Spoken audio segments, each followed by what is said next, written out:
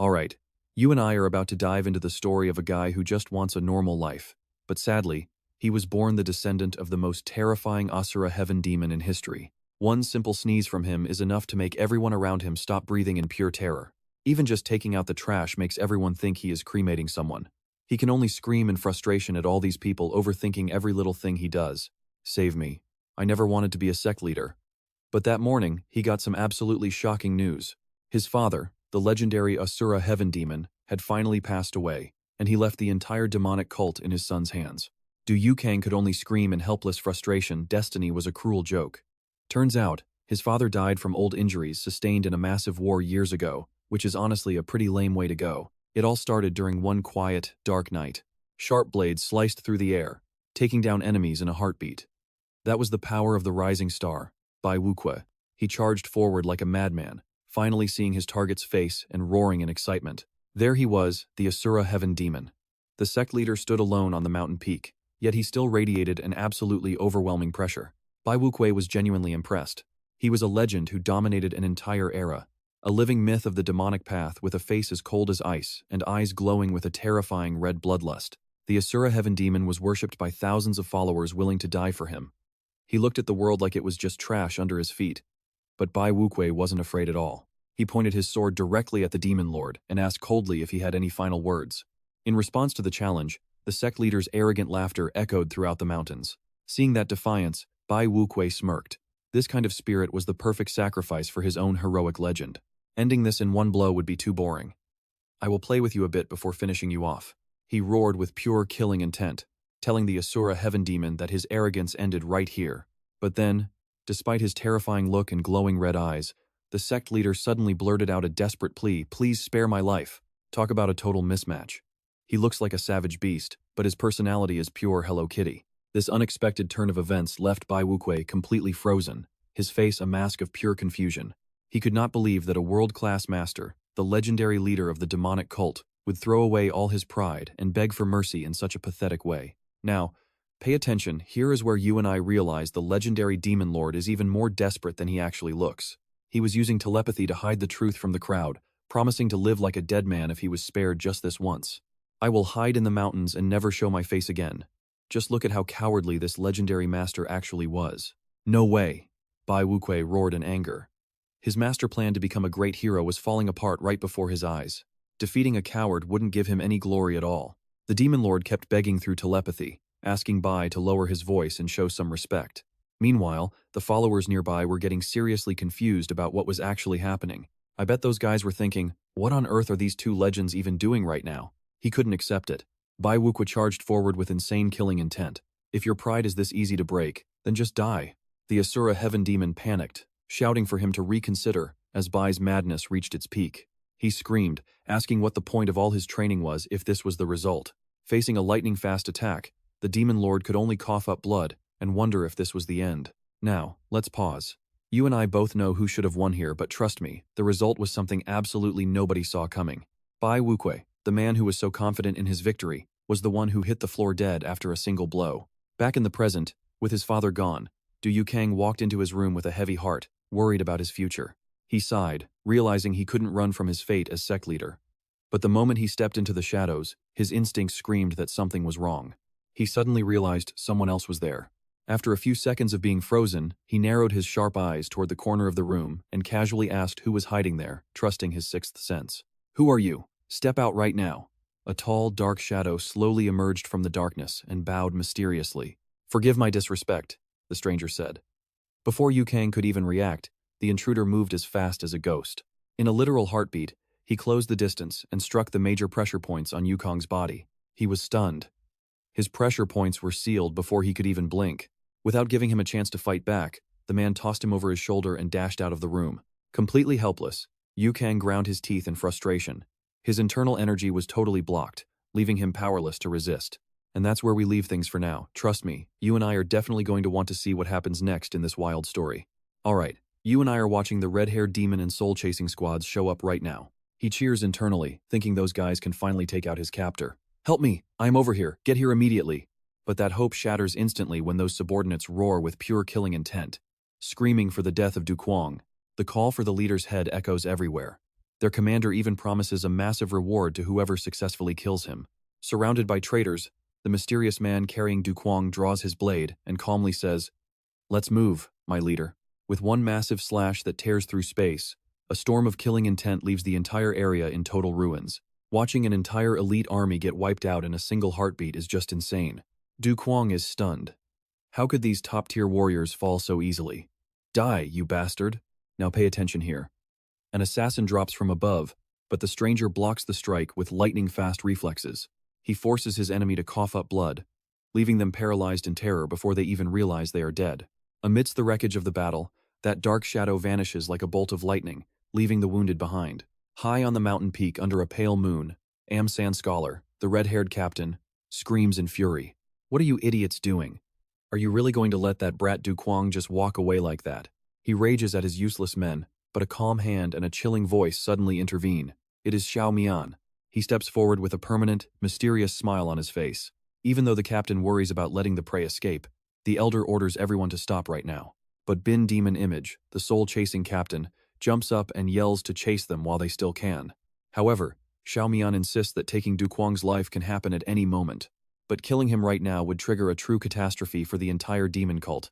He mentions Allah Demon's hidden trump card, a player that makes everyone hesitate.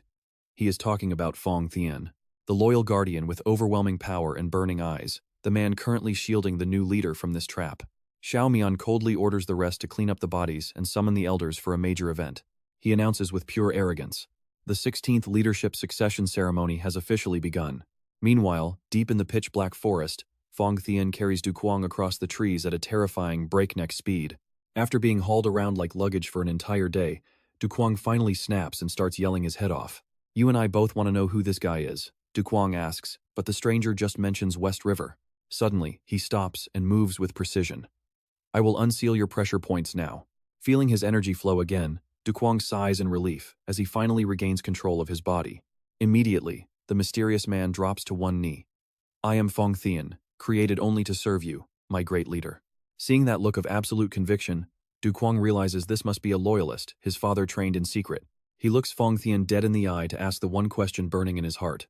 "I only want to know one thing. Is Xiao Mian the one behind this rebellion?" Fong Thien's short, heavy yes rings out in the silence. Cuong just mumbles to himself. Memories flood back of the man who always acted like the most loyal servant of all. But instead of looking betrayed, Cuong's face twists into a very wicked, dark smile. Perfect. He is actually thrilled. If Xiao Mian steals the throne, Cuong can finally quit this annoying job and relax. But looking at the brick wall of a guardian next to him, he realizes he needs to lose this guy. He points right at Fong Thien and snaps, "You are being loyal to the wrong person. Currently, the leader is Xiao Mian, so just go." "My only leaders were Allah Demon and the Young Master." Fong Thien refuses to leave. Seeing how stubborn this guard is, Cuong tries to look tough. Even though he is sweating bullets, he tries to maintain an air of absolute authority. "Do you want a beating or something? I said leave, now," he screams. But suddenly, an insane pressure fills the air. That is where we leave it. Fong Thien punches a crater next to his head. What a cliffhanger. Amidst the shattered rubble, Fong Thien bows, declaring he begs for punishment. "Trust me, you're about to see why this guard's power rattles Cuong to his bones as he watches this madness." Cuong trembles, shouting, "Stop! What the hell are you doing in the middle of the night?" Even as the cliffside continues to crumble under the guard's fists, Fong Thien stubbornly insists he will torment himself until the leader grants him forgiveness. Panicked, Cuong finally backs down. "All right, fine." Looking at the silent guard, Cuong shudders at the sheer monster his father managed to train. He suggests finding a place to rest and heading down the mountain. But when he asks about their funds, the guard's reply that he brought zero money leaves Cuong completely devastated. Cuong screams, cursing his absolutely useless bodyguard, thinking they'll sleep under the stars. But Feng Tian calmly says he's already prepared a warm bed and delicious food. Before he can celebrate, he freezes. A massive group of men is waiting in ambush at the foot of the mountain. This is no warm welcome. It is an army of aggressive mountain bandits. Pay attention here, this is where it gets interesting. The one-eyed leader of these green forest elites warns they won't escape alive. Cuong fears his careless guard will cause more trouble, so he prepares to tell Feng Tian to apologize politely. But before he can speak, Feng Tian's red bloodlust explodes. His eyes bulge with rage as he roars directly into the leader's face. "Shut up! Do you know who you are talking to? He is picking a fight with everyone." Cuong can only scream in despair. "Feng Tian, why are you two fighting like cats and dogs? I bet they will be joined at the hip before we know it. Panicking at his guard's impulsive behavior, Cuong yells, "What are you doing? Hurry up and apologize. Just say exactly what I say." But the late apology only fuels the leader's rage. He roars, "Screw you! Who are you kidding? Attack!" Instantly, a rain of arrows and hidden weapons flies toward them. Facing certain death, Feng Tian remains eerily calm. He roars for them to shut up, swinging his blade to unleash a red shockwave that tears the earth apart. He is completely fearless, not giving a damn about anyone. His terrifying power makes the bandit leader scream in pure horror. Sword intent, this guy is no amateur retreat, but it is too late. Feng Tian lunges, grabbing his head. Witnessing the total slaughter, Cuong frantically intervenes. "No, do not kill him." Feng Tian claims he won't kill him, but his crushing grip knocks the bandit leader unconscious, leaving Cuong speechless. "What the hell are you talking about?" Cuong stares at the motionless body, terrified that he is stuck with a genuine lunatic. "You and I both know dealing with crazy is exhausting." They are taken to Hanbok Thu Mountain Fortress, a massive tower hidden in the peaks. Entering the grand hall, Feng Tian immediately starts talking trash. Pathetic. "This place looks like a stable." Cuong quickly tries to shut him up. "Feng Tian, stop being so rude." The guard immediately bows. Suddenly, a cold female voice echoes from the hall. "You have quite the nerve." "Sorry, it is late, please forgive our intrusion." But the moment he sees the woman sitting there, he freezes at her otherworldly beauty. He silently admires her, thinking she is a goddess on earth. Seeing a delicate woman in a bandit hideout, Cuong suspects she is being held there as a hostage. Driven by his heroic nature, Cuong orders his guard, "Quick, go save that young lady." Meanwhile, the girl steps into the moonlight with a mysterious smile. "The moon is beautiful, but who are you two?" Suddenly, her kindness vanishes. She flips a switch, screaming with pure aggression. "You bastards, who the hell are you?" She has an angel face but a foul mouth. Her smile vanishes, replaced by a hateful, piercing glare. She screams in a rage, "You bastards, who are you?" Before Cuong can even process the situation, Feng Tian draws his blade, radiating an overwhelming aura of pure bloodlust. He roars about her being disrespectful and lunges like a storm. The girl counters his lightning strike with razor-sharp rings. The spinning blades tear through the air, flying toward Feng Tian at a terrifying speed. With burning, focused eyes, the guard calmly swings his sword, swatting away every single attack in an instant. Sparks fly as their powers collide, igniting a high-stakes duel right in the center of the fortress's main hall. Feng Tian spins his blade, unleashing a ring of sword intent. "Trust me, you'll want to see what happens next."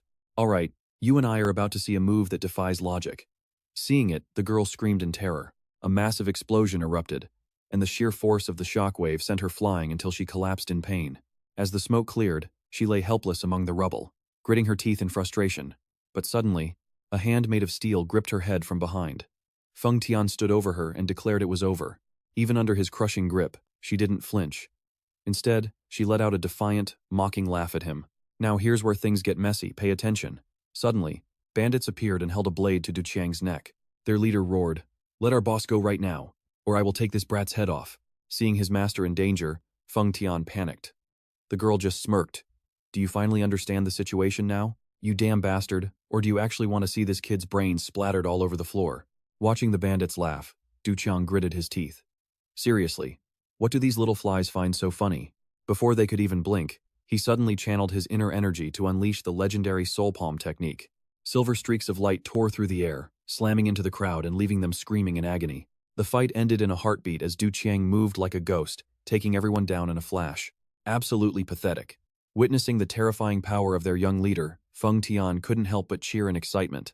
As expected of my master, that soul palm was incredible. But he only got Du Qiang's pure rage back. He turned around and barked, "I told you to apologize earlier, so why the hell didn't you listen?" Shocked, Feng Tian tried to explain he was just following orders. Then, the guard started smashing his head into the ground. The impact was so hard the earth shattered, forcing a frustrated Du Qiang to scream at him to stop. Watching this ridiculous comedy act between master and servant, the bandit girl couldn't help but burst into laughter. "Let's be real, you and I would be confused too. You two are more annoying than bandits," she laughed. "What is so funny? Is there something actually hilarious about this situation that I am missing here?" Under the quiet night sky, a single scream echoed from the mountain fortress sitting high above the clouds. But inside, away from the chaos, Du Qiang was enjoying a rare moment of peace in a hot bath. Washing away the exhaustion, he watched the moon and whispered, "The martial arts world is truly unpredictable." While getting dressed, he shivered, remembering the leader's nasty curses, feeling like he had been hexed for life. After a night filled with way too much drama, all he wanted was to finally get some rest. He just wanted to crawl into bed and pass out. He was surprised the fierce girl gave him her room. For a small bandit camp, the room was surprisingly well furnished and decorated with a very refined taste. His eyes drifted to a beautiful landscape painting on the wall, catching the elegant vibe of the space. He took a deep breath, letting the soft scent of the aromatic candles calm his mind and soul. Unable to resist the call of the soft bed, Du Chang jumped onto it and cheered for his happiness. But the second he landed, his hand hit something strange, moving right underneath the layers of the blankets. Curious, he pulled the covers back and froze. The bandit leader was tied up and foaming at the mouth. Panicking at the sight of this nightmare, Du Chang screamed. Feng Tian appeared instantly like a ghost for orders. "Did you call for me?" Du Chang pointed at the poor girl on the bed and started yelling. "How dare you do this to the leader? Do you actually have some kind of weird feelings for her?" Faced with his master's anger, Feng Tian did not look sorry. He just bowed and asked the big deal. "If you want her, I will give her to you." Du Chang snapped back, clearly annoyed by it. "Enough already." He ordered Feng Tian to go and immediately unblock the girl's pressure points right now. Once she was finally freed, the girl rubbed her neck and sighed. "I can actually breathe and move again." Du Chang introduced himself and asked her name. She haughtily replied, "I am son Ruolan, you rich noble brat." He thought to himself that she was still cursing him and felt very tired of the whole situation. "I am exhausted. Let us just go to sleep." Soon Ruolan surprisingly agreed to his request very quickly. Suddenly, she started taking off her clothes with a sultry look, saying they should not waste any time. Seeing this, Du Chang turned red and screamed. "And trust me, you are going to want to see what happens next. Stick with me, you and I both know there is no way anyone is sleeping after a moment like that." Seeing his awkward reaction, Sun Ruolan scans him from head to toe before dropping a brutal insult. "Hey, you look decent, but are you actually just a eunuch?" Du Chang's rage explodes instantly. He grinds his teeth in pure, bitter frustration at her words. Meanwhile, Sun Ruolan is secretly gloating, thinking her prey has completely dropped his guard. She is ready to end him right this second. "How dare you be careless before me? I will kill you." But as she strikes, Du Chang catches her hand in a total blur. He roars in a complete fury. "Did you really just call me a eunuch?" Showing zero mercy, Du Chang unleashes a massive wave of energy, blasting that girl straight out of the room. "Get out!" She really should not have rushed in without knowing who was the predator here. The massive explosion echoes across the sky, leaving Feng Tian deeply impressed. "Haha. As expected of my master." In the dead of night by a roaring waterfall, a drained Du Chang sighs. "I cannot even sleep because of that crazy woman." He lets out a long sigh as the harsh truth hits him. This world is full of freaks, and the most dangerous is Feng Tian, who blocks attacks effortlessly. Sitting alone by the quiet stream under the dark, silent sky, Du Chang stares blankly into the water at a single fish swimming peacefully. He suddenly flings a sharp blade through the air, but his mind is clearly somewhere far away. He knows that with his current level, diving into this dangerous world would be a literal death sentence for him. The image of that impaled fish feels like a dark omen of his own bloody future. Feng Tian's overwhelming power haunts him, making him feel tiny against the massive conspiracies swallowing the demonic cult right now. Why is our main character so miserable? Pay attention here, because overthinking like this is enough to kill a man. It is not just Feng Tian, the entire demonic cult is basically out for his blood at this point. Du Chang looks at the sky, feeling bitter. Father conquered the world, yet he only taught me the soul grasp? Why did he do that? He clenches his fists, eyes glowing with resentment as he stares at his reflection in the shimmering water. Right then, a mysterious shadow flickers behind the trees in the distance. A strange noise makes Du Chang spin around, but the figure has vanished, leaving only rustling leaves in the wind.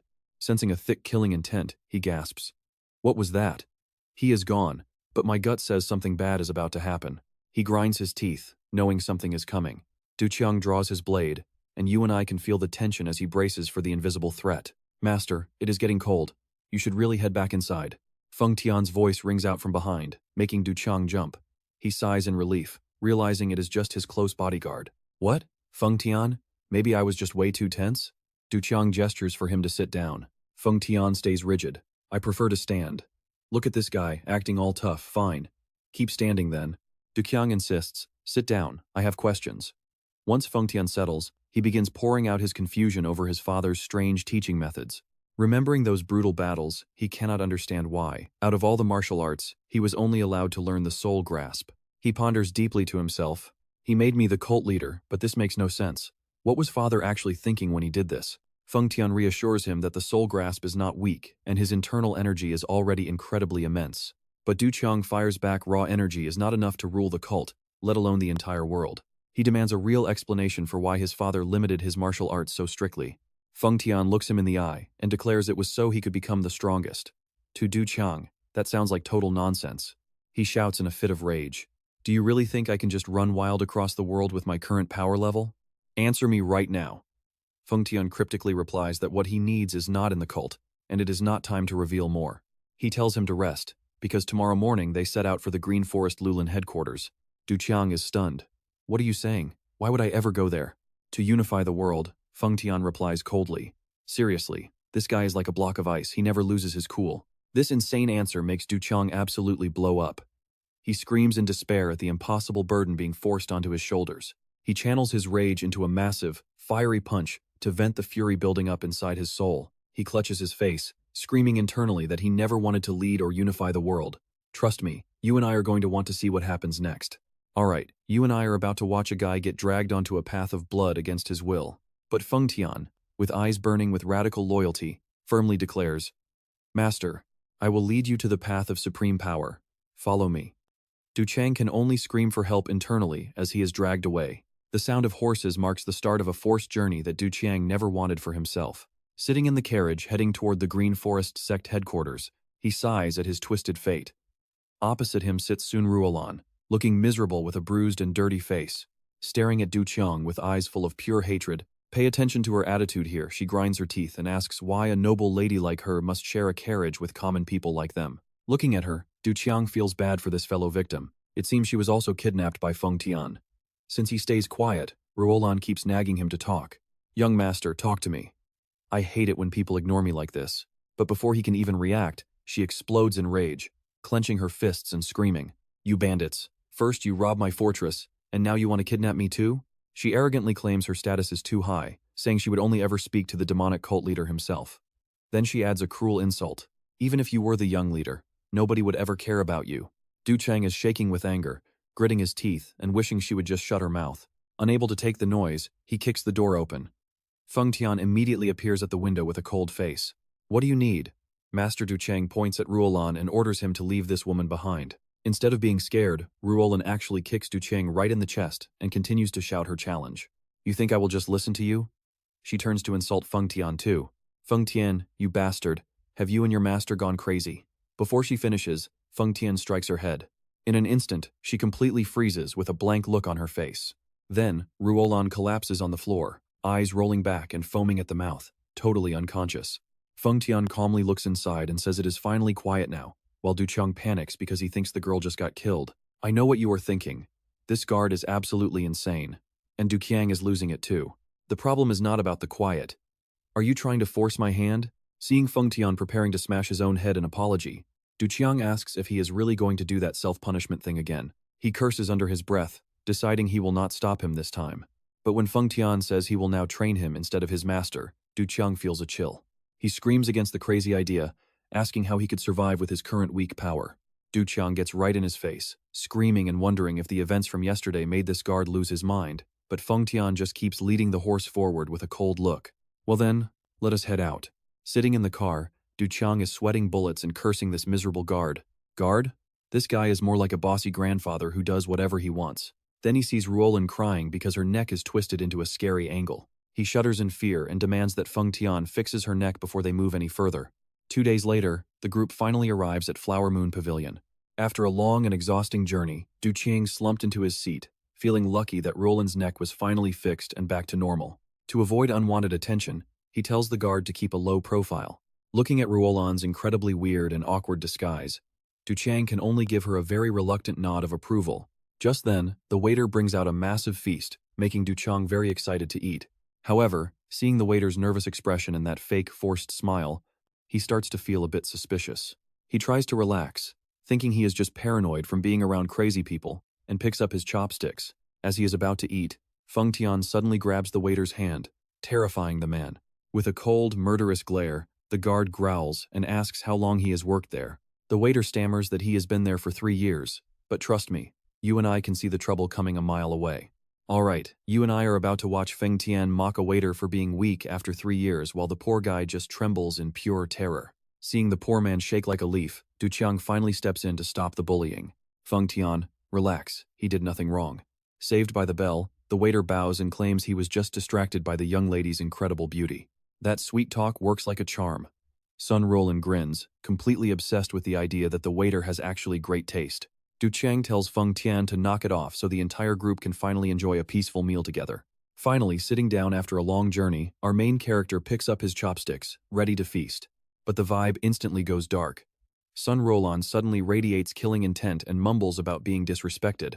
Before Du Cheng can even process what is happening, she loses it, slams the table, and jumps up screaming. Why are there 7 dumplings on that side but only 6 on mine? Her insane rage sends dumplings flying right at the guys' heads. Suddenly, the entire room falls into a heavy, terrifying silence. Du Cheng just sighs, calls his guard's name, and the two of them walk out in total disappointment. Meanwhile, the mountain bandit leader is still throwing a tantrum, threatening to shut the place down as everything breaks around her. Just as they reach the exit, the owner grabs Du Cheng by the shoulder and demands payment for the chaos. That is the final straw. Du Cheng roars back in fury, asking if having 6 dumplings is really worth all this drama. Now pay attention. The vibe is shifting from comedy to pure cold-blooded murder. Grievance Ghost, the leader of the cult assassins, is currently coughing up blood and kneeling before a terrifying shadow. The shadow mocks him coldly. Was a pathetic scheme with a waiter the best you could do? The assassin begs for mercy. I am sorry, I did not expect her to flip the table. That girl is a walking explosion waiting to happen. Standing before him is the heavenly radiance boy. Despite being over 70, he looks like a child with glowing eyes and sharp claws. Looking at that freakish face, the assassin leader cannot help but shudder in pure disgust. Master, I will never get used to seeing your face like that. Rumor has it he was cursed into this demonic child form because he started eating human flesh from a very young age. Knowing another failure means death, Grievance Ghost bows deep and swears that this time, he will definitely get the job done. Heavenly Radiance Boy gives him a freezing look and issues a final warning to succeed or never come back. Instantly, the leader vanishes into the deep forest, his mind already spinning with a brand new, deadly plan. First, the Shadow Spirit team needs to lure Feng Tian away. He quickly calls for reinforcements and barks out orders. Yin Yang, Twin Devils, follow me to take out that young cult leader. 3 shadows tear through the night toward their target. Meanwhile, at Huayue Pavilion, Du Cheng sits quietly by the window, totally unaware that death is literally knocking on his door. From a dark corner across the street, a masked archer appears out of thin air, silent as a grave. He draws his bow, aiming a razor-sharp arrow straight at Du Cheng's head, his eyes burning with pure killing intent. I know what you are thinking, this is the end, right? Well, watch closely as the archer tightens his grip for their last chance. Watching a normal couple being happy down below, Du Cheng feels a pang of loneliness. He wishes he could have a simple, peaceful life. But reality is a cruel joke. Sun Ruolan's voice cuts through his thoughts, demanding to know when the hell he is finally planning to go to sleep. He grits his teeth in frustration. This is all Feng Tian's fault for forcing him to share a room with this annoying woman. Ruolan keeps nagging that staying up late will ruin her skin and insists that he needs to take responsibility for it. Du Cheng snaps back, asking why she cannot just shut up for 5 minutes and let him sleep in peace. Right as he turns around, a sharp arrow screams through the air and slams into the floor where she was just standing. Dust and debris explode everywhere, leaving Ruolan standing there in a state of absolute, paralyzed shock. Du Cheng spins around, but it is not over. A rain of arrows pours from the night sky, meant to level the room. In a split-second life-or-death move, Du Cheng lunges forward to shield Ruolan from the incoming fire. They both hit the floor hard. Ruolan is pale as a ghost, trembling and screaming at the top of her lungs. Good grief, I almost done Tigo. Du Cheng, what on earth did you do to get us hunted down like this? Suddenly, Feng Tian appears like a guardian deity, rushing in to check if his master is still in one piece. And that is where we leave it. Trust me, you and I need to see how they survive this reign of death. But instead of joining the fight, Feng Tian suddenly grabs Du Cheng and bolts away from the scene. Du Cheng panics and yells, I told you to block them. Why are you carrying me off? Feng Tian stubbornly insists he cannot abandon his master in such a dangerous place, soaring straight into the sky. Behind them, Sun Ruolan lets out a desperate scream as she is left alone surrounded by the enemy army. Wait, are you and I really watching him just ditch a girl that pretty? Sun Ruolan rages at the bastards leaving her behind. Feng Tian swings his blade, unleashing razor-sharp strikes that leave enemies groaning in agony. His eyes burn with a terrifying killing intent, focusing on every single enemy movement. A streak of crimson sword energy tears through the night, a wave of destruction wiping out everything in its path. The enemies scream in terror, realizing they are completely helpless against this bodyguard's overwhelming power. Now pay attention to this massive explosion. It literally levels the entire forest landscape in an instant. The assassins flee in a total panic, shouting warnings to one another. They need to stall Feng Tian before he reaches the young sect leader. They are gambling their lives while waiting for Blackheart Hand to arrive. Meanwhile, Feng Tian is still carrying Du Cheng, blurring through the smoke and dust at insane speeds. Feng Tian's rage finally hits its limit as he roars with authority. How dare you try to assassinate us? A fatal strike flashes out before the assassin can even react. He dies in shock, wondering how the young sect leader got there so fast before he finally collapses. Back at Flower Moon Pavilion, the manager is stunned. You are saying he is actually with Feng Tian? Sun Ruolan calmly confirms it, which only makes the manager scream at her for being so disrespectful. Over at the villain's hideout, news of their constant failures turns the atmosphere incredibly tense. Skylight Boy, with his glowing golden eyes, issues one final, cold warning. I told you this was your very last chance. You had better come back successful this time. The subordinates vanish into the dark. In the shadows, a bearded man declares that running is useless. The yin-yang twin devils channel their energy. He fires powerful light beams that rip through the air, knocking his two allies down instantly. You saw that too, right? He roars that both must die, then suddenly starts choking his own neck in a horrific scene. Sun Ruolan watches the entire brutal scene unfold and gasps in pure horror. She walks over, touching the body. She wonders if they really just went to meet their ancestors. Looking at the corpses that were just breathing, she is disgusted by how little they value human life. Right then, Feng Tian drops in through the window with a face-injured Du Cheng in tow. Du Cheng stumbles and complains, Feng Tian, were you trying to drown me in blood? Seeing the three bodies, he asks who they were. Feng Tian explains that the man was Blackheart Hand, and the other two were the yin-yang twin devils. Soon Ruolan asks what happened, but Du Cheng is just exhausted. He explains that the guy kept mumbling about failure, killed his partners, and then took his own life. Suicide? So that is how you survived? He died before they could even get any answers. Soon Ruolan has finally reached her limit after being abandoned in the middle of a siege. She screams at Feng Tian, threatening to stab him in the back. The bodyguard just completely ignores her, quietly watching the black smoke rise as the corpse begins to burn away in a gruesome fashion. Instead of being scared, Sun Ruolan actually starts laughing at the sight of the burning body. Haha, how can he burn a body that fast? Du Cheng shivers at the bodyguard's cold-blooded methods. That is Feng Tian for you, a man with a heart of iron that nothing can break. In the middle of the heavy scent of death, Feng Tian coldly reminds them it is time to go. Du Cheng tiredly agrees while Sun Ruolan cheerfully follows along. The three leave the ruins behind. A lonely carriage travels down a forest path through the rustling leaves. Inside, Du Cheng reflects on how incredibly unpredictable his life has become lately. So what do you and I take from this? In this world, you get used to surprises pretty fast. But the peace is short-lived as Sun Ruolan starts complaining about the smell after 4 days of travel. I have been running for 4 days straight, and I am filthy. Then, she makes a truly bizarre request. Stick with me. Because Du Cheng is currently so greasy he is asking to squeeze oil off his head just to survive. He mutters that his guard was already weird. But today, this lady is taking things way too far for him. To be fair, he is feeling pretty gross himself after days without a shower, and he is at his breaking point. Du Cheng orders, Feng Tian, find a stream nearby. But the guard just lectures him on his spiritual training and suffering. Du Cheng snaps, his temper finally boiling over. You try staying out here for days on end like this. He yells to turn the carriage around, because he is totally exhausted and desperately needs a break right now. Right as they are arguing, a strange voice cuts through from outside. Identify yourselves immediately, or face the consequences.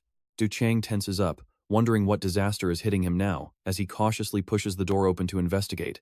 In front of them stands a middle-aged man, bowing deeply with his hands together in a very respectful greeting. Pardon my rudeness. I am Cheng Feisheng, manager of a small martial arts hall located to the west.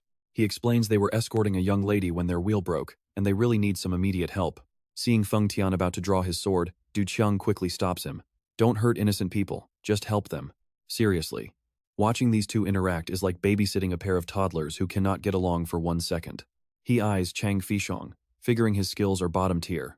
Feng Tian coldly obeys and steps forward to provide the help. Watch closely here, because this guard's display of power is absolutely terrifying, lifting the entire heavy carriage with just one single hand. Even the horse starts panicking and neighing at the sheer, overwhelming strength being displayed by the guard right now.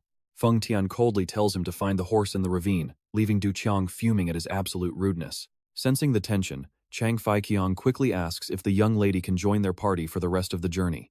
Du Cheng switches back to his polite self, warmly inviting the travelers to hop into the carriage with them. The young lady bows, introducing herself as Zhu Shuibin, and offers her sincere thanks for the timely and kind rescue.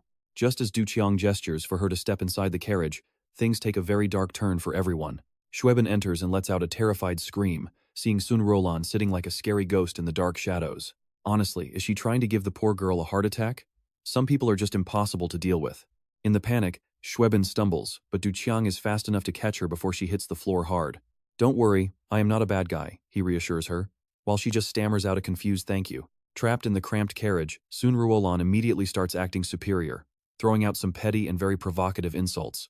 "You are pretty, I guess. Ever made a man cry?"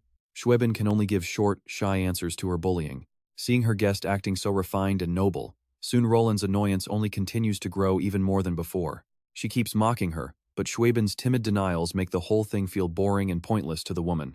With a huff, Ruolan turns her head away, completely done with the conversation for the time being. Du Qiang knows that with Ruolan's scary face, the atmosphere is getting heavy and suffocating for everyone inside. He glances at Xueben, sensing the thick tension, when suddenly a voice echoes directly inside his mind through telepathy. "Pay attention, because you and I are about to see Du Qiang's secret identity as the young cult leader get exposed." He wonders in shock if this beautiful woman is actually an assassin sent by the demon cult to kill him. Xueben's eyes turn dead serious as she sends a telepathic message. "I have something to say. Please, just listen." Du Qiang stops breathing, sweat dripping down his face as he realizes how dangerous this situation has actually become. Suddenly, a massive explosion rips through the air, shattering the silence and the tension all at once with force. Feng Tian charges in like a whirlwind, screaming at the top of his lungs, "Master, it is extremely dangerous." Before Xueben can even process what is happening, the guard's iron hand brutally clamps down on the back of her head. The poor girl's eyes bulge in pure terror before she is completely overwhelmed by his sheer, crushing physical force. Feng Tian holds her limp body casually, coldly announcing to the carriage that the woman is already dead now. Shocked by his subordinate's sudden and cold-blooded execution, Du Qiang shouts, "Did you just act on your own?" Behind him, Ruolan is trembling, completely speechless after witnessing such a gruesome and sudden act of lethal violence. Feng Tian remains expressionless, bowing as he explains that killing them is faster than trying to seal their pressure points. And that's where we leave it. You and I just saw a simple rescue turn into a total, bloody nightmare. Bridge, Hasson. "Alright, you and I are about to watch our hero's bodyguard lose his cool." She screamed in terror, asking why everyone they meet keeps dying. Feng Tian had enough of the noise. He spun around and delivered a sharp, decisive strike to the back of Ruolan's neck. She dropped like a rock, unconscious on the carriage floor. Du Qiang just sighed at the two corpses and his passed-out companion. He really should have knocked them out earlier. Feng Tian immediately bowed his head, apologizing for the mess. "Forgive me, master." Du Qiang stayed quiet for a moment before asking how he knew about that guy, Chang Feixiong. The guard calmly explained he used sound transmission to ask if he was with the demon cult. "Who is your puppet master?" Hearing those questions, Chang Feixiong's face went completely pale in an instant. He swallowed hard, paralyzed by pure and absolute fear. Feng Tian continued, "Before I could even strike, he killed himself." Du Qiang went silent, sensing a terrifying truth. A clean suicide.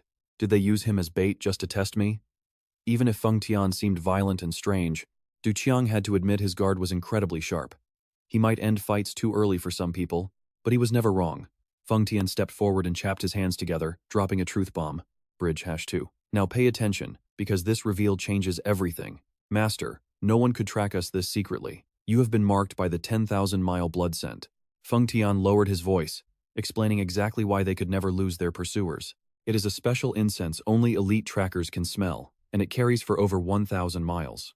Even scarier, it vanishes the moment it hits, leaving the target totally clueless that they are being watched." Finally getting it, Du Qiang asked, "Is that so? No wonder we can't hide." "Nhưng mà còn cách nào tiễn luôn vạn lý huyết hương luôn không?" Feng Tian said he could burn it off with Yang internal force, but warned it might hurt a bit. "Just a little pain? Do it then." Du Qiang sat up straight, ready to begin the purification process. But the second Feng Tian placed his palm on Du Qiang's head, everything went south. A massive surge of power exploded, making Du Qiang's eyes roll back in shock. The pain was beyond anything he imagined, and he screamed in agony. The carriage rolled through the dark while Du Qiang slumped over, sweat dripping down his face. He panted, trying to stay conscious, feeling like his head was about to explode. "A little pain, my foot." But the nightmare was not over. Feng Tian reached out for his head again. Du Qiang panicked, yelling out in total and utter desperation. "You jerk, you said just a little. Is this what you call a little?" Feng Tian stayed stone-faced. "Yes, master, it will take just a moment." But once he realized that moment lasted 15 minutes, Du Qiang faced a bitter reality. Bridge #3. "I know what you are thinking, this guard is totally trolling him. And yeah, he is enjoying it. Meanwhile, at the forest edge, the bodies were left by a stone warning. Meet again, and I kill. Seeing this pathetic scene, the pursuer ground his teeth in rage, realizing they had lost the trail and been played by Du Chang's group. Orders from the shadows of the faceless Demon Lord were starting to make the subordinates really angry. They wanted Du Chang dead, but the boss ordered them to keep the young sect leader safe. Tien Guang Dong too gnashed his teeth, eyes burning with absolute fury. He kicked a cliffside into rubble, roaring in anger. Since when was the demon cult this merciful? Merciful? Not even close. But an order was an order, and he had to follow it to the letter. Tien Guang Dong too summoned his blood warrant and looked down at his kneeling follower. Take the order. He began channeling a toxic purple mist from the blood scent into the air. He decided to hunt the young sect leader personally while barking orders at his follower. Go to the West River branch, report, and get reinforcements. Then return to the main hall. The follower hesitated, and Tien Guang Dong two's killing intent nearly stopped the man's heart. Cold and ruthless, he declared. One more word, and I will drag you down to hell with me. He had to force Feng Tian to act and deliver the cult leader's message at any cost. Meanwhile, the carriage drifted quietly through the deep, lush green forests. Bridge #4. Trust me, things will get even wilder. Inside, Du Chang slumped back, totally exhausted. All right, you and I are diving back in as our main character looks absolutely wrecked after one disaster after another without even a second to breathe. He sits in silence, thinking back to the tragic death of Chu Shueben and quietly blaming his own guard for what happened. Feng Tian, because of you, I never heard her last words. What was she trying to tell me? Curiosity and regret are tearing his mind apart. But Du Chang's heavy silence quickly becomes a perfect target for Sun Ruolan's constant, playful teasing. Sitting across from him, she mocks him with a smirk, asking if the great young master is too busy to even notice her presence. Don't tell me you're still shaking like a leaf just because of that little assassination attempt earlier. Ha ha ha. When he doesn't react, Ruolan pushes even harder with a mocking, flirtatious tone. You're actually kind of cute when you're shy, so just spit it out. Come on, my poor little young master, come here to me. Finally, his suppressed rage reaches the breaking point. Du Chang slams his hand down and screams in pure frustration. Sun Ruolan, do you even have a single ounce of worry in that head of yours? He looks at her just lounging there with a completely indifferent attitude, and he can only grit his teeth in anger. Look at the mess we're in. Are you just keeping that head for decoration? Hey, I'm not joking around with you right now. Du Chang frowns as he tries to warn her, but Sun Ruolan immediately fires back with a sharp and aggressive tone. Why should I be worried? Did you expect me to just sit here crying and begging for your forgiveness or something? Now, pay attention here as she yells and asks if he wants to be comforted. Du Chang notices her voice is actually trembling. He realizes she might just be acting tough to hide the massive wave of anxiety and fear crashing inside her soul. Du Chang lets out a soft sigh and uses telepathy to send a quiet apology. Sun Ruolan, I went too far. I'm sorry. Ruolan is stunned to see the new cult leader actually lowering his pride. Wait, is the great leader really apologizing to me through telepathy? Du Chang calmly explains that it's only because she's his friend, otherwise he'd never apologize to any other person. She accepts it but remains curious about what exactly has been weighing so heavily on his mind lately. Du Chang tells a story about a friend whose massive family was betrayed by an uncle, forcing him to escape with his loyal subordinates. But here's the weird part, the uncle's elite assassins didn't actually want to kill him at all. He wonders why they didn't finish him off, as if they were trying to send a message. Ruolan thinks for a moment and offers her take. Maybe they're saying that as long as your friend stays hidden and lives in the shadows, they won't hunt him anymore? Her words hit Du Chang like a lightning bolt. He starts wondering if that could actually be the hidden truth of the situation. You and I can see his eyes glowing red as he realizes something impossible. Elite, demonic cultists simply don't miss their targets that easily. He remembers his meeting with Chu Shobin and finally understands the real message. The demonic cult doesn't actually want to kill their young leader. A cold, calculating smile spreads across Du Chang's face as he confirms this new reality in his mind. They don't want me dead. Suddenly, the moment is broken. Feng Tian opens the carriage door and respectfully suggests they take a quick rest before continuing. Du Chang gives a slight nod of approval. He's already calculating that once he understands the cult's territory, making his move and escaping will be much easier. He silently apologizes to his loyal guard because his true goal is the absolute freedom he has always dreamed of. Du Chang is determined to leave immediately. They stop at a busy tavern where the waiter quickly serves up a massive feast of steaming hot dishes for the group. Seeing the plates of fluffy white buns and fragrant food, Sun Ruolan gets incredibly excited. She cheers, amazed that Feng Tian is actually being this generous for once. This is amazing. I'm going to finish every single plate on this table. But while Ruolan is celebrating, Du Chang is on high alert, his mind working 100 miles an hour. He scans the room, wondering if the guard has called in any hidden reinforcements to keep a closer eye on him. Suddenly, Du Chang's gaze locks onto a rowdy group of warriors sitting behind a curtained area in the back. He coldly asks the waiter about the identity of those fighters sitting over there. The waiter quickly replies that they're from the Hu Yun sect, a group famous for their high-level and dangerous martial arts skills. Seeing the guest's concern, he laughs it off and says they won't attack first, so he should just enjoy his meal. Du Chang nods, but secretly, a bold and dangerous plan is starting to take shape in his head. The stronger their martial arts, the more they'll help his escape plan. The time is now: act fast and seize the moment, or suffer forever. He looks over at Feng Tian sitting there all calm and composed, unaware of the storm brewing. Du Chang plans to turn those Hu Yun sect warriors into human sandbags to block his loyal guard's path. Trust me, you and I are about to watch him use his soul core technique to wound Feng Tian and vanish into the chaos. Alright, you and I are about to watch the world's most chaotic backfire. Du Chang suddenly stands up, points at the martial artists, and shouts, "What? You dare call the Hu Yun sect useless? Such arrogance!" This baseless insult sends the Hu Yun sect warriors into a blind rage. They draw their swords and surround his table with murderous intent. Du Chang tells himself that while soul steel can crush boulders, a beast like Feng Tian will recover in no time.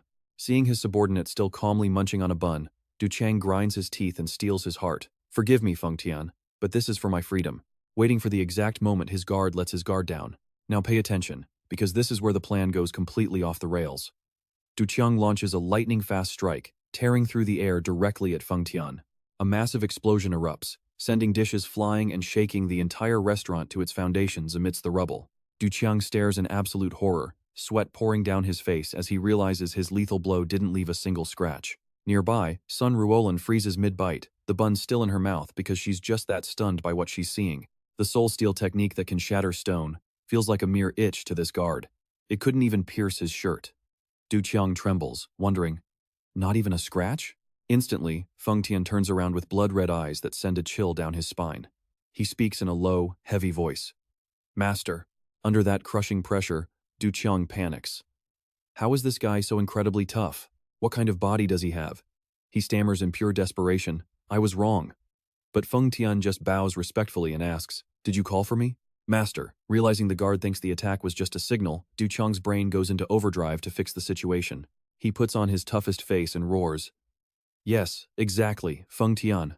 I am beyond furious right now." He points a finger at the Hu Yun sect martial artists standing there and screams, "Look at them. They dared to draw swords in my presence. Teach them a lesson they will never forget." The Hu Yun sect members lose their minds at the insult. "You little brat, are you really trying to talk down to us?" Meanwhile, Feng Tian starts overthinking. Master used soul steel just to call my name. He must be truly enraged. Seeing the guard is fully bought in, Du Chang keeps the orders coming. "Capture them all and teach them a lesson. If anyone else acts up, I won't show any mercy." Feng Tian clenches his fist and replies with a cold, steady voice, "By your command." Like a beast released from its cage, Feng Tian lunges into the crowd and bellows, "You bastards, do you need to bleed before you learn your place?" He unleashes a flurry of thunderous blows, leaving the martial artists only enough time to scream before they are systematically wiped out. You saw that too, right? That stomp was absolutely personal. One poor soul gets crushed into the floorboards, shattering the ground beneath his agonizing cries. Talk big, get flattened. A Hu Yun sect warrior gasps in terror as he watches his comrades get dismantled in seconds. Seeing his one and only chance, Du Chang hides behind a door and commits to the plan. It's now or never time to run. Another explosion rocks the tavern. A thick cloud of dust veils everything, giving him the perfect cover to vanish into the streets. Du Chang sprints across the rooftops, whispering a quick thank you to his decoys. "Hu Yun sect, I'll never forget your sacrifice." Even if it burns through all his internal energy, he pushes his Lightfoot technique to the absolute limit. He needs to vanish while they're still busy with Feng Tian. Spotting the massive city gates looming ahead, Du Chang cheers internally. Finally, the gate. He smirks with pure satisfaction, eyes glowing with the thought of a life of total freedom. "I'm finally free. This is amazing." But before his joy can even settle, a familiar voice whispers right in his ear, "Yes, master. This really was an excellent Lightfoot training session." Du Chang's face goes pale as a ghost. He realizes Feng Tian caught up ages ago, before he can even react. A hand of pure steel clamps down on his shoulder from behind, making him let out a cry of total despair. Sweat beads on his forehead as he turns around, trembling. How? How are you so fast?" He tries to hide his panic by snapping at him. "Did you seriously disobey me and fail to capture them?" Feng Tian remains cold and gives a short, blunt answer. "Let us go, master." They have been dealt with. I guess Feng Tian moved a little too fast and accidentally sent those loudmouths to the afterlife. Looking back at the tavern, the entire Huyun sect is now prostrate on the ground. They shout in unison with deep respect. Long live the Great One. Please, punish us for our sins. Feng Tian calmly notes that they're just begging for mercy. Seeing this, Du Qiang completely breaks down. He grinds his teeth in frustration because his escape plan has totally backfired. I trusted the Huyun sect to buy me some time, and all I get is them bowing down like loyal servants? Right then, one stubborn martial artist decides to be a hero. He tries to sneak attack while Du Qiang is distracted, thinking he can take down the kid while everyone is kneeling. But Du Qiang snaps and grabs his head with terrifying killing intent. Trust me, you and I just saw a man reach his absolute breaking point. He roars in pure fury, "I'm done being nice," then slams the guy's head into the dirt with everything he's got. Let's jump into a story where our main character has officially run out of luck and all his good karma. Watching the young sect leader's brutal despair, Feng Tian doesn't stop him, he actually laughs with pure satisfaction. Ha ha ha, as expected of my master. Meanwhile, Du Qiang is so frustrated he's literally crying. "I'll kill them all," he screams in despair. That soul-crushing scream echoes through the night, marking another absolute failure of an escape attempt. Poor guy. Next morning, the bright sun and birds chirping in the trees create a fake sense of peace that doesn't match Du Qiang's messy state of mind at all. Sitting alone in the silence, Du Qiang watches the leaves fall, feeling completely trapped and stuck in his life. He remembers Feng Tian carrying him around like a cheap bag of groceries. It's pure helplessness, realizing his top-tier martial arts and elite demonic sex skills can't even scratch this bodyguard's insane defense at all. This overprotective cage is making him shiver. Can I really never escape this monster named Feng Tian? Right then, Ruolan gently pushes the door open and whispers, "Young master." She is looking at his gloomy face. Ruolan gets straight to the point. Do you actually want to kill Feng Tian or just get away? Now pay attention here, because she knows exactly what's going on, and she is not about to waste any time. Du Qiang sighs, explaining he wasn't even aiming for a fatal blow, but his sword couldn't even leave a single scratch on that man's tough body. Ruolan smirks sarcastically. Maybe your sword is just a piece of junk, young master? To prove her wrong, Du Qiang pulls out a razor-sharp dagger and slams it straight into the wooden floor. The blade sinks deep, proving the weapon is fine. The problem is that bodyguard's body is literally made of iron. Ruolan gasped. Is that guy invincible or something? She shivers just thinking about facing a terrifying freak of nature like that Feng Tian. Having a servant like that is terrifying. Du Qiang glares at her with cold eyes. What are you getting at? Suddenly, Ruolan flashes a wicked smile and whispers in his ear. Young master, do you want to escape him? I can help you. Seeing his doubt, she pulls out a glowing golden pill and offers it up like some kind of forbidden treat. I have a very interesting toy here. Want to try it? Trust me, this girl is definitely up to no good. Looking at the mysterious pill, Du Qiang is suspicious. It looks shady. What exactly is that thing? Ruolan smirks. It's a special medicine that causes the most intense, gut-wrenching stomach pain you can possibly imagine. One dose and you won't be able to hold it. You'll have to find a bathroom immediately. But I'll be the one who drinks it. Time to plan. Listen close. If I drink this, tell Feng Tian I'm trying to escape while using the bathroom and he has to follow me. Ruolan calculates that while Feng Tian is distracted guarding her in the woods, Du Qiang can bolt in the opposite direction. I'll go as far as possible to buy time, and you take that chance to disappear forever. You and I both know this plan sounds crazy, right? Let's see if this girl actually pulls it off. She claims this will buy at least 30 minutes. I'm sacrificing myself for you, little master, so don't mess up. Seeing her unexpected sacrifice, Du Qiang is touched. If you're serious, I'm grateful, but I feel really bad about putting you through this. Ruolan just scoffs. Forget it. I'm going to teach that Feng Tian a lesson he'll never forget. Seeing her determination, Du Qiang finally nods. I agree. Thank you so much, Miss Sunday. Ruolan gives him a mischievous look. You'd better be grateful. You owe me a lot of drinks after this. Without hesitating, Ruolan swallows the pill. Seconds later, a world-shattering scream erupts from inside the moving carriage. Ruolan clutches her stomach, her face twisted in pure agony. Oh my god! Feng Tian, my stomach is exploding. Stop the carriage right now. I need a bathroom immediately. Feng Tian's eyes go cold as he slams on the brakes right then.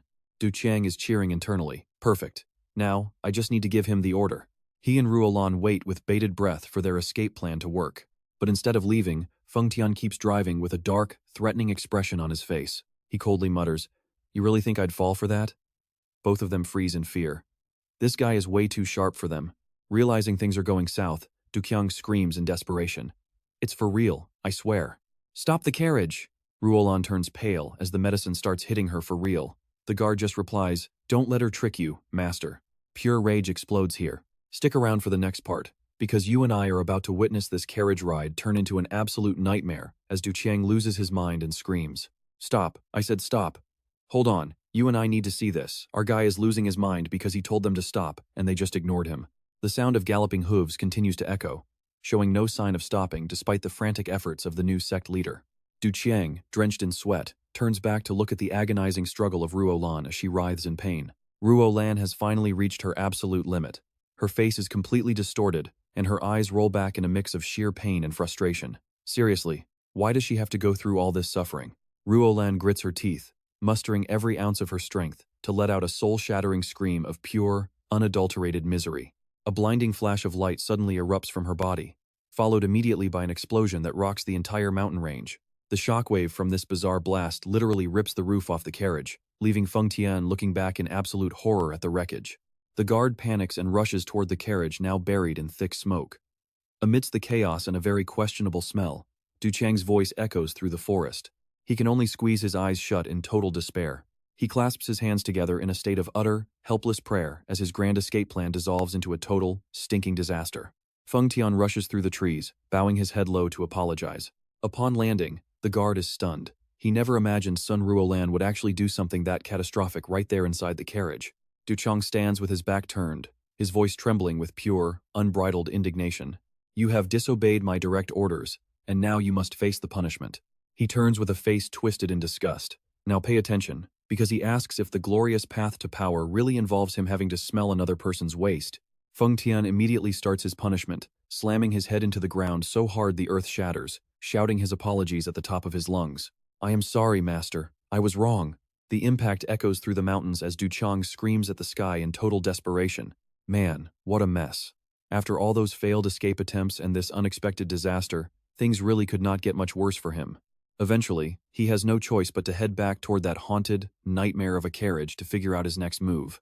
His perfect plan failed, and he is clearly fuming. Inside, he finds Ruolan sitting in a daze, her face pale and her eyes vacant from exhaustion. She mumbles in despair, wishing she could just die right then and there, because she can't bear to look at anyone ever again. However, just a moment later, her entire attitude shifts. "You saw that, right?" She flashes a crazy smile and vows to try again. I think the embarrassment and pain finally broke her brain. Du Qiang can't believe his ears. He yells, asking why she would sacrifice her dignity like this. But Ruolan just snaps back with pure aggression. She screams that the Sun family never gives up, before immediately doubling over in another wave of intense, agonizing stomach pain. Seeing her extreme determination, Du Qiang resolves not to let this terrifying and messy sacrifice go to waste. As soon as Feng Tian opens the door, Du Qiang points a finger and orders him to take Ruolan to go relieve herself immediately. The guard moves like lightning, grabbing the screaming girl and vanishing into the distance in a blur of speed. But deep down, Feng Tian's heart is actually seething with a murderous and dark bloodlust. He glares at the troublesome girl in his arms with glowing red eyes, making a cold and final decision in his heart. This is not good. He is thinking he needs to kill her. Sensing the guard's intent to finish her off, Du Qiang frantically stops him. "She is just sick, so hurry up and take her." But the guard stands tall, holding his sword right against Ruolan's throat as she cries in terror. Realizing this is his one golden chance to separate himself from this annoying guard, Du Qiang roars with absolute authority. "Are you really going to defy me again?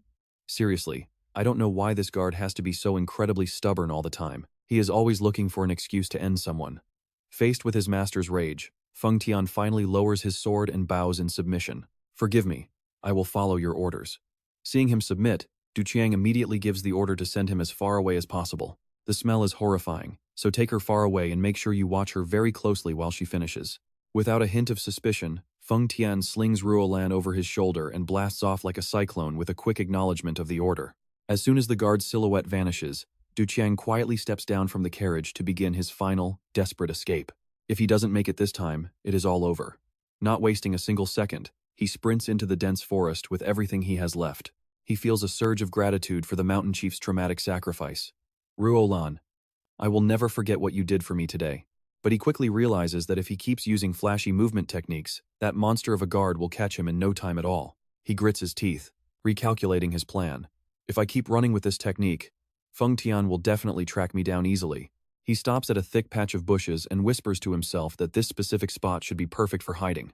Du Qiang holds his breath, desperately hiding his presence deep within the thick grass to erase every single trace of his existence. Moments later, Feng Tian arrives. He looks around suspiciously as the trail suddenly vanishes. And that's where we leave it. Stick with me to see if he actually makes it out.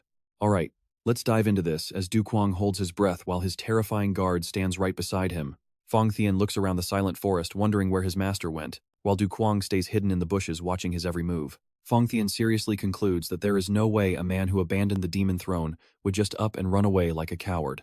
He is convinced the master was kidnapped while practicing his light footwork.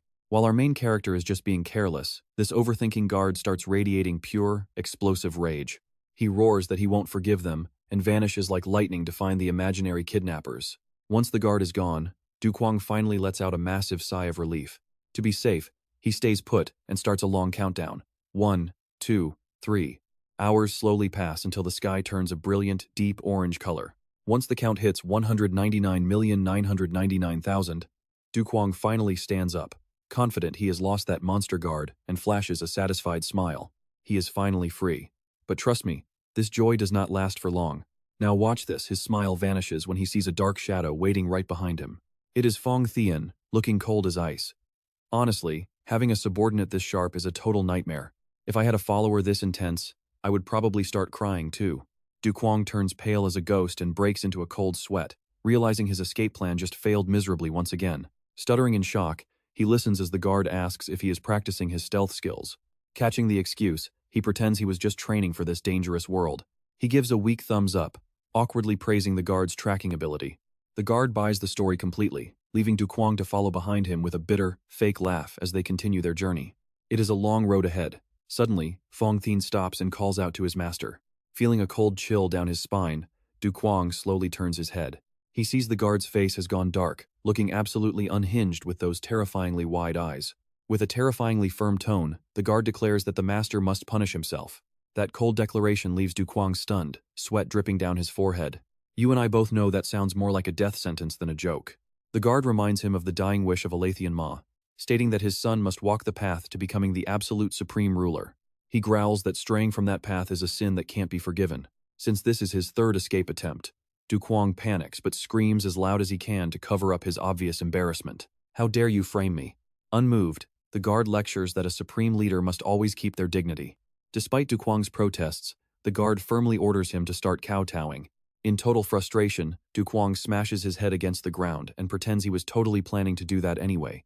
Can you believe he is actually submitting to this crazy guy right now? Now, the real humiliation begins as the new leader is forced to kneel on the ground and repeat those loud, heroic slogans. The guard stamps his foot, ordering him to repeat after him, shouting that he is the great leader of the demon cult. Backed into a corner, Du Qiang screams the words in pure, shameful desperation. Still not satisfied, the guard orders him to shout that he is invincible and fearless. His heart-wrenching screams echo through the mountains as the sun disappears. Under this insane pressure, he endures until the middle of the night. Later, inside the carriage, Du Qiang sits exhausted under the pale moonlight. He curses Feng Tian for making his life a living hell. He gazes out the window, his heart heavy with thoughts of the future. Meanwhile, Tan Yuoklan lies paralyzed in the back, cursing the guard as well. That jerk used a point strike on her, and now she can't even move. And that's where we leave it. You and I will have to wait to see what happens next. You and I are watching as Tu Jiangchang sighs at the pitiful girl. Son Ruolan, you've suffered, haven't you? The carriage suddenly jolts to a stop. Feng Tian reports, Master, a broken wagon is blocking our path ahead. Seeing the debris, Tu Jiang is totally fed up. Again? Don't these guys ever get bored of this? Seriously, these demonic cultists have zero creativity. It is the same lame trap every single time. Realizing it is another act, he orders coldly, same as before. Suddenly, a man approaches their carriage and bows. I am Qingyun Zhang, the escort. My apologies, but would it be possible to ask for some help? Without a word, Feng Tian uses terrifying strength to lift the entire carriage, leaving the strangers completely stunned. Qingyun Zhang stammers in shock. I just meant for the lady to join you. Zhuqiang glances at the girl and gestures. Fine, get in. She bows softly. Thank you.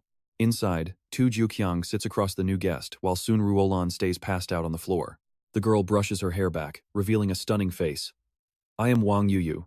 Please take care of me. Zhuqiang mocks her internally. So clumsy. He leans forward, staring deep into her beautiful eyes with a warning. Just stay quiet and leave. Don't throw your life away for a lost cause. Suddenly, her shy act vanishes. Her gaze becomes sharp and piercing. You think I am afraid of death? Zhu Qiang smirks. Don't be stupid. Why do you think Feng Tian let you in? He explains his guard is just giving them false hope to lure the enemy out before crushing them brutally. But Wang Yuyu doesn't blink. She looks down and mutters, I don't even care. Zhu Qiang sighs. Look, if this is the smiling masked demon's plan, I am already way ahead of him. Watch this carefully because Yuyu suddenly leans in close and drops a massive bombshell right in his face. As long as I can confess my love to you, I will die happy. Zhu Qiang freezes as he imagines a creepy old elder blowing him kisses. It is a total waking nightmare. He screams in horror, no way. What love? Stop talking this total nonsense right now. He asks if she is being brainwashed, which makes Yuyu explode in rage. She stands up and shouts, You dare call my love nonsense? Zhu Qiang recoils, unable to believe what he is hearing right now. Who even are you? That question just adds fuel to the fire as Yuyu roars in anger. How dare you insult my feelings? Without hesitation, she slaps him hard, leaving him dazed and utterly confused. Yuyu gives a chilling smile and tells him to leave safely while the horses outside go wild. See that? Love can definitely turn into pure madness. This is getting way too exhausting. Suddenly, Feng Tian rushes in. Master, what is going on in here? Seeing his master dazed, the guard snaps. He grabs the escort's throat and begins to squeeze the life out. Seeing his subordinate's murderous aura explode like a bomb, Zhu Qiang panics. It is a misunderstanding. Don't kill him. He tries to stop his insane guard from finishing him. It is fine, really. Calm down. This sudden protection leaves Wang Yuyu standing there in total shock. She whispers in disbelief. You saved me? But Feng Tian is not done yet. He roars with bloodlust. You dared to touch my master? His eyes promise a painful and certain death. She won't back down. Wang Yuyu screams and unleashes a blast of energy that literally tears the air apart. The impact sends the escort flying. He groans once before falling completely unconscious on the dirt path. Yuyu lunges forward like a maniac to finish him.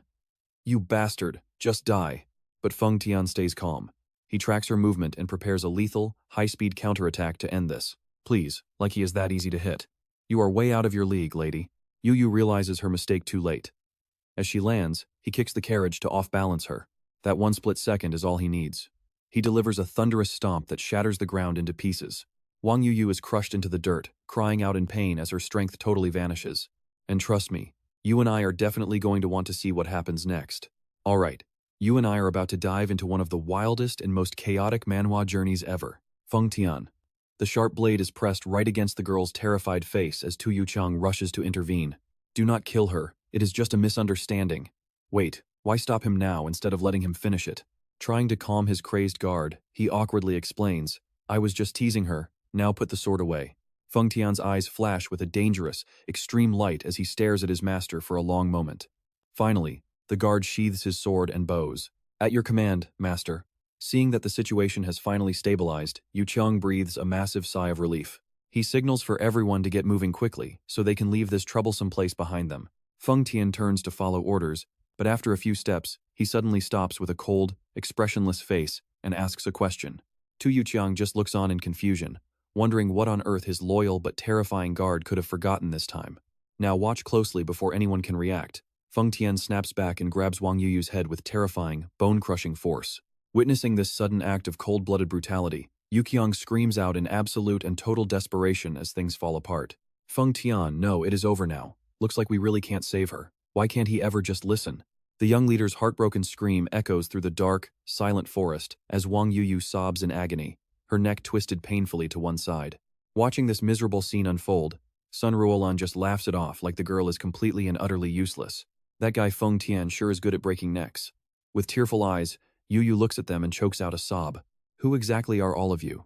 Son Ruolan keeps her playful smirk and replies, I don't know, but I can heal you. She immediately pulls out 2 medicinal pills with a sinister look.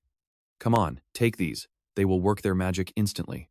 Realizing that Ruolan is trying her old tricks with the same medicine that caused a massive explosion before, Tu Yuqiang panics and grabs her hand, roaring, Are you trying to destroy the carriage again? Seriously, one time was more than enough. His firm intervention leaves Ruolan clicking her tongue in regret, while Yuyu continues to shake with pure, unadulterated terror. Wang Yuyu holds her aching neck and wails in pain. My neck, oh God.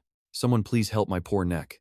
The loud crying sends Feng Tian into a murderous rage as he growls, Shut up, cry again, and I will kill you. Why is he so incredibly grumpy? She whined just a little and he silenced her completely. The guard's aggression terrifies Yu into silence. Seeing this, Ruolan changes her tone to something soft and gentle, trying to comfort the poor young girl. Just listen to me, and I will fix you right up. I have been through this many times. Poor thing. Feeling a sudden spark of sympathy from a fellow sufferer, Yu chokes out a soft, trembling reply. Big sister. Taking the chance, Ruolan leans in closer. That is right, little sister. Where exactly were you heading anyway? Hearing Yu mention Ma Mountain, Ruolan cheers excitedly. What a huge coincidence. That is exactly where we are going.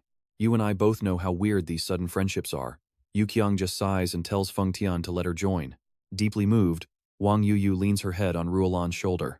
Thank God for you, sister. In 24 years, I have never been so scared. But as she buries her face into her brand new sister's chest, the girl suddenly freezes, sensing something very strange. Sister, Wang's sister, let us sit a little further apart, okay? I am only 21 years old. Soon Ruolan screams with pure disgust, leaving Wang Yu staring back through her tears, completely and utterly offended. This meaningless noise sends Feng Tian back into a total murderous rage. He growls with intense killing intent. I told you to be quiet. It seems I really have to kill you now. Master, please let me just end her. He clearly hates noise, and these two together are driving the poor guard over the edge. Tu Yuqiang just sits there with his arms crossed, letting out a weary sigh. This is nothing but pure chaos. The group finally stops before a majestic mountain range shrouded in thick mist. Feng Tian announces that the carriage can go no further. Looking up at the towering, razor-sharp peaks, Yuqiang asks to confirm if this is actually the famous Ma Mountain. Receiving a silent nod from his guard, he knows the journey ahead is going to be filled with even more hardship. Wang Yu, still suffering with her twisted neck, closes her eyes in resignation. Fine, I am leaving my neck in your hands. Seeing the mysterious girl planning to split off, soon Ruolan questions her true motives and scolds her for trying to leave without saying goodbye. However, she only responds with cold silence. I don't want to talk about it. Ruolan's temper flares up again as she calls the girl a secretive brat. They were just laughing together. And that is where we leave it, trust me. You and I will definitely want to see if this chaotic group survives Ma Mountain. Alright, you and I are about to see what happens when this monster protector gets to work. Deep down, Yu is cheering, thinking she is finally about to escape the iron grip of this beastly bodyguard. But just as he is about to circulate his power, a group of enemies suddenly charges from the deep forest. Through the rising dust, a freakish-looking man with a long, twisting tongue suddenly slithers into view. He presses a razor-sharp blade against someone's throat and lets out a mocking sneer. Hey kids, what are you doing on this mountain? Look at these young lovers. What a beautiful couple you make. Faced with such cheap provocation, Feng Tian's face instantly darkens, releasing an overwhelming killing intent that leaves Yu frozen in terror. Seeing the thugs with their weapons drawn, soon Ruolan cowers behind Du Cheng and whimpers, "Oh mother, this is terrifying." The stranger's subordinates begin whispering with pure contempt as they size up Ruolan. One woman looks strange, and there is another man too. Ruolan trembles, clutching Du Cheng's shoulder, asking, "Young master, who are they?" However, noticing their energy is different from the usual thugs, he realizes something. They clearly are not part of the Green Forest, and he is done wasting time. Du Cheng coldly declares, "Feng Tian, I give you permission to crush them." Feng Tian immediately bows. "As you command." That overly respectful bow makes the strangers roar with arrogant laughter. "As you command? Who do you think you are? Why is everyone so dramatic lately?" He acts like he is some grand leader of the demon cult. That insult hits way too close to home, making Du Cheng grit his teeth in rage. "Feng Tian, what are you waiting for?" Pay attention here. Just as Feng Tian is about to strike, a powerful presence charges in from behind. He gasps in shock, seeing a figure in white robes flying toward them, and Du Cheng frantically stops his guard. Feng pulls back his hand as a heavy footstep slams into the ground, signaling a brand new faction has arrived. Here we go. Things are about to get even messier. These are disciples of a righteous sect, and their leader roars. "Black Dragon Gang, is your goal not the Green Forest? Stop harming innocent people." The Black Dragon Gang thugs click their tongues in annoyance. "Our goal is the Green Forest, but we are busy right now." Du Cheng watches silently, instantly recognizing the identities of these newcomers. The Black Dragon Gang is one of the 5 most powerful sects. He glances at the white-robed group, thinking they look pretty formidable too. Du Cheng cannot help but wonder why such a massive clash is happening right here. Why are they picking a fight with us? Immediately, a fierce battle erupts between the Black Dragon Gang and the white-robed disciples. Sharp blades slice through the air amidst deafening war cries. Seriously, it is just a fight, they are shouting like they are having the time of their lives. Sparks fly as weapons clash. The white-robed disciples move in perfect harmony, launching decisive strikes against the Black Dragon Gang. In the middle of all that chaos, You and I both know the young master loves a good show, and Fong Tian suggests they just watch the fun. Du Qiang strokes his head, watching the battle heat up, and realizes the Green Forest is in serious trouble. He muses that without this incident, Mount Mi would never have fallen into such madness. Meanwhile, Ruolan is still incredibly excited. She screams out, cheering for them to fight even harder. She nudges Fong Tian, asking when it is their turn to jump in, but the guard immediately snaps at her for daring to interrupt while he is speaking to his master. This guy is so moody, nothing anyone does ever seems to satisfy him. Fong Tian's ferocity scares Ruolan so much she starts crying, whispering an apology before sulking away with a pouting face. Hearing her mumble a curse under her breath, Fong Tian glares with cold eyes, making Ruolan frantically deny everything. No matter how much she swears her innocence, the bodyguard insists he heard her cursing him out. An exhausted Du Qiang orders them both to be quiet and watch the show, but Ruolan still feels unfairly blamed. Fong Tian suddenly gets in her face with a threatening look. He brings up her embarrassing past of, well, going to the bathroom on the spot, proving she was never normal anyway. Ruolan is mortified beyond belief, having her most humiliating secret exposed in front of all these men. Realizing things are getting heated, Du Qiang stops Fong Tian and tells Ruolan to just apologize so this can finally end. Stick with me to see if Ruolan ever gets her revenge, or if she will just keep crying in embarrassment. Alright, stick with me because this squad we're following is absolutely unhinged. While Fong Tian gloats to his master, Ruolan is literally squatting there, cheering for a total bloodbath. Du Quang can only watch and sigh at the pure chaos his teammates are causing. Mid-cheer, Ruolan spots something strange on the ground, a tiny wooden whistle. As the battle rages around her, she just sticks it in her mouth and blows a long, sharp note. That high-pitched sound pierces through the great forest, instantly alerting a mysterious lurker hidden in the shadows. Using the whistle as a signal, the spy dashes off to report that the area around the Green Forest headquarters is clear. Now pay attention to this guy. The Black Dragon leader is a monster, standing over a pile of bloody bodies with a sword in hand. With a scarred face and eyes cold enough to freeze blood, he is the definition of a living nightmare. He orders his entire force to mobilize immediately. Their final target is set the Green Forest headquarters. Back at the scene, Ruolan is still having a blast, yelling for everyone to keep killing each other. She is the type to talk big and act tough, but she will be the first one to run if things get real. Her bizarre behavior has the enemy warriors completely baffled, wondering what kind of scheme she is pulling.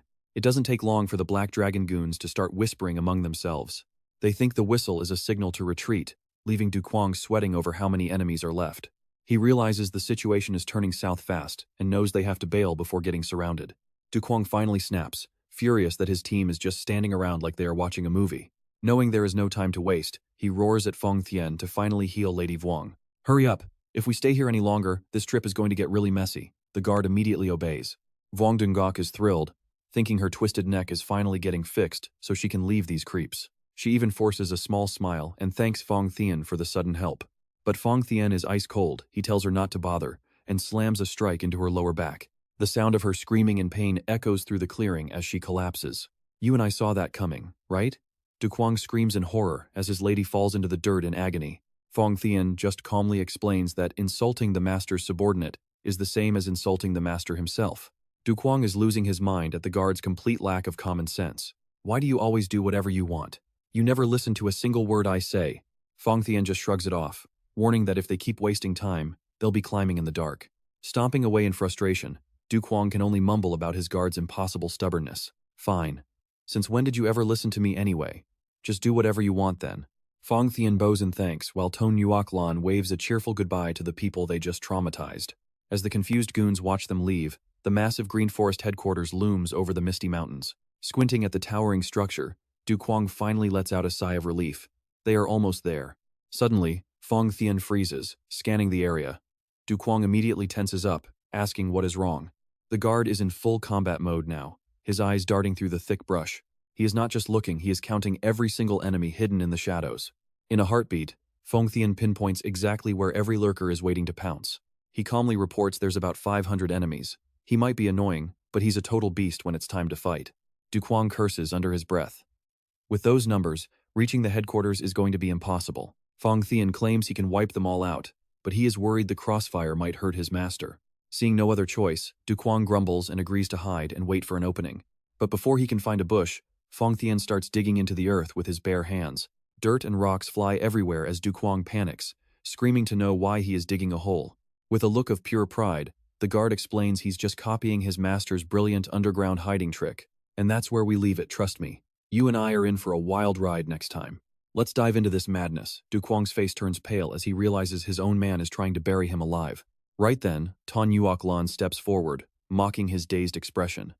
Are you just going to stand there and join the funeral, young master? Feng Thian coldly cuts her off with a sharp command. Out of the way. We are moving now.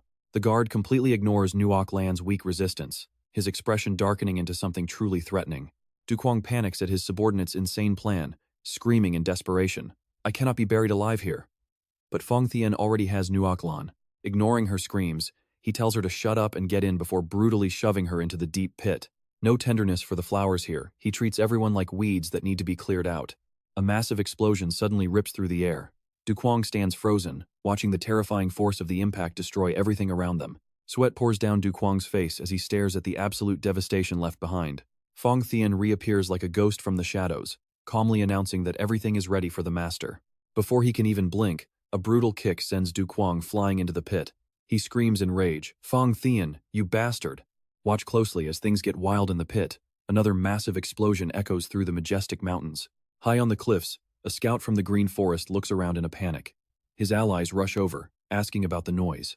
They are terrified that the Black Dragon Gang is waiting for reinforcements from the 7 ghosts of Mount Wu to launch their attack. Tien, another scout, is paralyzed with fear. He knows the enemy will strike the moment those reinforcements arrive. Suddenly, his eyes widen as he looks down into the valley. It looks like they have already arrived. Look at that guy. They tremble, wondering if he is one of the 7 ghosts, terrified before the fight even starts. Even from such a massive distance, the pressure is unreal. They can feel a crushing weight and a murderous aura radiating from the stranger. It is an old man with long, messy black hair. His cold stare is enough to strike pure terror into the heart of anyone standing in his path. A soldier stammers out a question, "Who are you?" The tension hits a breaking point as this mysterious man with silver-streaked hair stands his ground. The Black Dragon leader looks down on him with pure contempt, mocking the idea of listening to a man who is already dead. He coldly orders his men to finish off this nuisance as quickly as possible. The Black Dragon disciples shout their obedience and charge forward like moths to a flame. Facing the swarm of enemies, the stranger just sighs, clearly annoyed that they are wasting his precious time. In a literal blink, he moves like a ghost. The leader is stunned as his elite warriors are wiped out in an instant. You saw that? Bring 100 more men, it still wouldn't matter. Gritting his teeth in pure rage, the leader roars at the stranger, who remains eerily calm through the chaos. He catches an enemy mid-air, his swordwork so sharp it feels like he is tearing through the very fabric of space. As his men fall, the leader screams about cowardly tricks. Man, talk about a sore loser who doesn't know when he's beaten. But it does not matter. The stranger's overwhelming speed and power make any resistance from the Black Dragon Gang completely useless. He glides through the crowd, his sword a blur of motion. With every decisive swing, he leaves his enemies screaming in pain. The subordinates shout in terror as their leader finally enters the fray. The Black Dragon leader swings his massive blade with desperate fury. He unleashes a strike with enough force to shatter stone. But the stranger with glowing yellow eyes just dances out of the way. The counterattack is instant and devastating. A massive burst of energy sends the leader flying deep into the forest, shattering trees and causing a mountain-shaking explosion. The survivors of the Black Dragon Gang are left standing there in total shock. They cannot believe their powerful leader was defeated so easily. Seriously, at this point, they should just pack up and go home. In a fit of total panic, a commander screams for everyone to launch one final, desperate attack for revenge. Facing dozens of blades, the mysterious man remains cold and unbothered. He tightens his grip on the hilt, his eyes sharpening with a lethal level of focus. A massive wave of red sword energy erupts, tearing through the earth and wiping out everything in a circle of pure destruction. A world-ending explosion clears the field, leaving the Green Forest scouts unable to believe what they just witnessed. And that's where we leave it, a legendary gang wiped out in one hit. You won't want to miss what's next. Alright, stick with me, because you're about to see Feng Thian stand as a god among corpses, his aura shaking the heavens. Witnessing that terrifying power, the scouts realize this monster is far beyond the level of the 7 ghosts of Mount Wu. Who is this guy? Sensing a crisis, they scramble to escape, knowing they must warn the Green Forest sect immediately. Meanwhile, hidden behind a tree, a mysterious woman has been silently watching this entire slaughter unfold from the shadows. She was confident she could take the Black Dragon King's head, but seeing this stranger's power, her resolve is wavering. She calculates the odds in her head. Could she wipe out an entire army and kill the king in 10 seconds? Staring at the blood-red aura swirling around Feng Thian like demonic flames, now pay attention, because she realizes this is the Allah Heavenly Demon's handiwork. Has he unified the world, or can she take him down? The woman can only laugh hopelessly, realizing the gap in their strength is simply too massive to overcome. At the same time, over at the Green Forest headquarters on Mount Eme, the atmosphere is loud and celebratory. The scouts return with news that the Black Dragon sect is finished, making the bearded Green Forest leader roar with laughter. Ha ha ha! The Black Dragon sect got what they deserved. Anyone who stands against those bastards is a friend of mine. The enemy of my enemy is my friend, right? He orders his men to prepare a legendary welcome for these heroes. After completely wiping out the Black Dragon Legion, Fong Thien returns to his master with a bow, apologizing for not finding a more comfortable hiding spot for him earlier. Watching his bodyguard's calm attitude, Cuong is fuming, his eyes practically popping out of his head. You buried me alive and you're acting like this? Poor guy was buried for safety, but he's definitely not happy about it. Even though his master is having a total meltdown after being treated like a vegetable, the guard casually mentions he'll prep a bath, leaving Cuong to grit his teeth and threaten him with total destruction. Seeing how arrogant the bodyguard is being, Tan Nuoc Lan can't help but point her finger and start screaming at him. Fong Thien, you're a total jerk. She's just waiting for any chance to jump in and join the shouting match. But before she can finish, Fong Thien strikes with lightning speed, knocking her out cold before she even hits the dirt. The guard coldly announces that people are approaching, as two strange scouts dressed in wolf skins appear from the brush. They bow respectfully, introducing themselves as the scouts Cuong Sa and Tien Ung from the Green Forest sect. They're here on official orders, but seeing the girl's body, they panic until Cuong Sa excitedly turns toward Cuong to ask a question. Tell me, are you the great benefactor who wiped out the entire Black Dragon sect? While Cuong is still confused by the question, Fong Thien suddenly releases a bone-chilling aura of pure killing intent. He glares at the scouts with eyes full of rage, muttering under his breath, Master, please don't stop me. I need to gouge their eyes out. Cuong is shocked, wondering what could warrant such extreme violence. You and I might find this insane, but he believes a supreme being must always look perfect, never covered in mud. Cuong finally snaps, roaring at Fong Thien for causing this whole mess in the first place. This is your fault. Besides, I told you not to kill anyone. But wait, was the Black Dragon sect really that aggressive? Maybe he had no choice? That casual comment makes the two Green Forest scouts turn pale with absolute horror. They're screaming internally. Are you serious? This guy slaughtered everyone in his path, even random people just walking by. Before they can process the fear, Fong Thien suddenly speaks up and calls out to them. Don't make me look bad while I'm trying to earn points. The scouts can only tremble and obey his terrifying demand. With a dark, threatening face, the bodyguard orders them to lead the way to the Green Forest headquarters immediately. The two scouts hurry to follow, realizing they've just stumbled into a massive mountain of trouble. The group finally arrives at the headquarters, where a massive tower pierces through the clouds and into the sky. At the top of the stairs, a bearded old man with an imposing aura greets them. So, you're the hero? This is the Green Forest King himself, and he's ready to grant them any reward they desire. But instead of accepting the offer, Fong Thien, still carrying the unconscious girl, looks the king straight in the eyes and coldly commands him to kneel. The leader grinds his teeth in pure fury. Fong Thien roars as lightning shakes the earth. Kneel. Do you have any idea who is standing behind me? The king's rage explodes. Trust me, you won't want to miss what happens next. Alright, stick with me because you are about to see the most chaotic sect takeover ever. Just as tensions peak, Feng Tian abruptly lets go, dropping Sun Ruolan onto the hard floor. She lets out a sharp cry of pain, complaining that she is being treated like a punching bag and that her entire body is aching from his rough handling. When the King of Green Forest finally gets a clear look at the girl on the floor, his face goes pale with absolute shock. Sun Ruolan looks up with a bright, casual smile and greets him. She asks, Huh? Long time no see, father? Making everyone's jaw drop. This shocking news has the scouts screaming in panic, calling out Lady Ruolan's name. Even Tu Yuqiang is completely stunned. Who knew Sun Ruolan was actually the daughter of the Green Forest King? Despite seeing his daughter in enemy hands, the old leader grits his teeth and clenches his fists, shouting out in stubborn defiance. He yells that even if his precious daughter is a hostage, he will never kneel. He is the King of Green Forest, after all. His daughter's life is on the line, yet he is still acting this arrogant. This guy really thinks he is the coolest person in the room.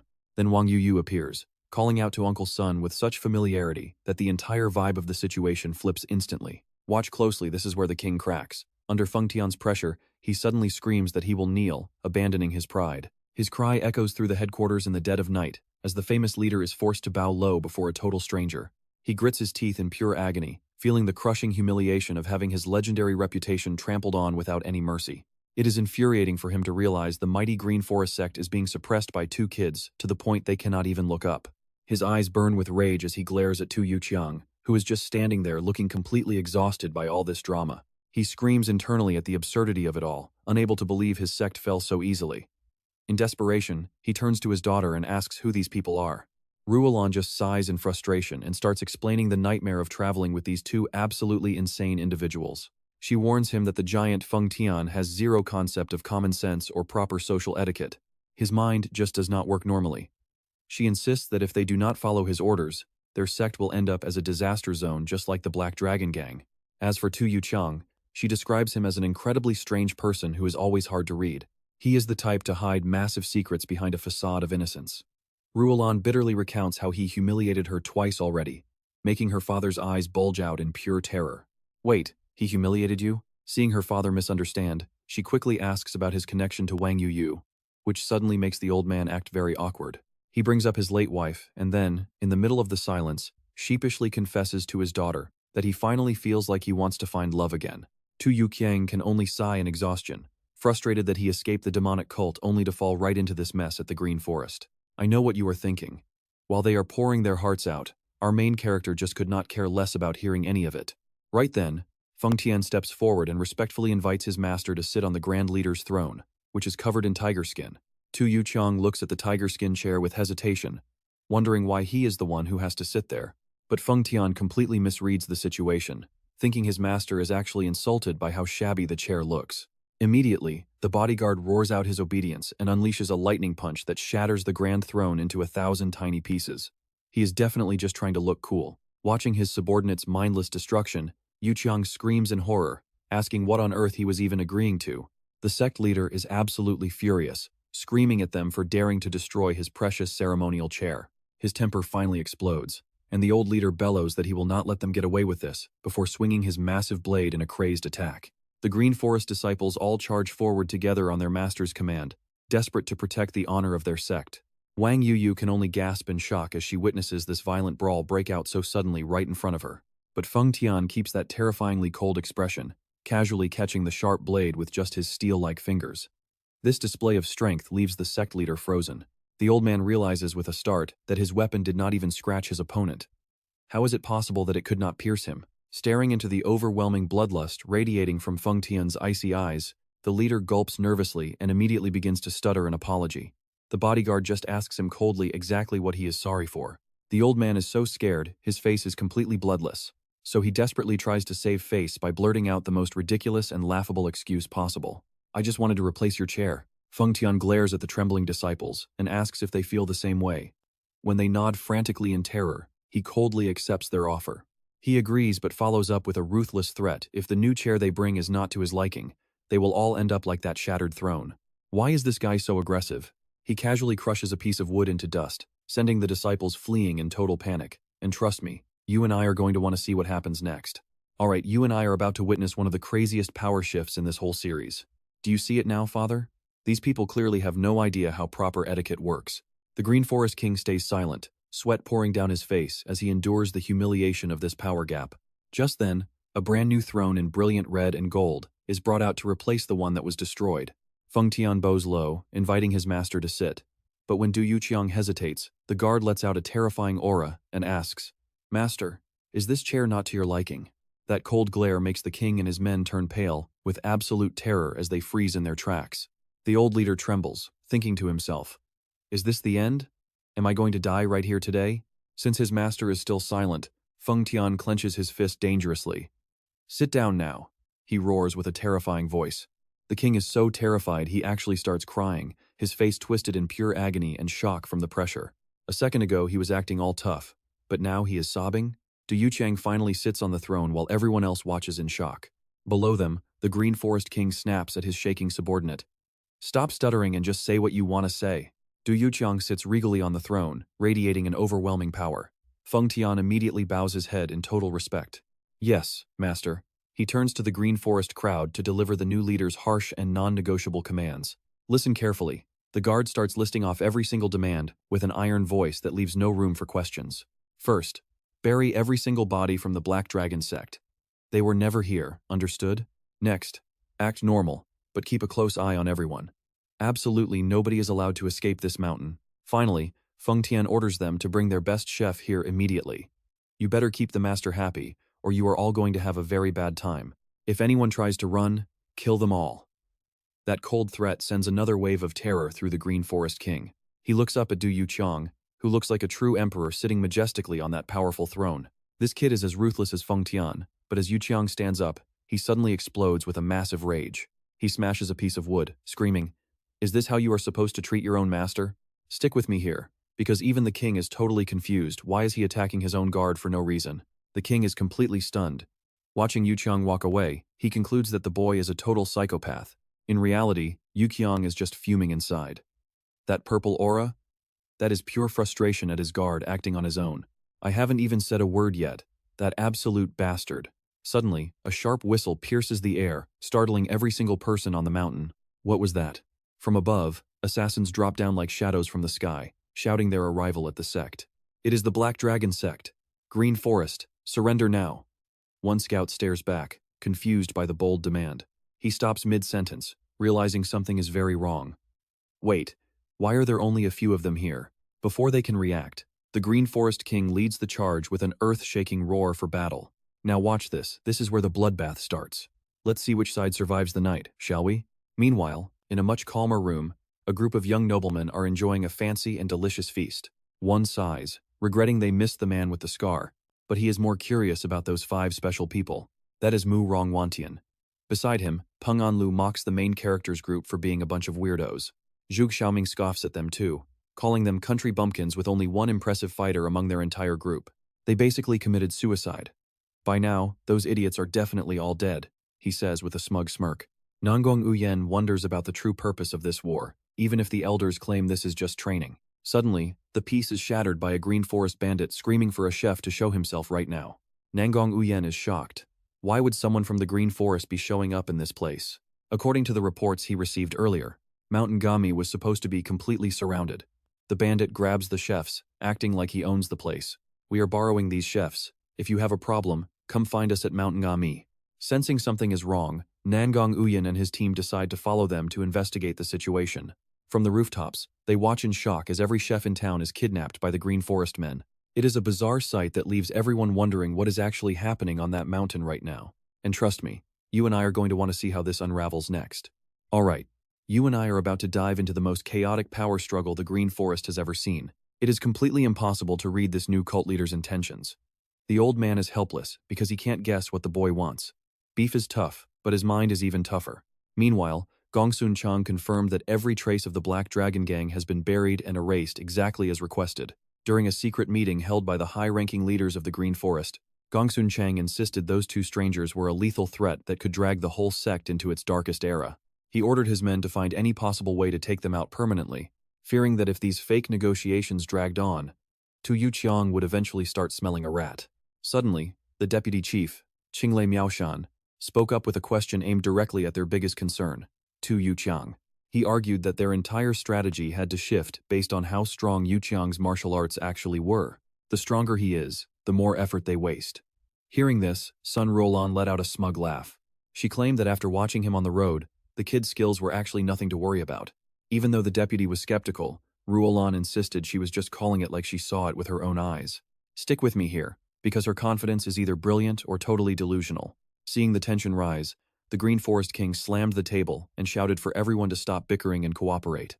Yin Yanchao immediately suggested kidnapping Yu Chang as their first move, but an elder quickly shot that down. That monster guard, Feng Tian, is always there, making an approach impossible. The king demanded a backup plan, and the brutal answer was simple. Use explosives to blow them both to high heaven.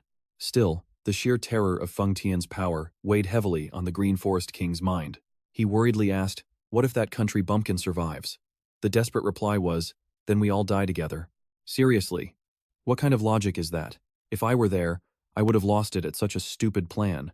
Yin Yanchao roared in protest and proposed using a Qi-gate formation to trap them, but the reality made the king snap. He grabbed the man's head and screamed, "Who in this entire forest even knows how to use a formation?" In that moment of pure despair, just as the sect seemed doomed, Sun Ruolan let out a cold, sinister laugh. "Why didn't we think of this sooner?" The king froze and frantically asked his daughter what genius plan she had found. Ruolan gave a wicked smile and coldly announced the answer was poison. "Father, talk about a lethal move." Realizing this was the killing blow, the Green Forest King let out a satisfied shout. She promised to use the deadliest red fire poison to finish them both off right during their next meal. Meanwhile, Tu Yuqiang was casually enjoying his food, totally unaware that death was hiding in every single bite. The morning sun hit the Green Forest headquarters as birds chirped peacefully. Yuqiang sat there calmly sipping his tea, taking in a rare moment of quiet after so much chaos. He smiled to himself and whispered, "What a beautiful morning. The bed is comfy, the food is great. I honestly kind of want to live here." But that peace vanished the second a knock at the door shattered the quiet atmosphere. Yuqiang told them to come in, and soon Ruolan walked in looking incredibly respectful, with Feng Tian right behind her. Seeing Ruolan bow and ask with a bright smile if he slept well made Yuqiang spit his tea everywhere. Shocked, he turned to his subordinate and asked, "Feng Tian, how many times did you hit her to break her like this?" Feng Tian kept a stone face and replied that he did nothing. She just realized that resistance was a total waste. "Wait, you saw that too, right? This is exactly when our main character needs to be on high alert." Yuqiang glared at the guard, thinking the guy was a total liar, then turned back to Ruolan to get the truth. "Son Ruolan, tell me, how many times did he actually beat you?" Surprisingly, she bowed and insisted he never touched her. Ruolan suddenly dropped to her knees and pleaded with him in a sincere voice, "Please believe in my loyalty. I want to serve you for the rest of my life." Though he said good, very good, Yuqiang was still suspicious and asked why she came to see him so early. "Trust me, you and I need to hear this." She closes her eyes and prepares to drop a massive secret. She looked him in the eyes and said, "Young master, if you truly want to control the Green Forest, you must eliminate the deputy chief, Qingle Miaoshan. All right, you and I are about to witness exactly how cold-blooded a daughter can be." She claims Miaoshan is the real brain, while her father is just a brainless puppet. Hearing her casually trash her own father, Duqiang is stunned. He yells out, "The Lulin King is your father." But Ruolan stays cold. "To achieve greatness, one must discard personal feelings. Think carefully about my advice," she says, showing zero emotion. Duqiang watches her leave, shivering at the sheer ruthlessness radiating from her. This girl is on another level. Honestly, someone selling out their own father is disgusting. My skin crawls just narrating this. You really never know what some people are capable of. Ruolan quietly exits with Feng Tian, leaving a message that they will return once a better plan is ready. Immediately, Feng Tian suggests they eliminate Blue Thunder Miaoshan as fast as possible. Hearing his guard demand another life, Duqiang has finally had enough. He slams his hand on the table and roars. "Is killing the only thing that ever goes through your head?" He says to imprison him instead. But instead of obeying, Feng Tian suddenly radiates a terrifying, blood-red killing intent.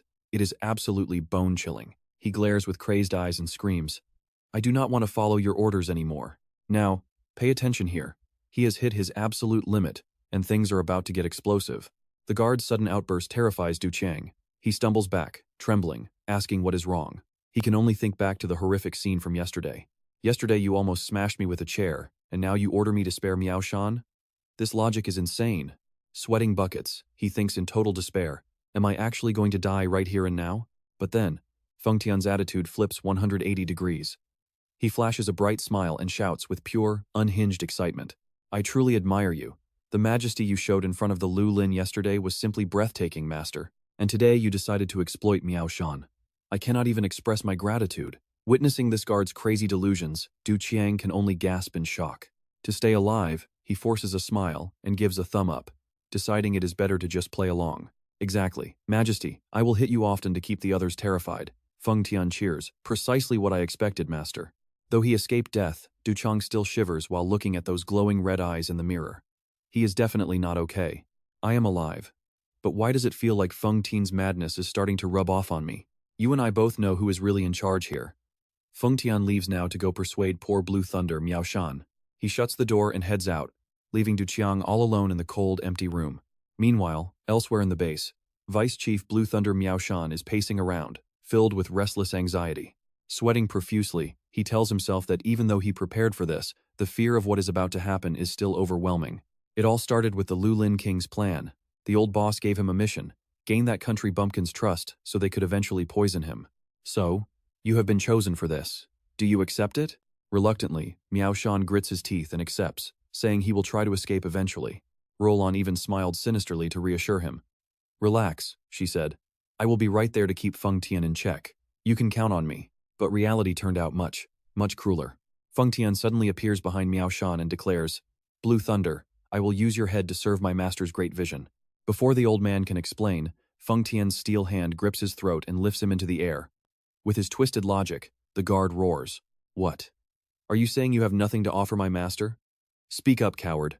Without a hint of mercy, Feng Tian slams him into the floor. Miao Shan can only stare in horror at this monster's overwhelming strength. Feng Tian roars with determination. I will do it. He calls Miao Shan a stubborn old fool, but nothing will stop his insane will. Watching the brutal violence, Ruolan covers her mouth in mock shock. Feng Tian vows to use any method to persuade his opponent. Since diplomacy failed, he resorts to force. Miao Shan dared to ignore his master's commands, and for that, he must pay. Agonizing screams echo as Miao Shan cries for help. One massive punch lands with such force that the very ground beneath them shakes. Back in a secret room, the Luolin king holds his head. He feels guilty that the plan to sacrifice his loyal subordinate turned so bloody. Without thinking things through, now all that is left are these late, useless tears. He asks for an update and hears the worst news. Miao Shan will not be moving for months. Every bone in his body was shattered. Despite the heavy injuries, he luckily survived. The Luolin king sighs in relief, thinking the danger has passed. He is proud, believing his daughter convinced Du Qiang's guard to spare Miao Shan for the sake of their grand ambition. And that is where we leave it. Ruolan looks confused and asks, "What are you talking about? I told him to kill him." Let us dive in. This casual answer is so chilling it leaves the leader and his men paralyzed.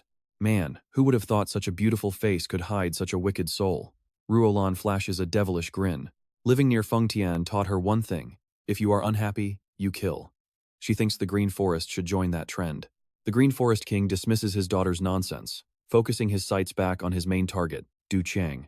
He asks about the man's habits, and learns the new leader is still eating heartily, showing no suspicion at all. The old leader's eyes gleam with malice, knowing Feng Tian will also be joining the meal tonight. He realizes this is the golden chance to poison them both at once, and send them straight to the afterlife.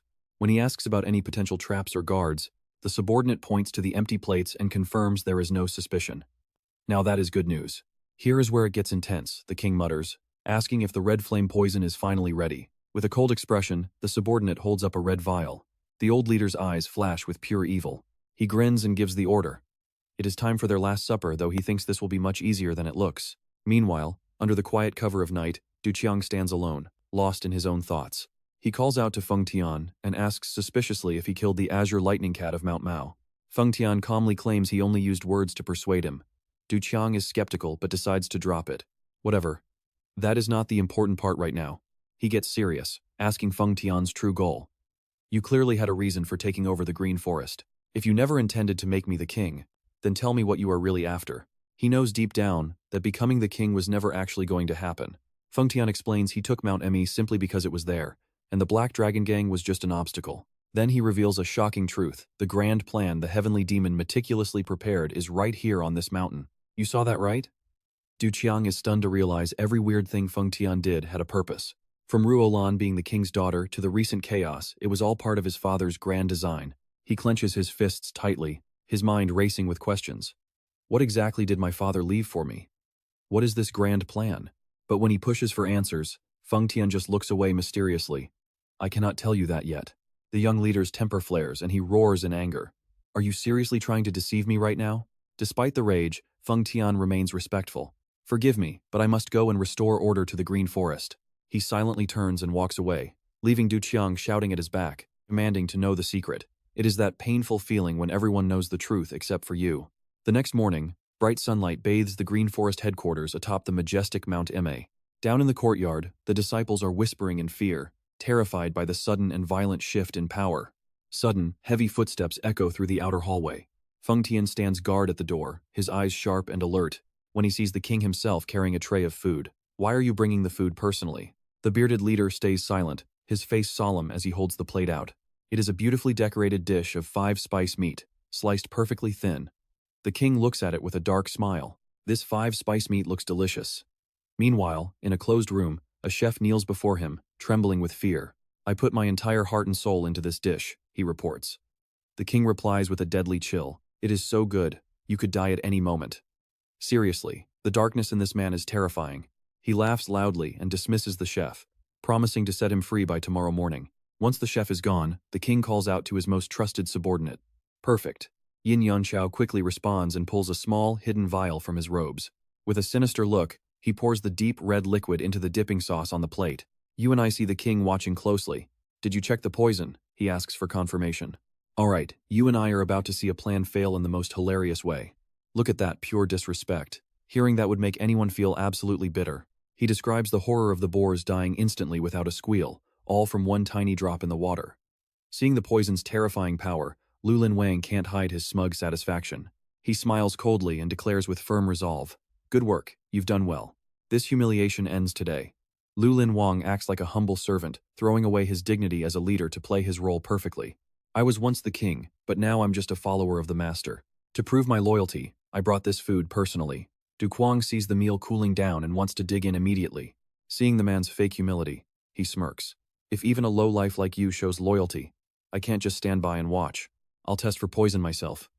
"Wait, what? Nobody asked for that? Why are you acting so extra right now?" His words turn the king pale with fear. Watching from behind, Tan Yuoklan silently urges her father not to miss this chance. "No, father, this is it. Cuong isn't some high-level master. If we kill Fongtian first, Cuong will be an easy target." Under their watchful eyes, Cuong calmly picks up some meat and takes a bite. The king holds his breath. Now pay attention here. He watches with crazed eyes as his prey swallows the poisoned meat. Inside, he's already screaming in victory. "How does it taste? Is the poison delicious? You pathetic country loser, ha ha ha." Instead of the painful death they expected, Cuong suddenly looks up and lets out a hearty laugh. The king is stunned. Then he hears Cuong's calm remark, "No poison? Delicious food makes me want to laugh." The old sect leader wonders in complete horror if his target has actually reached a legendary poison-immune state, a realm where no toxin in existence can even touch him.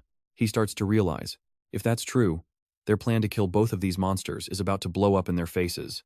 In a total panic, he whispers to his daughter, "Nuok Lan, is Cuong also poison-immune?" He begs for a no, but Noklan stays silent. The quiet in the room is absolutely deafening. Drenched in sweat, he keeps pushing for an answer. "Tell me, is he really poison-immune too?" Tan Yuok Lan stands there frozen, her face filled with shock at the unpredictable power of this new sect leader. "You and I saw that coming, right? He's completely fine, and the king is losing his mind. Damn it. He can already see his entire sect burning to the ground and being wiped out. If Cuong actually died from this food." Realizing a disaster is coming, Tan Yuok Lan urgently transmits a message. "Father, drop the tray right now." Heeding his daughter, the king pretends to slip and screams, "Oh, I'm so clumsy." He tries to hurl the tray to trash the evidence, but Fongtian moves with lightning speed, catching the plate mid-air before it even hits the ground. He stares him down and lets out a sarcastic remark. "Careful now, this food is special. I'll carry it in myself."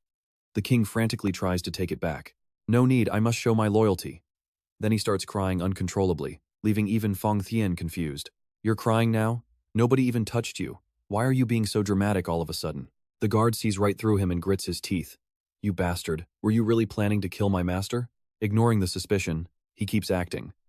"I want to serve the master personally." Seeing this display, Cuong laughs and praises him. "Ha ha, your loyalty is truly impressive." But Fongtian's anger peaks as he gets right in the old man's face with a terrifying growl. "Let go, you trash, before I kill you myself." The king falls to his knees in total despair. Just as his life hangs by a thread, Tan Yuok Lan steps forward with a shocking idea. "Antidote. That's it. We have to bring the antidote." She panics, realizing their plan has failed and could lead to the total destruction of their sect. Suddenly, a crazy thought hits her. Throw away all the medicine. She decides to play a high-stakes gamble to save their lives. "We'll pretend to be victims of the poisoning too. And trust me, you and I just watched the dumbest backup plan ever. Poison the well, toss the cure, and blame a stranger. What a mess." She grit her teeth, deciding that losing a few lives is better than the entire sect being destroyed. "All right, stick with me because this dinner party is about to turn into a complete bloodbath." As soon as her father leaves, she heads back to the banquet hall with a fake smile to distract them. Fongtian keeps eating calmly, telling his master to enjoy the delicious meal, while Ruolan acts overly helpful and keeps piling more food onto their plates to hide her nerves. "Master, please have some more," she says, holding her chopsticks while glaring at the servant with pure hatred.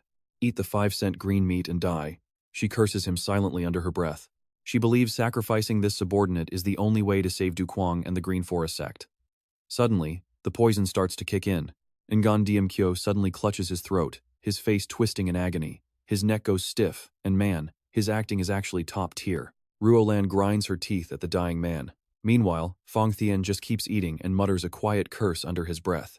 To keep her performance going, Ruolan suddenly flips the script and pulls a total 180. She clasps her hands with a bright smile and cheers excitedly, saying she wants to try the meat too. Her lightning-fast change in attitude leaves Cuong and Thien frozen, staring at her with total confusion and deep suspicion. Annoyed by her lingering around, Thien coldly tells her to finish her job and get out of his sight. But she stays thick-skinned, begging for just one bite, and using their long history together to try and soften him up. But when he shuts her down flat, Ruolan snaps and starts screaming curses, making Thien furious enough to strike her. Cuong quickly stops his guard, scolding him for causing a scene during dinner. With his master speaking up, Thien has no choice but to bow and apologize. Cuong sees her pathetic state and promises to serve her a separate plate of food later on. Ruolan thanks him happily, but inside she is cheering because her little act successfully killed any suspicion about the poisoned food. Now watch closely, this is the moment we have all been waiting for. Curious about how good the food actually is, Cuong finally takes a big bite of the meat. In the shadows, the sect leader and Ruolan hold their breath, watching his every move. The old leader celebrates internally as he watches his prey finally swallow the lethal, poison-soaked bait. As he eats, Cuong cannot stop praising the incredible and delicious flavor of the dish. Suddenly, the sect leader bursts in panicking, interrupting the meal and making Thien boil with rage at the constant disruptions. He is probably thinking, "Can I just have one peaceful meal without this family bothering me every 5 minutes?" The guard is about to threaten the intruder when his eyes go wide, noticing a terrifying change in the new cult leader. Cuong suddenly collapses, coughing up mouthfuls of blood that stain his hands a deep, agonizing shade of crimson. His eyes roll back as his face contorts from the intense poison. Thien screams out in a voice filled with pure desperation, "Master!" Cuong loses all strength and falls to the ground, his breathing growing dangerously faint and weak. Thien rushes over to catch his master, his face twisted with worry as he sees Cuong has completely blacked out with blood on his lips. "I know what you are thinking. Did our hero really just fall for such a simple trap?" Clutching the cooling body, Thien chokes back tears and vows that he will not let his master die like this. He determines to save him at any cost, swearing to find an antidote and take whatever punishment comes later. He pulls out a glowing blue spirit pill and carefully places it in the mouth of Cuong. This is the Soul Origin Pill, a miracle medicine equal to Shaolin's greatest treasures. A precious medicine that only the highest supreme leaders of the demon cult are ever allowed to use. The sect leader trembles while reporting a fake emergency. "Someone poisoned the well, and 30 of my men are already down." Hearing this, Thien's fury explodes. His face turns demonic as a terrifying, bloodthirsty aura radiates from his entire body. He roars out a brutal ultimatum. "I am giving you exactly 2 hours to fix this. If you do not bring a legendary doctor here right now, you can kiss this entire pathetic sect of yours goodbye." Crushed by the suffocating pressure and the threat of total annihilation, the leader can only scream out his terrified obedience. Under the quiet night sky, Nam Kung Yuyan suggests they head to the Green Forest headquarters tomorrow. Mo Dung Van Tien nods in agreement. "Yeah, the sudden disappearance of the Black Dragon Gang is very strange." Ban and Locke wonders about their weird behavior. Why would the Green Forest sect kidnap all the chefs? Are they trying to start a restaurant business or something? Jia Kat Tu Min calmly tells them they will find out once they arrive, but reminds everyone they are not there for war. This reminder gets an immediate nod of agreement from the entire group. "Trust me, you and I are about to see a war that will shake this world. The Green Forest is a force so powerful that even the Black Dragon Gang fears them." "Alright, stick with me." Mu Rongyun Tian is tracking the situation, and he's itching for the fight that's coming. Suddenly, shouts tear through the air. "There's the doctor! Capture him right now!" Watching from above, the group is stunned by the chaos below. Is that one of the Green Forest leaders down there? Nam Gongwan signals for silence. "Shh, look at that crazy woman with the whistle." The Green Forest King is losing it, screaming in despair. "We're all going to die. Someone do something." "What on earth do we do?" Fed up with her father's cowardice, Sun Ruolan snaps. "Father, stop being so pathetic. Maintain your dignity as king." Nam Gongwan and his crew are floored. That fierce girl? She's actually the daughter of the king. Now, pay attention, the Green Forest King is spiraling into a total mental breakdown. The noble young masters watching are terrified. This time, not even a miracle can save them. They can't believe this sobbing wreck is supposedly the strongest king in Green Forest history. A soldier rushes in with a crowd. "Boss, I've rounded up every famous doctor I could find. Move it, or we're all dead meat." The king's eyes turn ice cold as he roars out. "Good, now, show me who's actually skilled. But these so-called doctors? They're absolutely terrified." One coward admits he's just a fraud who barely knows the basics of medicine. Another admits to a twisted hobby. He likes watching his patients die. One guy even screams he's just a thug and tries to bolt. Talk about no shame. Sun Ruolan just watches in silence as these frauds trample each other to get away. You and I can learn a lesson here when life is on the line. Honor is the first thing people dump. The king snaps. He draws his blade and drags the last man toward the back mountain. "If you want to live, You'd better be the best of the best. Watching from above, Nam Gongwan is confused. First chefs, now doctors, what's going on? The king looks fine. So, he wonders, who's the one actually fighting for their life? Inside a quiet room, Tu Yuchang lies motionless, pale skin, eyes shut tight. He's barely there. The doctors are too scared to move. The new leader's breath is fading fast. It's now or never. Seeing them hesitate, Feng Tian explodes with pure, unadulterated rage. What are you waiting for? He grabs a doctor, forcing him to act before he kills them all. A hand like iron suddenly cinches around a doctor's throat. The doctor is paralyzed with fear, wondering who trapped him here, only to see the king's monstrous face.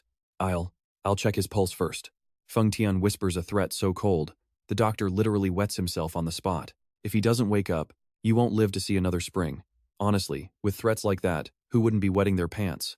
The doctor draws a drop of blood, trying to figure out exactly what kind of poison this is. He blathers on about how thousands of poisons can create millions of combinations. Typical doctor talk. But Feng Tian doesn't have the patience for a lecture. I don't have time for this.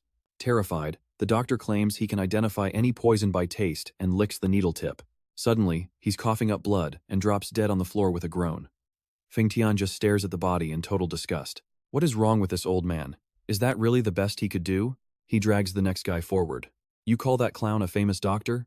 Tension fills the room as every other doctor fails to deal with the poisoned blood of the leader. A white-haired elder takes a look. This isn't some normal plant or animal toxin. Feng Tian demands answers.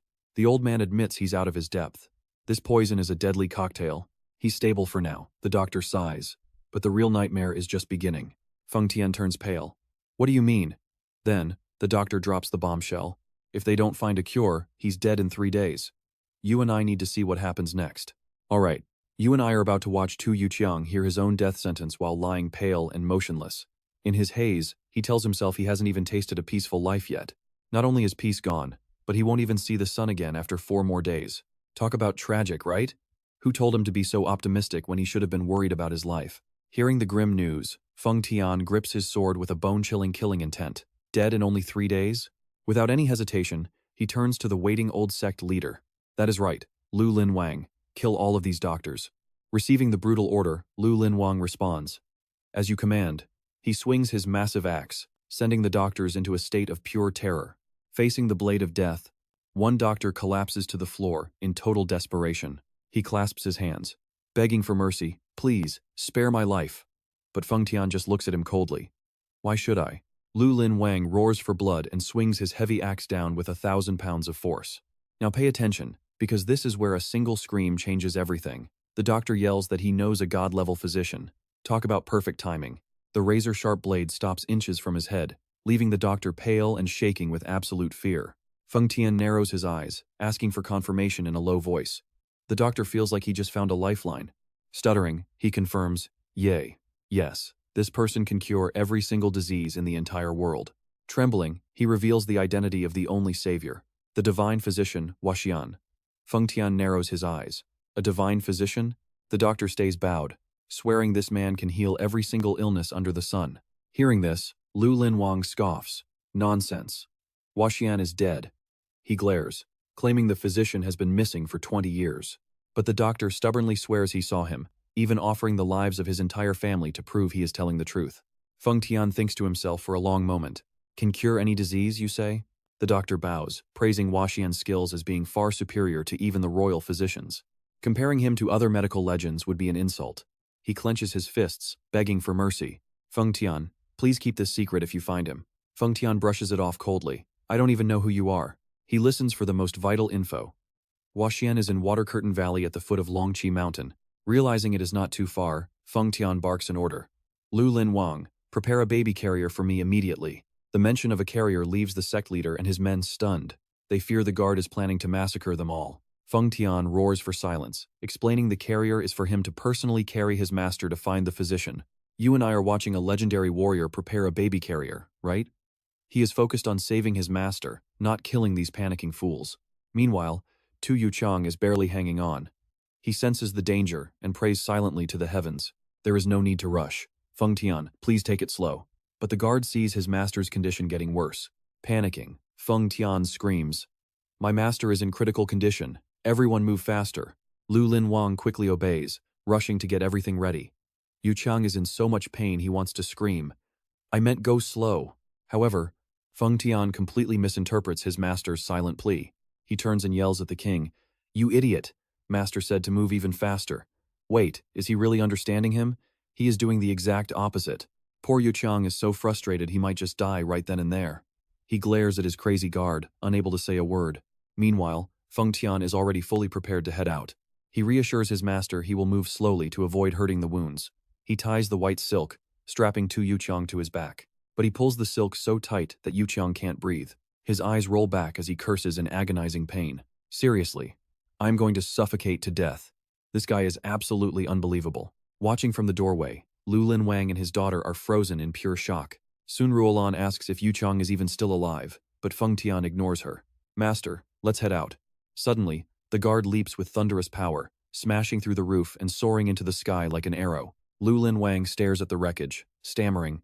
Didn't he say he was going to go slowly? Ruolan frantically asks about this madness, and her father explains that the guard is going all out to save Yu Qiang's life. Hearing the physician is alive, Ruolan gasps. She realizes if Yu Qiang dies on the road, their sect is completely doomed. She urges her father to follow them and pretend to be as loyal as possible to save their own skins. And that's where we leave it, a race against time where the cure might be just as deadly as the disease. Lu Lin Wang orders everyone to move out. Alright, stick with me, we're diving into a story where the dad actually listens to his daughter's terrible advice. Meanwhile, at the foot of the mountain, the great families are quietly moving into the disputed zone. The righteous young masters are baffled since they can't find any trace of the Black Dragon Gang or Green Forest. Suddenly, a streak of green light tears through the night sky at a truly terrifying speed. These martial geniuses can only stare in horror as a massive pressure surges right past their faces. They're trembling, wondering what it was, because that level of speed is totally beyond human limits. One of them shouts in shock it could only be a demon carrying something on its back. Through the dark, shadows blur with terrifying speed, leaving the young masters completely stunned. They realize the Green Forest King and his daughter are among them, frantically chasing that green light. Nanggong Yuan realizes something massive must have happened at the Green Forest headquarters.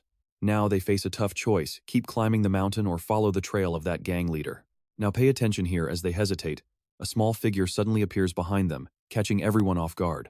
They wonder if the 7 black-clothed figures that just blurred past were the 7 ghosts of Wushan. But the strange thing is, those figures didn't seem to care about their presence at all. The young masters all turn their gaze toward the mysterious stranger who just showed up. It is just a child with messy hair and a gloomy face. Talk about a terrifying character showing up, this is getting interesting. As a member of a noble family, Nanggong Yuan tries to warn the kid that being alone on this mountain at night is dangerous. But instead of thanks, she gets a powerful roar.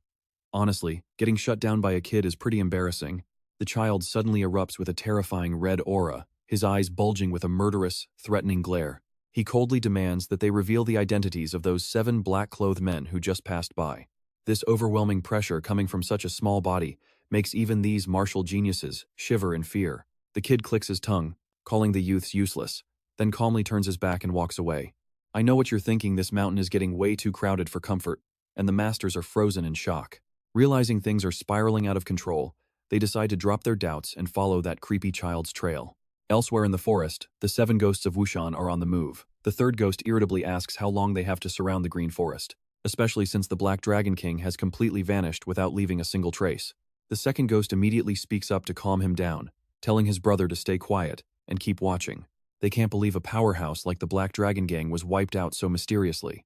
Then, the eldest ghost suddenly laughs arrogantly. He claims that if the Black Dragon Gang were truly defeated, the bodies would be piled up like mountains. He believes his friend, the Black Dragon King, isn't someone who would ever give up easily. But with his ally missing for no reason, he clenches his fist, eyes burning with a murderous intent. He roars in fury, swearing that if the Black Dragon King is dead, the entire Green Forest will pay a heavy price. Feng Tian tears through the old forest like a whirlwind, giving everything he's got to find some backup. However, Du Chang isn't feeling thankful. He's groaning in pain, literally about to meet his ancestors while being tortured like this. With a pale face and dripping with sweat, Du Qiang groans in total despair. Finding the godly Dr. Oa Xian is great, but at this rate, I'll die from suffocation first. Realizing his silence is being dangerously misunderstood, Du Qiang decides to speak up clearly, begging Feng Tian not to go so fast. But that crazy guard only hears a voice telling him to hurry up and go faster. Even though Du Qiang is pleading for air, Feng Tian just flashes a wildly extreme smile. Thinking he's being clear, He asks his master if he's really telling him to slow down just for some air. While leaping through the trees, Feng Tian screams at him, asking how his master could say such irresponsible things. He assumes the new cult leader's spirit has become weak due to his failing health, then glares at him. He demands a promise that his master will never utter such weak words ever again. These two are pure entertainment, seriously. While Du Qiang just vents his frustration and curses him out. He shouts that he's suffocating, but Feng Tian makes a terrifying decision: if you're tired, I'll just search even faster. He kicks off with massive force, soaring over the high mountain peaks under the starry night sky. And that's where we leave it. You and I are definitely going to want to see if he survives this ride. Feng Tian, I'm coming for your head. Alright, you and I are diving into one of the highest stakes mountain chases in this whole story. He gasps for air, his face etched with unshakable determination. He feels lucky to know these shortcuts, or he definitely would have been left in the dust long ago, riding on her father's back. Soon Ruolan curiously asks about his mysterious disappearance before they set out. He claims he was busy gathering all the leaders together, but she teases him about a secret meeting with Wang Yuyu. Caught red-handed, the king turns bright red and shouts in rage. He's totally losing it because someone mentioned his sweetheart, and he's not handling the teasing well at all. Ruolan just smirks before shifting the conversation to the stubborn divine doctor they're about to confront. She's heard rumors that the Toad Immortal is a hard-headed man who would choose death over submission. The king snaps back that he's the one who told her. Staring into the darkness, Ruolan wonders if Du Chang can survive this ordeal. Knowing the Toad Immortal's pride, Feng Tian will likely tear him apart if he refuses to save the boy. The Green Forest King's expression turns deadly serious. He vows to stop it at any cost. He knows the brutal truth: if Du Qiang isn't cured, the entire Green Forest is doomed. Stick with me. Things are getting serious. Ruolan smiles, trusting her father, though she wonders exactly how long this touching family bond will actually survive in this mountain. Suddenly, the Green Forest King roars an order to his troops, demanding they pick up the pace immediately. Their powerful shouts echo through the mountain range as the entire group charges forward into the pitch-black night. Under the bright sun at the peak of Fragrant Mountain, Feng Tian continues his trek through the dense forest. But Du Qiang's condition is looking absolutely terrible. He's unconscious on the guard's back, his face pale and drenched in sweat as he struggles for breath. They spot an old man gathering herbs, and Feng Tian coldly demands to know the way to Water Curtain Valley. The old man looks up in a daze, stuttering out a confusing and seemingly foolish response.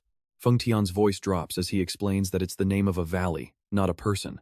The old man just trembles and begs for his herbs, claiming he has no idea what they're talking about. Feng Tian glares at him, demanding the Toad Immortal's location, but the old man continues to play dumb. He insists he's never heard of any immortal with such a weird name. Feng Tian is absolutely fuming, realizing this local is completely useless to him. With a surge of speed, he leaps away to continue his desperate search, leaving the old man behind. You and I have to agree, he's better off finding it himself than asking this fool. Just as the old man relaxes, a sudden blast of wind hits him, and dark shadows start to loom overhead. He looks up in terror to see another group landing right in front of him. It's the Green Forest King, still carrying Ruolan on his shoulders. Radiating killing intent, the king roars out a single question: where is the Water Curtain Valley? The herb gatherer stubbornly insists that nobody with the name Water lives anywhere on this mountain. The king bellows in frustration, clarifying it's the valley where the legendary Toad Immortal is currently hiding. Seeing the old man's dazed look, Ruolan assumes he's senile, and the king orders his troops to move on. The old man sighs over his terrible luck with all these crazy people today. Talk about a bad morning. Before he can even pick another herb, a crushing, pitch-black aura suddenly suffocates the entire area. Something dark is coming. Standing before him are the 7 mountainless ghosts, radiating an overwhelming and terrifying pressure. Under the cold, piercing glare of the Inconstancy ghost, the old man tries his act again, claiming there's no Water Curtain Valley here. He trembles and begs for mercy, swearing on his life that he has no idea who this Toad Immortal is supposed to be. Hearing that name, the ghost leader lets out a wicked, sinister smirk. He coldly asks which way the group in the leather armor went. As the old man points the way, the ghosts vanish into the deep forest like a dark blur. Terrified for his life, the old man packs up to flee. You and I know he's smart to run before things get worse. But his bad luck continues as another youth approaches at a frightening speed. He stops, tired of the charade. He asks first if the boy is also looking for the Water Curtain Valley. Namgung Wan stops and looks at him with a suspicious eye. He bows politely, asking the old man if he knows the way. But before he can finish, the old man had completely lost his patience and let out an enraged roar. Damn those mongrels. I told you, I know nothing about Water Curtain Valley or the Toad Immortal Physician. That thunderous shout left Namgung Wan dazed, barely able to let out a terrified gasp. You and I are about to see this old man's temper hit its limit. He immediately memorized those 2 vital names, Water Curtain Valley and the Toad Immortal Physician. Realizing he had what he needed, Nam Gungwan quickly shouted his thanks to the old master. Then he led his group deep into the forest, following the directions. Watching them go, the herb gatherer clicked his tongue, muttered, "Damn it," and dropped his basket. That simple-minded expression vanished instantly. He stood tall with the aura of a grandmaster, contemplating the sudden appearance of the green forest and these noble brats. He wondered who those 7 black-clad men and the child were, but one dangerous figure worried him above all. Feng Tian felt like his head might explode from the chaos, stomped the ground, and vanished with unbelievable speed. Gliding through the trees, he told himself it was finally time to leave Mount Xiang behind. Mount Xiang was indeed gorgeous, with its massive pines and majestic, cascading white waterfalls. Now watch this part carefully. Poor Du Yuqiang is living through a total nightmare while being carried at insane speeds. He cursed internally, wondering if this guy had lost his mind. What is even happening? They had been running since dawn without a single break. His head felt ready to burst, but Feng Tian just gritted his teeth and pushed forward with everything he had left. He roared with determination, "Master, please hang on. I won't let you die." Jolted around on the guard's back, Yu Chong could only scream in despair, "I am going to die because of you, you bastard." Flying over high cliffs under the sunset, Feng Tian told himself that having more people to help would surely bring news faster. Reaching the ground, Yu Chong asked in shock, "More people?" Then he froze. The Green Forest King, his daughter, and their entire bandit army were already waiting right there. Without a hint of politeness, Feng Tian glared at the Green Forest crowd and barked, "Have you found Water Curtain Valley yet?" Son Ruolan, currently supporting her exhausted father, reported timidly, "Sir, we still haven't found it." He went ballistic. Feng Tian roared and cursed them as useless, leaving the Green Forest King to bow his head in pure helplessness. "Okay, I know what you're thinking. This guy is losing it, and you'd be right." Then, he kicked off the ground and shot forward like a bolt of lightning. The soul-chasing ghost of the 7 ghosts of Wushan snarled, threatening to kill anyone who dared to move. Suddenly, a hand landed on his shoulder. "Calm down, third brother. That is the great impermanence ghost." The leader stepped forward with an overwhelming gaze, declaring they weren't there for a fight. However, he added a cold threat. Their response would determine if the 7 ghosts left in peace. The Wuchang ghost stared at the Green Forest King, questioning the strange disappearance of the Black Dragon Gang and Amei. He suspected a secret peace treaty, but the Green Forest King coldly declared that they had already buried them. He recalled his men shoveling dirt over the Black Dragon remnants, thinking he had no time for the 7 ghosts. Deep down, though, the king was terrified because Feng Tian was becoming extremely volatile due to Du Yuqiang's worsening state. One wrong move now, and he would bite back hard. Provoking this monster meant the Green Forest would share the Black Dragon's fate. Right when things looked deadlocked, an arrogant woman nearby suddenly spoke up with pure sarcasm. "They are all dead already." She laughed mockingly, asking if the 7 ghosts were really so blind they didn't know the Black Dragon Gang was wiped out long ago. That insult to his friend absolutely enraged the Wuchang ghost. He roared that insulting his allies was the same as insulting him, but the woman just kept smiling provocatively. She called him hilarious and claimed she never saw him as a friend anyway. Unable to hold back, the soul-chasing ghost roared and lunged forward with his weapon in a frenzy. Before the clash could even start, Feng Tian's thunderous scream tore through the silence and shook the entire area. The sheer force of his internal energy created a massive explosion, blasting everyone back in total shock. Every time this guy shows up, the entire world seems to tremble. The Green Forest King and that woman were pushed back while the 3rd ghost gasped in agony. What kind of power is this? And trust me, you and I are going to want to see her next move. Wild, right? Alright, stick with me, because you and I are about to see exactly how ruthless Feng Tian can be. Right, Feng Tian? Are you just going to stand there talking? Or are you actually going to fight? The Green Forest King shudders, realizing his daughter is intentionally sparking a bloody war between Feng Tian and the 7 ghosts. Facing that provocation, the impermanence ghost narrows his eyes in suspicion and asks, "Is that really true?" While the tension reaches a breaking point, Feng Tian suddenly turns pensive, realizing he missed a crucial detail.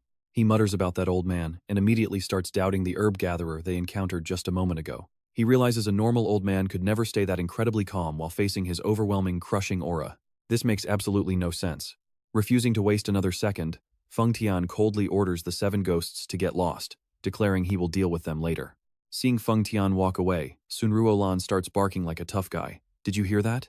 What are you idiots staring at? Feng Tian told you to beat it." Her arrogance makes the impermanence ghost grind his teeth in rage, but he cannot act.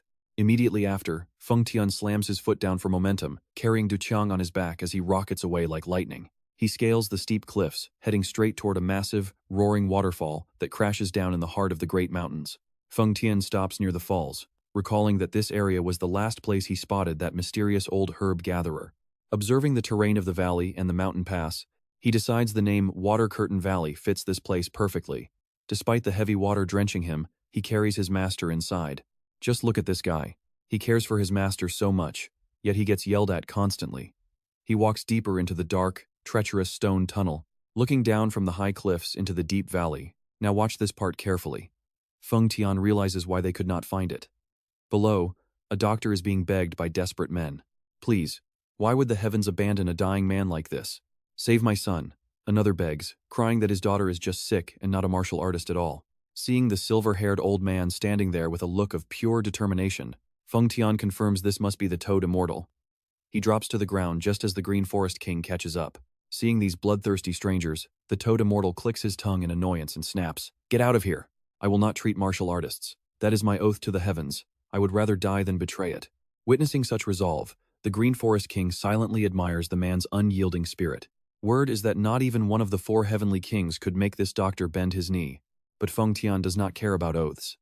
He coldly declares, "I do not care about kings. I will take your legs first. You only need hands to heal people."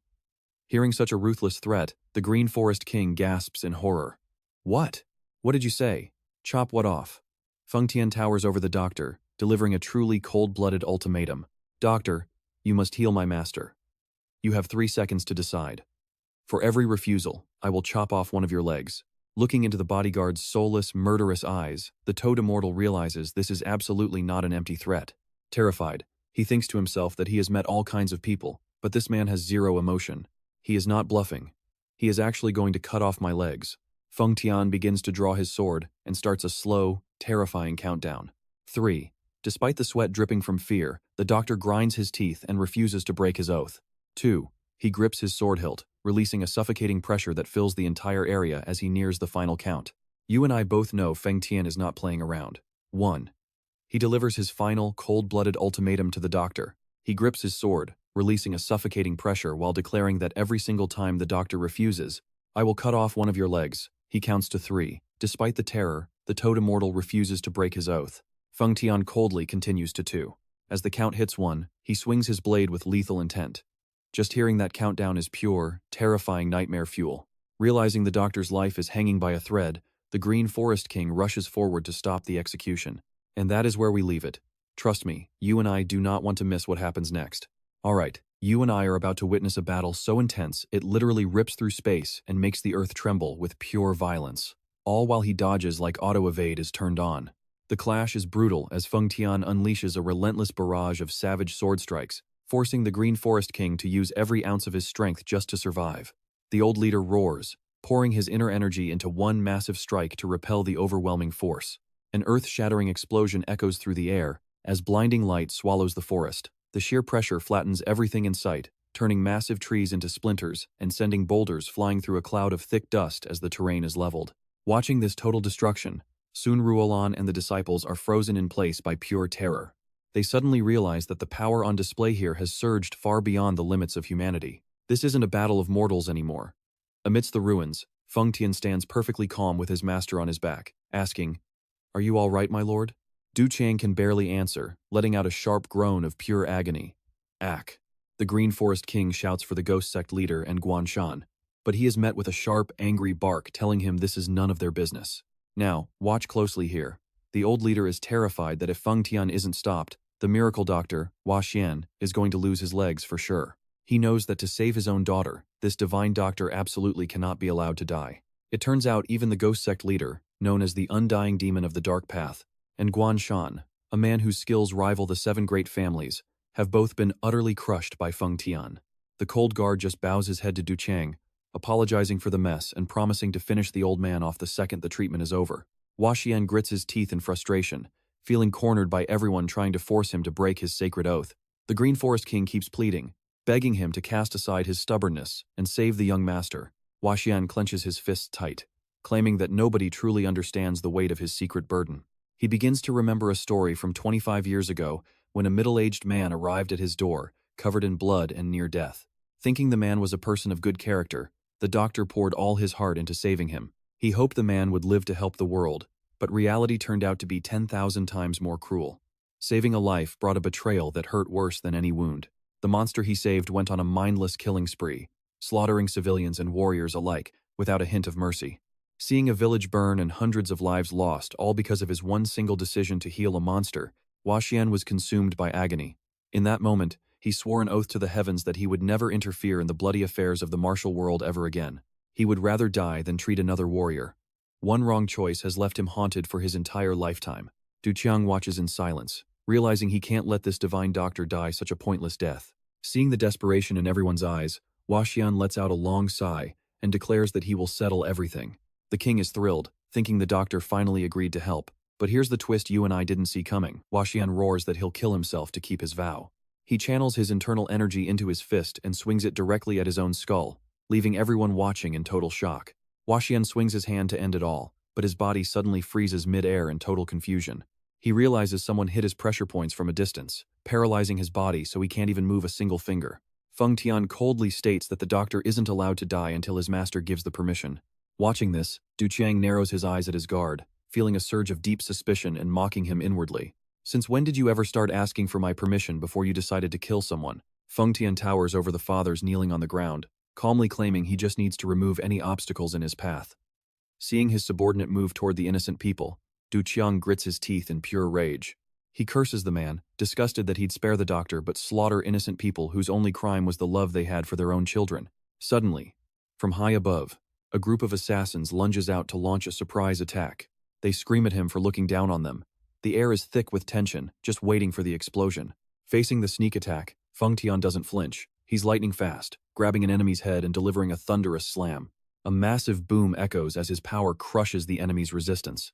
Witnessing this overwhelming display of pure force, the Green Forest warriors scream in horror as one of the 7 devils of Wushan is taken down in a heartbeat. They're shaking in disbelief. Did he really just defeat one of the 7 devils that easily? The rest of the 7 devils lie scattered on the ground, calling for their leader in total despair. Feng Tian stands tall in the carnage, his dark shadow looming over the defeated, as he coldly repeats his warning to leave. Sensing that his guard is about to slaughter everyone there, Du Qiang desperately shouts out Feng Tian's name. Feng Tian instantly stops and bows obediently. And trust me, you and I are about to see if he'll actually follow the order to not kill anyone. Alright, stick with me, because even Guanshan and the Ghostgate sect leader are being forced into humble mode right now. Du Qiang is barely clinging to life on his back, yet he still forces out a desperate demand for a promise. Answer me. Faced with his master's iron command, the bloodthirsty protector Feng Tian has no choice but to bow. As you wish. He lets out a quiet sigh. He stares at his own hands and mutters to himself, so as long as I do not kill them, anything goes? Suddenly, agonizing screams echo through the woods as he begins a brutal assault, shattering bones while keeping his enemies alive just like Yu Chang wanted. Witnessing the sheer brutality of the scene, the survivors are left trembling in shock, wondering what kind of twisted martial arts Feng Tian is using to display such overwhelming power. The massive protector marches toward the divine doctor, wearing a smile of genuine respect for the old man's unwavering resolve. He suddenly lunges forward, grabbing Huaxian by the collar and roaring a desperate command. Save him now. Everyone is left wondering what kind of game-breaking skill they just saw. Son Ruolan screams out in a panic, begging the old man to stop provoking this monster and just heal the patient to save his own skin. But the divine Dr. Huaxian remains incredibly stubborn. He grits his teeth, declaring he has lived long enough. Even if they tear him apart limb by limb, he refuses to break his sacred oath. Feng Tian's fury finally reaches its breaking point. His eyes turn dark, radiating a terrifying murderous pressure. Now, pay attention here, because the Green Forest King realizes the killing intent is real and screams in absolute despair as Feng Tian reaches for his sword. Huaxian silently closes his eyes, waiting for the end. But instead of a lethal blade, Feng Tian simply calls out his name. To the absolute shock of everyone present, this arrogant warrior who fears nothing suddenly humbles himself, bowing low to offer a sincere, heartfelt plea. Divine Doctor, I beg of you. It is a total 180 that the whole battlefield cannot even process. Feng Tian, the once cold and arrogant protector, is now bowing before the doctor with a level of desperation no one has ever seen. Great doctor, I am begging you from the heart. Seeing this, the Green Forest King is completely stunned. He cannot believe his own eyes, seeing a monster like Feng Tian actually lowering his head to beg for mercy. This extreme sincerity moves son Ruolan to tears as she sobs, Father, how did he end up like this? Why are you not crying too? The Green Forest King just stands there, dazed by his daughter's sudden outburst, but the doctor's face remains as cold as stone. He coldly responds, This is not a game. That boy behind you matters more than your life. but I also have things I worship. The divine doctor is determined to uphold his sacred oath until the very end. He is ready to face death, telling them, I cannot heal him, so you might as well just kill me now. I know what you are thinking, but Feng Tian is not backing down as he grabs the doctor and whispers for his master to understand. My master gave me a direct order not to kill you, so I will stay my hand for now. Instead of death, he chooses something much worse, promising a torture so brutal the Green Forest King screams out in terror. He rushes forward to intervene, knowing that once a man like Feng Tian starts torturing someone, it will be a literal nightmare. He begs desperately, give me just 1 hour, and I guarantee I can get the antidote from him for you. He admits his Green Forest torture methods are nothing compared to the demonic cult, earning a look of pure contempt from Feng Tian. What a garbage comparison. Still, the Green Forest King tries to persuade him with every ounce of confidence he has. I am just telling you that I can get it done. Coldly, Feng Tian delivers one final, terrifying ultimatum. I will give you exactly 1 hour, but if you fail, your entire tribe will die along with him. The king grits his teeth and accepts, gambling his entire sect on this life or death bet. Later, inside a small hut, the mood turns grim. Hua Xian is dragged inside, his face twisted in a mask of pure agony and frustration as he faces this cruel reality. It is an all-in bet. Win and they live, lose, and the entire sect is gone. Watching her father prepare, Ruolan wonders if their tribe's torture really just boils down to a simple, physical beating. Even while restrained, the doctor remains defiant, challenging them to beat him to death because he is never handing over that antidote. A subordinate suggests using red-hot irons to break the old man's spirit, but Ruolan is already starting to lose her patience. She reminds her father to move faster, because they only have 1 hour left before the slaughter begins. Without hesitation, she throws a massive punch that shatters the wall behind the doctor, showing off a strength that could level the house. The king is stunned by his daughter's power, but he just smiles slyly and tells the doctor to wait before striking his pressure points. That is where we leave it. Trust me, you and I need to see what happens next. Alright, you and I are about to see if a simple sleep pressure point can really handle a guy who laughs at torture. Suddenly, the Green Forest King pulls out a purple spirit pill, claiming it is the antidote for the scarlet-red poison. Ruolan and her subordinates are stunned. She clearly remembers her father throwing that exact pill away with his own hands just the other day. The old leader smiles, admitting he planned to toss it but kept it for emergencies. A plot twist as smooth as pulling a coin from a pocket. Ruolan flashes a mischievous grin. She mocks the divine doctor, saying he must have been in quite a rush to forget the antidote before leaving. But the situation is dire. If Feng Tian finds out the truth, the entire Green Forest faction is definitely toast. Miss Xia determines she must wipe out all evidence. One subordinate trembles under Ruolan's cold, murderous gaze. Now pay attention, because they decide they need a fall guy to scream like they are being butchered to sell this fake torture session to the guard outside. The entire group's eyes lock onto the unlucky subordinate, scaring the absolute soul out of him. The Green Forest King approaches, coldly telling him to scream with pure despair before raining down blows. The subordinate's agonizing shrieks echo through the room as the king delivers one thunderous strike after another. The poor guy lies motionless, foaming at the mouth in a truly pathetic state. The king exhales, feeling quite satisfied after this brutal performance of fake but very real torture. Ruolan beams, telling her father not to worry since it sounds convincing from outside. She's been ready for this. She quietly holds the new antidote. Inside the wooden hut, the divine Dr. Huaxian sits in a daze, looking like a hollow shell. The king holds the bottle, laughing triumphantly. Ha ha, a divine doctor indeed, so the name of the medicine is Fire Red Pill? He continues to mock him, saying the doctor must have realized how precious life is after that beating he took. Knowing Feng Tian is eavesdropping outside, the king thinks to himself, if his inner energy is as powerful as they say, he is definitely catching every word. To end the play, he respectfully taps a pressure point to ease the doctor's pain before stepping out. Feng Tian asks coldly, is it real? You and I saw how deep that acting went. The king confidently claims the torture finally broke the doctor's will. Witnessing their leader's cunning, the subordinates whisper among themselves in awe. Who knew these forest bandits could be so calculating? The king roars with pride. Do you really think we bandits are just idiots who only know how to use our fists? The subordinates nod frantically. Wasting no time, Feng Tian, still carrying Du Yuchang on his back, demands the antidote immediately. A small white bottle is handed over, as the king naturally switches from bandit leader to master director. Holding the cure, Feng Tian bellows with insane loyalty. 10,000 years of prosperity. Long live. Long live. Long, long, long live. He drops to his knees, offering the bottle with both hands. Master, I pray you gain eternal strength. Du Yuchang dazedly takes the bottle and downs it. He immediately sits cross-legged, circulating his energy as the medicine surges through him.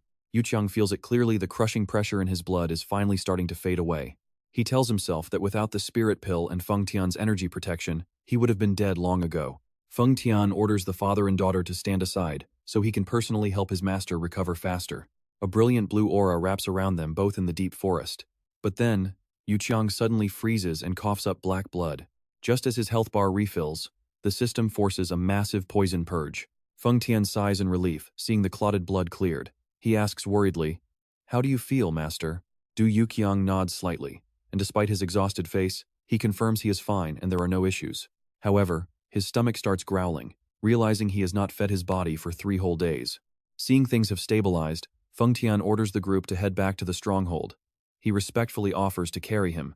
The master, Yuqiang, refuses because he wants to walk, but his stomach is loudly demanding justice now that the danger is over. After just a few steps, Yuqiang stumbles, forcing Feng Tian to catch him quickly. The guard feels for him, knowing it is still too much. Yuqiang grinds his teeth as he finally accepts a ride on Feng Tian's shoulders. "Let's move." The two dash into the night, blurring through forests and deep caves at terrifying speeds. Under the faint moonlight, Yuqiang grips the guard's shoulders tightly, feeling the wind howl past his ears as they make a spectacular leap from a high cliff. "So, you and I leave him there, enjoying the view and his recovery finally safe, for now. Let us dive into this." Du Yuqiang thinks his life is finally safe, and all he needs now is some rest. But reality is way more brutal than he imagined. Returning to his room, he suddenly collapses on the floor. He gasps for Peng Chun while blood pours from his mouth as a haunting vision appears. Everything is far from over. Inside the Grand Green Forest headquarters, Du Yuqiang tries to enjoy a peaceful moment at a massive banquet. He misses his warm family meals, where simple laughter was the best part of the entire feast. Instead, he is stuck at a table with these loud, crude members of the Green Forest clan. One side felt like home, the other was just a gang of bandits. Suddenly, the king roars, signaling the chaos to begin. His subordinates lunge at the food like starving animals, fighting over every single plate on the table. After shoveling meat into their mouths, they shout in unison that it is safe before bowing down. They toast to his long life. Witnessing this circus, Du Yuqiang clenches his fists, wishing these annoying people would just disappear. It is just a meal, but they are acting like a high-stakes food inspection. 7 days have passed since Yuqiang was treated and began his long recovery here.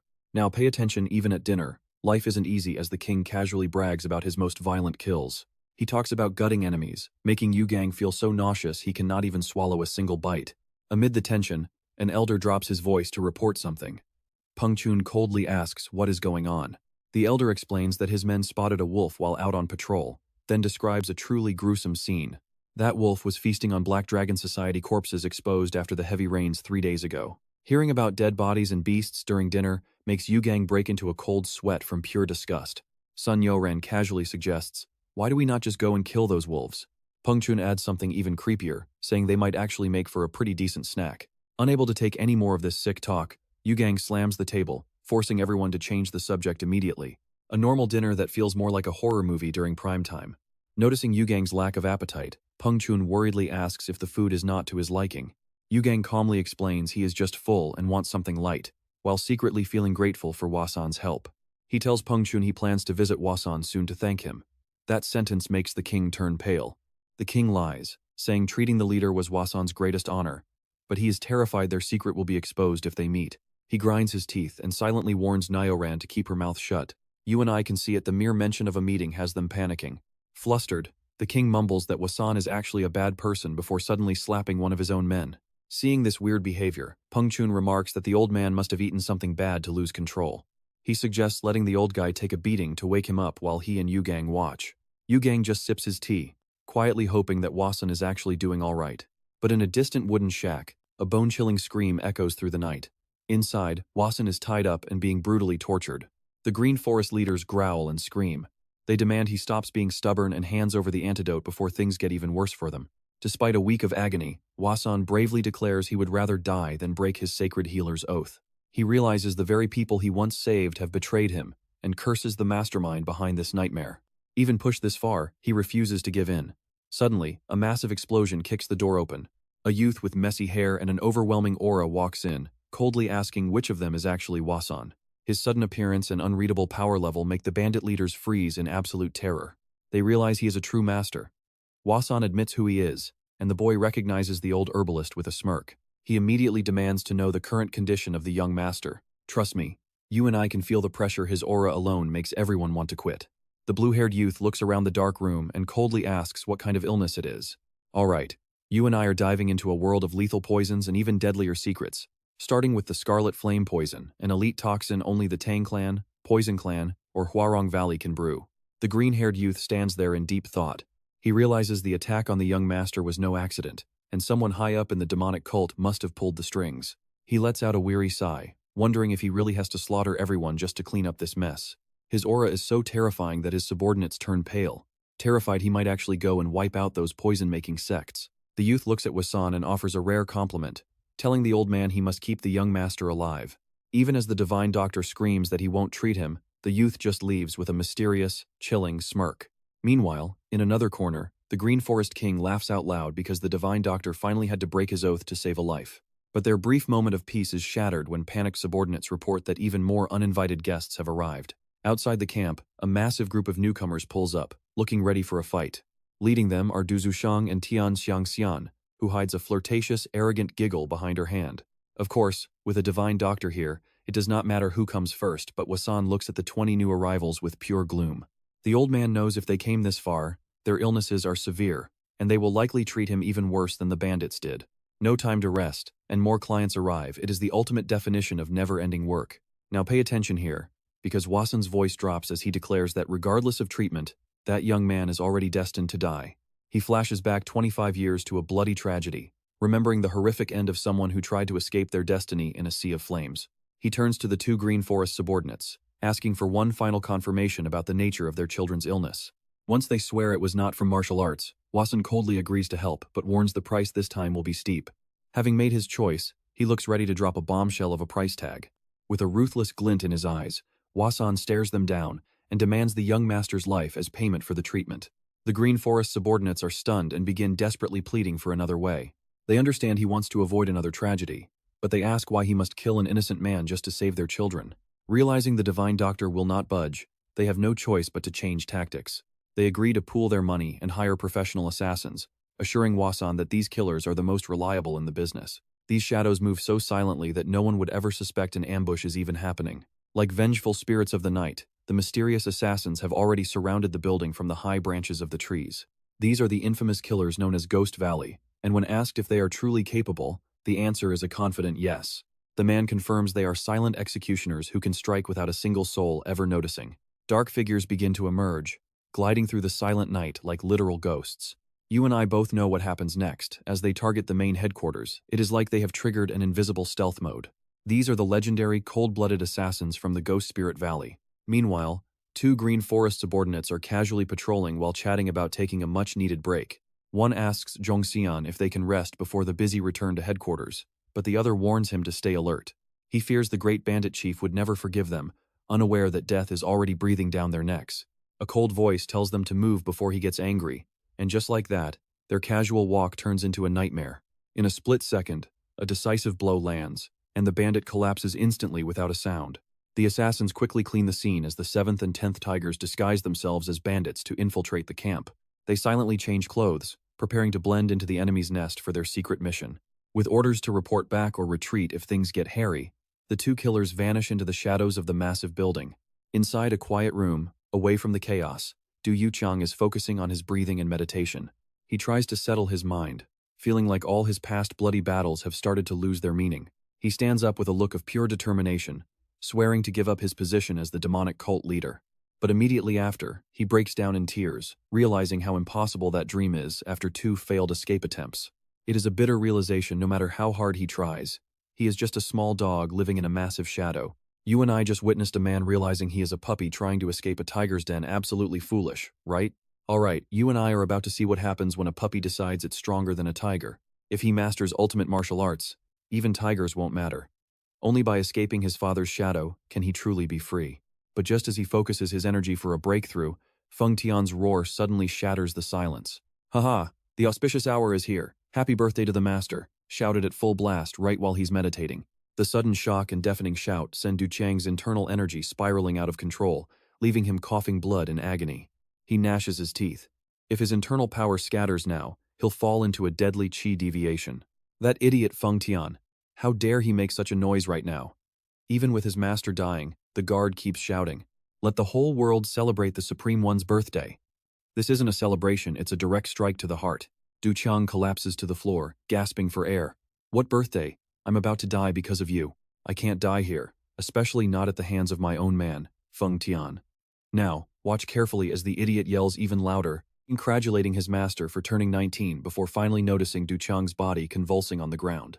He rushes over to help, telling him not to worry because he'll handle the qi deviation immediately. Feng Tian places a hand on Du Qiang's back, channeling a deep blue energy to stabilize his chaotic meridians. Once the danger passes, he actually starts lecturing his master. "If I arrived any later, you would have been in real trouble." Du Qiang is fuming. He's supposed to listen to advice from the man who almost accidentally assassinated him? Feng Tian continues, saying that one must always watch their surroundings during meditation. Du Qiang is driven nearly insane by his subordinate's arrogance. Finally, Feng Tian stands up and invites him out. "Happy birthday, master. The party is ready outside, so let's go." Du Qiang walks out silently, bitter that he nearly died for some stupid celebration. He wonders if this party is even worth the life he almost lost just minutes ago. As soon as he enters the Grand Hall, the Green Forest King and hundreds of disciples drop to their knees. They chant for him to live for 10,000 years. After almost being erased, he's forced back into the spotlight. The shout echoes through the mountains. "Long live the Supreme Master on his birthday." Seeing the unexpected scale of the event, Du Qiang can only manage a stunned gasp. As he stands there dazed, Feng Tian approaches. "Master, I wish you eternal life." He's shouting with passion. But the master is just confused by the whole scene. Eternal life sounds great. Du Qiang muses to himself, but then emphasizes that something even more joyful is happening. Suddenly, his expression turns dark and menacing. He coldly announces that on this happy day, someone actually tried to assassinate him. Feng Tian explodes in a rage, demanding the traitor's head. Du Qiang begins to recount the events. While he was focusing his energy, he heard a birthday shout, but somehow, it sounded exactly like someone saying, "Just die."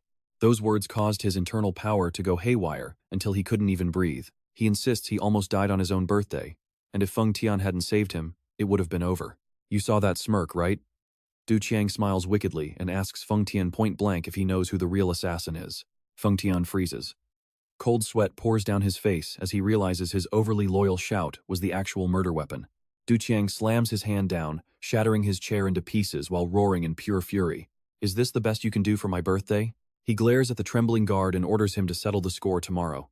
Feng Tian just stands there, brain completely stalled. Hidden assassins from Ghost Valley are shocked by the target's sheer arrogance.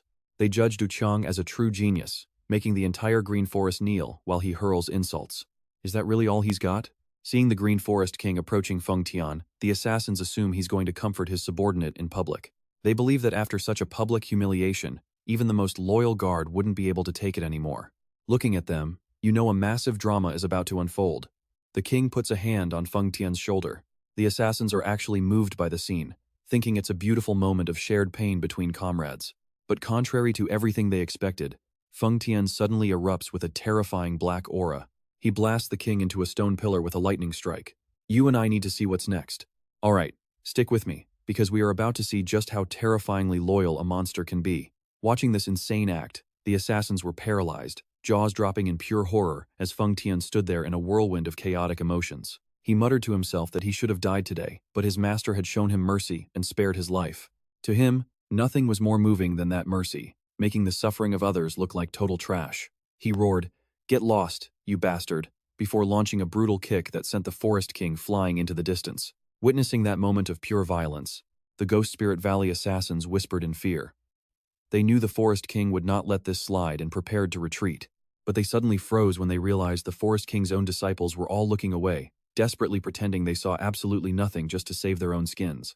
The Forest King walked away alone, draped in total and utter humiliation. The assassins sensed the atmosphere turning strange, but they believed the Forest King was too distracted to notice them. They decided this was their one and only chance to finally finish the mission. Under the dim moonlight, one assassin silently approached the main water well, smugly pulling out a bundle of deadly toxic grass. This poison takes 6 hours to kick in, making the victims die without ever even knowing the reason why. He gave a wicked smile, thinking his plan to poison the well was perfect, acting with confidence like he was playing on easy mode. "Sorry, Forest King, but you all have to die with that kid," the assassin hissed with murderous intent. Just as he was about to strike, Feng Tian's dark shadow loomed behind him out of nowhere. He coldly asked, "So, have you all finally arrived? Did you all come here for a drink?" This monster's sudden appearance terrified them, making cold sweat pour down their faces.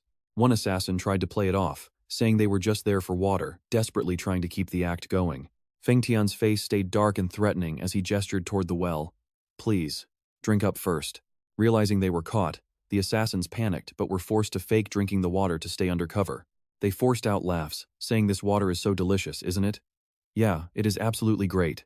Now, pay attention here, this is where it gets dark. Seconds later, the poison kicked in, and they collapsed, foaming at the mouth.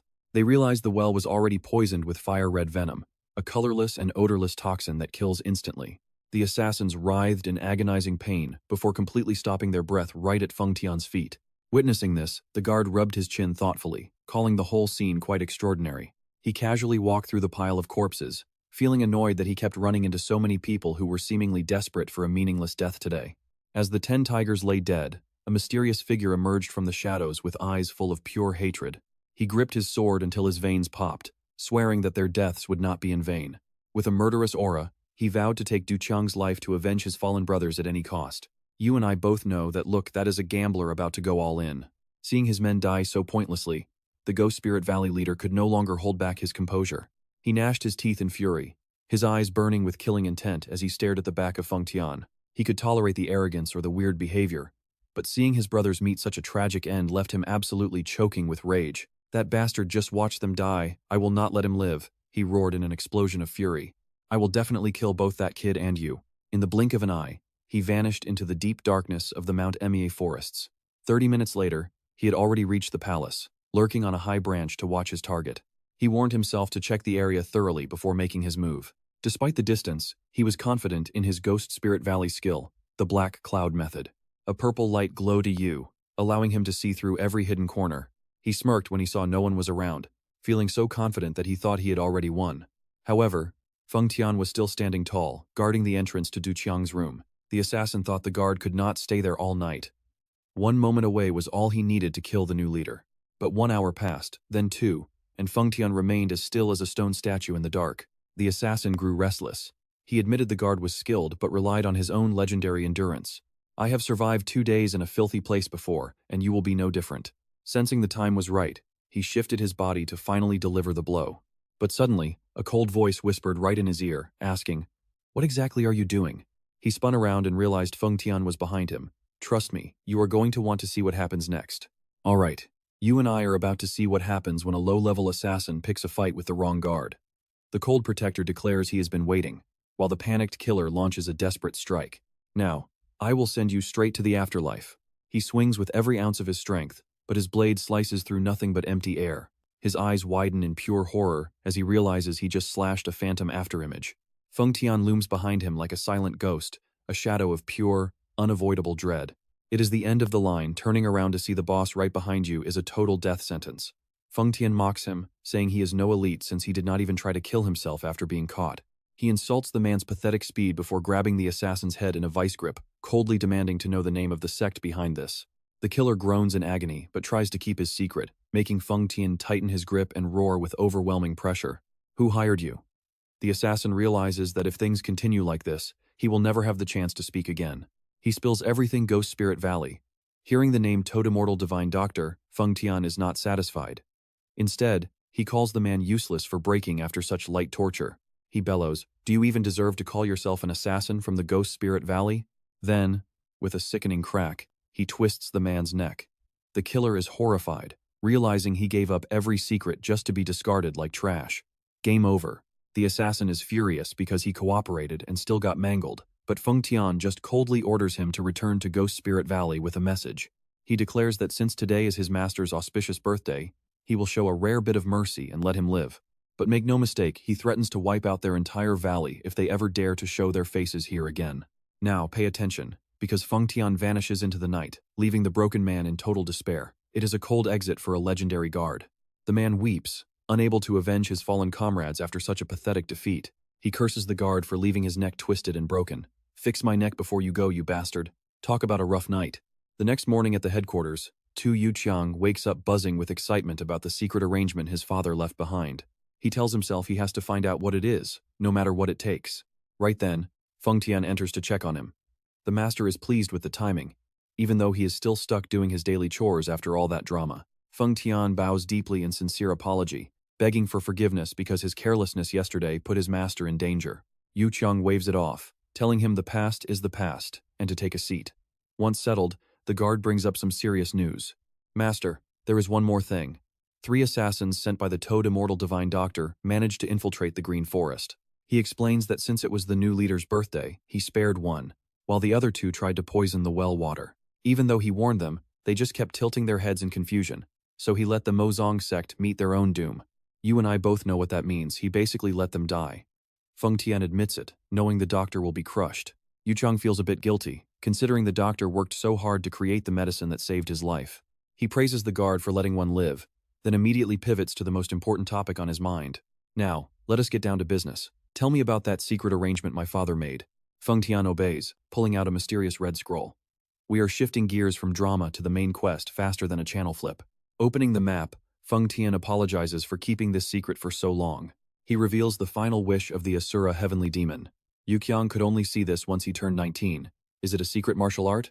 Feng Tian confirms it without hesitation. Yes, it is exactly that. Yu Qiang's eyes burn with ambition. He believes this legendary technique will finally give him the freedom he has always dreamed of. Feng Tian points to the map, explaining their current location and the path northeast toward the hidden treasure. Zhuyu Peak. He says that deep below the cliffs of the peak, there is a hidden cave tucked away in Liangcheng. The entrance is hidden by a complex formation, but the guard is ready to shatter the seal with his overwhelming power. Just from the description, you can tell this side quest has boss-level difficulty written all over it. Feng Tian claims he has found a way to break the array and has already scouted the area. When Yu Qiang asks what kind of martial arts are inside, the guard apologizes, saying he did not dare peek out of respect and only observed the surroundings. He mentions a massive spider carcass inside the cave. Yu Qiang is intrigued. A giant spider sounds like a mystery worth solving. It really seems like this could be a world-class technique. With a confident smile, he orders a quick breakfast before they set off. Feng Tian bows in obedience. Breakfast begins with the King of Green Forest and his daughter joining them. When Yu Qiang says his goodbyes, Ruolan and her father cannot hide their joy at finally being rid of him. But then Feng Tian drops a bombshell that freezes the entire room. Trust me, you and I are going to want to see this. Alright, stick with me, because you and I are about to see a masterclass in burning bridges. Hey, the bandits even shouted "Long live the king" for you, Cuong snaps sarcastically. Thanks to a bit of persuasion, the duo gets a grand farewell, though the bandits nearly died of fright thinking they were about to be erased. Behind them, the bandit king screams for his men to dump every single grain of salt in the warehouse. Seeing the chaos, Cuong can only wonder if this is a farewell or a straight-up exorcism to ward off evil. Half an hour later, they arrive at the peak of Chudu Mountain, standing right on the jagged edge. Feng Tian asks if his master is ready, and Cuong gives a firm, final nod. One more step and his father's secrets are within reach. This is the final move to earn his true freedom. Feng Tian nods back, his eyes burning with an intense, unshakable loyalty for his master.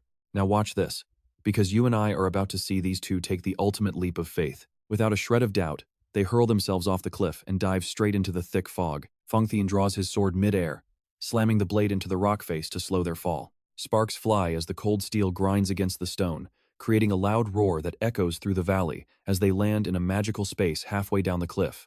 Taking in the shimmering scenery, Cuong is stunned, wondering if this whole place is just an illusion from a grand formation. He looks at the floating peaks and sighs. It truly feels like they are standing on nothing but air. Emerging from a treacherous tunnel, they reach a massive stone gate. Finally, the nerves are starting to kick in. Feng Tian stops him, explaining that he needs a moment to secure their tracks first. He channels his energy to cast a concealment spell, hiding the cave entrance from any prying eyes outside.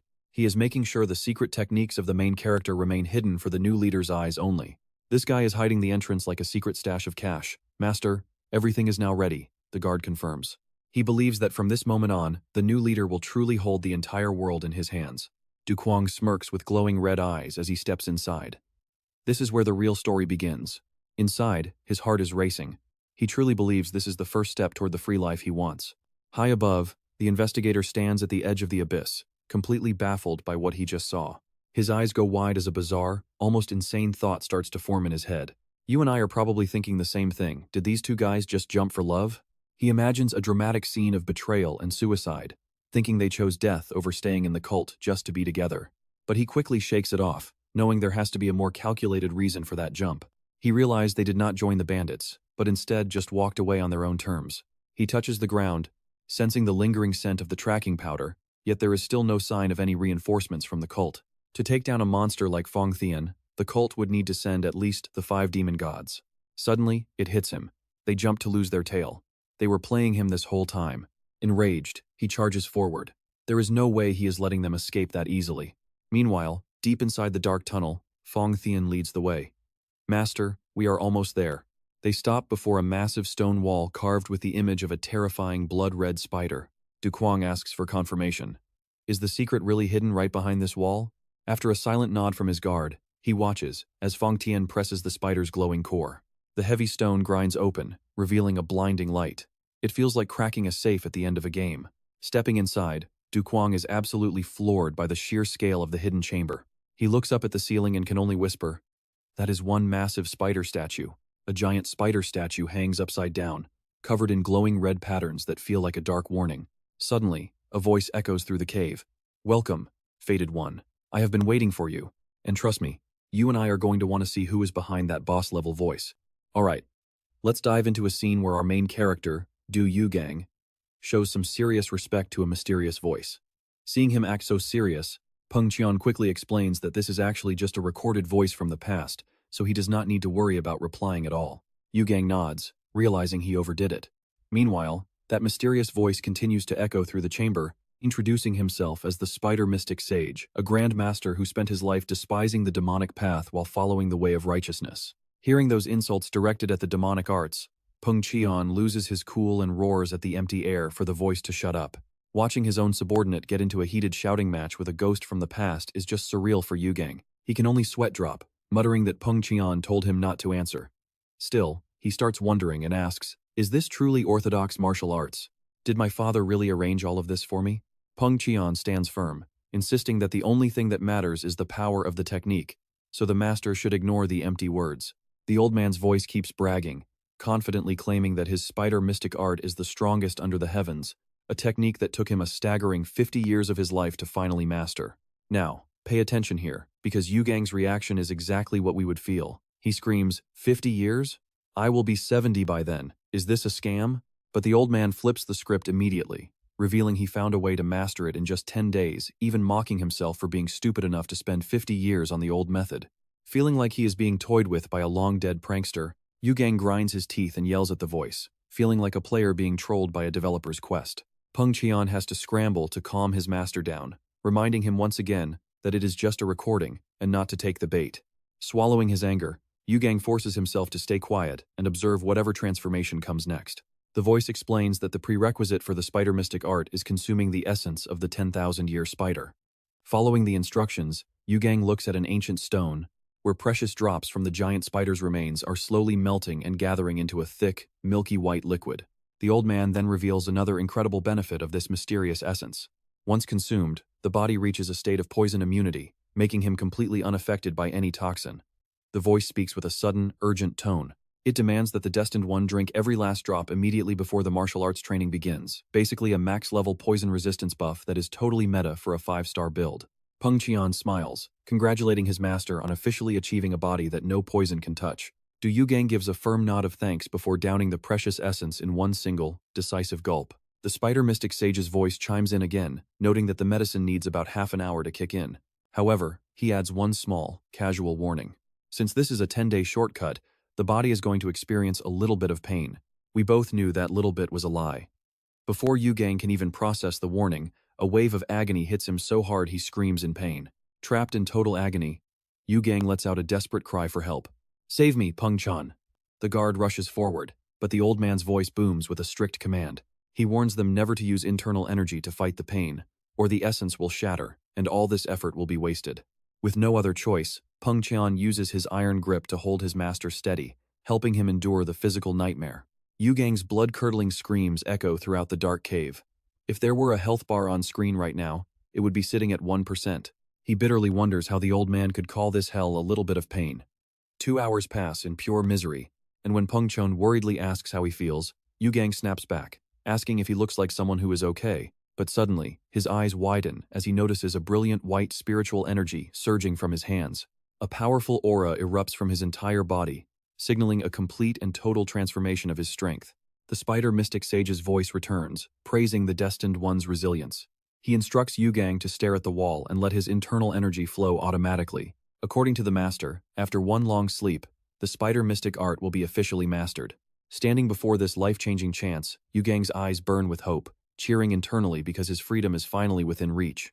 It turns out the dream of getting strong while doing nothing is real, as the legendary martial arts begin to imprint themselves deep into his mind. First comes the general application of the spider mystic art, followed by the shadow body movement technique that allows him to move across walls and ceilings with blinding speed.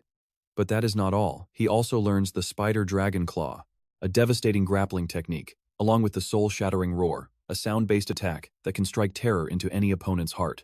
The transmission continues with spider senses, heightening his hearing and vision to detect danger while perfectly hiding his own killing intent. And that is where we leave it with the heart-piercing palm, the ultimate strike to peak his power. Trust me, you are going to want to see what happens next. Tuo Duqiang slowly opens his eyes. Alright, you and I are about to see if he can finally crush Feng Tian with this massive new power.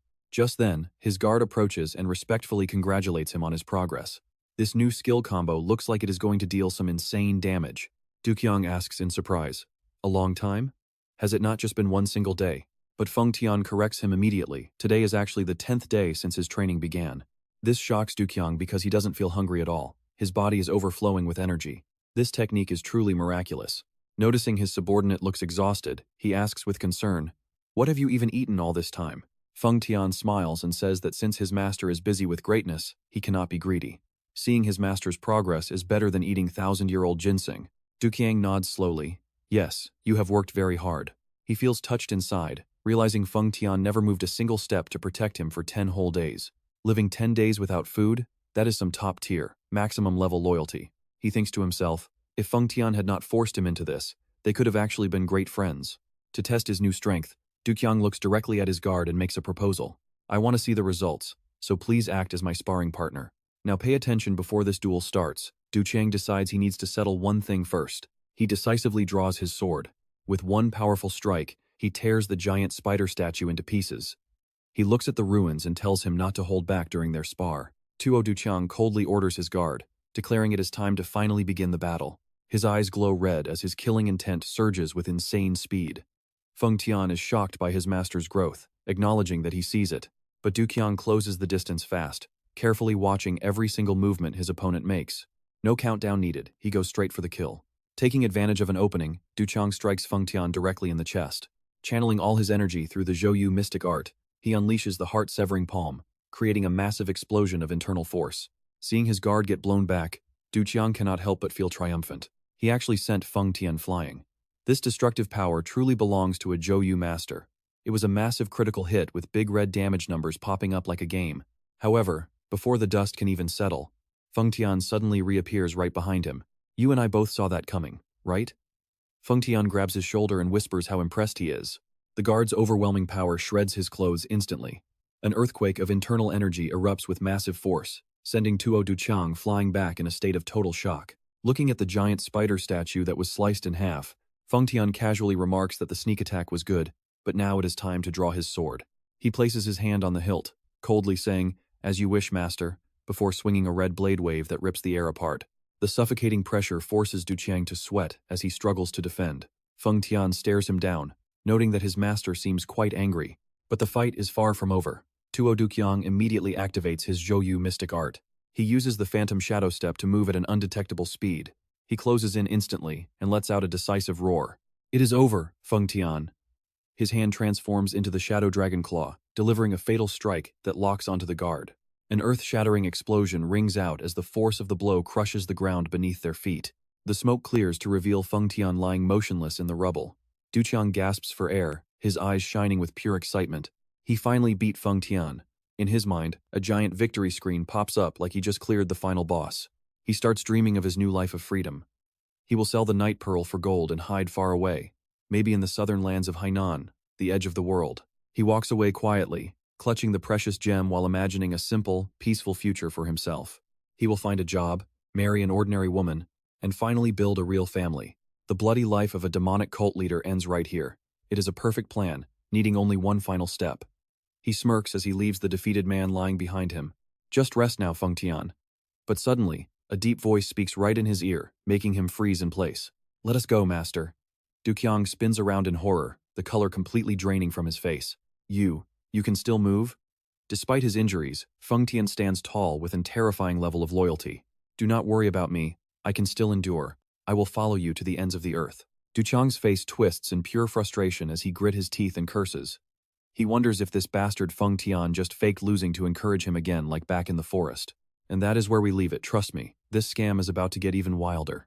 Alright. You and I are about to watch a chaotic escape as Duchang flees that monster guard. Scaling the cliffs, Duchang screams in rage, is this really the strongest martial art my father arranged? If it cannot even beat Feng Tian, how is it the best? Below him, Feng Tian refuses to quit. Master, please wait for me. Duchang pushes his new movement technique to the limit across the jagged rocks. Seeing the gap widen, he celebrates, is Feng Tian finally unable to keep up with me? Now here is where the hope shatters. Just as he thinks he is free, a roar erupts behind him. Master, stay right there. Feng Tian's powerful shout echoes through the valley, making Sun Ruolan tremble with fear in the far distance. She mutters to herself, I just got chills. Is Feng Tian still not strong enough after all that training? Feeling like bad luck is stalking her, Ruolan decides she needs a fortune teller to break this curse. Her subordinate reports some fortune tellers are on the mountain, giving her a bit of relief. But reality bites. Those high old men are actually Gong Ling and Zhui Longzi elite assassins from the Ghost Spirit Valley.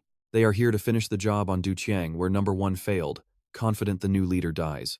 Ruolan does not care about the future of the Green Forest, telling them to ask her father later. With a mysterious smile, she leads the 2 disguised killers right into the lion's den.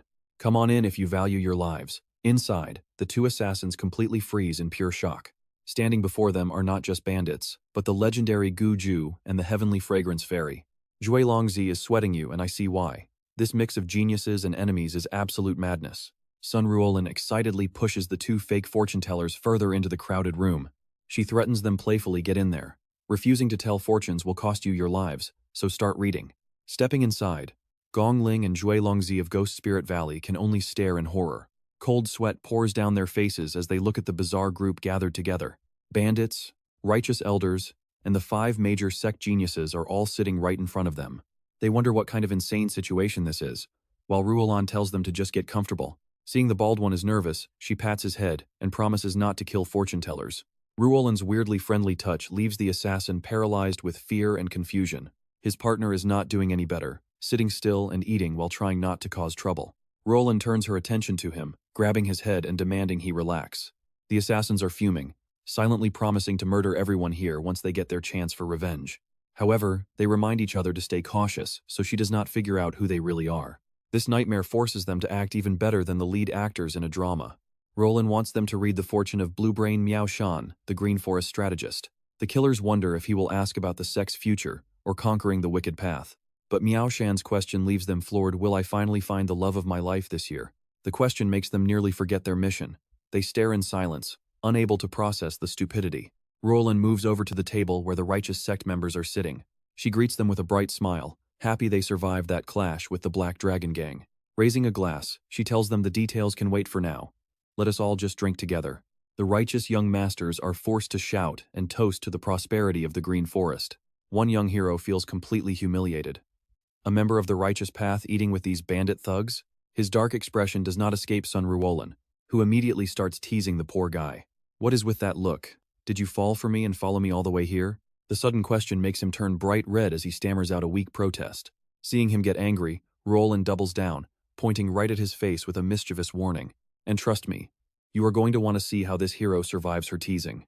Alright, stick with me. Our hero is being threatened like never before. Don't you dare say you like me later, or you're dead. He's so embarrassed he just wants to vanish into a hole. Just then, a member of the righteous faction named Mu Dong Van Thien speaks up to break the awkward silence. He politely asks Lan about the Black Dragon Gang, wondering if they made peace since they haven't been seen lately. Lan takes a sip of her wine and casually drops a bomb. Peace? What peace? They are all dead. Gone. Don't bother looking for them anymore. Her tone is casual, like she's talking about the weather, but the news is heavy. Even though Van Tien is stunned, she confirms it's the absolute truth. Mu Dong Van Tien narrows his eyes, clearly doubting her words. He shifts to a more important issue. Are those 4 people who were with you still here? What is their true identity? Lan gives him a cold stare and reveals that 2 of them are still staying here in the Green Forest. As for the scholar and the country bumpkin, they left long ago. She claims she has no idea who they actually were. Seeing Van Tien still doubting her honesty, Nurklan snaps. Just believe what I told you. Immediately, she spins around and slams her hand down onto the table. She locks her eyes on Ngandmq nearby.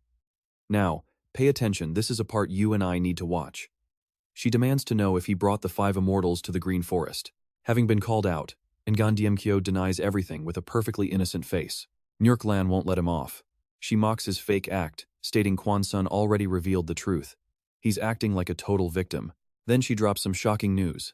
Fong Thien kidnapped the Divine Doctor, and the group has been chasing them all the way here.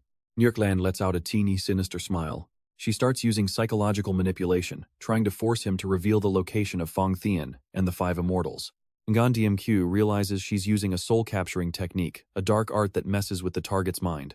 He thinks he can barely resist it, so anyone else is finished.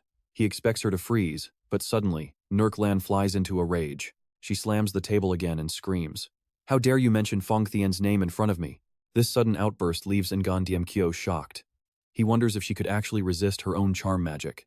Nurklan snaps at everyone to stop making a mess. This place is annoying enough, so she tells them to leave immediately. She points a finger in warning. Seriously, if you dare bring up Fong Thien again, you are dead meat. Her ferocity has everyone around her sweating bullets, and they can't help but wonder. Who exactly is this Fong Thien? I know what you're thinking, he must be something special to make her this sensitive.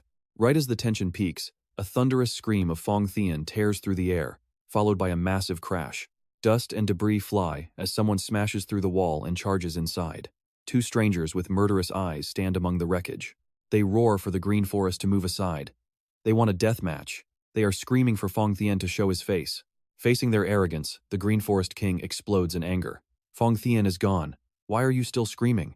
When they call him a liar, the old leader snaps back. He has no reason to talk nonsense to them. He tells them to get lost, just like their friends from the Black Dragon Gang did. The leader of the newcomers grinds his teeth in fury. You think we are fools? We saw exactly what we needed to see back at Mountain Gutai. He remembers a heartbreaking scene in the deep woods, silently watching his comrades perform a final farewell ritual. He whispers an apology, full of gloom. I was going to spare your life, but you chose death instead. Forgive me for having to bury you in a place like this. Every word he says sounds like a dramatic midnight post. With eyes burning with hatred, he vows to give them a proper burial after his revenge. Then, he lets out a scream of pure agony. Looking into the deep pit, a subordinate stammers in fear. When he can't get the words out, the leader snaps at him. What is wrong with you? Why are you screaming like you saw a ghost? Well, he actually did see something terrifying. But then, the truth reveals itself, and the leader freezes in his tracks.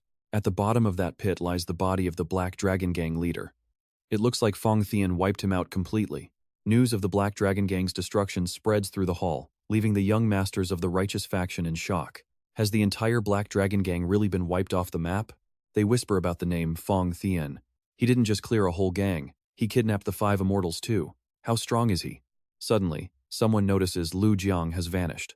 Trust me, you and I will want to see where he went next. Alright, you and I are about to witness how one disastrous joke from Sun Ruolan triggers a vengeful enemy into a roar of excitement, starting a total bloodbath that no one saw coming. So it really is you, Feng Tian. I knew you would be hiding in a place like this. He charges in like a moth to a flame, terrifying Ruolan, but his physical body suddenly begins to morph into a bizarre, twisted shape right before her very eyes. The Green Forest King pulls his daughter back, explaining that this is the explosive Qi art, an extreme martial technique that pushes the body to its absolute breaking point. Once pushed to the limit, the user's flesh and blood erupt like deadly hidden weapons, and once this process begins, there is absolutely no way to stop it.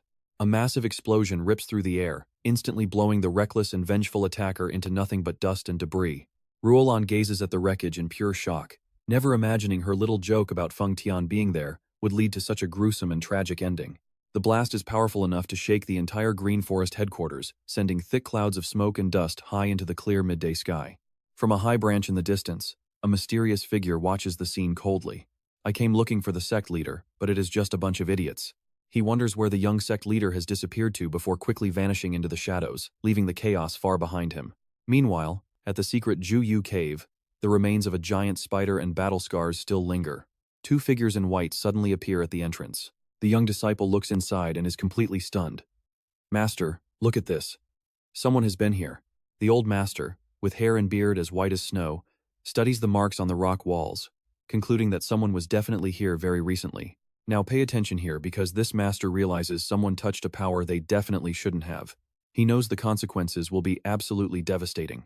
Du Yanjin gasps in horror as he witnesses the absolute state of devastation left inside the once hidden and sacred cave. "Master, look at these ruins," he says, his voice heavy with gravity as he examines the shattered remains of their ancient secret. Someone was definitely here. This place was ransacked as if a high-level player just swept through and cleared everything out in a matter of seconds. Seven Heavens sect leader Menno Shingun stands in a heavy silence. He fumes with rage that a thief dared to steal the legendary treasure of the Heavenly Lord. It took him 3 long, grueling years just to find this hidden location, only for some unknown thief to snatch the prize right from under him.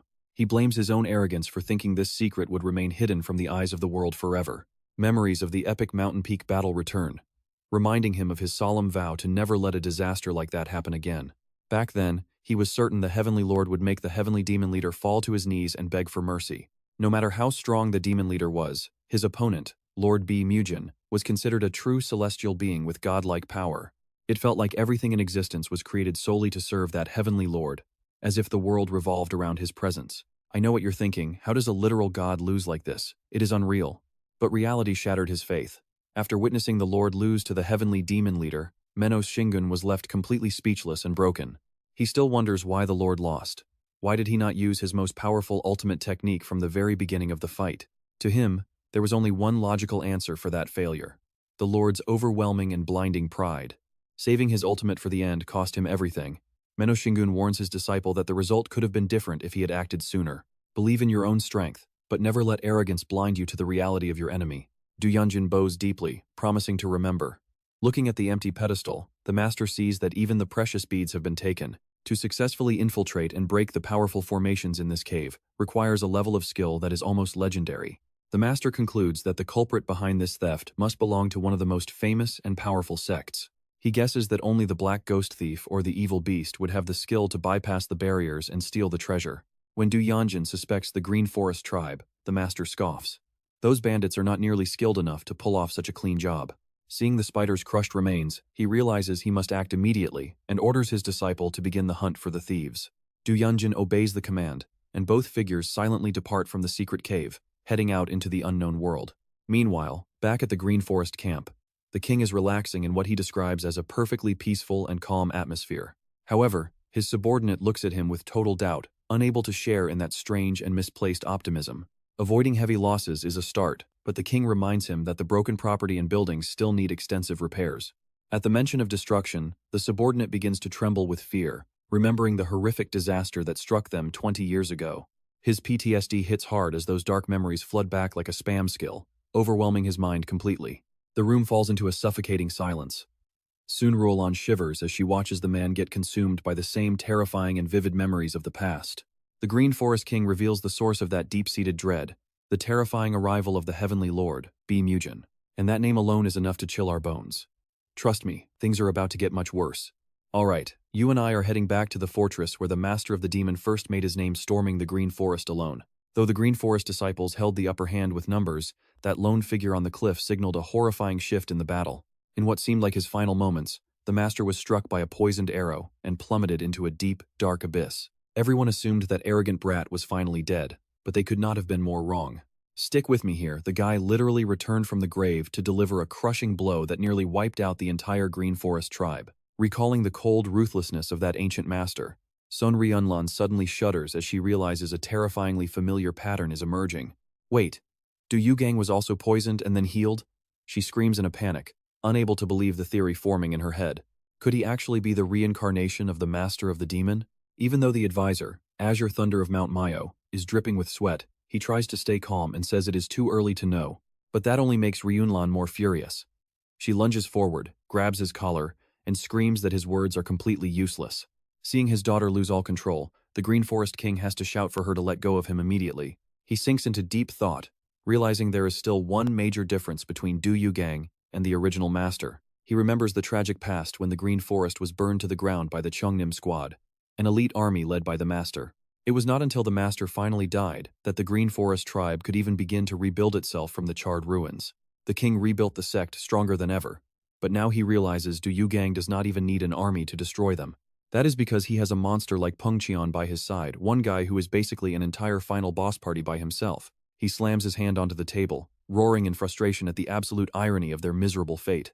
Damn it. First it was Baek Mujan, and now it is Du Yu Gang.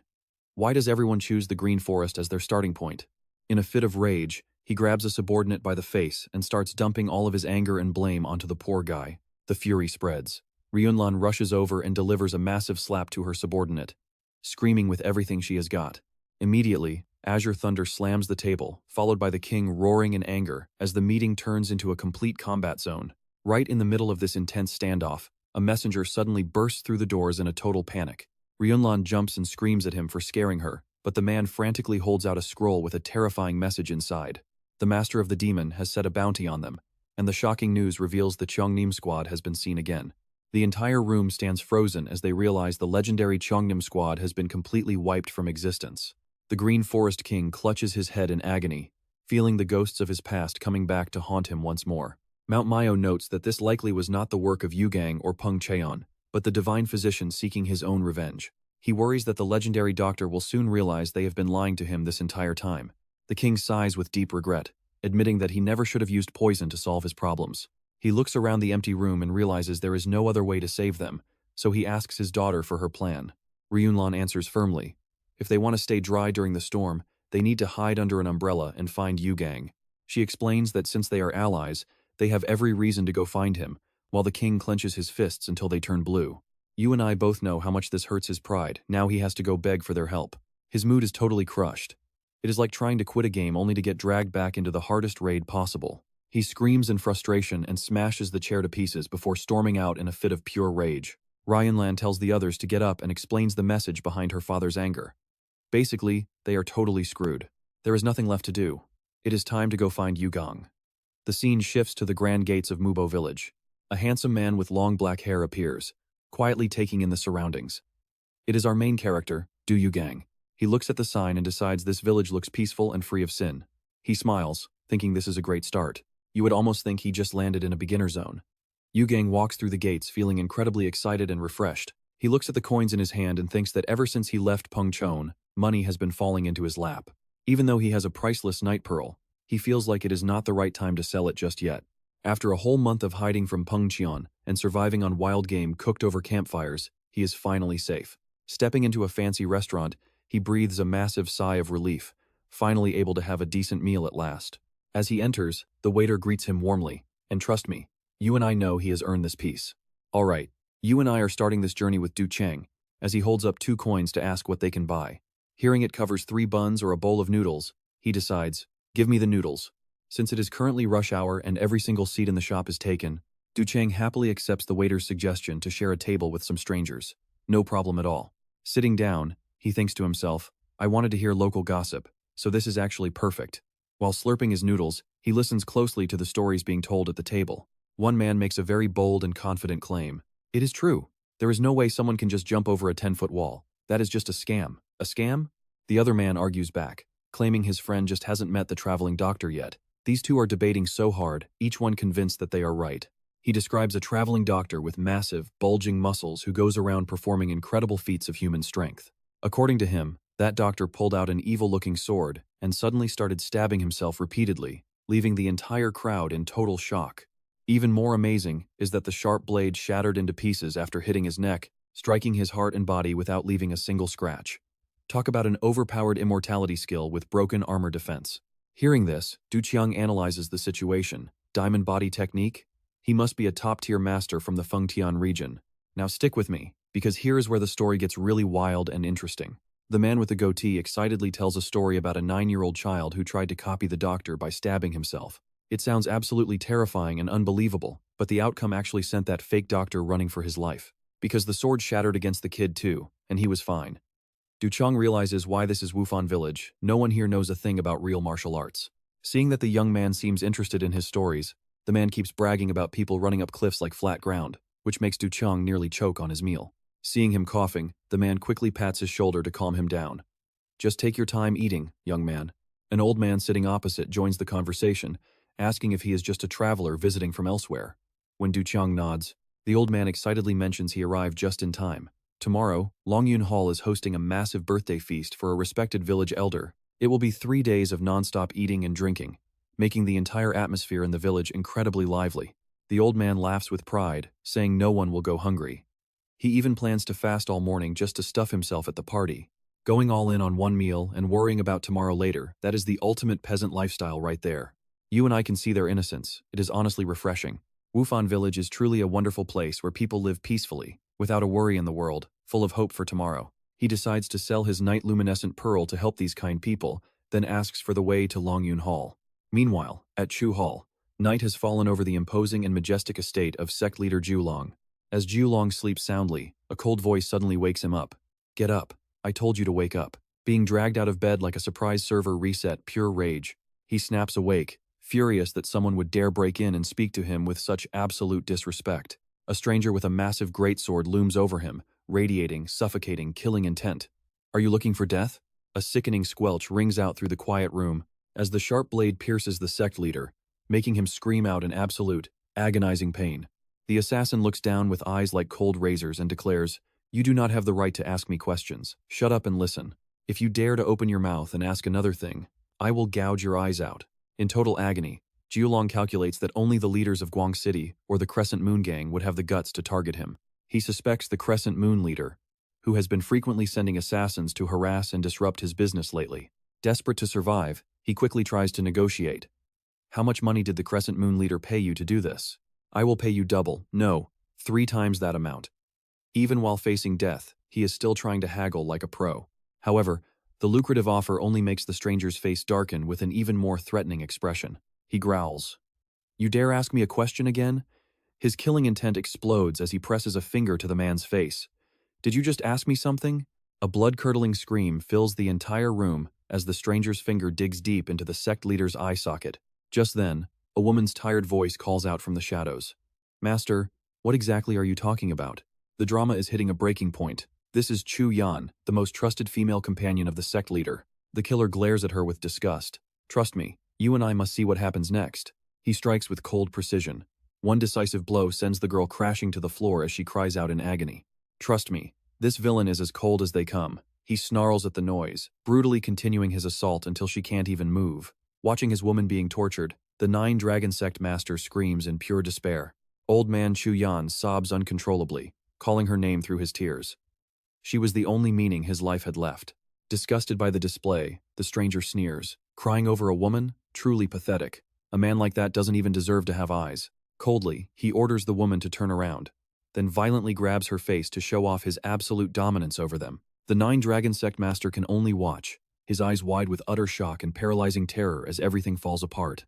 Pointing directly at the old man's face, the stranger declares firmly, "When I call you for the first time, you should jump up immediately. If you had just listened, you wouldn't be bleeding." Now he's even blaming the old man for the girl's injuries, total toxic gamer behavior. The 9 Dragon Sect master wails in frustration. I was just sleeping, that was it. Trembling, he drops to his knees and bangs his head on the floor. It's all my fault. Please, give me any order. Feng Tian glances toward the door with a cold stare. Actually, I think this works better if 3 of you are listening. Now watch this. The sect master is stunned when 2 other powerful leaders suddenly walk in, caught in the same nightmare. It's like a high-stakes drama. He realizes these are the New Moon and Guangcheng leaders, and they look just as terrified. Feng Tian gives a single, chilling command. Everyone, sit down. Now. Crushed by the overwhelming pressure of this monster guard, the 3 top local leaders end up kneeling in a pathetic row. Finally, Feng Tian reveals his real plan. The reason I summoned you here is simple. I am looking for someone. One leader makes the mistake of asking if they should kill the target. That question immediately sets off Feng Tian's hidden rage. He radiates a terrifying bloodlust and roars. You dare question me? The man instantly begs for mercy, terrified of losing his sight. Zero mercy shown. Feng Tian delivers a lightning-fast kick that sends the leader flying, coughing up blood across the floor. He snarls with extreme fanaticism. His eyes? If you could even lick his feet, it would be the greatest honor of your lives. He threatens that if any of them speak another word of nonsense, he will slaughter everyone and find new puppets instead. The 3 leaders can only bow their heads in unison, shouting their obedience while shaking with absolute, gut-wrenching fear. Feng Tian tells them to feel lucky before revealing the person he's searching for, his legendary and powerful master. He admits with deep self-reproach that his own skills aren't refined enough to keep up with his master's incredible speed. You and I can see the leader's confusion. They can't imagine who could possibly leave behind a subordinate as monstrous as this. Feng Tian silently tosses a glowing object onto the floor. The entire room goes dead silent as they stare at it. It is a priceless night luminescent pearl, the very same item that Tu Yuqiang took with him when he fled. He orders them to gather every bit of info on this pearl immediately. Feng Tian releases a dark, suffocating aura and gives a final warning. The deadline is 3 days. If you don't have results by then, your entire existence will be wiped from this world. Talk about a killer deadline. Feng Tian radiates a murderous pressure, delivering his final, brutal ultimatum to the terrified group. 3 days. If you fail to find his location within that time, none of you will live to see the fourth. The threat leaves the 3 leaders trembling on the ground, too terrified to even make a sound as he walks away. Meanwhile, in a distant village, the pearl Tu Yuqiang brought has left the Longyun villa manager completely pale with shock. His hands shake as he stammers. Who would dare sell a night luminescent pearl so openly like this? Is this a joke? Are you actually serious about selling this? Despite the manager's total panic, Tu Yuqiang remains perfectly calm and collected. He offers a small smile. Does a single night luminescent pearl really surprise you that much? There is plenty more where that came from. He thinks to himself that based on this reaction, the value of the pearl will definitely help the village survive and prosper. Drenched in sweat, the manager admits he's never seen anything this valuable. He has no idea how to even set a fair price. Seeing his confusion, Yuqiang generously suggests just selling it for a low price, but the manager immediately refuses the idea. That is unacceptable. We cannot allow such an unfair transaction to happen in our village. It would ruin our reputation. He insists on bringing an expert from Zhengzhou to ensure fairness. Yuqiang is touched that a village manager could be this honest. However, the manager mentions a small problem. It will take at least 5 days for the expert appraiser to reach the village. The old man sincerely suggests. If you don't mind waiting for a few days while I handle the arrangements, please, stay at the Longyun Villa guest house. Looking at the grand villa, Yuqiang feels a genuine sense of warmth and comfort. So, what do you and I make of this manager? He's being incredibly kind to a total stranger, maybe too kind. Alright, you and I are about to watch a legend retire and realize how peaceful life can be. Cuong walks away, reminding the manager to keep his night bright pearl a total secret. The old manager nods, promising that not a single soul will ever hear about it. But the second Cuong is out of sight, the old man's true, greedy face finally emerges. In a hidden room, a man laughs like a maniac. A kid just handed over a night bright pearl? This is the opportunity of a lifetime. The manager excitedly reports some shocking news. It gets even better, he's confirmed the kid is carrying 2 more of those priceless pearls. He had secretly ordered his servants to search through Cuong's clothes while he was taking a bath to find more clues. The results were beyond expectations. He didn't just find the pearls, he discovered 2 razor-sharp daggers the kid uses for self-defense. Based on his vibe, the manager decides this kid is a wealthy noble, not some professional thief. That makes their plan much easier. He turns to the man standing next to him and asks, Gu Wen, are you confident you can handle this? The blue-haired assassin looks him dead in the eye. Now pay attention here, he's ready to take this mission on. Gu Wen is a notorious, cold-blooded killer, known as one of the most terrifying masters of assassination in the entire region. The old master promises that if he finishes this quietly, they'll celebrate together with some rare, expensive rose wine. Gu Wen just smirks with pure arrogance. He's certain he won't even need his full power to deal with a little brat like Cuong. Gripping his blade, he vows to finish the target quickly and get out safe. Honestly, it feels like he's just going to collect a free reward. Meanwhile, Cuong has been in the village for 2 days, soaking up every bit of this rare, quiet peace. Staring out at the silent night, he dreams of going to Hainan Island one day to build a peaceful little village just like this one. A life with a warm bed and hot meals every single day. Surrounded by the laughter and noise of crowded parties, that's all he really wants in this world. He sits down to meditate, focusing his energy to train his body. He knows he has to stay sharp to keep this peaceful dream alive. Cuong realizes that to enjoy these simple things, he needs one thing above all else, absolute strength. He's almost perfected the dragon web technique, which is a way to project internal energy like a spider web to completely bind and control any enemy. Looking at his hands glowing with powerful purple energy, he wonders if this move is good for more than just grappling. A bold idea hits him. He decides to test it on his silver soul dagger and see what happens. With a flick, he embeds the dagger into a wall about 6 meters away. He notes that getting a weapon back from that distance using normal methods is usually a total pain, but with the dragon web technique, everything changes in an instant. He channels his energy, and the web-like force pulls the dagger right back into his palm with perfect precision. He laughs, proud of his progress. But while he's caught up in his training, a sudden knock on the door startles him. He curses himself for being so focused that he didn't even notice someone was approaching his room. Hiding his killing intent, he coldly tells them to enter. A young servant girl steps in, politely asking if the young master slept well. Recognizing the girl who's been looking after him for 2 days, Cuong asks what's going on. She bows, saying the master specifically sent her to serve and take care of him while he rests. Wait for it, you and I are about to see his brain go into total misunderstanding mode. His eyes turn sharp with suspicion. He thinks to himself, are they really trying to serve me in my bed just because I'm a guest? He tells her she doesn't have to do this just because of her status as a servant. Even as she tries to explain it's an order, Cuong snaps at her sternly. He tells her that even as a servant, she shouldn't have to sacrifice herself just to please him for a single night. The girl just looks at him, totally confused. She explains that the master simply wanted her to give him this incense for a better night's sleep. Honestly, talk about an awkward plot twist. Cuong freezes, dying of embarrassment. He stutters out an excuse, realizing it was just a simple sleeping aid all along. The girl quietly sets the incense down, wishes him a good night's rest, and quickly slips out of the room. The second the door closes, Cuong grabs his head, his face twisting with pure, unadulterated shame. He calls himself an absolute fool for letting his obsession with sleep turn into such a massive, awkward misunderstanding. And trust me, you and I are going to want to see if he ever recovers from this embarrassment. Alright, you and I are about to dive into a story where even lighting a candle can turn into a deadly encounter. He sits cross-legged, letting the soothing scent calm his mind.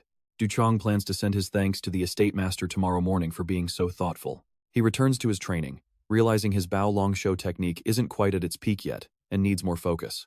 Just as he imagines releasing silk threads from his palms to bind a soul, the sound of footsteps and a door opening rings out. He wonders to himself, is that the same maid from before coming back again? Why would she be heading this way? But the person who enters is a masked man, giving Cuong quite a shock. The man explains that the estate master specifically sent him. Cuong, annoyed, replies that he already got the candles and this guy looks suspicious. He wonders if they sent the maid home and replaced her with another servant for some reason. The stranger quickly defends himself, insisting the estate master gave him a very special assignment to be here. Cuong is exhausted by these constant distractions from the outside world. The servant bows, apologizing for the intrusion, and asks if the master needs anything. Talk about max-level drama. It is like a random lobby team where the players keep switching out on you. Cuong says coldly that he has no issues and tells him to leave, but asks why he is hiding his face. The man lies, claiming he is sensitive to the incense, then urges Cuong to rest. Cuong clicks his tongue at the overbearing hospitality. He prepares to return to his bao-long show practice, but the sound of the door creaking open echoes yet again. Now pay attention here, this is where things get really frustrating for our hero. He is furious that someone is interrupting him for a third time. He turns around and snaps, saying he already told them he does not need anything. But standing before him is a masked assassin brandishing a cold, sharp blade. Cuong takes a stance and shouts, "Who are you? Is it the Washian sect or someone from the cult?" The assassin stays silent for a moment, then gives a cruel, mocking smirk. He tells Cuong that a man about to die talks way too much. Cuong breaks into a sweat, unable to sense his enemy's aura. He grips his blade tight, realizing this guy is no amateur since his presence is completely hidden. Cold sweat pours down Cuong's face as he realizes with horror that he cannot feel a single spark of energy from the man. He tells himself the assassin's realm must be at the pinnacle of mastery to hide his killing intent so perfectly. It is a massive shock to encounter a high-level master like this in such a remote, backwater location. Cuong feels bitter that he hasn't even had a taste of a normal life before facing the god of death. He is absolutely determined not to die here. He barely started his journey before a world boss spawned right on top of him. Suddenly, a blast of white energy tears through the air, lunging straight for Cuong's throat. He nimbly dodges just in time but is stunned to see the opponent still standing as motionless as a statue. He cannot believe the man launched such a powerful strike without even moving an inch. It is like he is using some kind of auto-cheat. The battle turns intense, as the assassin begins unleashing a barrage of razor-sharp sword strikes. Cuong is forced to use every bit of his strength to dodge. He narrows his eyes, wondering what the enemy's true plan is. Wait for it, you saw that too, right? A terrifying thought flashes through his mind. Could this bastard be looking down on his strength so much that he is not even trying to fight for real? Meanwhile, in the secret hall of Longyun Zhuang, the masterminds are gloating, certain that Cuong is currently helpless and struggling. A subordinate agrees, claiming that Brother Yun's power is so profound that even he cannot keep up with it. A woman nearby asks if he has ever actually seen that strength with his own eyes, and he answers with pure worship. He recalls that after a mission, Yun immediately went to train and could pierce a thick wooden board with just one finger. Back in the guest room, the assassin stands tall amidst the sword chi, his face turning serious as he faces off against Cuong. Yun starts sweating, his expression twisting because he cannot believe what is happening right in front of him. He is stunned because reports said the target was hit by fainting grass, so he only came in to finish the job. He grabs his subordinate's collar and screams, "How can anyone resist that toxin?" But the reality is actually much worse than he thought. Ju Yun realizes that Tu Duchang suddenly vanished and has already reappeared right behind his back. He trembles in pure terror, asking when he got there as he watches his opponent literally floating through the air. He screams in total despair. He thought he was the hunter, but he's the one getting completely outplayed. He tries to reassure himself that a normal person should not be able to fly around like some kind of ghost. While Ju Yun struggles with this phantom speed, the old estate master just smiles. "Trust me, you and I will want to see what happens next." He confidently claims that Ju Wen is a monster beyond all imagination. "Stick with me here. This assassin is so talented, he can hit targets from 10 meters away while blindfolded."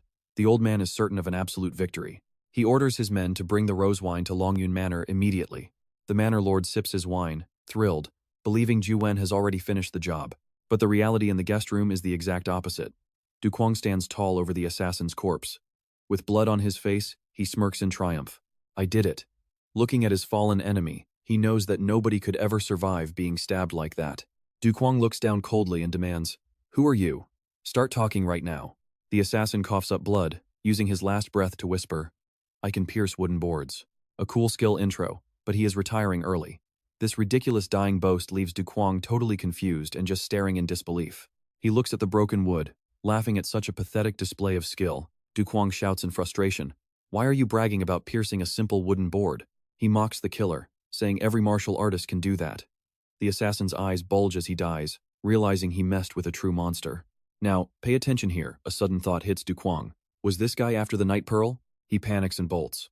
Wait, the Night Pearl is still with the Manor Lord. Du Cuong flies across the rooftops into the night, screaming that the Lord is in danger. Down at Longyun Manor, a massive feast is underway with hundreds of guests. The old lord is soaking up the festive atmosphere, completely unaware. He laughs loudly, urging everyone to raise their glasses and celebrate the night. Behind the glamour lies a dark and twisted plot. He thinks, "Soon, all of the Night Pearls will belong to me."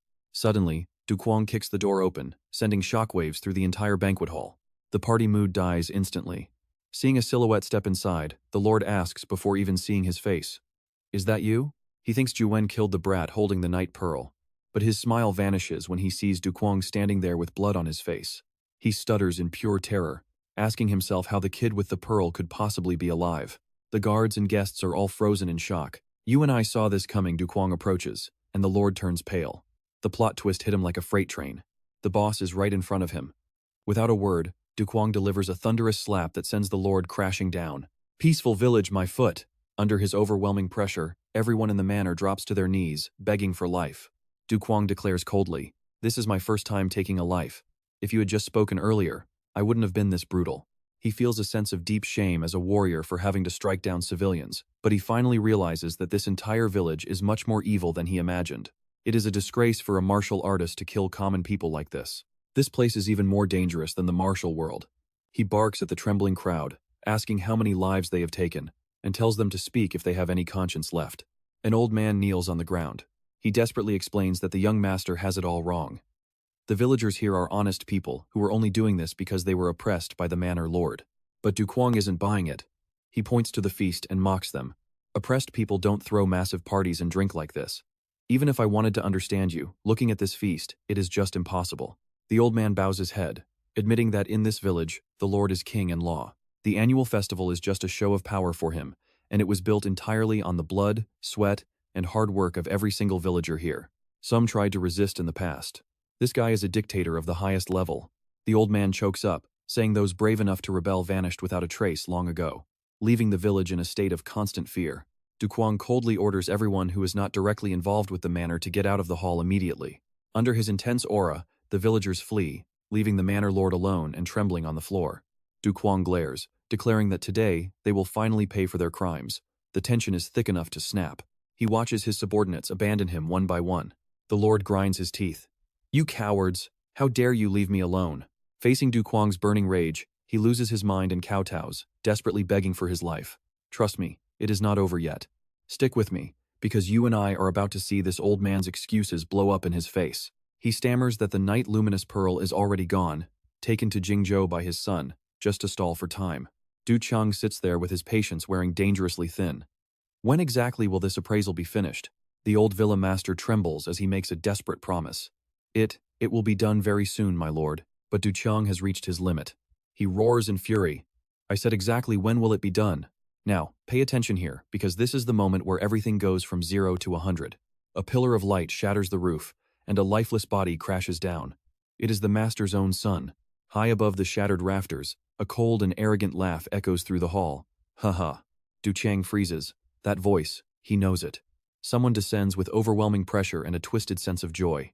Master, seeing you again truly moves me. It is none other than the legendary Feng Tian. He surveys the chaos and cheers in admiration. Have you already conquered this entire village? Truly worthy of my respect. Du Qiang stands paralyzed, cold sweat dripping down his face as his worst nightmare stands before him. He whispers the name he has been desperately running from for a whole month. Feng Tian. Feng Tian clenches his fists in pure excitement. To think you took control of this place so quickly. Du Qiang is horrified. The ghost from his past has caught up, and he has nowhere left to hide. Feng Tian steps into the hall with a bright smile, acting like they were never even separated. Master, have you been well? Du Qiang can only shout back in shock. Why are you here? A sudden suspicion hits Du Qiang. Did you actually find the night luminous pearl or something? Feng Tian beams with pride. Master, I have more of those pearls than I can even count. He reveals he slaughtered the Lord of 10,000 years, bringing back 182 pearls and cores. Is that enough? He laughs, claiming this wealth is the foundation needed to unify the entire world under them. Just like that, Du Qiang is a billionaire. Meanwhile, the old master wails over his son's corpse. My son? What happened to you? Why is your hair gone and your body like this? You and I both saw that coming, the classic be careful what you wish for moment. Du Qiang grips his forehead. He is wealthy beyond his dreams, but his mind is a total mess. He cannot focus on anything. Seeing this sorrow, Feng Tian immediately jumps to a very dark conclusion. He roars with murderous intent, repeating his master's words before vowing to kill whoever caused this grief. Du Qiang curses his luck. Having a loyal subordinate who is also a total psychopath is a living nightmare. He realizes running is futile. No, this ends now. I cannot keep hiding like a coward forever. Du Qiang sinks into deep thought, reflecting on the path that led him to this violent crossroads. His father's grand plan always seemed like a joke to him, yet he remains trapped in this cycle of blood. He wonders if returning to a sect that only values raw power is even worth the mounting stress. Feng Tian looks him in the eye and speaks clearly. Master, I think you have misunderstood the situation. He declares that the time has finally come to reveal the full truth to the new cult leader. With a grave expression, Feng Tian reveals a bombshell. The Lord's seal was only one of 7. Du Qiang's eyes go wide. A single seal took so many lives, the road ahead is impossibly long. There are more? The weight of the sacrifice needed for just one of them is already too much. He looks toward the horizon, his heart heavy. He is sick of the meaningless deaths and constant tragedy. Walking slowly down the long corridor, he feels the crushing fatigue of this endless power struggle. Suddenly, Du Qiang stops. He looks directly at his guard and makes a world-changing announcement. You deserve to lead the sect, not me. He hands the title of leader over right then and there. He admits his will is broken. He has no desire for supremacy and wants to pass the burden to him. Feng Tian's face remains a mask of cold indifference as the shock of the offer settles in. He slowly clenches his fist and looks away. I will act as if I never heard you say that. Trust me, you are not going to want to miss how this power struggle ends. Stick with me, because we are about to witness the ultimate cold-blooded rejection as the master tells his guardian to go kill whoever he wants. Du Qiang drops those icy words and turns his back, leaving the elite guardian standing frozen in the silence of the dark. That brutal abandonment leaves Feng Tian completely shattered, with sweat pouring down his face as it twists in pure, unadulterated fear. He trembles in absolute despair, asking if he is no longer needed, unable to accept that his master is truly casting him aside. Suddenly, a flash of extreme madness and desperate conviction ignites within Feng Tian's eyes. He rips his massive greatsword from its sheath, releasing a terrifying wave of killing intent that suffocates everything in the room. If that is your wish, I will end my life here. Du Qiang spins around in horror, screaming at Feng Tian to stop his madness. Wait. No, stop what you are doing right now. Du Qiang lunges forward in a panic, but you and I are about to see that blade come crashing down with zero hesitation. The violence is so sudden that the old manor lord and his servants fall to their knees, eyes wide with absolute shock. A dry explosion rings out as the sword's energy tears through the night, leaving Du Qiang paralyzed as sweat beads on his forehead. Feng Tian stands tall, his face a mask of intense focus as the massive blade grinds against his own body with a sickening sound. This suicide attempt looks more like he is testing the durability of some legendary tier armor. A sharp crack rings out as the supposedly indestructible greatsword shatters into 100 tiny fragments, leaving every single person there in absolute shock. Du Qiang is left completely speechless by the sheer absurdity of the situation. Staring at the scrap metal on the floor, he curses under his breath, wondering what kind of monster this body actually belongs to. Realizing he cannot even use a death threat to change this monster guardian's mind, Du Qiang just sighs in defeat and tells him to stop. Even the suicide attempt failed like a total game bug. The moment he hears his master relent, Feng Tian instantly pulls back his killing intent. He bows with deep respect, casually mentioning that he almost met his end right there, as if it were nothing at all. Du Qiang looks at this insane display of loyalty and just clicks his tongue at the massive, troublesome headache he now has. He turns his cold gaze toward the trembling green forest bandits and sternly promises that their punishment will be dealt with later. Get inside now. The terrified henchmen scramble away in a frantic rush, desperate to disappear and keep their lives for one more day. Watching the silhouettes of Du Qiang and Feng Tian walk away, those remaining in the courtyard are still filled with doubt and suspicion. Now pay attention to these two, because they think they have just figured out the world's biggest secret, and they are feeling smug. Those guys are incredibly cunning, the woman sneers, claiming she almost fell for what she thinks was a fake, elaborate performance. The man in yellow agrees, claiming he never believed there were 182 night-bright pearls, calling Du Qiang a dangerous fraud.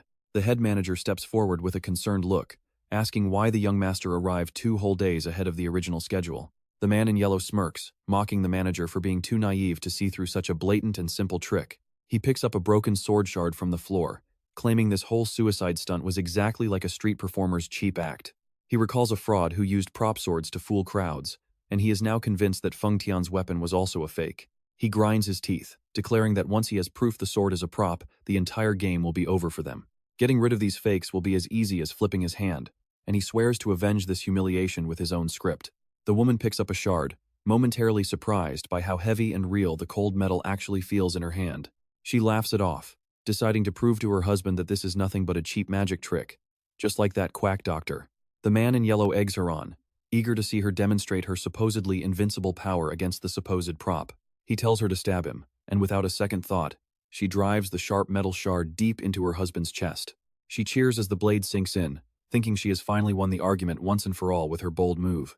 But the smile vanishes as blood sprays across the room, and the man realizes the horrific truth far too late to save himself. It's a real sword. She screams in absolute terror as her husband collapses from the massive and fatal wound. The head manager stands there, frozen in shock at the gruesome and bloody scene unfolding right in front of his eyes. Their own arrogance and pride just cost them everything, turning the room into a literal bloodbath as the manager begins to choke. He collapses onto the floor in total despair as the rain begins to pour down, washing over the courtyard and the fallen bodies. Dead bodies are now scattered across the palace grounds while a pair of cold, sharp eyes watches everything from the darkness. A female assassin from the demon cult lurks in the shadows, having witnessed the entire strange and bloody ordeal from start to finish.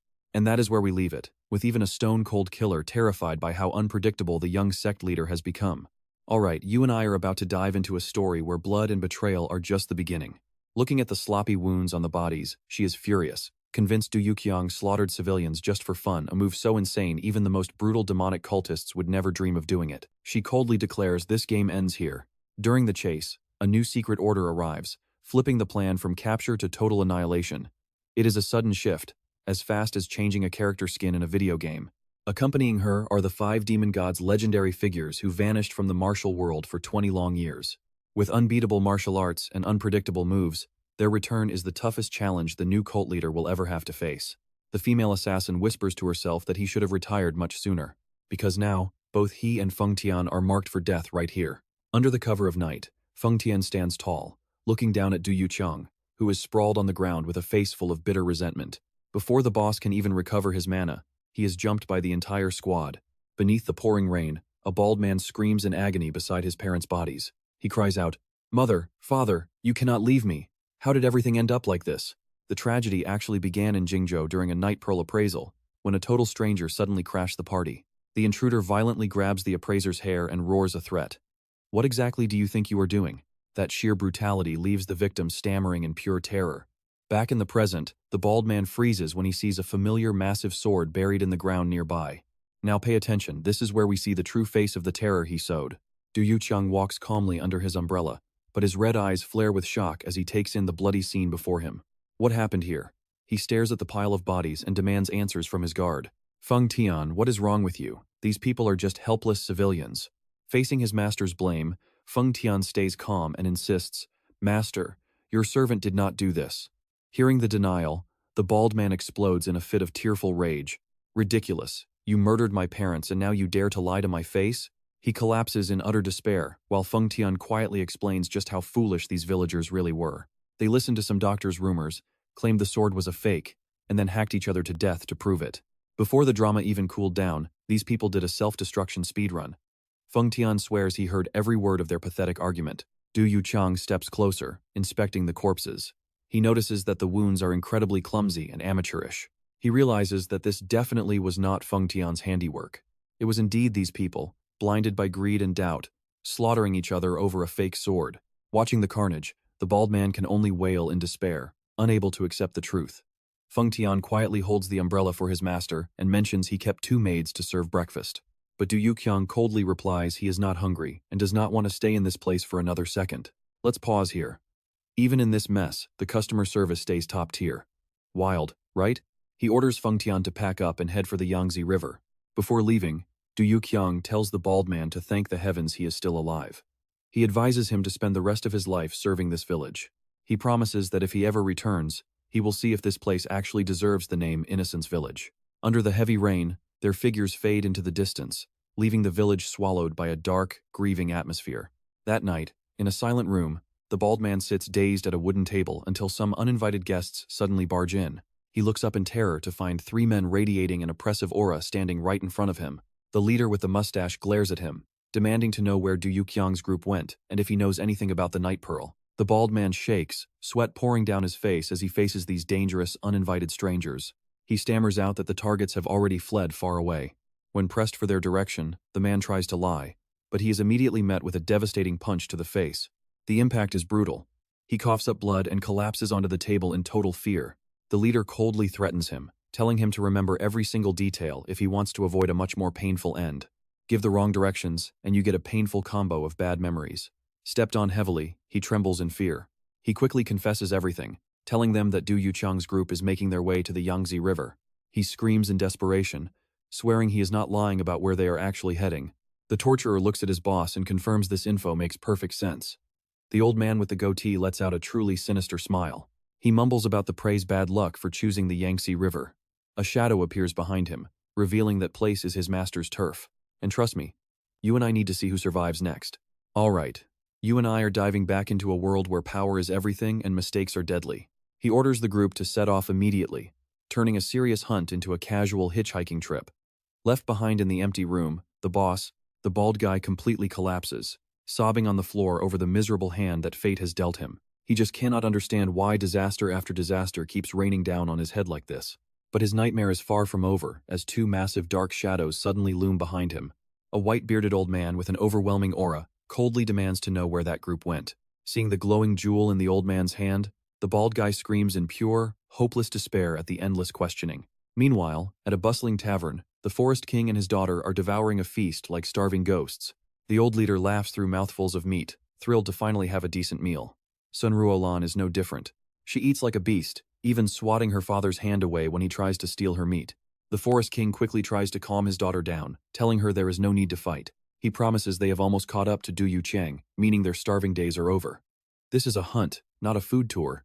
Ruolan asks her father if they are doing the right thing, doubting their original mission to find Du Yuchang. She worries that following a man like him will only drag them both into even deeper trouble. The forest king admits it is a headache, seeing how many powerful people are currently hunting Du Yuchang down. Remembering that bald guy with every single hair plucked out, Ruolan pities his absolutely miserable appearance. Watch closely, her temper finally explodes. She screams that even if he is handsome, he cannot kill recklessly. Things are getting chaotic as everyone chases an overpowered main character. However, a subordinate points out that this time, Du Yuchang even targeted innocent civilians with no powers. He fears that following someone who treats human life like trash is a massive, fatal mistake. The Forest King grits his teeth, deciding they must head for the Yangtze River to meet their allies. He calculates that even if they stop following that group, the river camp is still a safe haven. Seeing the subordinates looking like they are at a funeral, Ruolan smiles and says she is excited. She confidently claims that if things get too dangerous, she will personally step in and handle Du Yuchang. Seeing her suggestive wink, The Forest King and his men just freeze in a state of pure shock. Realizing the sudden, awkward silence, Ruolan realizes she definitely just said too much out loud. You and I saw that coming, right? Her secret crush just made the entire dinner table incredibly uncomfortable, and the mood shifted instantly. Ruolan quickly urges everyone to hurry toward the Yangtze River, to stay on their schedule. Downstream at the Yangtze, a massive ship cuts through the surging, powerful waters. It heads straight for the majestic water route camp, marked by a giant, imposing dragon head symbol. Inside the manor, the intimidating Dragon King of East Ting is silently reading a newly arrived letter. He narrows his eyes, wondering who these people are to dare enter his territory without any warning. Before they even arrive, the big boss has already switched into serious combat mode. High in the sky, the Crane Immortal rides his mount over the mountains, asking if the drunkard was found. The Sword Cat Immortal, looking deep in thought, simply shakes his head slowly in a grim response. He says the target must have known they were being tracked and vanished before they arrived. He realizes the situation is complicated, now that both the drunkard and the shadow thief have escaped. He recalls the two fools who dared to sabotage the Elder's technique and steal the Night Pearl. Just then, Chu Yongren silently enters the room, listening to the Elders with a very stern expression. The disciple asks if they should continue the hunt now that their information has clearly been leaked. But the Sword Cat Immortal signals him to stop, placing a hand on his head to calm him. He's certain that after stealing the first seal, those thieves will definitely come back for the others. He decides to lead the group to the second seal's location and set a deadly trap. In the pouring rain, the drunkard huddles in a dark cave, his heart filled with pure resentment. And that's where we leave it, trust me. You and I know the real storm is only just beginning.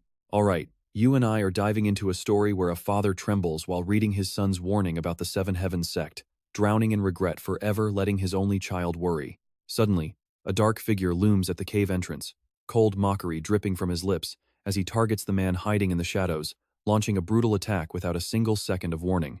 The stranger erupts with a crushing purple aura, letting out a roar that echoes through the cavern. You definitely stole the Nightbright Pearl.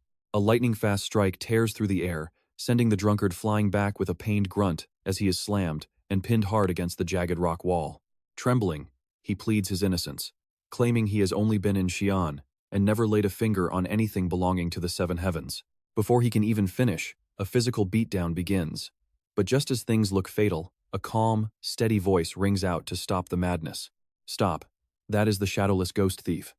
The attacker narrows his eyes, looking at the pathetic drunk with a gaze full of deep suspicion. Was it not you?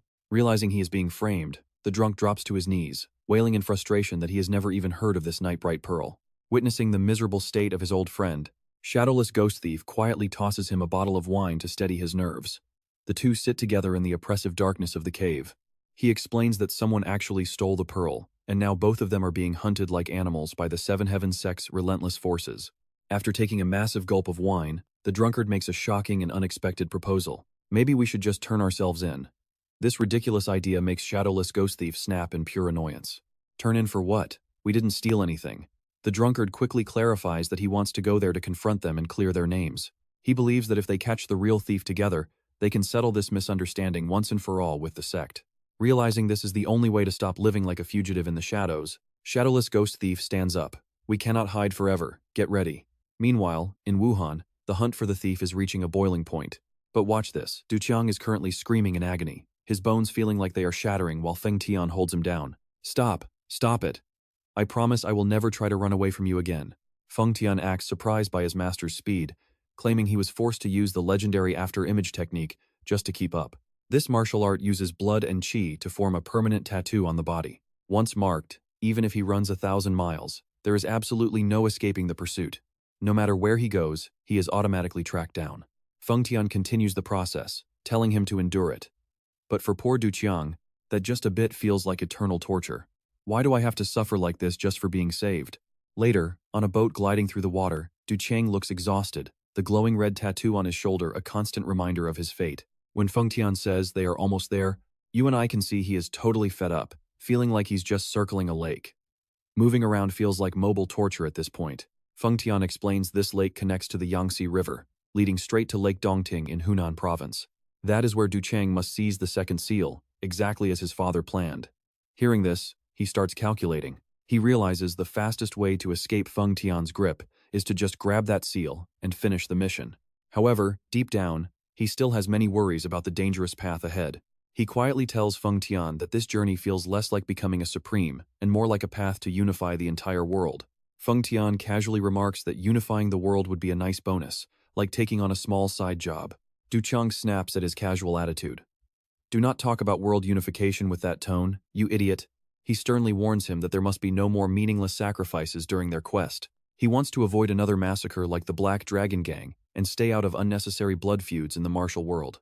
It sounds like they are talking about grocery shopping instead of conquering the world. Du Cheng reminds him that getting distracted by world unification will only delay getting the seals.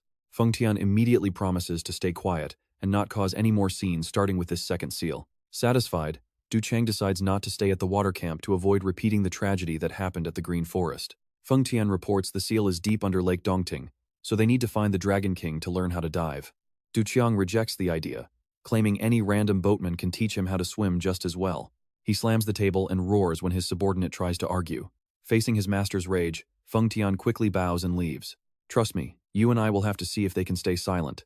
Alright, stick with me, we're jumping into a scene where our main character is trying his best to stay out of trouble while admiring his new, massive dragon ship. Feng Tian proudly explains that since dragons represent the masters of heaven and earth, he specifically chose this vessel just for him.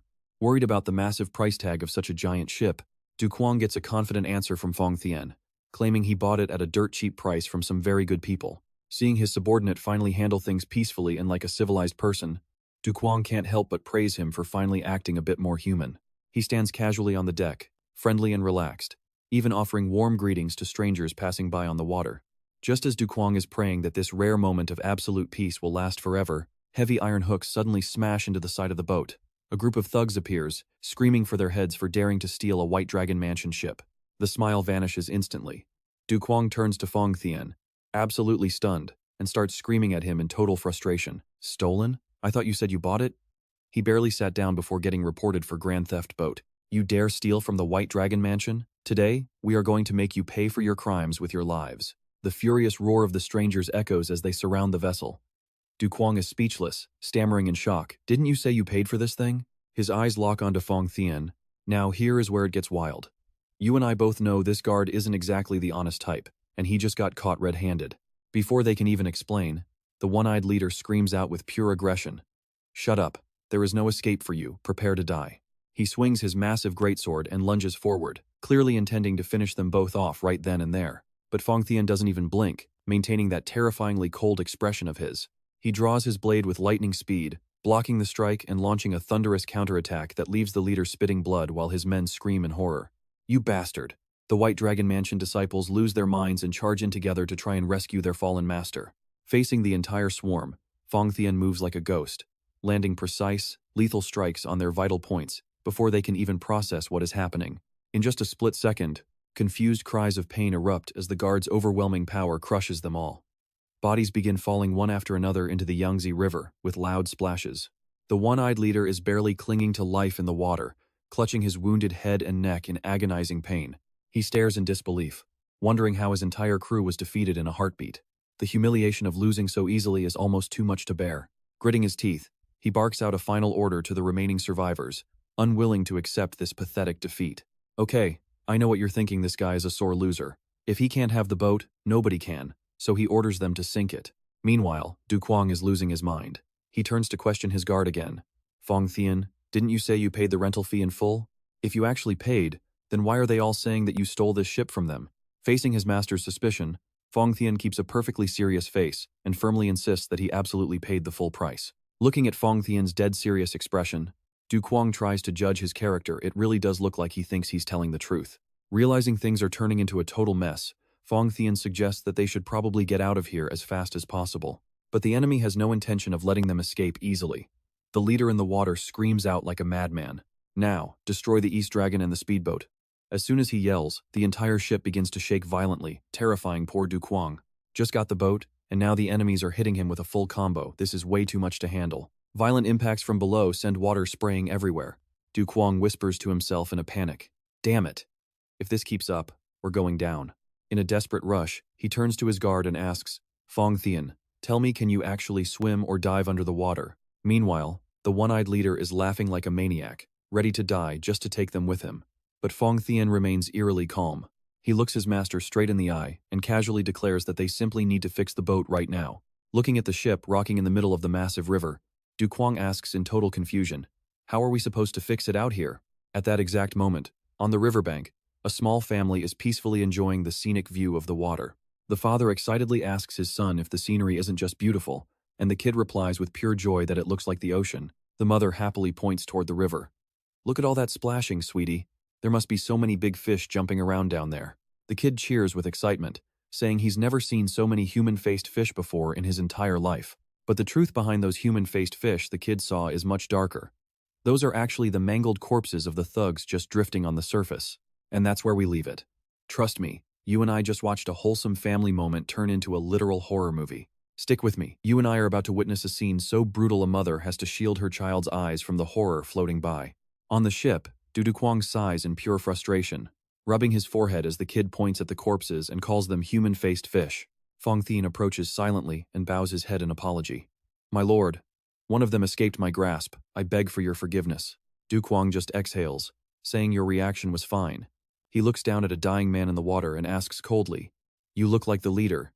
Give me your name." The man trembles as he answers, "I am Dang Vo Kuk, 7th Hall Master of the White Dragon Manor. Just out for a river trip and apparently collecting dying allies." Cuong glares at him, demanding to know why they were accused of stealing the boat when they already paid the full rental fee. Dang Vo Kuk freezes. The old master turns his fury on his own subordinate who is struggling in the water, screaming, "Are you absolutely sure he paid?" Drenched in sweat and panic, the man stammers out a confession, "Yes, master, I actually did receive the money."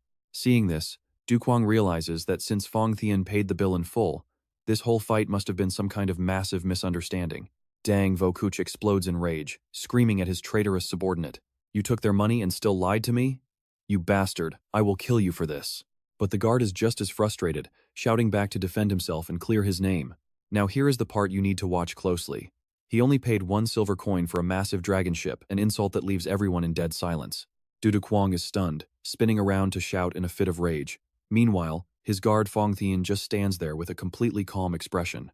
"My lord, they should actually feel honored to receive any payment at all." Cuong is so angry he is literally shaking. He points a finger right at his guard's face and tells him to shut his mouth. "How many times have I told you this?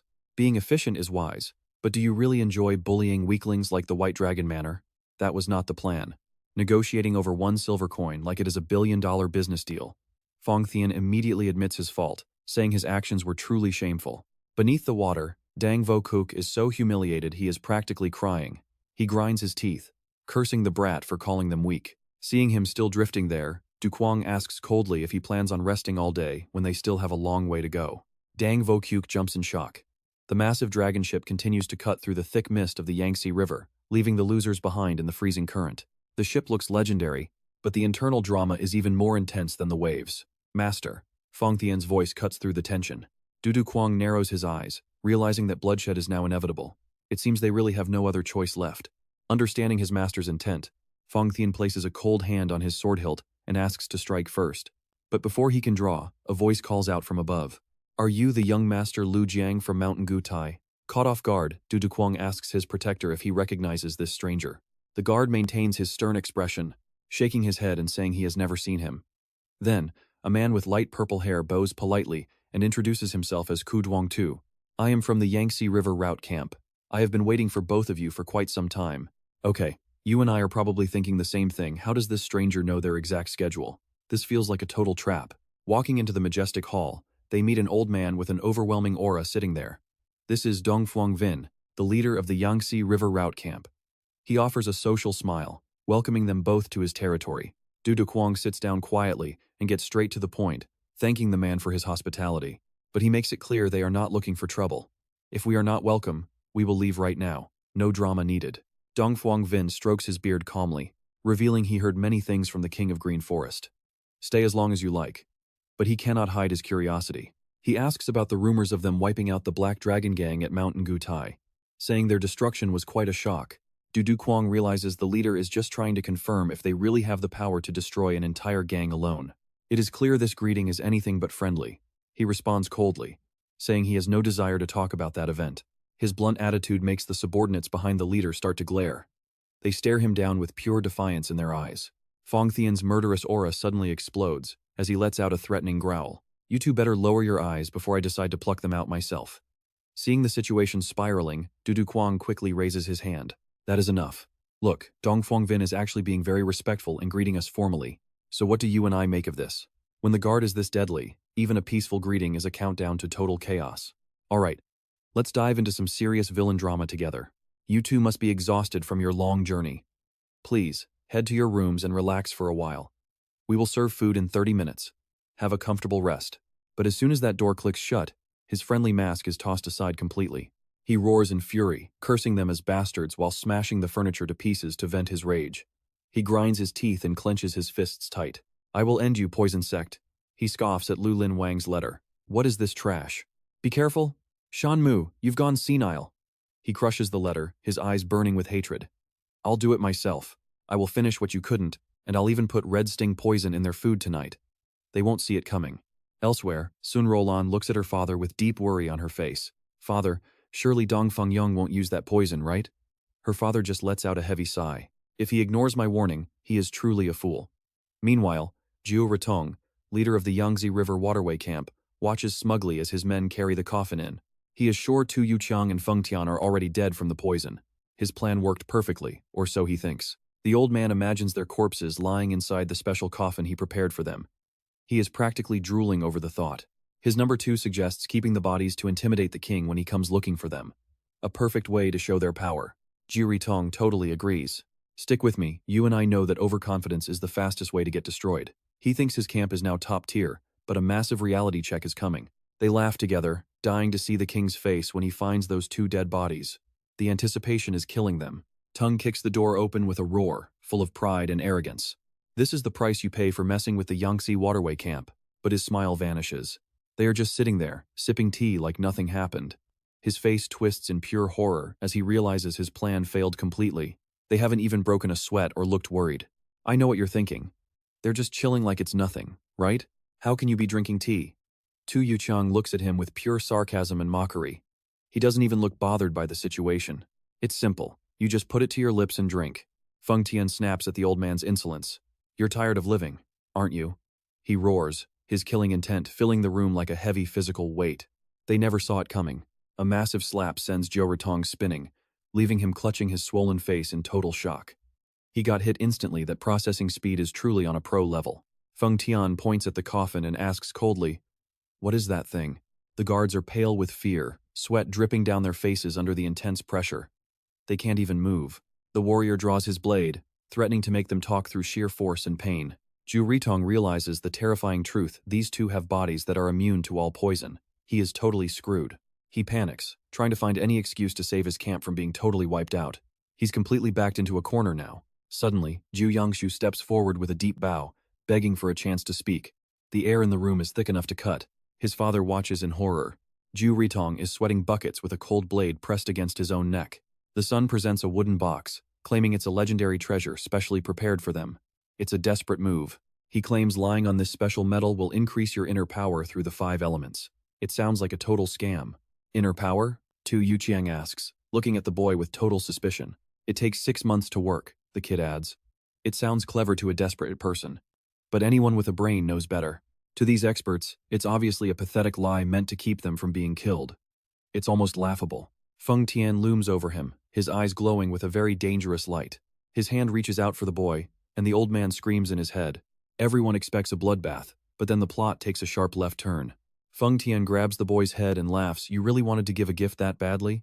He actually bought the desperate lie. Jiu Ritong is frozen in shock at how easily the monster was fooled. He can't believe such a ridiculous lie worked on these terrifying monsters so easily. It makes absolutely no sense. Trust me, you and I are going to want to see what happens next. Alright, you and I are diving into a moment where Feng Tian glares at his master, claiming these intruders must be punished for disrespecting the inner chambers. This twist is absolutely insane, and nobody saw it coming. Feng Tian bows his head, simply waiting for the final command to strike them down. Give the order, he says. Du Yuqiang realizes that if he tells the truth now, Feng Tian will unsheath his blade and kill everyone. Here is the part you and I need to watch carefully. He has to issue a chilling warning just to calm the situation down. Feng Tian announces loudly that his master is moved by their sincerity and will spare them, so they should leave the coffin and leave. His guard calls the treasure a coffin, and the master just loses it. Yu Chang is frozen in disbelief, while Zhu Risong is so happy he escaped death that his entire face starts changing colors. The old man bows and retreats instantly with his men. Escaping like that is basically like hitting the lottery at full power. Du Yuqiang cannot hold back his rage anymore and screams at the guard, asking why he keeps making up such crazy stories. Even with his master yelling, Feng Tian keeps a perfectly cool and calm face. He explains the item is meant to boost internal energy, and you can never have too much of that. Yu Qiang just points and sneers. If it is so great, why do you not go lie in it yourself? Feng Tian stands his ground, claiming the cult has many treasures beyond human understanding, and this one was specifically chosen for the leader. He insists a mere subordinate like him could never enter it. Yu Qiang realizes the bitter truth of his situation right now. Even though he holds the title of the great leader, every single final decision is actually made by Feng Tian instead. Just then, the maidservants of the Dongting Dragon King ask for permission to enter and clean up the room as ordered. Feng Tian looks at his master and casually asks if he wants to learn some lessons from the Dragon King of the lake. Du Yuqiang finally snaps. He smashes a wooden chair and screams in frustration, asking why the guard even bothers to ask his opinion. If you are going to do whatever you want anyway, just go do it. Being the leader feels like being a confused NPC. The guard pulls his usual trick of pretending to faint on the floor the second his master vents all that pent-up anger. Du Yuqiang clenches his fists in pure fury at his guard's shamelessness, but when he turns around, his terrifying face scares the maids. Seeing them shake with fear, he stops and regrets losing his temper in front of innocent people. He tries to pull back his killing intent and forces the most gentle smile he can manage to calm them down. Do not be afraid. I am sorry for scaring you. He tries his hardest to look kind, but despite his efforts to be nice, the poor maids stay frozen in pure terror. Cold sweat pours down their faces as they stare at him with absolute dread, unable to move a single muscle. Watching this, Dongfang Yong is stunned and wonders if the guy is crazy, while his guard thinks he has never seen such a split personality. He is amazed that Du Yu Kuong is not even suspicious of the food and is too busy beating up his own man. Strong warriors are scary, but a strong warrior who is also insane is way more dangerous. And let's be real, you and I know the scariest one is the person hiding in that guard's shadow. Zhu Yangsu sees things going south and approaches his father, saying he has something very important to discuss right now. He questions if the red poison is still effective, suggesting that even lethal toxins have an expiration date. Dongfang Yong realizes he is right and wonders who could possibly survive that poison if it was actually working at full strength. He decides to test it immediately and hands the tray to his subordinate, telling him to take a bite and see. The man trembles while taking the food. Suddenly becoming a poison tester for a KPI is a rough way to live. He takes a risk and puts a piece in his mouth while the old leader and his son watch every move. Thinking he is safe, he laughs out loud, saying the poison is weak, but then he suddenly collapses right there on the floor. Dongfang Yong is stunned, wondering if his diagnosis was wrong, and smashes his hand against the table in a total rage. He grinds his teeth as his face twists with hatred, screaming out to find out who those bastards really are. That night, he tosses and turns in bed, his mind completely haunted by the mystery of those strange and powerful visitors. He calculates that if poison fails, he must use force or finish them off with a blade while they sleep. But as he plots his move, a massive dark shadow suddenly looms inside the room, standing right there in the dark.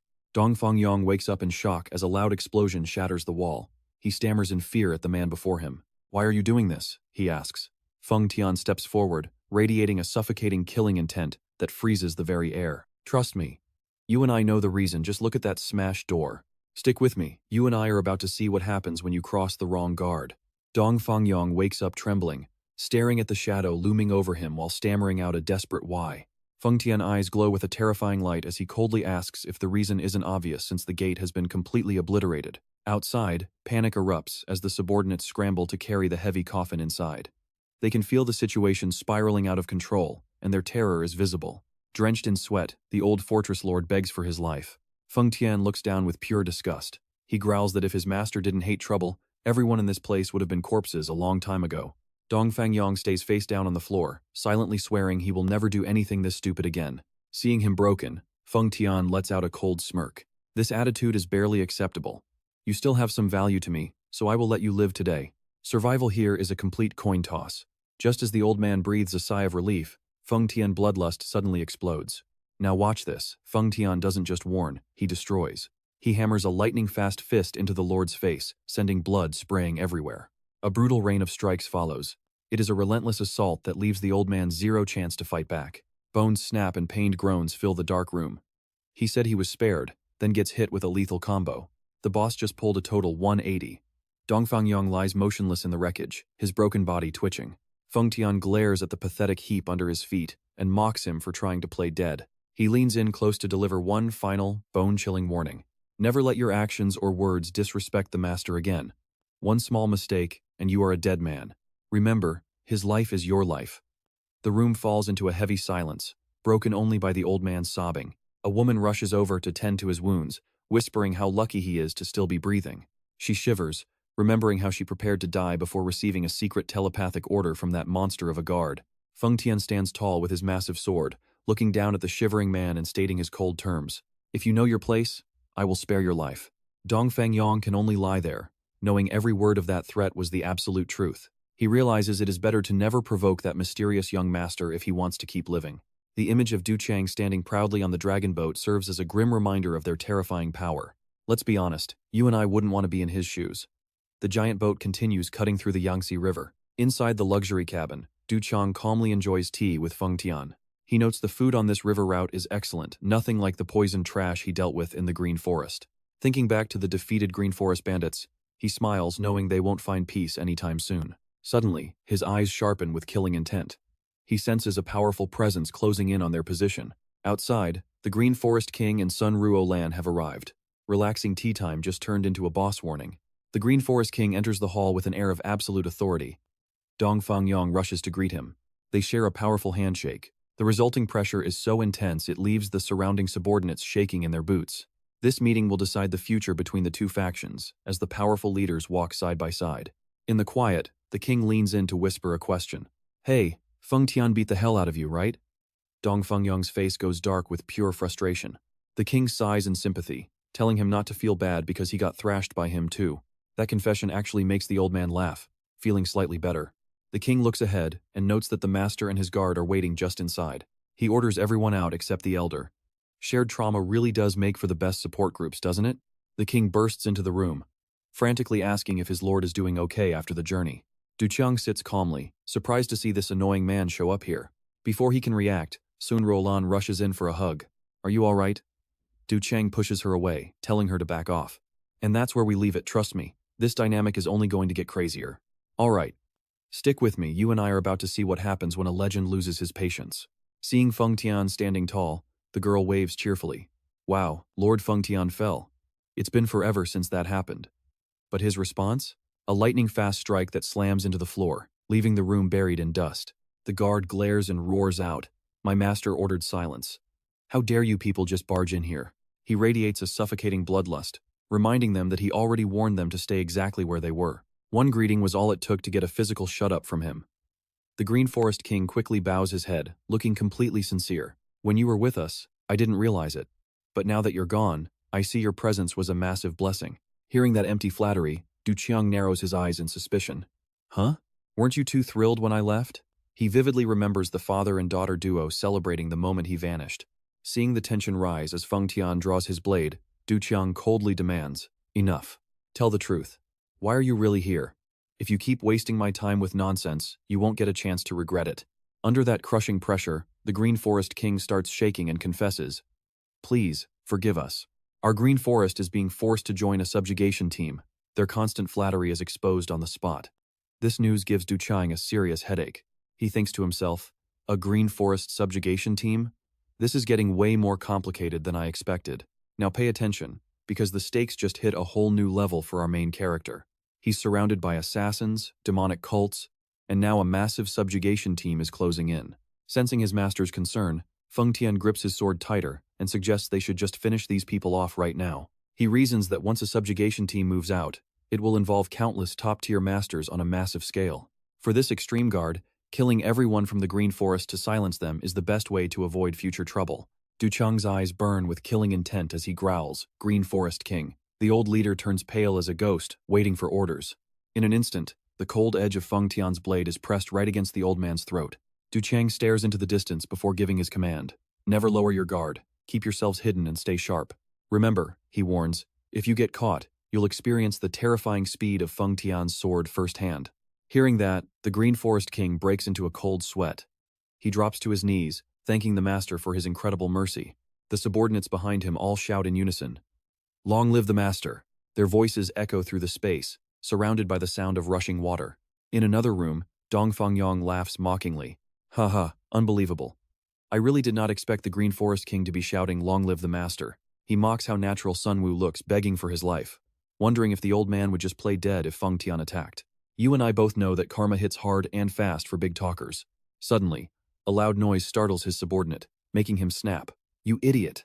Dong Fangyong also shows his obvious annoyance at this rude and unexpected interruption. He grinds his teeth and clenches his fists, roaring in pure frustration. That arrogant brat Dong Fangyong scolds his subordinate, saying they only talk like that because they have never felt the weight of Feng Tian's fist before. He turns to Sun Wu and asks, "Just who are those crazy people anyway?" The Green Forest King just clicks his tongue helplessly. "If I knew, I wouldn't be in this mess." Dong Fangyong says it's time to investigate, but Sun Wu immediately warns him to stop being curious, because those people are definitely not ones you want to mess with. He emphasizes that Lu Jiang's personality is impossible to predict. He is completely temperamental. Whether he kills or spares someone depends entirely on his whim. It's like dealing with a final boss who changes his mood every single day. He then spots a subordinate trembling alone. Sun Wu notices a subordinate, shaking all by himself, and asks, "Hey, you over there, why are you standing alone in the hallway trembling like that?" The guy jumps in fear, asking if they need any help. Right then, the towering figure of Feng Tian appears, shocking them both. He coldly declares there is only one way for them to survive. He quietly enters the room and reports, "Master, your subordinate has brought the person here." Du Qiang turns around, confused. "Huh? Who did you bring?" Then, a woman in a graceful pink outfit with a noble gold hairpin enters. Her otherworldly beauty and gentle aura leave Du Qiang stunned, his face turning bright red. He wonders to himself in shock who she is as Feng Tian stands tall in the room. He bows and reports, "Master, I have brought the person you asked for." Du Qiang is still sitting calmly at the tea table, but he asks back in complete confusion, Who exactly did you bring?" The door opens slowly, revealing a flowing pink dress and an exquisite hairpin amidst a faint scent of flowers. And trust me, you and I are about to see why he is absolutely terrified to recognize this mystery guest. That person is none other than... Wait, you and I were probably expecting a beauty, but instead, we get three massive Green Forest thugs in horrifying drag, caked in makeup and wearing flowers. The old leader, decked out in a pink dress, declares they'll now live as women. Talk about a plot twist that breaks the room. Du Qiang is frozen, cold sweat pouring down his face at the sheer perversion of this group. He's screaming internally, "Green Forest, did you guys really have to go this far?" Seeing his master's grim expression, Feng Tian asks if he's unhappy. The bandits start shaking, their faces turning pale with fear. They frantically explain they tried their absolute best to look as feminine as possible. One guy even tries to show some skin to be seductive, making Du Qiang scream in horror. "Stop, cover yourself up." The old leader is still fully committed. He offers to go even heavier on the makeup if the master isn't satisfied. Imagine a bearded old man dabbing face powder on himself. Du Qiang finally snaps, asking how much more ridiculous they can get. He can't believe they're taking this so seriously. He tells himself to respect their effort and not to laugh, no matter what. But the sight is just too much. His self-control snaps, and Du Qiang bursts into a massive fit of laughter. Their tough bandit aura is completely gone thanks to this failed cosplay. The new leader's laughter fills the hall, and even Feng Tian starts laughing along with him. Now pay attention, because the guard's tone suddenly shifts into something much more threatening. He glares at the Green Forest crew, barking at them for having the nerve to laugh along with the master. Terrified by Feng Tian's murderous intent, the leader and his men can only manage a pained, tearful smile. Just then, Ruolan appears from behind in elegant male clothes, proudly showing off her disguise. Laughter continues to echo as Ruolan spots her father in drag and gasps in shock. "Father." The Green Forest leader is moved to tears by the sight of her. He thinks she's the only one who cares. But as he moves closer, Ruolan jumps back and tells him to stay away. She can't hold it back anymore and starts laughing. "Wow, you two look so pretty." Stung by his daughter's sarcasm, the Green Forest King starts crying and yelling that he's still her father. Ruolan reveals she was the one who did his makeup before jumping around with excitement. "That's definitely Lord Feng Tian." She laughs one last time before turning away. "Sorry, Dad, but I don't want to end up like you." A family drama turned into a makeup review show. Left in the chaos, the king just holds his painted face and groans about how crazy this is. Let's pivot. The dragon boat continues to sail through the vast waters, leaving the laughter behind. As night falls at a quiet dock, two drunks are stumbling around, leaning on each other. One almost falls and starts yelling, "Hey, watch where you're going. Did you just bump into me?" He glares at a youth sitting quietly by the bridge. "What is this? A brat like you is drinking wine?" Being arrogant, the old man demands the youth hand over the wine and apologize. He mutters with total contempt. A kid drinking? Really? The youth stays cold, clutching the bottle tightly. Despite the green forest madness earlier, darkness now swallows the silent peer. New dangers are creeping in. The drunks keep acting tough, grabbing the youth's shoulder and demanding an apology. They have no idea they're touching a sharp blade hidden in the shadows. The youth says nothing, but her eyes suddenly flash a terrifying blue. In an instant, a hand flashes out. The drunks can't even see the strike coming, their eyes widening in shock before they're floored. Both men lie motionless on the wooden floor, completely incapacitated. They tried to act tough and got shut down instantly. This mysterious youth is actually a female assassin from the demonic cult in disguise. I'll only wipe your memories this time. She tells them to be grateful. She sighs in exhaustion, her mind racing after tracking the young leader all the way to this region. She's stunned that Du Qiang took over Green Forest so easily, wondering what the real calculations behind his every move are. To the demonic cult, Du Qiang is a total mystery, and you and I are about to find out why. However, alright, you and I are about to see what happens when a new leader reaches the god-tier 5-star realm of the Silver Soul-Slaying technique. Just hearing that skill name makes him feel like a final boss. 500 years ago, the previous demonic cult leader used this same skill to terrorize the entire martial world. The deep complexity of the Silver Soul-Slaying technique proves Tu Yuquang is a once-in-a-generation genius. Fearing his power, the cult summoned the 5 demon gods' living legends tasked with executing this new leader. Still no sign of any reinforcements. The female assassin kicks a crate in a rage, screaming about how slow those 5 demon gods are moving. She is frustrated and needs rest after days of exhausting tracking. But suddenly, those 2 drunkards from before show up out of nowhere. They shout arrogantly, asking how a brat like her dares to drink alone, demanding she surrender the wine and apologize to them right now. Her rage boils over as she crushes the bottle until it shatters, her eyes glowing with a terrifying, murderous intent. Now, pay attention, because a sudden sound at the harbor signals that someone very dangerous has just arrived. Dongfang Yong gasps in shock. What? Before him stands Kui Quan, the beggar sect branch leader from Hunan, scratching his head with a look of pure confusion. He mumbles about not remembering what happened while rubbing his head in a state of total doubt and confusion. Maybe he just drank way too much wine. But Dongfang Yong loses patience with the beggar's messy appearance and grabs him by the chin. Kui Quan winces, complaining that the old man is being cold and that he only came for a talk. He suddenly turns dead serious, asking if Dongfang has met the White Dragon Mansion leader lately. The question leaves Dongfang Yong in deep thought. He realizes the beggar sect has been lurking around the Yangtze River and Lake Dongting because of a deep connection to the mansion leader. 8 years ago, the White Dragon Mansion rose from nothing to dominate the entire North Yangtze region. Their aggressive expansion forced the original 18 camps of the Yangtze to shrink down to just 10 remaining strongholds. Sitting across from the beggar sect leader, Dongfang Yong finally begins to realize a dark and hidden truth. I thought you beggars were just desperate to catch some fish to eat, but the beggar sect and White Dragon Mansion are at war. Kui Quan leans in with a proposal. He shares a theory about the mansion leader, reminding him of the time the beggar sect eliminated most of the 10 villains. However, one monster survived their purge, the man known as the He Xin Diaoke, the most dangerous leader of those 10 villains. Kui Quan reveals shocking news, claiming that He Xin Diaoke is not only a powerful fighter, but also a true master of manipulation and advanced disguise techniques. Dongfang Yong freezes as a terrifying realization suddenly crosses his mind. If he used a disguise technique to change his appearance, could he be living a secret life in hiding? Now he understands exactly why they are hunting him down. You and I saw that twist coming, right? The famous leader is actually He Xin Diaoke in disguise. In a grand, majestic hall, the white-haired mansion leader stares out the window and mumbles that it has been a long time. Suddenly, shadows behind him drop to the floor, clasping their hands and shouting with absolute, terrifying respect. The Wudong 7 Devils greet their master. The tension here feels exactly like a pre-boss game lobby. That disguise technique is exactly why the beggar sect has been hunting him for so many years. The villainous leader has been hiding in plain sight under the identity of a famous hero. He narrows his eyes, looking down at his disciples after their very long separation. The Wudong 7 Devils drop to their knees in unison, shouting that they wish to pay respects to their master. Looking at the battered state of the disciple kneeling there, the mansion leader lets out a wicked laugh, asking why he looks so pathetic after all this time. The man reports that 4 of his loyal brothers were slaughtered by the enemy during their mission. The old man notes that the killer must have snapped his brothers' necks with absolute ease. The disciple begs for help, and the mansion leader coldly orders the man to come closer so he can perform an inspection. Checking the injury, the leader is surprised to find that the disciple's neck bone was completely shattered by force. Pulling out golden needles, he orders the disciple to start circulating his internal energy right now. Stick with me as a purple aura erupts like a legendary skin. Things are about to get absolutely insane. Looking at the red spots appearing on the disciple's neck, Bridge has own hook. Alright, you and I are about to witness a technique so precise it's actually terrifying.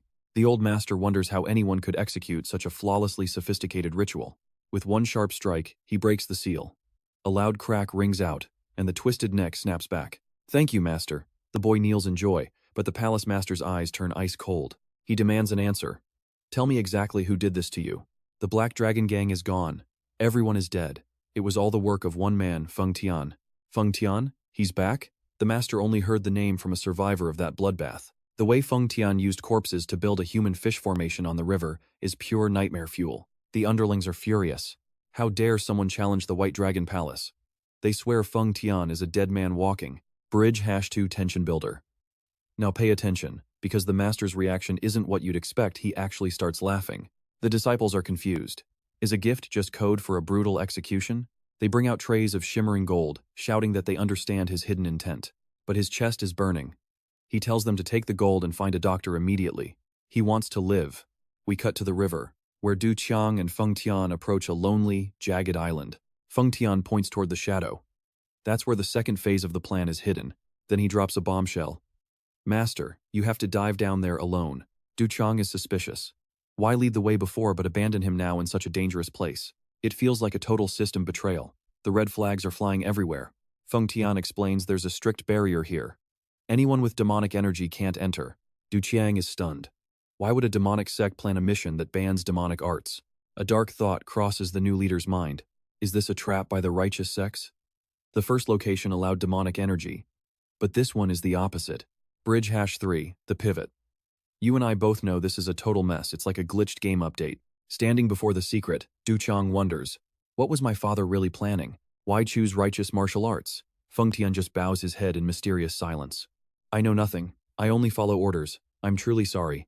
Du Qiang realizes the irony.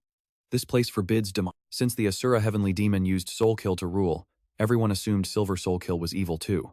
But now that he's mastered it himself, Du Qiang sees the truth. It's a pure technique, a path to the ultimate heartsword state. Shocked by the revelation, he asks how Feng Tian knows so much. It's all thanks to Qing Po's sword, a specialized righteous arts spy. But that spy is currently rotting in the dark depths of the Hell Prison. The lore is getting deep. This truth sends a shiver down Du Qiang's spine. Isn't the Hell Prison a place of brutal torture? Why is your subordinate there?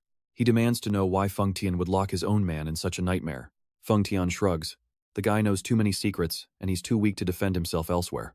Du Qiang roars in frustration at that cold-hearted logic. How can you measure loyalty only by someone's power level? Even demons value honor. It sounds like this management system is totally broken. Feng Tian clarifies. Qing Po's sword volunteered to stay there to keep the secret safe from everyone. Du Qiang just sighs. It seems none of his subordinates are actually normal. Bridge #4, the closer, and that's where we leave it. Trust me, you and I aren't ready for what comes next. Alright, you and I are about to watch Du Cuong dive 60 feet deep into a pitch-black abyss following his legendary sword. After another 60 feet, a massive current will appear. He doesn't need to do anything but let the water carry him away. This powerful current leads straight to a hidden chamber submerged in the deep, where his father's secret second plan is waiting to be found. As the main character dives into the dark cavern, he realizes this is much harder than he thought. I guess I really have to learn from the legendary Dragon King himself. Standing on the shore, Feng Tian stays stern but encouraging. As the master, you only need 3 days to master this plan. Du Cuong sets his mind to it. No matter what, I have to do this. I'm not wasting any more time. It sounded like a simple tutorial, but it was a total trap. The next day, the intense training officially began. Du Cuong keeps surfacing and diving through the rough waves, leaving the Dragon King of Dongdin absolutely stunned. He is a natural. At this rate, no depth will ever be dangerous for him. Then, he explains how to control internal energy. In the martial arts world, people usually regulate their inner energy through daily breathing. Depending on their level, martial artists can hold their breath for up to an hour. Curious, Du Cuong asks the teacher about his own limit. The old man laughs confidently, saying he can stay down for an hour. How deep did Du Cuong want to go? Hearing the 60-foot depth, the old man suggests a much safer starting point for the first day of training. Let's try 10 feet deep today and see if you can hold your breath for 15 minutes. Before diving, Du Cuong tells his guard not to be so impatient. Feng Tian, do you understand? Feng Tian's deep voice gives a final warning to be careful. Ready now, our master dives headfirst into the deep blue water. Feeling the pressure weighing down on his body, he starts to evaluate his progress. thinking he's reached about 10 feet deep and could probably go even further down. Down at the quiet bottom, Cuong walks among ancient stones, enjoying a rare moment of peace. There are no more screaming people or clashing blades. He loves this silence. In his heart, a deep longing for a future of true freedom starts to grow. Once everything is finished, I'll head to Hainan Island. I'll spend my days swimming just like this. But trust me, the peace is about to shatter. Suddenly, ropes lash out and coil around his neck, pinning his body down. His eyes widen in shock. Is this an ambush?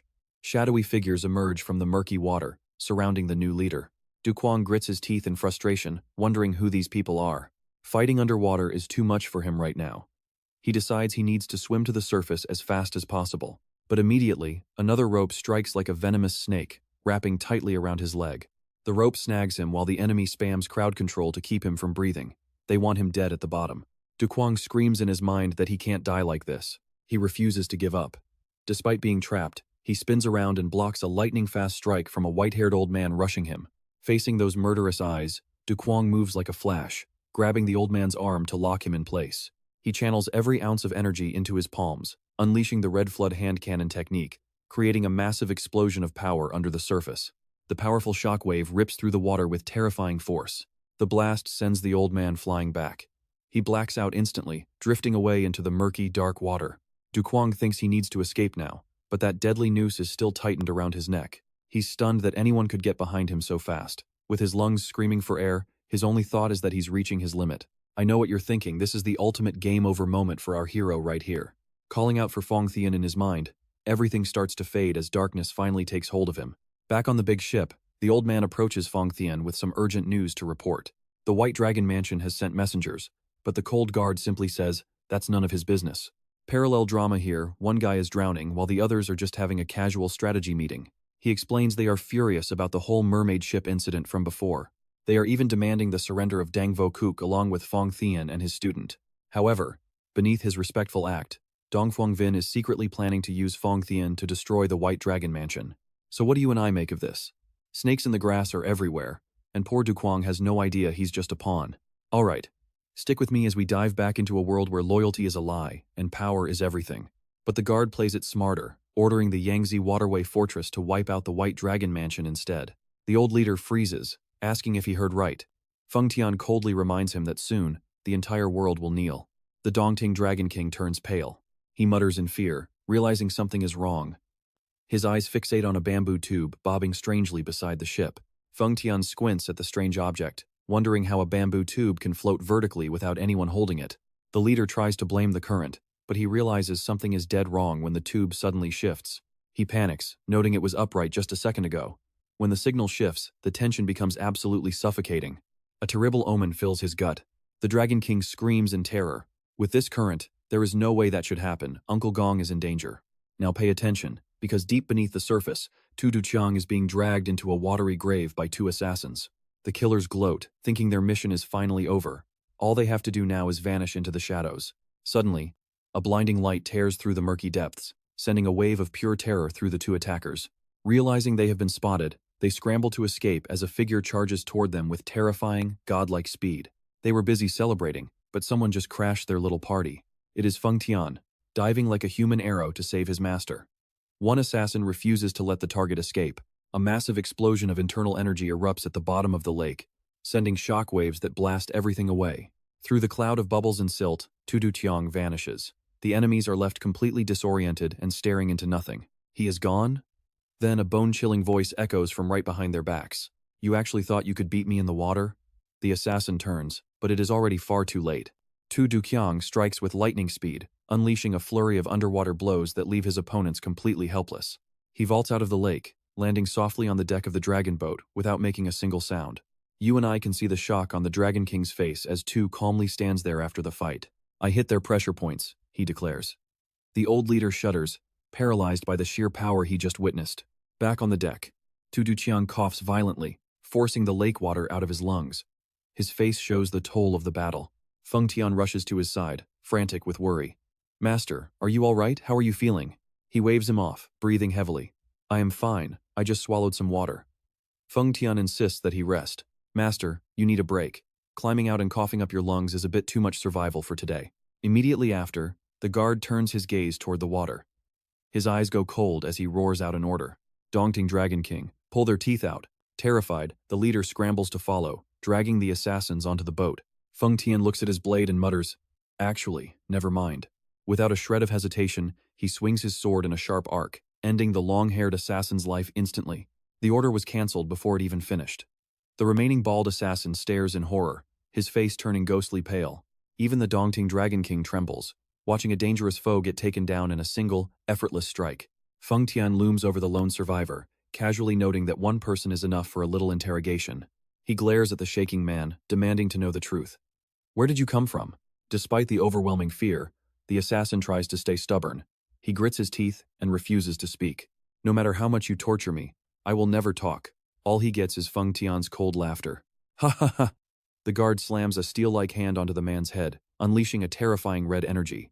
The assassin's agonizing scream echoes across the silent lake as he endures a level of pain beyond human comprehension.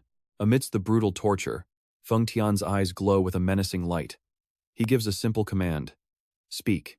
The small boat drifts across the vast water, carrying Tu Duqiang as he rests after his life-or-death struggle. Standing beside him, Feng Tian radiates an aura so chilling that even Dongfang Yong shivers in pure dread. "Trust me, you and I are looking at the terrifying power of a true demonic cult disciple. All right, stick with me because you and I are about to see our main character's guard go absolutely feral. Who sent you?" The assassin's face twists in agony as he gasps out the name of his master while struggling to breathe. "It is the White Dragon Manor. They are the ones who sent me to kill you." He begs for his life in absolute desperation, but Feng Tian delivers a brutal final blow, killing him instantly as everyone watches the carnage in total shock. Dongfang Yong watches that pure demonic energy and starts questioning if the rumors about their leader being a demon are actually true. Could Lu Jiang really be the leader of the demonic cult? The assassin dies before he can say another word. Back in the cabin, Tu Duqiang sits up, looking exhausted as his loyal subordinates gather around him with worried expressions. He sighs, rubbing his face in frustration. "Honestly, I am really starting to hate the chaos of this martial arts world." He gets straight to the point. "I am fine. Have you found out the true identity of those attackers yet?" Feng Tian reports that it was the White Dragon Manor, but Tu Duqiang narrows his eyes in deep suspicion. The logic does not hold up. If they wanted him dead, they would have to take out Feng Tian as well. Instead of just attacking him under the lake, it feels like a sloppy plan made by someone in a hurry. He realizes the demonic cult would not dare move either, knowing Feng Tian was protecting him here on the boat. Now watch closely, this is the moment Tu Duqiang realizes the truth is far more complex. He recalls those three assassins the divine physician sent to infiltrate the Green Forest in the past for a mission. Feng Tian admits he spared a survivor during a celebration, and that man has clearly returned to settle the score now. The guard bows his head in shame, but Tu Duqiang is quick to reassure his loyal and powerful friend. "It is not your fault, they were just too clever." He is relieved that Feng Tian believes this new theory for now, but Feng Tian remains firm, his voice hardening as he makes a cold and very serious declaration. "We cannot rule out White Dragon Manor just yet. I will go there myself to confirm everything with my own hands." Tu Duqiang sighs, seeing his guard's stubbornness. Is he really still not convinced by my logical explanation? The Dongting Dragon King agrees, saying they cannot let their guard down against that dangerous manor lord. He is the Black Heart Mourner, the infamous leader of the 10 Great Villains. Hearing this name, Tu Duqiang is absolutely stunned. The 10 Great Villains? The rumors are everywhere, and they are enough to make your head spin in confusion. The Dragon King confirms they once slaughtered an entire village without showing a single shred of mercy to anyone. Their crimes are so vast and horrific that telling the full story would take 10 days and nights. Their cruelty knows no limits. However, Feng Tian has a completely different take on these so-called monsters. He casually remarks that calling them villains is a bit much. Apparently, he thinks they are actually quite nice. This comment shocks the Dragon King so much that his face literally starts to twist in disbelief. He screams internally, wondering what kind of lunatic would ever say something so completely insane about them. He pictures terrifying monsters and cannibals, but as he looks at the person in front of him, he realizes this man is the true madman. Tu Duqiang's calm confirmation of this fact leaves the old master feeling completely broken and defeated inside. "I know what you're thinking, this group is definitely not your average hero squad." Tu Duqiang decides to investigate personally before Feng Tian ends up wiping out the entire White Dragon Manor in a fit of rage. The Black Heart Mourner? He cannot rule out the possibility just yet. He needs time to think, so he orders the ship to dock at a nearby village for the group to rest. The majestic dragon boat docks while two mysterious silver-haired figures walk silently through a nearby and very luxurious estate. One asks if the item left by Lord Baiwuka is really hidden at the bottom of Dongting Lake. The other confirms it. These hidden players are finally entering the game for real. The two silver-haired elders discuss the situation, their faces filled with deep concern and worry. We have to hurry for Yan-er's sake, one urges. Her time is running out very fast. Nearby, a young girl named Yan-er walks alone, her expression heavy with sadness and silent pain. The atmosphere is heavy, like everyone is just waiting for the end to arrive. Looking at her trembling hands, Yan-er bitterly realizes that her condition is only getting worse every day. And trust me, you and I are going to want to see if this girl can actually survive such a lethal and impossible illness. Alright, you and I are diving into a quest for a cure, hidden by Lord Bai Wuke. Recalling that Spider Cave disaster, Miss Xia is determined not to fail this time. Yan-er carefully adjusts her veiled hat, making sure her identity stays completely hidden. She wonders if the treasure left by Bai Wuke is actually here at Dongting Lake, and decides to ask the locals for any information they might have. Stepping into the busy market, she scans the crowd for anyone who knows the area. Suddenly, a street vendor's rhythmic clinking draws her towards some delicious-looking sugar-coated haws. Staring at the skewers of bright red fruit, Yan-er swallows hard and tells herself she will just have one before getting back to work. She takes a bite, and her eyes widen. It is absolutely delicious, pure sweetness. But as soon as the old man asks for 1 copper coin, things get awkward. Yan-er starts frantically searching every single pocket for coins to pay, while the candy vendor watches her with eyes full of growing suspicion and deep doubt. She realizes her purse is still at the inn. Panic. The vendor isn't having it. No money? Are you trying to rob me? He screams at the top of his lungs for the guards, causing everyone in the crowd to stop and stare. Du Qiang is walking nearby and wonders why everyone is making such a huge fuss. Now pay attention, because our girl just became the star of a public nightmare. She begs the old man to wait while she runs back for the money, but he refuses to believe her, thinking she is just planning to escape while Du Qiang watches from afar. He hesitates because helping her openly in this crowd might draw some unwanted eyes. Still, seeing her look so helpless, he knows he won't be able to sleep tonight.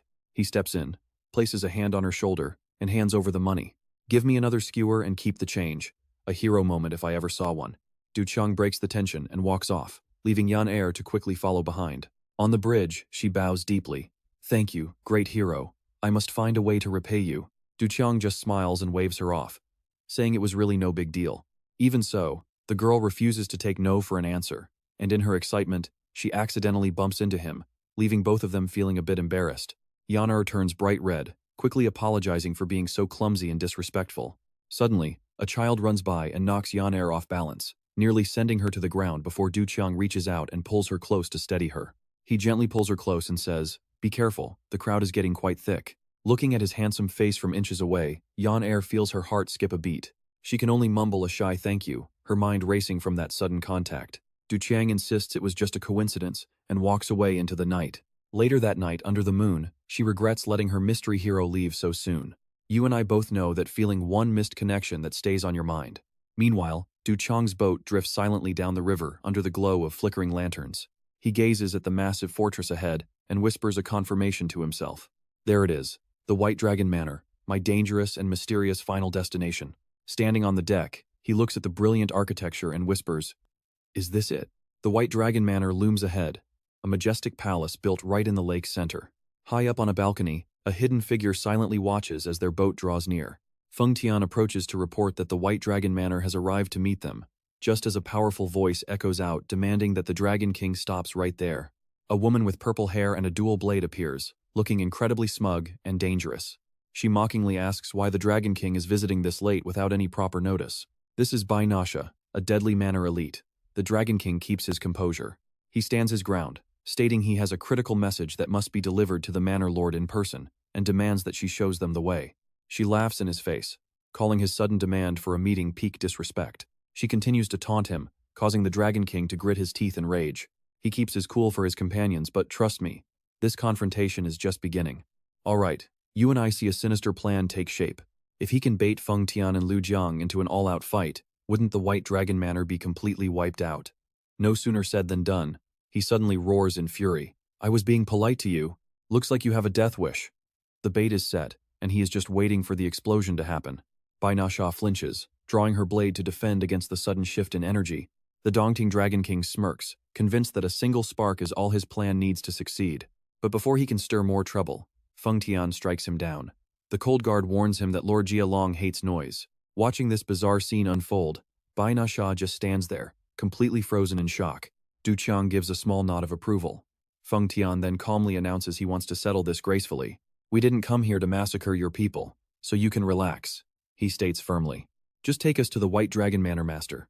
Once we talk, we're gone. Bai Na Shah is helpless against his aura. Talk about a plot twist, the fight got shut down early. Looking at his subordinate's smug face, Du Qiang feels suspicious. What is up with that look? Before Feng Tian can receive any answer, his pure arrogance officially pushes Bai Na Shah over the edge. She screams out with pure killing intent. A massacre, you say? Let's see if you can talk like that once you're dead. She orders an attack, and arrows pour down on the ship. Pay attention, because you and I are about to see him leap into action right now. With one decisive swing of his sword, he creates a massive shockwave that wipes out the entire arrow rain in an instant. Bai Na Shah and her crew dive for cover, unable to believe the overwhelming power of this single guard. The White Dragon Manor disciples panic as their own arrows get deflected back, turning the pier into total chaos. That single sweep looked like a total cheat code in the middle of a high-stakes battle. Du Qiang watches silently and sighs. Is it really impossible to avoid an all-out declaration of war? Just as the battle is about to peak, a powerful voice echoes through the air. Stop now. An old man with white hair appears like a ghost, instantly grabbing Bai Na Shah by the throat before she can blink. Seeing the old man, a nearby warrior gasps in terror. The big boss just jumped in and killed the vibe. This is the actual master of the White Dragon Manor. He speaks in a low, apologetic tone. Am I late to greet guests?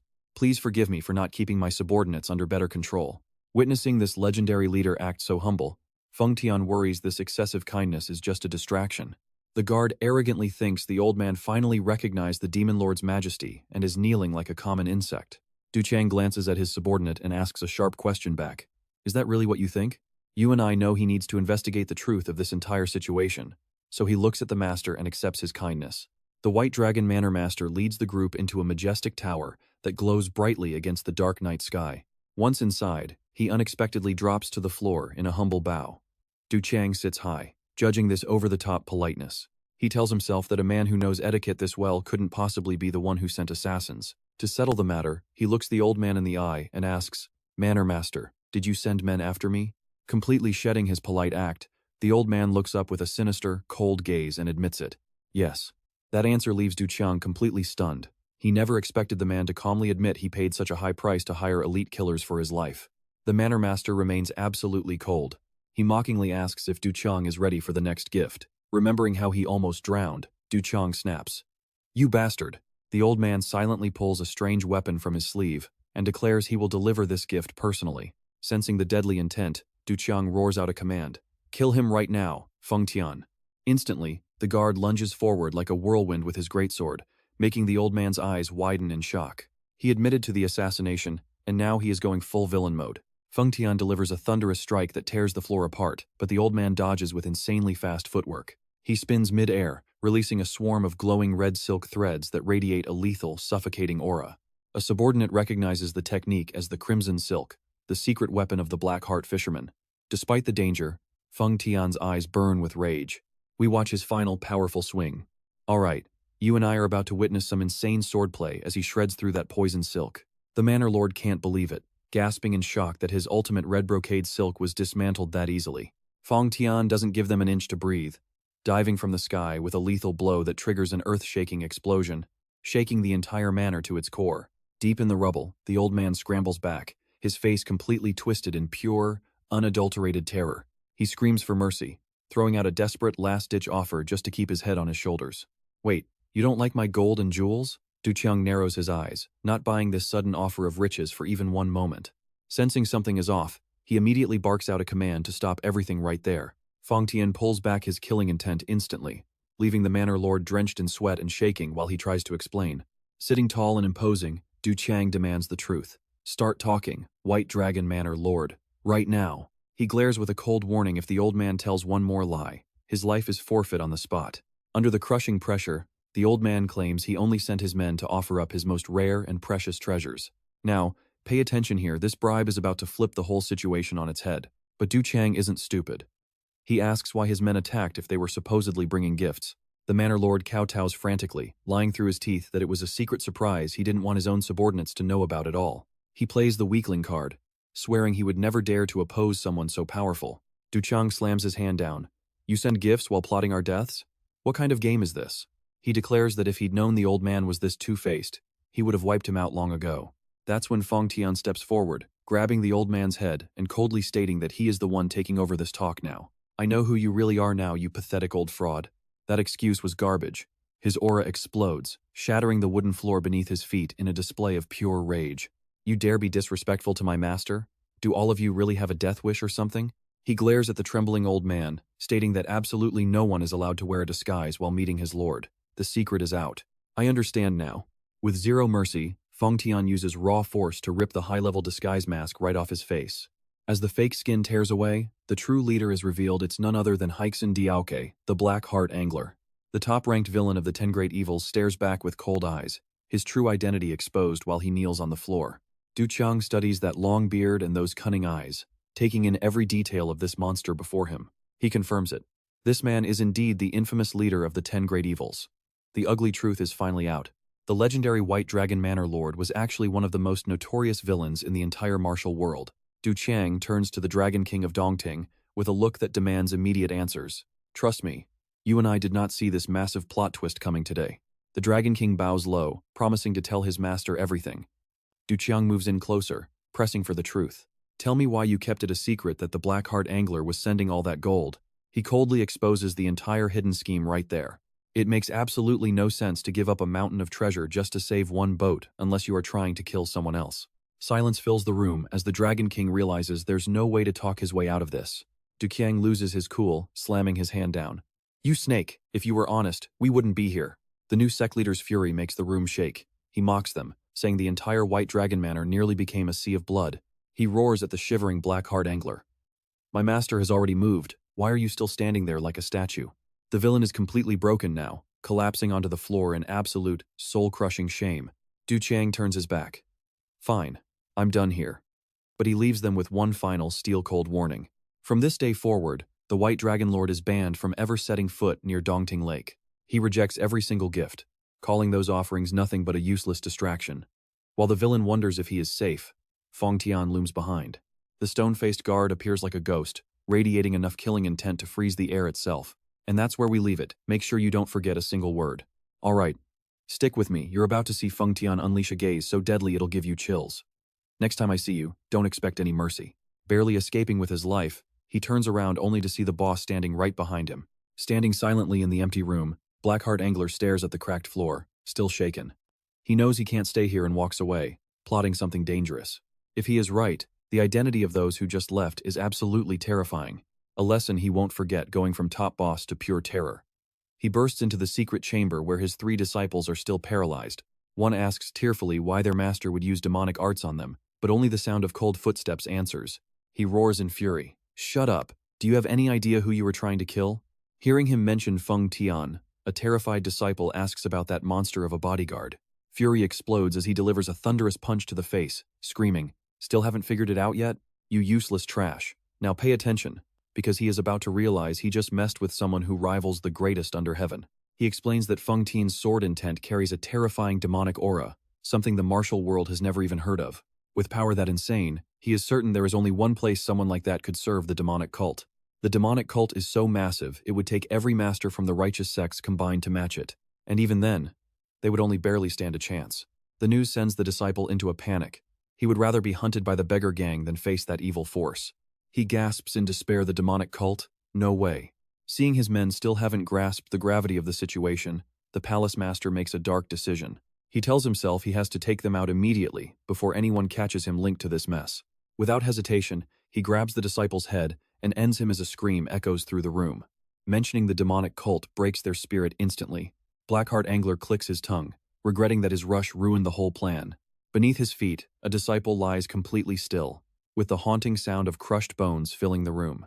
Witnessing the horror, the remaining 2 scream in agony, realizing their brother is gone for good. Blackheart turns away, casually admitting he messed up the process and caused a messy death. The cold old man tells them to stop crying, cracks his knuckles, and declares he will get it right this time. It sounds like resetting a game after a failed mission, but the price here is way too high. One disciple snaps. He charges forward, ready to die, screaming, "How could you do this to our own brother?" He puts everything into his explosive art, determined to drag Blackheart Angler to the grave with him. Seeing the desperate attack, the old man dodges the incoming force with lightning speed. The disciple swings wildly, but only hits air. He roars in rage, "Die!" while Blackheart Angler finally starts losing his patience with their resistance. Suddenly, an earth-shattering explosion of inner power erupts. You and I saw that coming, right? It tears through the building on Lake Dongting, sending massive columns of water into the sky. From a distant boat, Tu Yuchang watches the scene, noting that his opponent seems to be drowning in humiliation. He thinks it might be better to finish the old man now to avoid future trouble. But then, Yuchang sighs and changes his mind. He figures it is natural for someone to vent their anger when the target is gone, so he lets it slide this time. Feng Tian bows in submission. The dragon boat cuts through the waves, officially leaving the territory of the Yangtze Waterway Gang. On the deck, a muscular old man stretches, soaking in the fresh air after being locked away for so long. But he is also a little worried about his looks. His unique appearance makes it hard to walk around in broad daylight. Late at night, the Green Forest King stands in a flashy female disguise. This turtle's cosplay is on another level of fancy. Seriously. He wonders why Feng Tian is still standing guard outside. Doesn't that guy ever sleep? Seeing the bodyguard's extreme loyalty, he can't help but be impressed. He will do anything to protect the one he calls master. No sleep and no freedom for him. He remembers Tu Yuchang's birthday rage and feels a bit sorry for Feng Tian having to serve such a difficult master. The old man sighs, thinking about how much the guy must be suffering and all the hardships he has endured. He is pitying others while forgetting his own life is a mess. Trust me, you and I won't believe the thunderous punch that lands next. Stick with me, we are diving into more madness with this legendary master. Gritting his teeth in frustration, the old man quickly replies, "Damn it, I am coming." He slowly creeps forward, planning to say a few words and then slip away early. Seeing Cuong sitting there drinking all alone, he gathers all his courage and dares to ask if something bad happened back at the White Dragon Palace. Suddenly, a heavy punch lands squarely on his face, twisting his features in pain. A voice barks at him for being a mindless idiot before Feng Tian steps forward.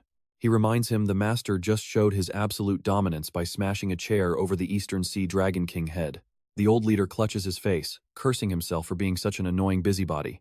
Feng Tian growls that when the master strikes, you just take the damage it is, like a server law you cannot break. He lands another fiery punch, ordering the old man to stop talking and focus on his disguise. Fumbling around, the old leader tries to fix his messy outfit. He even admits he put on women underwear for realism, which only pisses Feng Tian off more. Calling him a filthy, useless old man, he continues the brutal punishment without mercy. Feng Tian yells at him to change his voice, because that deep tone will not fool anyone. Under the relentless beating, the Green Forest King can only cry out in total humiliation. Time passes as the night fades, revealing a brilliant sunrise reflecting over the deep sea. Their small boat glides toward a lonely rock island, as Feng Tian reports it is finally time to move. Cuong nods, staring at the island with eyes full of determination to find the world's best martial arts. "Let's go," he commands. He dives into the churning waves, heading deep toward the hidden underwater cave in the darkness. The deeper he goes, the darker it gets, realizing he is already nearly 20 zhang down. This dive is pitch black, and even if you had a flashlight, it would not save you from this darkness. Now, watch this part closely. A massive current slams into his body, nearly knocking him out cold. The water is stronger than expected, and the pressure makes it impossible for him to breathe. He feels like he is trapped in a vortex with no exit button, and he might actually die right here. Meanwhile, at a grand lakeside estate, Duangyan stands staring into the distance with worry. Her master approaches, asking why she looks so troubled, and she quickly greets him. She admits she is terrified about the secret arrangement they have hidden away in the lake. If those thieves stole the manual and found this place, everything they built would be a total disaster. She vows to practice her diving more, but her master just lets out a confident laugh. "Stick with me here," he is laughing because he is certain no one can ever survive 20 zhang deep in this water. Anyone who tries to break in will be helpless against the crushing force of the currents. He is certain they will die before they even realize what hit them in that whirlpool. But against all odds, Cuong crawls out onto the floor of the secret cave. He looks around, remembering that only those with pure hearts can ever enter this sanctuary. Before him sits an ancient skeleton, sitting perfectly still in front of a massive landscape painting. He wonders to himself, is this the place of the secret arrangement? Approaching the remains, he realizes this is the legendary sage, and definitely not just some basic non-player character. Despite the person being long gone, he bows respectfully and introduces himself as Du Luang Jiang. He does not want power or fame, he just wants to live a normal, quiet life. Seeing the old remains covered in dust, he tries to gently clean them, but the entire skeleton shatters into a pile of broken bones right before his shocked eyes. Horrified, he stares at the mess in pure shock. Panicking, he starts apologizing frantically, saying he only meant to dust the sage off. He tries to piece the bones back together, but in his confusion, he creates a monstrosity. "Trust me, You and I are going to want to see how he fixes this terrifying mistake. Alright. You and I are about to dive into a mystery where a single painting changes everything. Du Qiang recognizes the landscape as fragrant hills, where he once searched for the Huaxian divine healer. Those heavy memories still haunt him. Even though the real place was a nightmare, on canvas, it looks heavenly. Suddenly, he freezes, eyes narrowing in pure suspicion. Wait, did that landscape just move? Right there in the scenery, a stunning woman with flowing green hair and piercing blue eyes appears, smiling directly at him. Stunned, Du Qiang gasps out, "My lady." His face twists in absolute terror as he stares at the figure in the frame. Sweat pours down his face as he realizes this woman looks exactly like the girl he met at the market. But he quickly shakes the thought. There is no way that lady could show up in a secret place like this. He clears his throat to get a grip, wondering what on earth he is even thinking right now. Now pay attention here, the woman in the frame giggles mockingly, and from the sound of it, we both know something big is about to happen. Du Qiang stands frozen. He realizes she just watched his entire awkward encounter with that old skeleton. He narrows his eyes as a cold fear creeps in. Can this woman actually see him through the painting? Her gaze suddenly turns ice cold, piercing through his very soul. Du Qiang shudders, feeling like there is nowhere left to hide. Things are getting very unsettled. He is terrified that she might even be hearing the private thoughts inside his head right now. Suddenly, the painting vibrates violently, erupting with a deep blue energy that floods the entire dark cave. A blinding light bursts forth, dragging a whirlwind of leaves that completely swallows Du Qiang whole. He can only shield his eyes as the powerful force sweeps him away into the unknown. Opening his eyes, Du Qiang is stunned to find he is no longer in the cave, but standing in a majestic forest where massive waterfalls roar.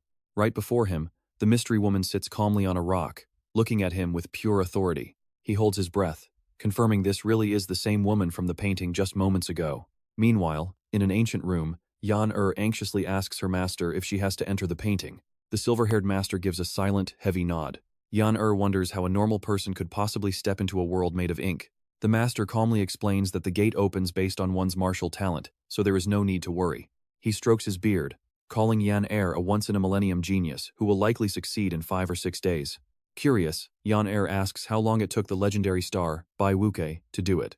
The master bursts into laughter at her competitive spirit. You want to challenge a dead man? You and I can tell this is no easy task. He reveals that even Bai Wuke took exactly 5 days to pass. He explains that the 7 arrangements left by ancestors are all legendary, world-shaking martial arts. When entering the painting, the challenger must face one of those ancient masters. Yan nervously wonders who she is about to face. Her master confirms it is the legendary top fighter from 1,000 years ago, Qing Immortal. Back in the painting, Qing Immortal rests her chin and glares at Du Qiang with ice-cold eyes. Did you just call me this woman? She sneers with pure contempt, declaring that he is a junior who lacks any sense of respect. Du Qiang quickly bows, apologizing that he was just caught off guard. He bows faster than a low battery signal, hoping to survive. He asks about the master, but she calls him a fool. Even through the insults, Du Qiang holds back his temper. He explains he only wants to see his old friend and leave, but she just mocks him even harder. Calling him a fool among fools is the final straw. Du Qiang finally snaps. Hey, why have you been insulting me this whole time? She just replies that fools deserve to be called exactly what they are. Rage boils over as Du Qiang clenches his fists until the veins pop. He decides someone this nasty could never be an immortal. To him, she is clearly a demoness trying to stop him from meeting the real master. With eyes burning with resolve, he vows to get past her to find the answers he needs. Du Qiang screams witch and charges, but she just vanishes and reappears beside him. Trust me, you and I won't want to miss what happens next. Alright. You and I are about to see an earth-shattering internal energy explosion blow everything away right now. Fairy Qing lightly brushes her hair, casually remarking that his actual strength is not too bad after all. Du Qiang backs away into a defensive stance, breathing heavily as he realizes she easily blocked his strongest move. He stays on high alert, knowing that one wrong move in this painting could cost him his entire life. To end this, Du Qiang decides to go all out, using the Zhou Yu Flying Dragon Hand and Silver Soul Kill. He glares at the mysterious woman and declares with deadly intent that she will definitely die here today. Despite the death threat, Fairy Qing remains completely calm and maintains her incredibly arrogant and graceful expression. She raises her hand to look at the new sect leader, mocking him for not sounding like a righteous person. A sharp clashing sound echoes through the quiet forest, followed by the painful and desperate screams of Du Qiang. Ah! He collapses on the ground in pain, yelling for the demon woman to finally stop her brutal attack. Seeing the pathetic state of the new sect leader, Fairy Qing just offers a cold and mocking response. Pay attention, because you and I are witnessing a total and embarrassing failure here. She orders him to vanish from her sight immediately. Du Chang grinds his teeth in frustration, reaching out to demand that she returns his soul steel weapon. Looking at the weapon, she casually notes its name before mockingly asking what if she refuses to give it back. Furious at losing his weapon, Du Chang shouts that stealing and then attacking is a cowardly move by any warrior. His threat is cut short as she shuts him up with a wave of terrifying and cold-killing intent. Have you not had enough yet? Do you really want another beating right now? Terrified she might strike again, Du Chang retreats, shouting that he will come back for his weapon after finding the immortal. Fine, I will see you later, he mutters to himself while running away as fast as he can. He reassures himself that finding the immortal alone is enough to eventually get his revenge on that demon woman. Time passes silently as birds build their nests and the young chicks grow up and fly away. Du Chang keeps searching for the immortal deep in the mountains, unaware that he is heading into a dead end. His journey sounds grand, but he is really just walking in circles like a confusing offline maze. 2 months fly by, and Du Chang looks completely haggard and worn out. He collapses in despair, finding no trace of the immortal. Realizing he is exhausted and has no other choice, he tells himself that his pride no longer matters. He heads back to find Fairy Ching Ching, who is sitting peacefully by the stream without a care in the world. She sees him appearing with an embarrassed look and clears her throat, teasing him for being that same fool from before. You saw that too, right? He is totally outclassed and forced to return in total silence after failing his mission. Du Chang scratches his head in confusion, apologizing for his earlier rudeness and asking for the mysterious woman's name. She gives him a charming smile and introduces herself simply as Du Ching Ching. Du Chang introduces himself as Du Lu Jiang and begs her to help a man who is clearly in deep trouble. Ching Ching smirks, saying nothing in this world is free, so he promises to do absolutely anything for her guidance. She begins giving him strange and difficult tasks just to test his patience and resolve. First, she loudly orders Du Chang to go out and catch a wild boar for her to eat. Then she decides she wants flowers from the very top of a steep cliff and makes him climb up. After fetching river water from the mountain, she suddenly wants fish and sends him off to catch some. Endless chores pile up, leaving the new sect leader exhausted. This daily quest has no skip button and never ends. Sweat pours down his tired face as Du Chang weakly asks if there is anything else left to do. Ching Ching looks at him thoughtfully, surprised that he actually spent an entire month doing these small and menial tasks. Originally, she only planned to give him chores, so he would give up and leave. She nods, saying that is enough. She admits he is quite interesting for trading a whole month just for martial arts. Sitting by the waterfall, she suddenly asks about his true identity before he arrived at this mysterious place. This plot twist hits hard. Du Chang takes a moment before revealing that he is actually the young leader of the demon cult. This news leaves Ching Ching absolutely stunned and in shock. Trust me, you and I have to see if she actually believes this shocking secret about his real and dangerous identity. Alright, you and I are diving into a story where Du Chang explains how his father intentionally hid his demonic arts for this moment. He describes the chaos after his father passed away and how a loyal subordinate helped him escape, only to force him into the role of sect leader. However, Du Chang insists he will never lead the sect, leaving Ching Ching wondering why a man who traveled so far for power would refuse the top spot. Du Chang gazes toward the distant horizon, calmly stating that for him, martial arts is merely a tool and nothing more. My only dream is to enjoy a normal life, rather than just becoming powerful. His words seem to trigger a distant memory from 1,000 years ago. Back then, a young man knelt before Fairy Ching Ching and pleaded, "I have lost. Please accept me as your student." But the fairy was clearly annoyed. She glared at him and snapped, "If you are this weak, why do you keep coming back?" She told him to get lost, but the young man refused to give up. He argued that losing was inevitable, because even before turning 20, she defeated Goddess Lingbo with her secret arts and became the world's #1. Faced with his stubbornness, Ching Ching let out a long, tired sigh. She finally gave in.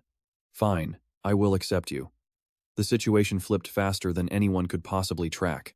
Hearing this, he joyfully prepared to perform the formal bowing ceremony, but she stopped him immediately. Ching Ching sternly declared there was one vital task he must complete for his training before she would actually teach him. He swallowed hard. What task is so important it skips the ceremony? What exactly are you trying to tell me? Now watch this twist. She gives him a direct order to go catch a wild boar first. The unexpected turn changed everything. Instead of practicing martial arts, the poor disciple had to carry a massive boar back to serve his master. He grumbled, "Master, when exactly are you finally going to start teaching me how to fight?" Ching Ching casually prepared the meal and gave a half-hearted reply. "I will teach you when the time is right. This looks delicious."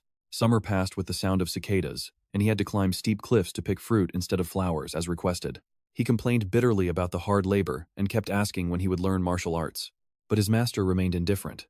When autumn arrived and red leaves covered the yard, she praised him for gathering enough food to last the long winter. Time just kept passing until the first snowflakes started falling, turning the porch white. On a freezing winter night, they sat by the fire, sharing grilled fish together in the quiet air. Qing looked back on the past, realizing she originally planned to give him chores until he got discouraged and left. But after an entire year, his incredible persistence and hard work had finally forced her to change her mind. Sitting by the fire, she finally declared, "No more chores. Starting tomorrow, I will finally teach you martial arts." Contrary to expectations, the disciple simply bowed his head and said something that shocked her completely. "I do not want to learn anymore." Qing was stunned. "You have been by my side all this time, and now you say this? Do not regret it later." The disciple just continued grilling fish, explaining that during a trip to town, he heard rumors about the world's strongest fighter being a girl under 20. He mocked that her fame would not last and spoke so rudely that Qing got angry. Then, he revealed the shocking truth behind the rumors. Pay attention here, the fairy has the 9 yin severed meridians. This rumor is more intense than history itself. Qing felt a wave of sadness, asking if he was quitting because she would not live long enough to finish his training. But the disciple firmly denied it. He dropped to his knees, admitting that while he initially wanted power, he now realizes this simple life is way more precious. His eyes shine with pure determination. "For the time I have left, I want to enjoy this peaceful life with you. That is my true dream." Hearing that, you just have to respect the simple life vibe. Now, back to reality. Under the romantic falling petals, Qing looks at Du Chang and smiles. "I will show you where the immortal is." Seeing Du Chang's confused face, she calmly announces, "The immortal is right in front of you. I am Fairy Qing."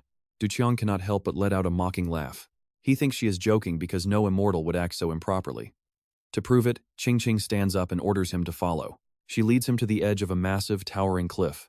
You and I have to wonder, is she really going to destroy that mountain? Stick with me, you and I are about to watch Qing unleash a power that will change everything. A massive beam of terrifying energy blasts out, tearing space apart and smashing right into the mountain, creating a scene that would surely get 1,000,000 views in an instant. The impact causes a colossal explosion. Thick dust clouds rise into the air as the massive mountain is literally split in two. Lu Jiang stands frozen, cold sweat dripping down his face as he trembles before this display of absolute, godlike power. Standing amidst the ruins, the immortal Qing turns and coldly asks if he still really wants to learn her martial arts. She smirks, issuing a challenge. "Now, all you have to do is exactly what I just did." Lu Jiang points at himself in pure desperation. "Me? This is the kind of situation where you just want to give up."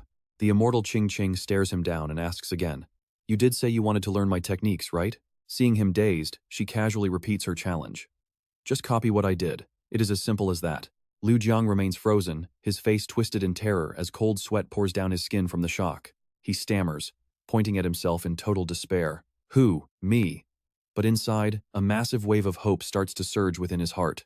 "No way, if I master that technique, I might actually be able to defeat that monster Feng Tian." Suddenly, the ground beneath them shakes violently. The cliff begins to crumble with a series of loud, sharp cracks. Now watch this. The sheer force of her attack was so intense that the entire mountain is actually starting to collapse. Is this the power of her martial arts? Both leap into the air, dodging giant boulders raining down like a deadly storm. Amidst the falling debris, Lu Jiang frantically calls her name while she remains completely calm and collected through the chaos. Landing on a jagged rock, the immortal Qing quietly announces that their training session is officially about to begin. Lu Jiang looks at the destruction in total panic. "No way, isn't the mountain literally falling apart right now?" Ignoring his confusion, Qing starts introducing her sect's ultimate secret technique to her brand new student. "What you are about to learn is my personal secret art, the Pure 100 Palms technique." She explains it is invisible to normal eyes, but to help him learn, she will reveal the flow of her own internal meridians. Qing gathers her energy, glowing with a deep blue light as she loudly calls out the name of her move. The first move of the Pure 100 Palms begins, and let me tell you, the vibes are as intense as a final exam. A beam of unrivaled power shoots out, tearing through space to strike the opposite cliff. Lu Jiang's eyes widen in shock. He holds his breath, watching every graceful movement of the immortal fairy. Qing lands softly on the water. She eyes a massive boulder hurtling toward her and speaks in a low, serious voice. This move requires only one decisive strike, and it is known as the 18th Divine Fist. She releases a massive burst of internal energy, instantly grinding that 1,000-pound rock into nothing but fine dust. The immortal Qing explains that her Pure 100 Palms was made for her body and will not work for Lu Jiang at all. Instead, she decides to teach him the lesser Pure 100 Palms, tossing the secret manual into his hands. "Memorize everything in this book within 1 week," she commands him firmly. "Okay, I know what you are thinking. 20,000 words in 1 week? That is an insane amount of pressure that would make anyone else just give up immediately. The immortal Qing thinks triumphantly to herself that this manual is over 20,000 words long. Countless people have given up and run away because of this book. She is curious to see if he can actually finish it within the 1-week deadline. But while she is still scheming, Lu Jiang snaps the book shut and declares, "I am already finished." His incredible speed leaves the immortal fairy completely speechless and utterly stunned by what just happened. She asks if he is lying to her. He casually responds, "Why lie about something that anyone can easily do?" He reveals that at age 8, he memorized 30,000 words of the Silver Soul Slay after only one read. Even then, his father called him a useless idiot, which is just insane considering the genius-level power he actually has. 30,000 words in one go? Qing is stunned by his genius. To prove it, she orders him to recite the whole thing right here and now. Lu Jiang sits cross-legged without a word. He begins reciting every single word perfectly, making the fairy shiver as she realizes he truly did memorize the entire manual. Facing such an incredible martial genius, she asks to confirm one thing: does he really still refuse to become the leader of the demon cult? He gives a final, absolute no. Qing thinks that if someone this powerful ever became the leader, the entire world would face a massive, unstoppable storm. She cannot believe someone with this much power only wants to live a quiet, ordinary life. Qing smiles, realizing you and I just witnessed a man whose dreams are far greater than anything we could imagine. Let's witness a training arc unlike anything you have seen. The brutal training begins as Lu Jiang hauls a massive boulder, while his master watches comfortably from the top. 108 days pass, leaving the landscape burned and completely broken. Duqiang finally catches his breath. This training grind was seriously on another level. Fairy Qing looks at him and says he has definitely grown much stronger. He asks how much longer, and she casually says 50 years. He screams in absolute horror. 50 years. She laughs, saying maybe 10 for him, but that is still way too long. Qing brushes it off and says she has a gift for him. The long training felt like an eternity. She reaches out with a gift. She hands over his own daggers. "But these were already mine," he mutters. She winks, then offers to teach him a secret move called the inverse finger flick. Now pay attention. This technique is the ultimate way to read people. It counters attacks, but inverted, you can sense an opponent's secret level without them knowing. If they are weak, it feels warm. But if they are stronger, it is bone-chilling ice. Why even fight someone like that? Duqiang listens, lost in deep thought. He asks why she is giving him this now, and the truth hurts. Today is the 108th day inside this painting. She thanks him for the memories. Suddenly, the emotional weight hits his heart way too hard. An old disciple carries his master. They laugh under cherry blossoms. Then reality snaps back. Is she leaving? Fairy Qing smiles peacefully. It is time for her to finally rest. She looks at the new leader one last time. "You did well, Lu Jiang." She vanishes, wishing him freedom from the destiny that binds him. Now watch as the painting world suddenly crumbles away. A massive force pulls him back. He barely gasps before returning home. Standing in the dark cave, Duqiang feels a new power surging through his veins. He stands in silence before the painting and bows deeply in gratitude. "Thank you." He vows to use her arts to find freedom. His footsteps echo as he leaves the cave, resolved but still shaken. Back on the dragon boat, Feng Tian is already there waiting for him. The guard bows, congratulating him on his swift return. Success in just 1 day? He stands frozen by the massive time difference. Only 1 day? The ancient masters really knew how to set a trap. He puts a hand on his guard's shoulder. "Have you been waiting long?" He wants to test just how powerful he has actually become now. He thinks, "Finally, Feng Tian, I can see exactly how strong you are." He uses the inverse finger flick, lightly touching the guard to probe him. Duqiang holds his breath, sensing the energy through his finger. Terror strikes. His hand is shaking uncontrollably. Feng Tian calls his name. Duqiang stares in horror. This cannot be. He thinks, "Finally, Feng Tian, I can see your true level." He uses the inverse finger flick, touching the guard's shoulder lightly. The contact brings a wave of intense fear.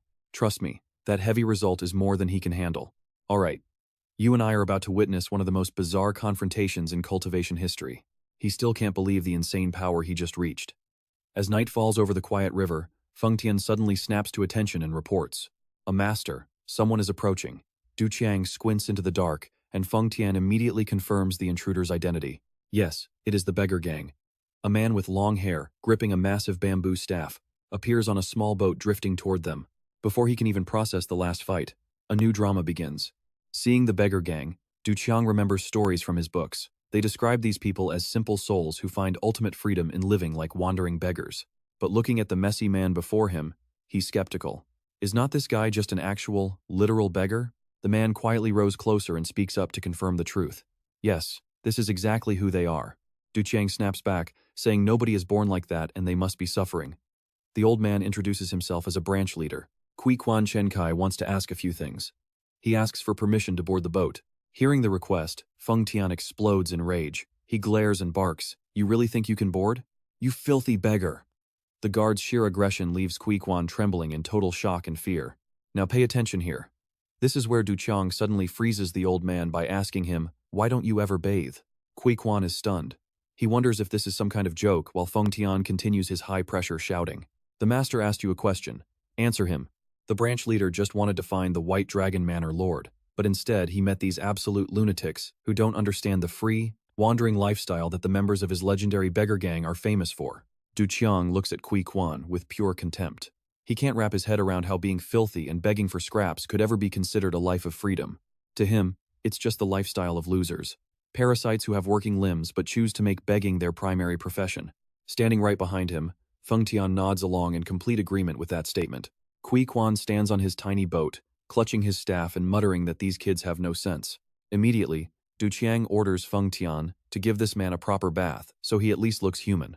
All they need is a free spa sign on the boat to complete the 5-star service. Order received. Feng Tian blurs from the large ship down to the beggar's small boat. In a flash, he closes in and strikes the old man's acupoints. Even though the branch leader tries to brace himself, he realizes he won't be going down easy. But Feng Tian is just too powerful. He grabs the man by his clothes and hurls him into the surging Yangtze River. Kui Quan only manages a gasp of shock before sinking under the water to get the bath his new master demanded. You and I both saw that coming. 10 out of 10 for that splash with no life jacket. Later at the Yangtze camp, Du Qiang scolds the Dongting Dragon King. He angrily demands to know why the king hasn't helped these beggars. He insists that playing dirty like a beggar is not freedom. It is just sad and pathetic. Whether you are just a simple waiter or a high-ranking guard, you have to live your life with dignity. His harsh words leave the Dragon King sweating in fear, completely lost and wondering exactly what he did wrong. Du Qiang points at Kui Quan, who is now clean, dressed well, and kneeling on the floor. He continues to blame the Dragon King for meeting these miserable people so often but never offering them any real help to change their lives. The Dongting Dragon King stares in shock at the clean man. He can't believe this is actually the beggar Kui Quan. He wonders why Du Qiang is scolding him for not helping someone from a righteous sect. Feng Tian quickly explains that the beggar gang is literally just a faction made up of professional beggars. But Du Qiang shouts that that is exactly the problem. Humans need to be clean and live honestly. He firmly orders the camp to take responsibility for washing the entire beggar gang, leaving even Feng Tian in total shock. If you didn't know better, you'd think Du Qiang just opened a mobile spa branch right on the river. Forcing the beggar gang to bathe makes the Dragon King very worried. Is this not the same as declaring war? He explains that since the White Dragon Manor Lord vanished, the camp has been too busy conquering the north to help. Hearing that excuse, Du Qiang gets even more annoyed and snaps. That Blackheart ancestor is gone now too, so what else could you possibly be busy with? Kui Quan is shocked, asking if the Manor Lord and Blackheart are actually the same. Seeing the old man interrupt his master, Feng Tian delivers a lightning-fast kick that sends him flying. How dare you be so rude while the master is speaking? Du Qiang quickly stops him. That kick was insanely fast, like a lightning strike. Stick with me, because what he says next will change everything for the Dragon King. Alright, you and I are jumping into a moment where a simple talk turns into absolute chaos. I have something private to say. Du Qiang begins. To keep things secret, Du Qiang orders everyone out. In the silence of the room, only the two of them remain. The Dragon King wonders what is happening. Du Qiang approaches, still haunted by the overwhelming power of his own guard. After confirming Feng Tian's true strength, Du Qiang feels like he can't even compare to a fraction of the man. A bone-chilling cold grips his very soul. He needs to know where he stands. There is still a glimmer of hope. If he can easily overpower the Dragon King, then maybe he's okay. Suddenly, Du Qiang strikes. He uses his reverse finger technique, hitting the old sect leader's shoulder with incredible force. But the result leaves Du Qiang shattered. He wonders if his dream of being free is drifting further away. He realizes with horror that he isn't overpowering at all. His martial arts are only equal to the Dragon King's level. Seeing his master acting strange, the Dragon King asks, "Is there a problem? Is something wrong?" Du Qiang clenches his fists and growls. "A problem? Yeah, a huge one." He suddenly erupts with energy, blowing the entire room apart. Now pay attention, because we're about to see just how deep this frustration goes. He still can't process the shock. Rage boils over. Du Qiang grinds his teeth, wondering when he will ever escape this path and become the supreme. He simply cannot hold back the disappointment he feels regarding his own mediocre strength. His sudden attack leaves the Dragon King terrified. He wonders why this madman is suddenly trying to kill him. Every blow from Du Chang carries his ultimate resentment. How much longer must this path to the top be? The Dragon King struggles to defend himself, shocked by the power. Is the martial arts of Liu Jiang really this strong? He screams in pain. Master, at least tell me why. You're hitting me now and giving reasons later? Suddenly, Feng Tian rushes in with his great blue sword.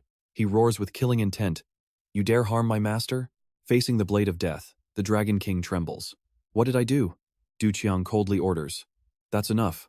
Stop. Feng Tian pulls back his energy. Du Qiang admits, I attacked out of anger because I haven't reached the supreme level yet. Seeing his opponent has lost the will to fight, he speaks with finality. Just stop now. Hearing the order, Feng Tian immediately sheathes his sword and obeys. The guard glares at the old sect leader. Your actions deserve death, but my master has shown you great mercy. Thank the master. The Dragon King stammers, drenched in sweat. I really didn't do anything wrong. You and I saw that coming. The poor guy is getting blamed for literally just existing. You still deny it? Feng Tian yells. With no other way to survive, the Dragon King wipes his tears and kneels. Damn it. Thank you for your mercy, master. Feng Tian approaches Du Chang, feeling moved by his master's intense willpower. Master, your desire to become the supreme is truly touching. But this is only the second arrangement. Once you obtain the remaining setups, everything will go according to your wishes, my lord. The Dragon King just wants to ask if he's being punished for nothing. Du Qiang looks into the distance with cold eyes. Dragon King, go prepare a fast boat. The old man can only bow his head in bitter resignation. Du Qiang's eyes burn with determination. He decides that at dawn, the whole team will set out for the third arrangement. The boat hasn't even started its engine, but the momentum feels like they're ready to conquer the entire world. Du Qiang stands by the railing, eyes glowing red as he stares at the distant horizon with absolute resolve. He firmly declares, with tomorrow's sunrise, we will go and find the third arrangement. Meanwhile, in a secret cave under the lake, Heir finally finds where the immortal resides. But the moment she enters, her eyes widen in horror at the sight of a dusty skeleton sitting in a bizarre and chaotic position. Heir gasps. Who? Who would dare to insult the dead like this? Her shock peaks when she sees her seventh master collapsed on the stone floor in a pathetic state. She can't believe her eyes. 2 arrangements have been stolen from her seventh master. The nightmare continues. Heir finds the sixth master in total panic. The old man is writhing in pain, face distorted by agony. How could this happen? How is any of this possible? The 2 masters, once majestic, can now only mutter in madness. Which bastard did this? Trust me, you and I are about to see a revenge story that will leave the world in ashes. She swears it. All right, you and I are watching as he growls. Who is it? If I catch them, they're dead. The whole sect is in total shock. At the Yangtze River Fortress, Sun Ruolan can't believe the news about the new leader's next move. She panics and asks loudly, Are Du Yugang and Peng Qian leaving tomorrow? The Dragon King confirms, yes, they asked me to prepare a high-speed boat for them. The old chief's eyes narrow as he calculates. I almost had enough time to catch up with them, but they're already moving. Just one meeting was enough to give me chills that I'll never forget. Recalling the new leader's insane power, the Dragon King shudders. That Yugang is way more terrifying than I ever imagined. He pictures Yugang with glowing red eyes, screaming bizarre lessons about how humans must bathe and live honestly. The overwhelming pressure of that supreme technique still makes the old man tremble with fear. When Yugang roared in frustration, just how long is this supreme path actually going to be? With no other way to save his life, the Dragon King bows low, thanking his master's mercy. The Green Forest King sits there in pure regret. We definitely picked the wrong side. He's way crazier than we thought. His men nod along in agreement. I mean, who else would try to give the entire beggar's sect a bath? That's beyond saving. But pay attention here, because right as the mood hits rock bottom, Sun Ruolan suddenly slams her hand on the table and shouts, This is no time for moping around. We need to toast to our master's departure right now. The gloomy vibe instantly flips into a full-blown celebration. The Green Forest King and Dongfang Yang can only stare at each other in total disbelief. Have you lost your mind too, Ruolan? She explains that if the group leaves tomorrow, they will finally be free from all this trouble. The subordinates light up with joy. Wait, she's right. Why follow him if we aren't crazy? Dongfang Yang finally breathes a massive sigh of relief. He lets the guests stay, while Ruolan cheers. Let's all shout out a grand celebration for Yugang. Survival strategy unlocked. Sometimes, just standing still is the most powerful move of all. Dongfang Yang notes that normally, people would be chanting a legendary nickname by now. They start tossing out names like the Jade-Faced Demon or the Sacrificial Lord. The Green Forest King grips his drink, getting dead serious about finding a name that truly fits. He shudders thinking about Yu Gang's unpredictable nature and how he turns battlefields into oceans of blood by using Pung Cheon. He finally shouts it out. The Mad Soul Demon Emperor. Ruolan cheers. That is absolutely perfect. The whole group raises their glasses to the glory of the Mad Soul Demon Emperor, shouting with pure joy. But the cheering stops instantly when a massive, dark shadow looms over the doorway. Trust me, I know what you're thinking. They're dead, right? Well, think again as Yu Gang stands there, tilting his head with a cold stare. Who exactly is that nickname for? The king, still in his ridiculous dress, feels a freezing killing intent right behind him. He's shaking, drenched in cold sweat, wondering when that monster guard appeared out of thin air. In total panic, he screams internally for help, certain that his final hour has officially arrived. But instead of a blade, Pung Cheon puts a hand on his shoulder and shouts with excitement. That's brilliant. The Mad Soul Demon Emperor. The guard loves it, saying it perfectly captures his master's supreme power without any flaws. The Green Forest King stands frozen, thinking he was a goner, but he just got a 5-star review from the master's biggest fan. Yu Gang just looks on, totally helpless. Do you really think that sounds like a compliment? He quietly announces his departure for tomorrow. Suddenly, a subordinate lunges forward and grabs his leg, wailing loudly. Wait, you're leaving already? Please do not abandon us. The king hopes they keep clinging like flies so Pung Cheon gets disgusted and never wants to see him again. But the bandits keep screaming, "We'll follow you to the ends of the earth or even to the depths of hell." The drama level here is insane, like a group of obsessed fans. But the moment they mention hell, it triggers Pung Cheon's instincts. He explodes in rage, shattering the wall with a single strike and roaring at the top of his lungs. Are you trying to drag the master to hell? The guard stomps away, completely fed up with these annoying people. Stick with me, you're going to want to see how he reacts to this final announcement. Alright, you and I are about to see if this cold-blooded escort actually lets these bandits join his inner circle. That sudden decision leaves the Green Forest crew completely stunned. After gaining new followers, Feng Tian turns his attention to the Dongting Dragon King. Target Ghost Valley. They are the ones who tried to kill the master. The Dragon King tries to remind him about the Beggar Gang reform order, but Feng Tian shuts it down. Can the Beggar Gang even be reformed? Absolutely ridiculous. He explains the reform was just a loyalty test, and now that loyalty needs to be aimed at crushing Ghost Valley to clear the master's path. The Dragon King is drenched in sweat, wondering what kind of grand path his master is on that requires this much suffering. Being on this mission feels like a never-ending series of terrifying plot twists. Feng Tian's gaze turns sharp and oppressive.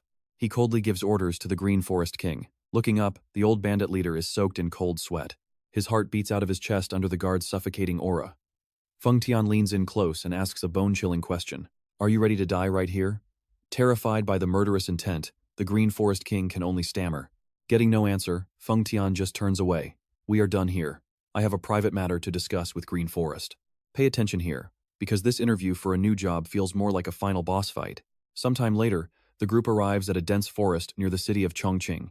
Deep in the lush greenery, Feng Tian silently guides the horse carriage toward their next destination. Inside the cramped cabin, Tu Yucheng sits with his arms crossed, looking exhausted. Soon Ruolan smiles, trying to break the heavy silence. It has been a long time since we were in a carriage alone together like this, right? Yucheng sighs while looking out the window, thinking nothing has really changed. Suddenly, the wheels screech to a dead stop. Tu Yucheng narrows his eyes in suspicion as Feng Tian's warning scream suddenly rips through the quiet air. Master, we are under attack.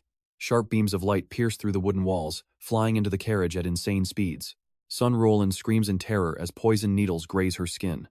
Without a single second of hesitation, Yucheng pulls her close to his chest to shield her from the rain of hidden weapons. He growls another assassination attempt. As the dust settles, Feng Tian kicks the door open, frantically asking if his master is still alive. Yucheng answers firmly that he is fine. But what about the assassins?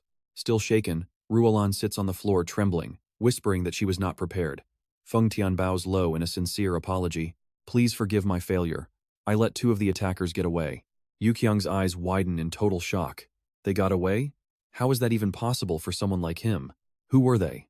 From the shadows of the night, mysterious figures are watching them with cold, murderous eyes. Just left the water route camp and already under fire. Yucheng cannot believe Feng Tian actually failed to catch the targets. With Feng Tian's level of power, let us pause for a second. This feels like a total glitch in the system. Who could actually outrun him? However, the truth behind this sudden ambush is actually pretty ridiculous. In the dark, the Green Forest King is screaming at Gongsun Shang for almost hitting Ruolan during the attack. The subordinate quickly apologizes to Qingming. swearing it was not intentional and that he was just following Feng Tian's orders. Disguised in women's clothing, the old leader bitterly curses that crazy Feng Tian, wondering why he was even forced to play a dead person. It turns out Feng Tian ordered these 3 bandits to act as assassins to serve his own secret plan. Even though they protested, saying they were just bandits and not professional killers, the guard used brute force to shut down every single one of their complaints. Feng Tian is proud of his twisted logic that a master's glory only shines brightest when enemies are constantly attacking. He remembers when his master ordered the destruction of White Dragon Mansion and doubles down on this insane setup. Feng Tian clenches his fist and delivers a final, terrifying ultimatum. From now on, you will attack the carriage 3 times every day to build up the master's legendary aura. Back in the present, as the carriage rolls through the forest, Feng Tian watches silently and decides the time is right. High in the trees, a reluctant bandit throws his weapons, sending streaks of light through the air. And that is where we leave it, a serious plan that looks like daily drama rehearsals. Stick with me, you and I are about to watch a carriage ride get shredded by needles, as Du Qiang scrambles to survive while Feng Tian screams in total panic. Master, are you okay? Meanwhile, 3 green forest bandits watch from the branches looking totally bored. They sigh, realizing these fake assassination plots don't even surprise anyone anymore. It seems getting targeted has become as common as eating a daily meal for this group. From a distance, deep within the thick brush, 2 mysterious figures watch the entire scene, the ghostly thief and his drunk companion. Seeing the bandits pretend to be women, the drunkard is beyond confused. He's genuinely confused. Senior, are those actually guys or girls down there? The ghostly thief just snaps back at him in frustration. Yeah, it's weird, but does it really matter right now? We can't afford to forget the real reason we're here. Those guys are in deep trouble, being hunted by the Heaven's Might 7 armies for allegedly stealing the Night Luminescent Pearl. To clear their names, they have to find the treasure and hand over the real culprit responsible.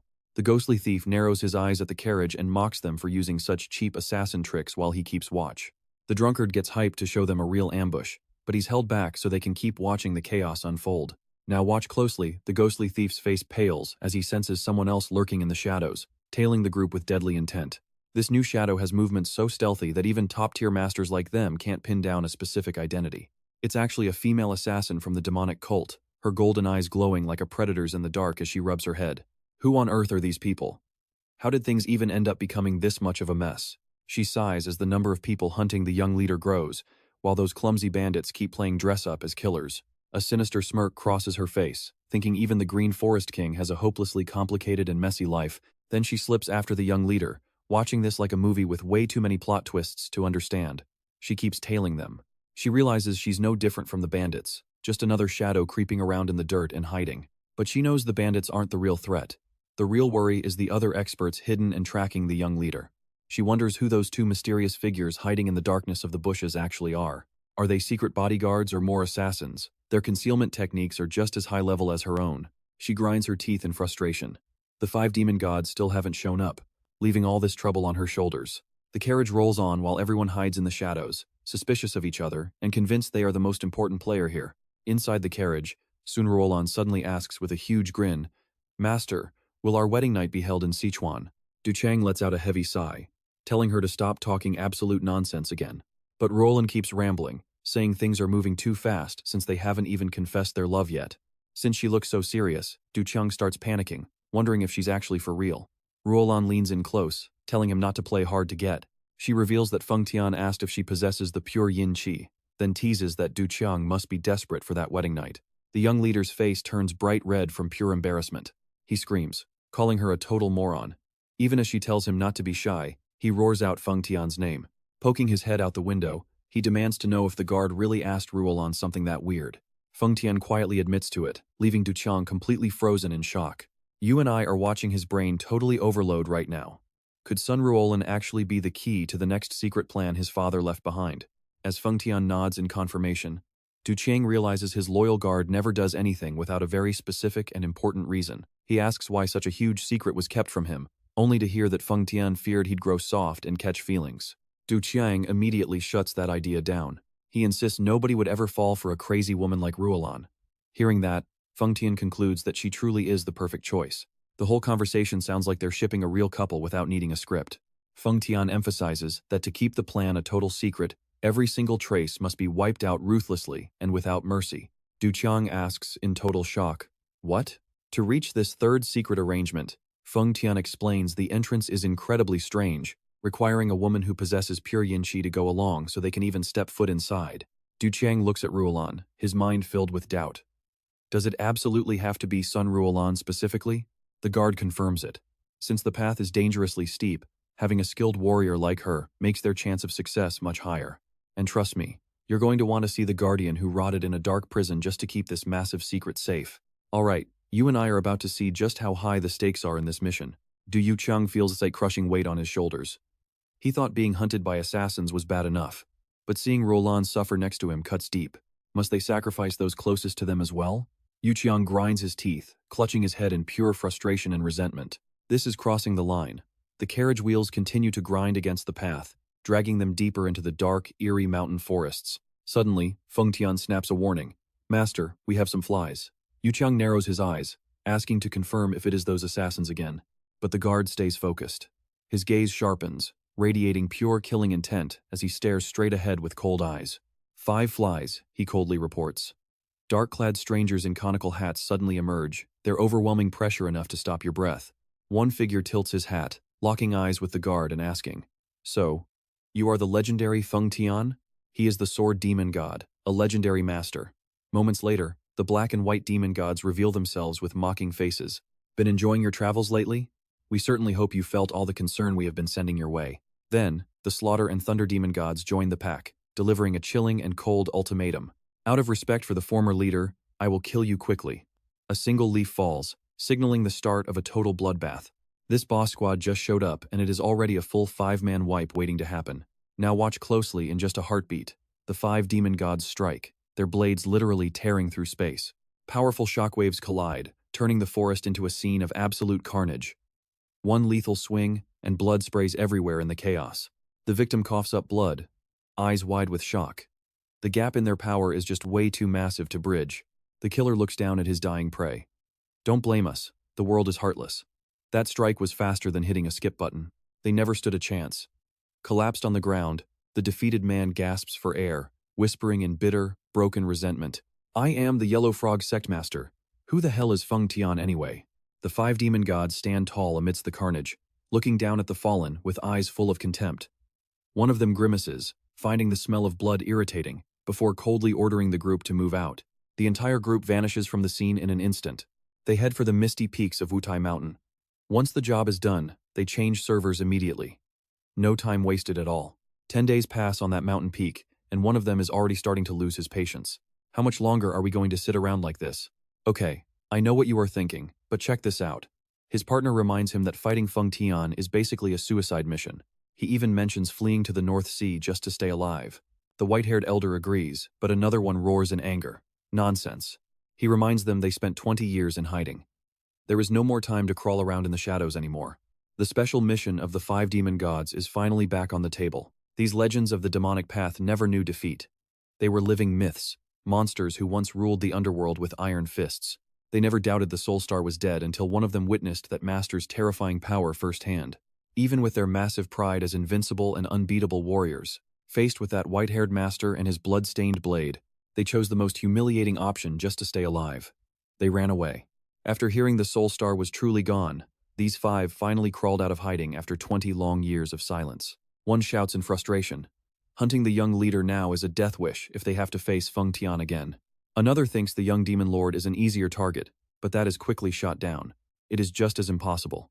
Then, a terrifying truth comes to light. The young Demon Lord wants to wipe out both Feng Tian and the 5 gods together. Hearing that, the group realizes there is no easy mode for this game. Tien Guang is getting restless as the scent of blood rises thick from the east side of Sichuan. Despite being surrounded, the 5 demon gods remain incredibly arrogant. One grinds his teeth, making a bold and final declaration. You think we will just hand over our lives? They truly believe that only a total fool accepts death so easily. With the power of legends, they shout in unison. We will never fail. We refuse to accept death. They clench their fists with grim determination, ready for a final life-or-death showdown. They look cool on the outside, but you and I know they are sweating bullets inside. Back on the road, Feng Tian is getting annoyed. He coldly notes that these flies are getting way too noisy lately. Stick with me here. The main character quietly reaches for his sword hilt, but Du Qiang stops him. Stand down, Feng Tian, he commands. He knows letting Feng Tian loose will only lead to more bloodshed and a debt of violence he cannot pay. He doesn't want to witness another massacre. especially since son Ruolan's death already feels like it was written in stone. Du Chang steps forward calmly and asks the group, "What is the meaning of blocking my path?" The leader of the strangers sneers at the young leader. "You look barely 20, did nobody ever teach you how to speak with respect?" Du Chang keeps his cool, telling himself he will try to settle this as peacefully as he possibly can. He sharpens his tone, pointing out that those blocking the road have no right to demand manners from others. He promises to show respect only if they show it first. His sheer confidence makes the old man start to hesitate. The old man barks his name, Tang Xiajing, young master of the Sichuan Tang family. His eyes turn greedy looking at the carriage. "It looks like what we are hunting for is inside your carriage. What do you think about that, boy? You brat. Still smelling like your mother's milk. Trying to demand things before even offering an apology. Answer me, kid." But before Xiajing can even finish his sentence, a dark shadow looms directly behind him. In a heartbeat, Feng Tian strikes with terrifying speed. Fresh blood sprays across the air, tearing through the eerie silence. The Tang family disciples can't even react before they are all taken down. Tang Xiajing stares at his own blood in pure horror. He didn't even understand what happened before he was completely knocked out of the game in a single frame. Xiajing is crushed instantly, more blood coughing out as Feng Tian plants his foot firmly onto the man's back. Feng Tian bows, asking for his master's forgiveness. Du Qiang walks up, growling that he is tired of this world's disrespect. "Why did you block my carriage?" Pinned to the dirt, Tang Xiajing suddenly erupts into a dark, sinister laugh. "Ha ha, you really think I would just let this humiliation go so easily?" He screams for his men to tear them apart, and suddenly, a thick cloud of green poison gas covers everything. He brags that this 7-soul poison will paralyze them in hours. This is the price for insulting the Tang family. Xiajing orders his man, Xian Xiao, to search the carriage immediately for the fire dragon blade. Seeing the target standing still in the fog, Xian Xiao assumes the poison has already paralyzed him completely. Now, watch this carefully, everything is about to change. A dark figure emerges from the poison, radiating a killing intent so heavy it stops time. Feng Tian's eyes glow through the darkness.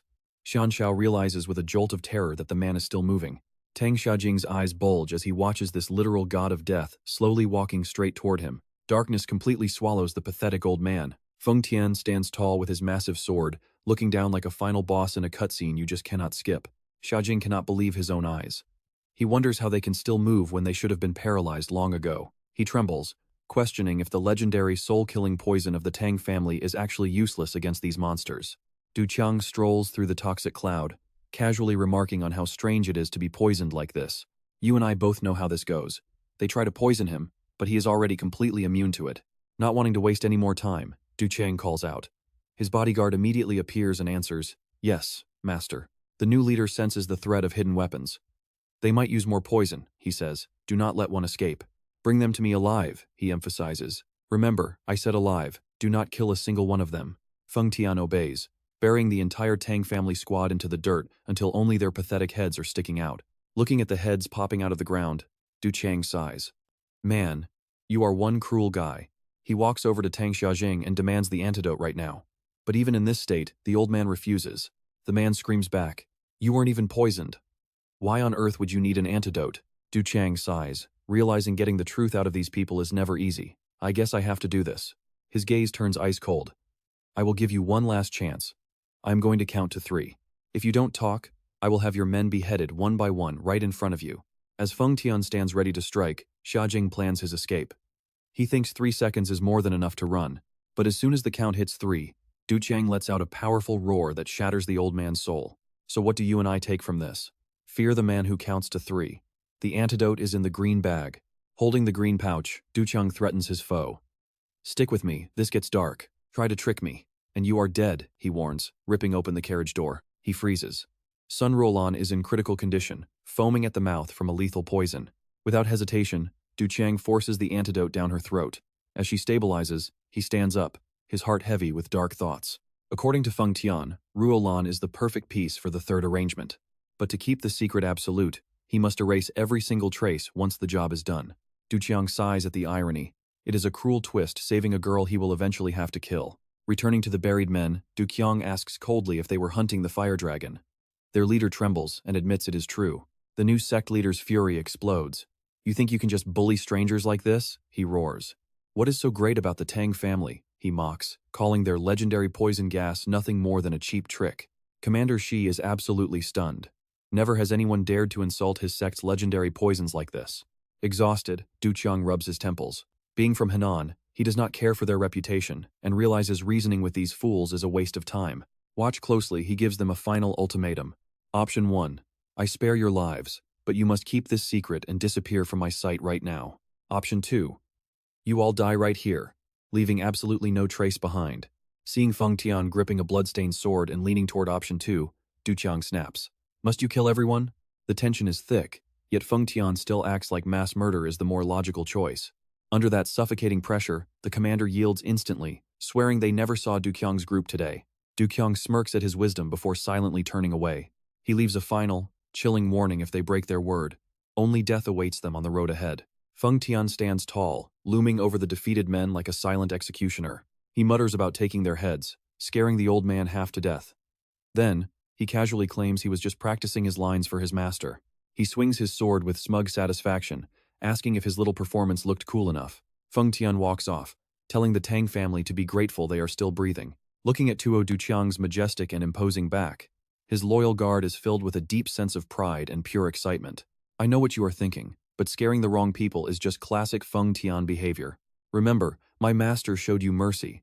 Next time we meet, my arrows might find your hearts instead of just your shoulders. Tang Xiajing collapses, his eyes burning with pure hatred as the carriage fades into the distance. I will return this grudge tenfold, he screams. Soon, night falls, draping the outskirts of Sichuan in a heavy, silent darkness. Inside a lonely room, Tuo Duqiang sits by the tea table, staring out the window in deep thought. Son Ruolan wanders over, teasingly asking why he is still awake. She jokes that staying up late will only ruin his handsome face. She asks where they are headed tomorrow, but Duqiang just grips his teacup tight, his mind consumed by a truly brutal thought. Tomorrow, the third arrangement begins, and that is the exact day Sun Ruolan has to die. Bowing his head, he whispers a sudden, mournful apology. A confused Ruolan laughs it off, asking what he has to be sorry about. Duqiang repeats the apology, his voice thick with guilt. Seeing the heavy atmosphere, she just flashes a bright smile and waves her hand. I am not a petty woman, she jokes.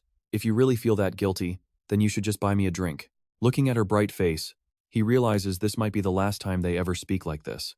Fine, let us go, he agrees. Ruolan cheers, shocked that he is actually treating her to a drink. She decides not to hold back, demanding the most expensive wine the house has to offer. But in the middle of her excitement, she suddenly collapses onto the table and falls into a deep slumber. Duqiang looks on, completely stunned. No wine yet, but she is already fast asleep. Watching Sun Ruolan pass out mid-sentence, Duqiang is left speechless. Truly, he has never met such a bizarre woman in all his years of travel. Suddenly, Feng Tian bursts through the door with shocking news. The entire village has been knocked out by poison. The guard explains that as soon as he stepped outside, he found the enemy had already made their move. Duqiang eyes the rising toxic smoke, wondering who could possibly release a sleeping poison across the entire area like this. Is the enemy really using gas on everyone? And trust me, the Tang family's deadly game has only just begun. Alright, you and I are about to watch Feng Tian roar with killing intent as he hunts these fools. But when Duqiang sees the guard grabbing Guzun Ruolan, he stops him immediately. Feng Tian explains she is the key. Any little mistake here is going to cause a massive headache later. Seeing Ruolan out cold, Duqiang tells his man to let go, but then he freezes. That word key just clicked. Duqiang gets serious and asks how exactly this third arrangement uses that pure yin energy of hers. The guard explains there is a massive stone gate ahead that no man can ever hope to cross. Only a woman with pure yin energy can pass. Suddenly, Duqiang bursts out laughing once he connects the dots. His master's sudden outburst has Feng Tian worried, asking if the boss is actually feeling okay in the head. Laughing aside, it is clear someone is about to have a very bad day.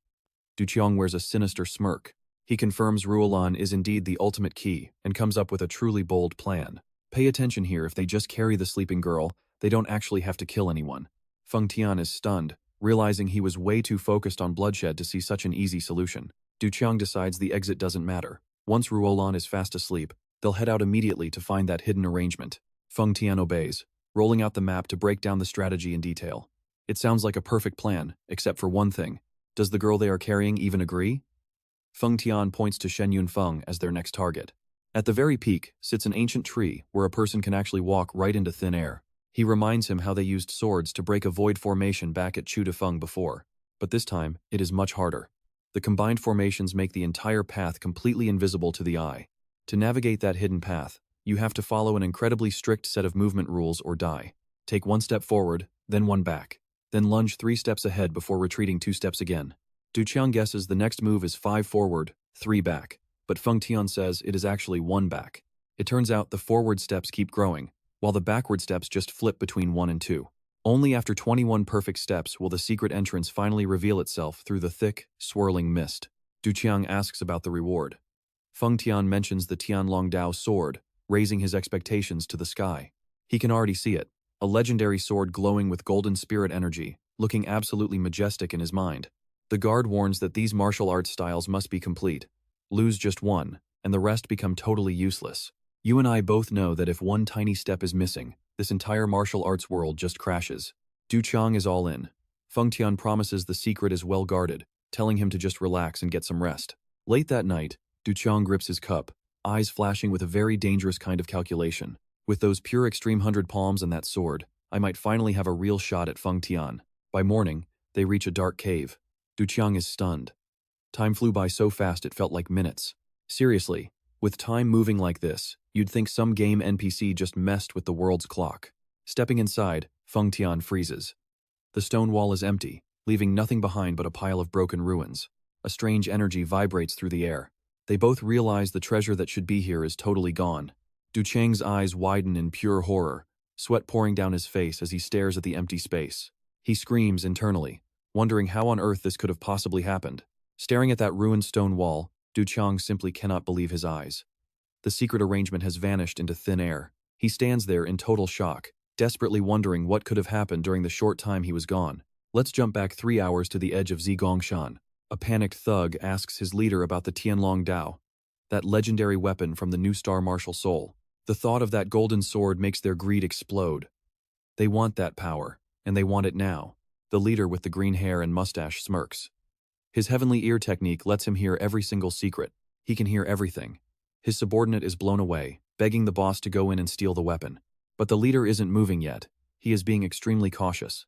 He warns that Zigongshan is the territory of the Tang family, so they must scout the area carefully before moving. He sits down, focuses his energy, and activates his heavenly ear to monitor everything happening nearby. He realizes the sleeping poison worked. Trust me, you and I are about to see this target fall into his trap. Alright. You and I are about to dive into a night of pure martial arts chaos at the Tang clan estate. The patriarch ignores all advice to rest, swearing to pay back every single insult 10 times over. The tension is so thick that even a mosquito would need a permit to cough. Under the moon, he roars.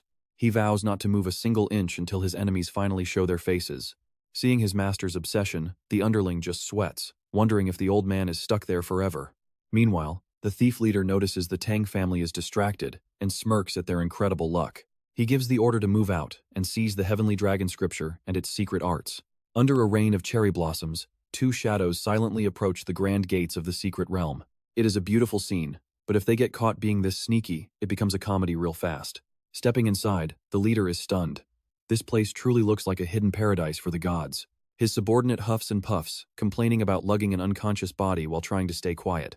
He cannot understand why they are carrying this dead weight. The leader just stares at the portal ahead. He knows that only pure yin energy can unlock the path to what lies beyond. Now watch closely, because he decides to leave the girl behind and rush inside before time runs out. Both men step through the light, heading straight for the legendary sword glowing in the cave's center. Entering the secret chamber, the drunkard companion starts shaking and asks who the hell is standing there. Feeling the pure aura filling the room, he wonders if this is the master who created this realm. Suddenly, the white-haired figure turns around and coldly declares he has been waiting for them. His face reveals eyes full of murder. He screams that these fools ruined the 7 heavenly sovereigns' plans. The drunkard screams in terror as he finally recognizes exactly who they are facing. You saw that too, right? When the final boss appears, your survival rate hits 0 pretty fast. Without wasting a second, the old man unleashes a lightning strike that rips through the air. He yells that they made his group ride non-stop from Lake Dongting, and orders them to stay put. Running for his life, the drunkard shouts back that only an idiot would stand still to be caught.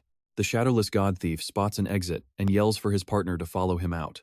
A chase like this makes you wish for some professional escape insurance for martial artists. The drunkard panics, screaming for help as the shadow of death looms right behind his back. The thief calculates their chances. No matter how fast he is, he cannot lose a heavenly sovereign here. It is only a matter of time before they are caught.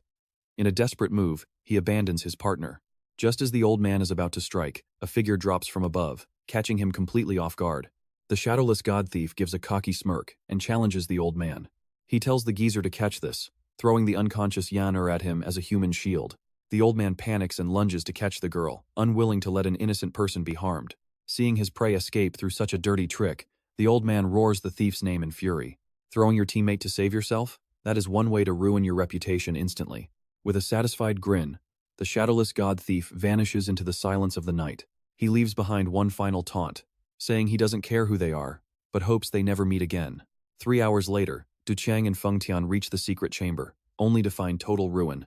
The new leader is speechless. Being 3 hours late feels like missing out on the entire season. Feng Tian explains that these martial arts were meant to be learned together in a specific sequence. If even one piece is missing, the rest of the set becomes completely useless. Du Qiang holds his head in frustration, thinking his long-term plans have just gone up in smoke. But then a wild thought hits him, and his face twists into a very sinister smile. If his path to becoming supreme is over, then he has no reason to be the cult leader. And that's where we leave it. Freedom is finally calling his name. Trust me, it gets even wilder.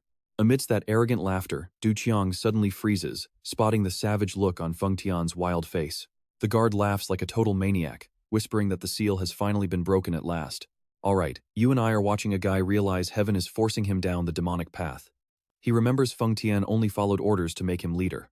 Now that the arrangements are finished, it means the guard has finally earned his own freedom. It hits him hard. To Feng Tian right now, he is nothing more than an annoying burden. Just as he thinks he is free, Du Qiang shudders as an iron hand suddenly grabs his collar. Called master with terrifying pressure, he can only tremble in a state of total fear. Feng Tian roars, making Du Qiang scream back in shock. The guard stares into his eyes, declaring that the true demonic path is officially beginning. Du Qiang spirals into a state of absolute panic. He wonders what the guard is saying and what is actually happening. His hope for freedom just got snatched away like a bad script. Now pay attention here, things get wild as Feng Tian reveals the Heavenly Demon's plan. This is a backup plan, matching the third arrangement.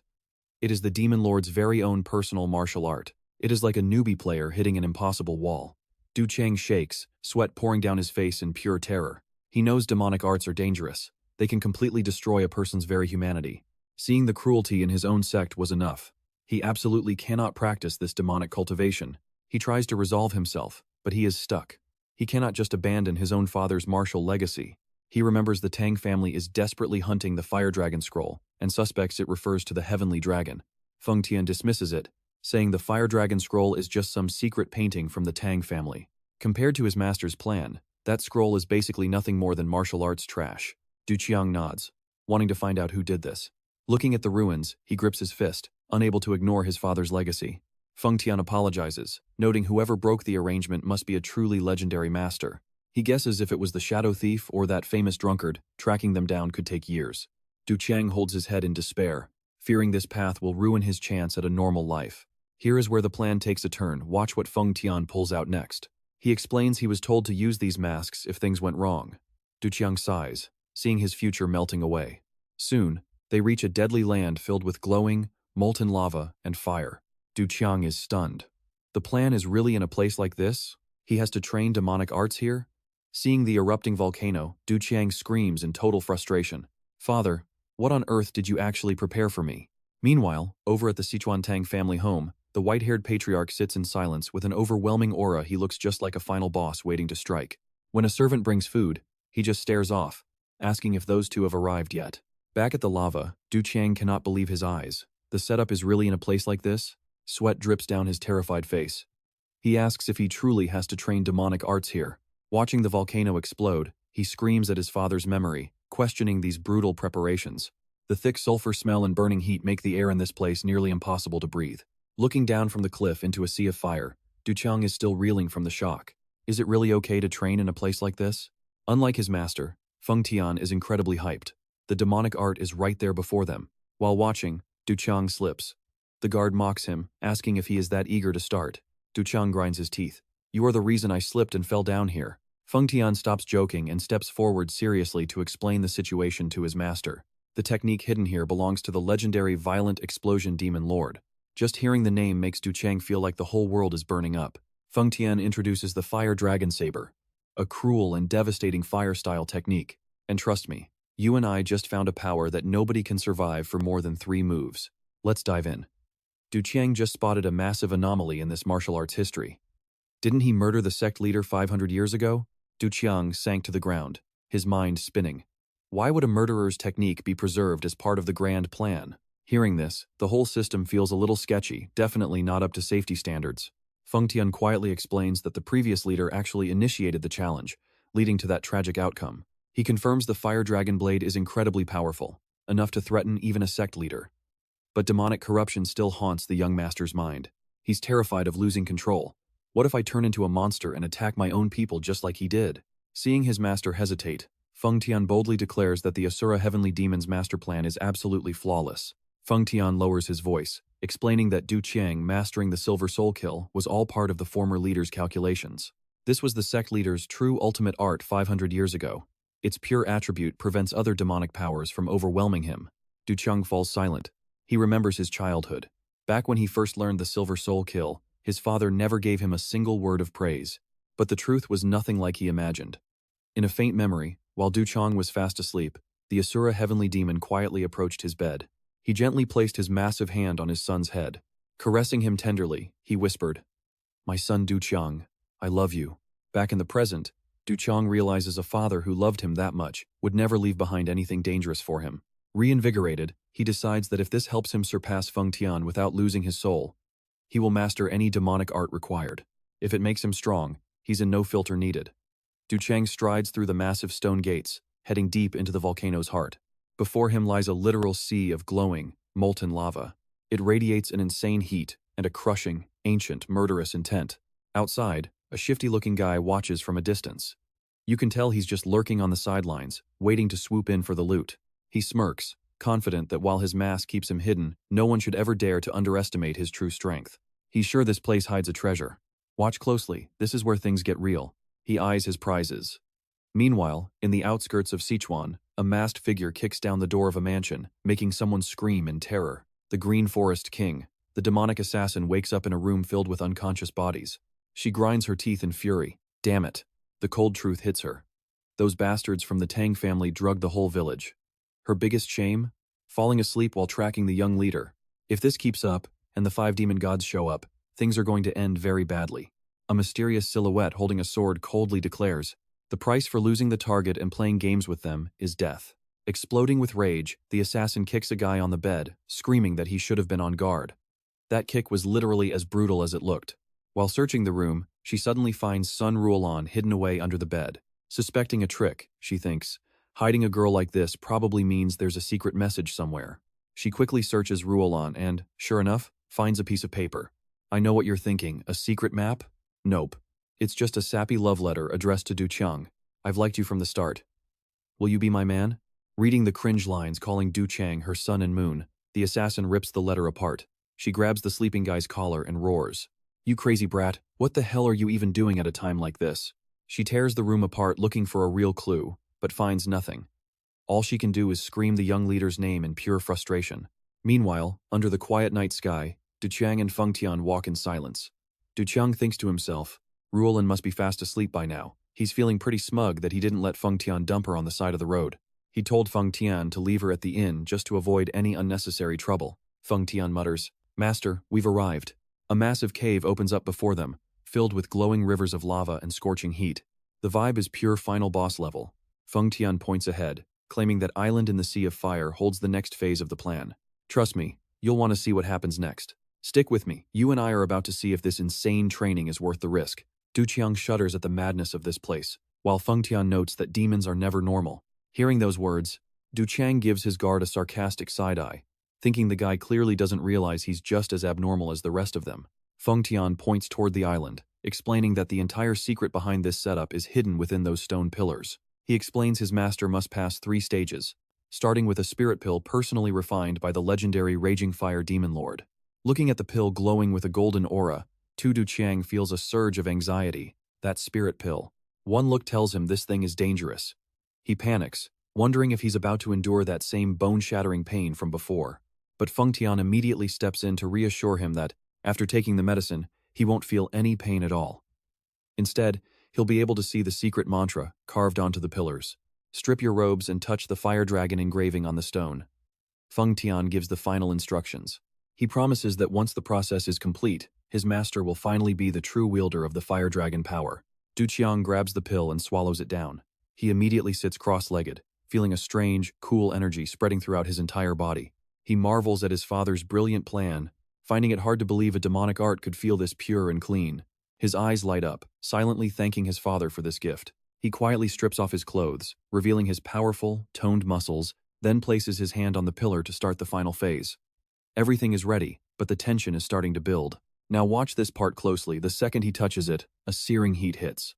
Du Qiang gasps in shock. What is this? It is too hot. Intense heat begins to mercilessly burn his skin. Feng Tian, something is wrong here. Du Qiang screams in agony as the pillar starts heating up beyond his control. He glares at his guard, who is sitting far away with his back turned. Don't tell me you knew this would happen. He tries to pull his hand away, but he's completely helpless as an invisible force locks him in place. Du Qiang watches in horror as his hand seems to ignite, the bizarre stone pillar trapping him in a deadly grip. His blood-curdling screams echo through the scorching cave. Help me, someone please save me. It's like his lag is at 999 and no one can reach him. In his peak agony, his father's image flashes through his mind. Du Qiang sobs in bitter resentment. Father, this can't be real. You told me that you actually loved me. He howls in despair, unable to believe his father's love would involve such brutal, physical torture. The new sect leader's cries for his father continue to ring out across the boiling sea of lava. Finally, the heat from the pillars begins to fade, leaving nothing but silence over the bubbling magma. Du Qiang stands among the pillars, sweat pouring down his exhausted and haggard face. We just saw him survive a boss raid on full difficulty. He pants heavily, whispering, "It is finally over." But as soon as his strength returns, his rage at being abandoned during the ordeal explodes. Seeing Feng Tian sitting there casually, Du Qiang growls and rushes forward, throwing punch after punch to vent his fury. Your master was screaming for help and you just ignored me. You should just die right now. Beaten until he spits blood, Feng Tian stays down and takes it, weakly apologizing. Master, your servant is truly guilty. Hearing your cries of pain was unbearable, but I feared I would accidentally destroy the pillar if I interfered. Du Qiang stops, narrowing his eyes. You certainly have a smooth tongue. Fine, get up. As Feng Tian stands, the new sect leader gets straight to the point. Is it finished? Where's the fire dragon diagram? Feng Tian calmly reports that the diagram has already been engraved onto both of his master's arms. Du Qiang raises his hands to check, but seeing no marks on his skin, he asks skeptically, I don't see anything here. Feng Tian patiently explains the secret behind the technique. He just needs to circulate his energy according to the mantra and cross his arms. Then, the fire dragon will reveal itself. It sounds like a game tutorial, but the difficulty is set to hard mode from the start. Du Qiang feels a rush of excitement. He tells himself, fine, then I'll try summoning this fire dragon personally. His eyes burn with resolve. Prepare to spar. Du Qiang leaps back to take his stance. Feng Tian grips his sword, ready for battle. So, do you and I think he's actually afraid of that fire dragon? All right, you and I are about to witness Feng Tian gripping his sword in genuine fear of this power. Seeing the blazing patterns surfacing on his arm, Du Qiang tells himself the pain is worth it. If the fire dragon is truly this legendary, then the bone-crushing agony he endured was not in vain. Fiery energy erupts into a massive dragon coiling around him as Du Qiang boasts he can finally master Feng Tian. With eyes glowing red with murderous intent, he launches himself forward like a literal arrow made of fire. This speed is absolute madness. Feng Tian tries to guard, but the new leader is totally out of control. An earth-shattering collision rocks the cave, the sheer heat from Du Qiang's palm making the great sword tremble. The loyal guard is thrown back by the overwhelming pressure, coughing in total shock at how much his master's power has grown. But the demonic nature of the fire dragon starts swallowing his mind and his sense of reason. Now pay attention, because the cost of that power is clear as he screams in agony, his face distorting from fire. He roars with pure madness, declaring he will kill anyone who dares to come near him. This explosion of force leaves Feng Tian stunned, watching his master descend into a frenzy of devastating, relentless attacks. The entire cave system shakes under the weight of this cruel fire energy. Du Qiang's mind is a fog, wondering how he became this monster, while his only thought is to kill. His insanity reaches a breaking point as he screams and unleashes a lethal strike at his own guard. Feng Tian's eyes widen in terror, seeing his master fully consumed by demonic energy and charging with malice. The tension in the air is suffocating. One small slip and it is all over. In a blur of pure madness, Du Qiang lunges forward and drives his blazing blade straight through Feng Tian's chest as the guard's sword sticks into the stone. The flames on his hands slowly flicker out, leaving Du Qiang trembling in absolute horror at his own actions. He watches as his most loyal subordinate collapses to the ground. Stunned, he gasps out, asking what he's done as he realizes he has finally become the true master of the fire dragon. The second he summoned the dragon, The agonizing pain and bloodlust had completely seized control of his mind. Looking at his trembling hands with deep regret, he whispers that he only meant to wound him, never to kill. Suddenly, a deep voice calls out to him. Master. Du Qiang can't hold back his tears, sobbing uncontrollably. He apologizes to Fong Thien, but then a powerful voice right behind him makes him jump in shock. Fong Thien is standing there, tall and serious, looking colder than ever. He asks how long his master intends to drown in his emotions while Du Qiang just stutters. You probably thought it was game over too, right? Well, he just respawned with full health while Fong Thien starts laughing. The fire dragon can only be summoned 3 times, and the scroll only supports 3 specific techniques. Du Qiang remembers. 3 moves. He plays the fight back in his head and realizes the truth. That last strike was his 4th move, meaning the dragon's fire had vanished before it ever made impact. That's the only reason the guard survived what should have been a killing blow. Fong Thien approaches, explaining it wasn't some high-level play but a simple technical limit as he grabs his master's hand and repeats the ancient warning. The fire dragon scroll protects its heir during life or death moments. Once it is used, you must return to this cave to recharge its spirit energy. Du Qiang is floored. He finally realizes he didn't lose because of skill, but because he lacked the basic knowledge. He explodes in rage, screaming about who would create a ridiculous treasure that requires a manual recharge to work. He vents his anger on the stone, shouting after the guard who is already walking away from him. He vows to kill that bastard Fong Thien as they finally leave the volcanic cave in the night. Wiping his forehead in exhaustion, Du Qiang sighs, glad to finally be done with that nightmare. He tells himself never to use that scroll again, but then he suddenly senses something odd. All of the new cult leader's senses become razor sharp as everything in the forest becomes clear. He feels the wind and the insects, but then a powerful white figure flashes through his mind. He clutches his head as a sudden psychic shockwave distorts his face in pure agony. Now stick with me, because that sound of metal scraping in the night means things just got real. Alright, you and I are about to dive into a story where a silent night turns into an absolute nightmare for one greedy thief. Feng Tian stood there in a daze, wondering if his senses were just becoming hypersensitive after absorbing all that spiritual energy. 2 figures walked silently under the pale moonlight, leaving the glowing, erupting volcano far behind them in the distance. Nearby, a hidden stranger lurked in the shadows, paralyzed with fear as he realized his secret position had been completely exposed. He couldn't believe a mere brat could see right through his top-tier shadow movement technique so easily. Shaking off the panic, he crept toward a mysterious cliff with a twisted smirk, telling himself his target's identity didn't matter. The treasure was finally right there, and he cheered internally as his hand reached out to touch the cold stone surface. But suddenly, a massive wave of energy erupted, sending him into a horrific, agonizing scream that tore through the air. That soul-crushing cry echoed through the boiling volcanic crater, marking a brutal end for a thief trying to steal what wasn't his. He wanted the treasure, but the treasure gave him a lethal counterattack combo instead. Du Qiang approached with a heavy stride, confirming that his gut feeling was 100% correct, and not a hallucination. Feng Tian praised his master's sharp senses before glaring at the man writhing on the ground, suggesting they use demon energy to end him. He was ready to drag the intruder out for interrogation, but Du Qiang stopped him, ordering him to just let the man lie there. Yes, my lord. Feng Tian stepped back immediately upon receiving the command from his master. Now pay attention here. Du Qiang stared down at the dying man and confirmed this was the bastard who stole the heavenly dragon scroll. His eyes burned with a ruthless light as he blamed this man for the bone-deep pain he suffered from the fire dragon. With a dark smile, Du Qiang struck, making the thief taste a brutal punishment that sent another scream echoing through the forest. Standing amidst the heat of the lava, Du Qiang looked down at the dying man and ground his teeth in pure hatred. If this bastard hadn't stolen the heavenly dragon scroll, he never would have had to endure that agonizing fire dragon torture. He wanted to keep watching to see what other tricks the thief had, but Du Qiang was starting to get bored with it. He coldly ordered Feng Tian to drag him out, and the guard immediately grabbed the intruder by the neck, calling out his name. The shadowless divine thief. The thief's eyes widened in total shock. He couldn't believe his secret identity was exposed, like someone reading a resume out loud. Looking at the pathetic state of the world's greatest thief, Du Qiang felt nothing but disappointment because the man looked so ordinary. Feng Tian moved in, telling his master to hold on to the prey, just as Du Qiang let out a massive explosion of rage. He roared at the thief to shut up before landing a series of lightning-fast, brutal punches directly into the man's face.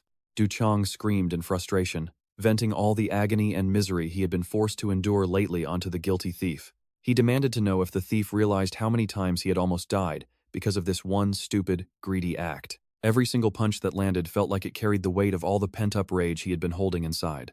After cooling his head, Du Qiang ordered Feng Tian to find the scroll's location and a list of everyone who knew the secret. Feng Tian didn't waste a second. immediately beginning a series of brutal and terrifying torture techniques. He grabbed the thief's head and demanded the truth, his dark aura flaring up as he threatened the man with certain death. Okay, I know what you're thinking, this guy is definitely going to break under that kind of suffocating pressure. Finally, the shadowless divine thief couldn't take it anymore, and agreed to tell them everything he knew. Du Qiang questioned him about using the heavenly vision technique to find the manual, only to find the treasure was already gone. The thief whispered the truth, revealing a bombshell piece of information: the heavenly dragon scroll was actually with Lord Wan Miao. He confessed through trembling breaths that his intuition had warned him never to reveal this secret to anyone else. Du Qiang's eyes flared with anger, calling him an old fool for thinking he could use lies to escape his crimes. Feng Tian choked the thief until his eyes rolled back, roaring that a low-life like him shouldn't dare lie to his master. The sound of neck bones cracking filled the air as the thief suffered in total agony. But suddenly, Feng Tian stopped and reported that the man was actually telling the truth, leaving Du Qiang completely confused. Feng Tian explained that the thief's neck didn't have the specific mark left behind by anyone who had held the dragon scroll. The situation was spinning fast. Before they could even conclude anything, a massive plot twist flips the entire script. Du Qiang fell into deep thought, wondering who could have possibly been behind the theft if not this man. And that's where we leave it, trust me. You're going to want to see how this fourth plan changes everything. Alright, you and I are diving into a dark bamboo forest tonight as the group prepares to move out. Du Cuong keeps a sharp eye on the shadow thief, sensing the sneaky thief is still hiding some dangerous secrets. Feng Tian uses pure force to keep the thief in line, waiting to see just how long he can stay silent. He crushes the thief's throat, leaving the man gasping about how he is being treated unfairly. Bound and constantly interrogated, the thief feels like a non-player character stuck in an endless, brutal side quest. Noticing the glowing red mark, Du Cuong realizes it is his own shadow seal. Feng Tian declares that now, this rat has absolutely zero chance of escaping his grasp ever again. To keep things quiet, Feng Tian suggests they change their clothes before hitting the next location. Du Cuong agrees completely. They cannot risk another shadow thief catching onto their trail. New faces, new gear. Dressed in dark green outfits, the two shadows slip silently through the dead of night. Feng Tian orders his men to wait 10 days at Henan to report on the world's movements. Disappearing into the mist, they enter the bamboo forest as Feng Tian warns that things are about to get complicated. Stick with me here. This forest is protected by an ancient formation that only allows the worthy into the center. Ordinary people who stumble in just get lost, but they are never in any real danger. Du Cuong silently observes the mysterious, eerie atmosphere surrounding them. He rubs his chin, impressed by the overwhelming power of such ancient, high-level martial arts. Leading the way, Feng Tian points into the void, explaining that the entrance lies right between those two bamboo thickets. From the outside, it looks like nothing. But from the inside, everything is perfectly clear. Facing this new secret realm, Du Cuong asks what kind of technique powers this setup. His guard replies, the Huyen Lin divine art. Just the name alone tells you this is final boss level power. He explains that this art allows the user to summon 4 physical spirit entities. These spirits follow the user's will, manifesting as the powerful black, white, red, and green spirits. It requires massive internal energy, but the guard is confident it will be no problem for his master. Du Cuong smirks with pride. This is exactly what he has been waiting for. He does not want the agony of the fire dragon. Only by controlling these 4 spirits can he truly be a master. It looks simple on the outside, but the internal logic is as complex as a top-tier exam. Now, pay attention because a terrifying murderous aura suddenly hits them out of nowhere, forcing Feng Tian to grab Du Cuong and bolt before they get crushed. Instantly, deadly beams of light tear through the air, obliterating the spot where they were just standing. Red slashes rain down in a massive, earth-shaking explosion that lights up the entire sky. Thick smoke fills the air, and as it slowly clears, 2 imposing figures are already waiting for them with cold eyes. Du Cuong squints through the dust, his face twisting in terror as he recognizes the man standing there. It is an old man with snow-white hair, holding a paper fan and radiating pure, overwhelming pressure. Du Cuong gasps, wondering what the great Lord Van Mew is doing here. Looking at that aura, you just know this isn't going to be a friendly chat. Without a single word of warning, Feng Tian charges forward like an arrow, greatsword in hand. Du Cuong realizes something is wrong. Normally, Feng Tian would be screaming threats before attacking. Instead, he moves in silence. A deafening crash rings out as his blade slams into the old man's fan. Du Cuong grits his teeth, the name Van Mew haunting him. Why does that name sound so familiar? Suddenly, bloody memories of past wars flood his mind. He remembers exactly who this man is. If it is really him, he was the one who wiped out the entire cult 20 years ago. One of the 7 heavenly sovereigns is right here. The new cult leader breaks into a cold sweat, terrified to find a legendary enemy right in front of him. The screeching sound of clashing metal echoes through the bamboo forest. Feng Tian's greatsword and Van Mew's fan lock together, sending sparks flying in every direction. Watching from afar, Cuong is paralyzed. This is one of the legendary 7 heavenly sovereigns. He cannot believe his eyes. Sweat pours down his face as he stares in pure, unadulterated shock. Why would someone of that caliber be here? The battle explodes, and the sheer force of their impact tears through the air, making the entire forest tremble. Cuong panics, wondering how this happened as the scale of the fight spirals completely out of control. And trust me, you and I are about to watch even a god-tier master like Van Mew realize he has finally met his match in this fight. Alright, you and I are watching this elder strain every muscle, blocking a world-shattering force with just a paper fan. Realizing the tide is turning against him, the old man fears that lingering any longer will put his life in serious danger. Suddenly, Feng Tian vanishes right before his eyes like a ghost, leaving the elder paralyzed with pure terror. He is gone. A cold chill runs down his spine as a razor-sharp blade presses against his neck. Miao Shenjun's eyes bulge in horror. Cold sweat pours down as death stands right beside him. Before he can even process it, his life's countdown has already begun. A deep blue dragon-shaped aura suddenly erupts, coiling around the blade and radiating a power of absolute suppression. Tuduqiang declares coldly, "It ends right here." Witnessing this divine power, Miao Shenjun realizes a shocking secret. Could that actually be the heavenly dragon scroll? Instantly, 4 vibrant spirit entities manifest with brilliant colors, unleashing a suffocating pressure that blankets the entire battlefield. Feng Tian stands tall, mocking the pests before unleashing a final strike. You and I can see that animation budget just peaked. This scene definitely isn't cutting any corners. The combined power of the spirits creates a massive purple pillar of light that shakes the forest. Miao Shenjun cries out in terror at this overwhelming might. Seeing the dire situation, he immediately orders his disciple to retreat from this place at once. Yang Ren replies with a trembling voice, and they both flee as the ground collapses. In the forest, a deer watches them vanish. While running, Miao Shenjun worries as he feels the bamboo forest's formation starting to fluctuate wildly. He tells himself he must escape before being blown away by the shockwaves again. Yang Ren asks if those were the ones who stole their secret techniques, worried for her 6th martial uncle since the cave was breached. Miao Shenjun remains silent. Knowing the situation is grim, he orders her to mount the white crane and leave. The clock is ticking, run or die. The white-haired elder decides to stay. That man, I will do my best to hold him back. Yang Ren protests, refusing to abandon her master, but he harshly scolds her. Despite her pleas, he strikes to push her away to safety. The name Yang Ren echoes through the forest as the master and disciple are torn apart by the formation's force. In a clearing, Tu Duqiang stands firm with a piercing, cold gaze. Yang Ren is suddenly thrown right in front of him by the formation. She looks around in shock and stammers, "Who are you?" Yang Ren glares at Tu Duqiang, fueled by rage seeing a man who commands top-tier demons acting so arrogant with his hands behind his back. She grits her teeth, vowing never to forgive the one who ruined everything and caused her master's death. But despite his calm outward appearance, pay attention here, Tu Duqiang is actually shaking so hard he's clenching his fists. He's terrified she'll see his fear. Duqiang tells himself he must explain that he never even met Miao Shenjun to clear up this misunderstanding.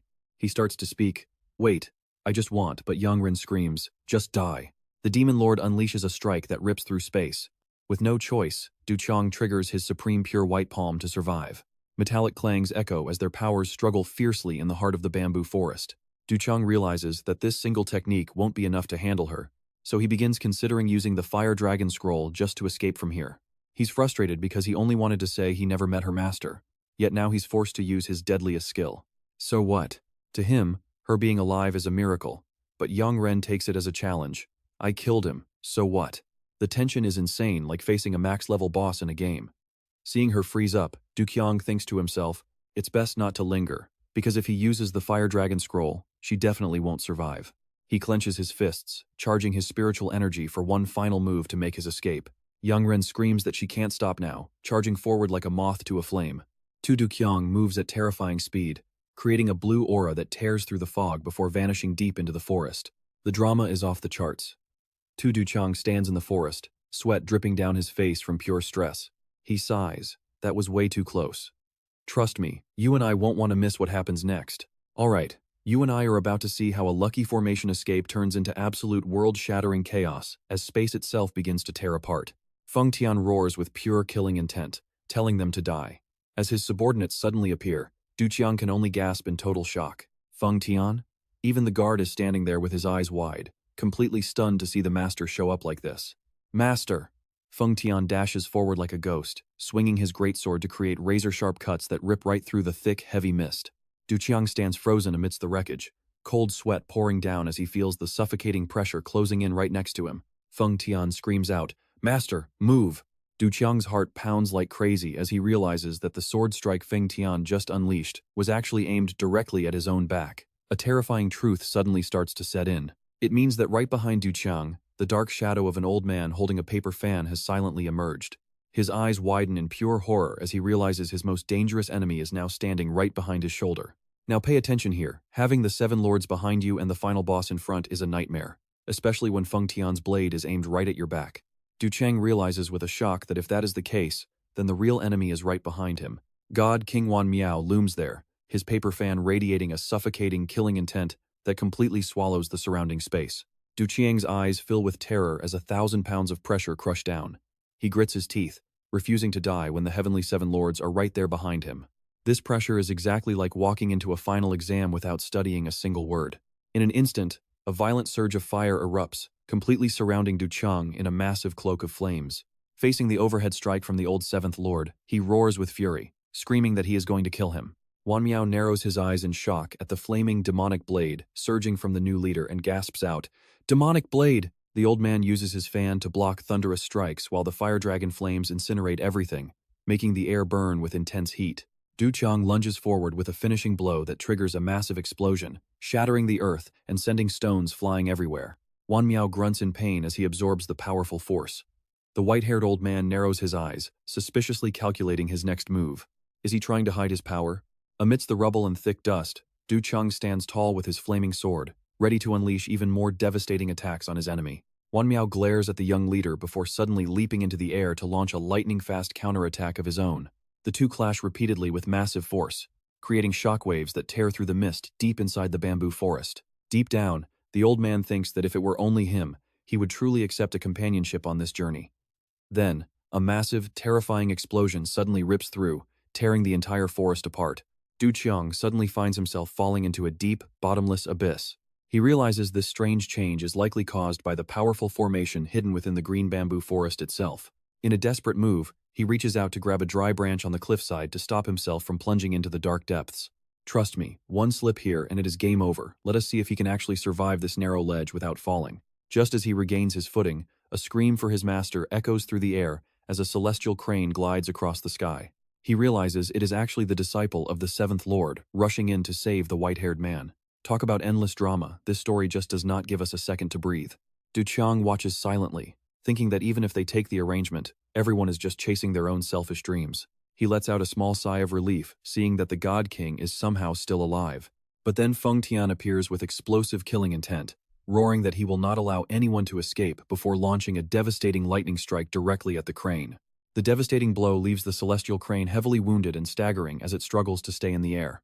Looking at the destruction, Du Qiang knows the unstable formation is a sign that the green bamboo forest is about to collapse. Suddenly, the atmosphere becomes heavy and thick. Feng Tian senses a familiar presence and coldly orders the shadowless thief to show up immediately. Suddenly, he looms like a ghost right behind the thief who is hiding in the thick forest. He says coldly, "I knew you were still lingering around here, even though I specifically told you to wait for me at the graveyard in Henan." The shadowless thief is drenched in sweat, realizing his plan to use the 7th Lords as bait has completely backfired on him. He cannot believe Feng Tian killed all those masters and still managed to walk back here like it was nothing at all. A single, decisive strike knocks the thief to the ground in an instant. Feng Tian declares he will spare him for now since he is still useful. Du Qiang walks over and gives a small nod. "Good job, Feng Tian." The shadowless thief trembles on the ground, desperately begging the two of them for forgiveness. And that is where we leave it. The master thief got knocked out before he even had a chance to realize he failed. Alright, stick with me, because Du Qiang is about to uncover a conspiracy that goes deeper than he ever imagined. He narrows his eyes, questioning if this whole setup involves the Star Martial Soul. Feng Tian confirms it with absolute certainty. It is. A twisted truth comes to light in this secret cave. Demons are strictly forbidden from entering. You can smell the drama from here. Du Qiang suspects his father used a forbidden great art of the sect to rip information from a dead Star Martial Soul. He can't wrap his head around why his father passed down a dead man's martial arts as his destiny. A wild thought crosses his mind. Could that Star Martial Soul actually have been stronger than his own father? That question makes Feng Tian explode in rage. Absolute nonsense, young master. The guard's over-the-top reaction only makes Du Qiang more suspicious about the real motive behind these mysterious arrangements. Feng Tian drops his voice, recalling the time he risked his life to ask about these secret plans. Back then, the Asura Heavenly Demon simply told him you will understand once you obtain the 7th arrangement. Everything you've seen so far is just the surface. Now, here's where it gets crazy. Du Qiang is left wondering what the 7th arrangement even means if everything else was just a lie. But he shakes it off. There is no time for that now, especially since he failed to secure the current arrangement. Du Qiang asks nervously, "If we can't get this one?" Feng Tian responds bluntly, "Master, we have to head for the backup plan." Remembering the brutality of the Fire Dragon map, Du Qiang shudders, terrified of whatever twisted martial arts are waiting for him next. Sensing his master's fear, Feng Tian vows that next time, they will not let the power fall into someone else's hands. As Du Qiang doubts him, the guard reveals a secret master. You still have one final subordinate. This guy sounds even more dangerous than the original. Du Qiang is shocked. Another subordinate? Feng Tian explains that to protect the master and the Azure Slopeswords arrangement, they need a powerhouse to lead the charge. He releases a terrifying aura, declaring that since the enemy is from the 7 heavenly mighties, it's time to summon the Bloodfan servant. A glowing red phantom with a demonic face emerges from the darkness, ready for the upcoming slaughter. Just looking at that shadow, you know this guy is on a whole different level of power. Du Qiang is stunned. I really have one more follower? Feng Tian insists that with the 7 heavenly mighties here, calling out the Bloodfan servant isn't optional anymore. Trust me, you and I are about to see a monster in action, a blood-red beast with a twisted smile, the most insane killer Feng Tian has ever known. Seeing Feng Tian's intensity, Du Qiang gets worried. If Feng Tian is already this crazy, how much worse is the guy he's calling? Without warning, Feng Tian lands a massive kick on the shadowless divine thief and roars at him. "Show your loyalty now." The thief is terrified, wondering how a low-life treasure stealer like him could ever serve such a legendary master. Feng Tian cold-bloodedly snaps back. "Who said you were a subordinate? You are absolutely nothing to us. Without a title, you only have 2 paths: die right where you stand or give us your loyalty." The shadowless thief almost cries at the twisted logic of being forced to serve while being called trash, but he kneels anyway to save his neck. But Feng Tian isn't done. He screams he'll kill him because the thief's oath didn't sound sincere enough. He forces the thief to shout, "Long live, long live, long live the master."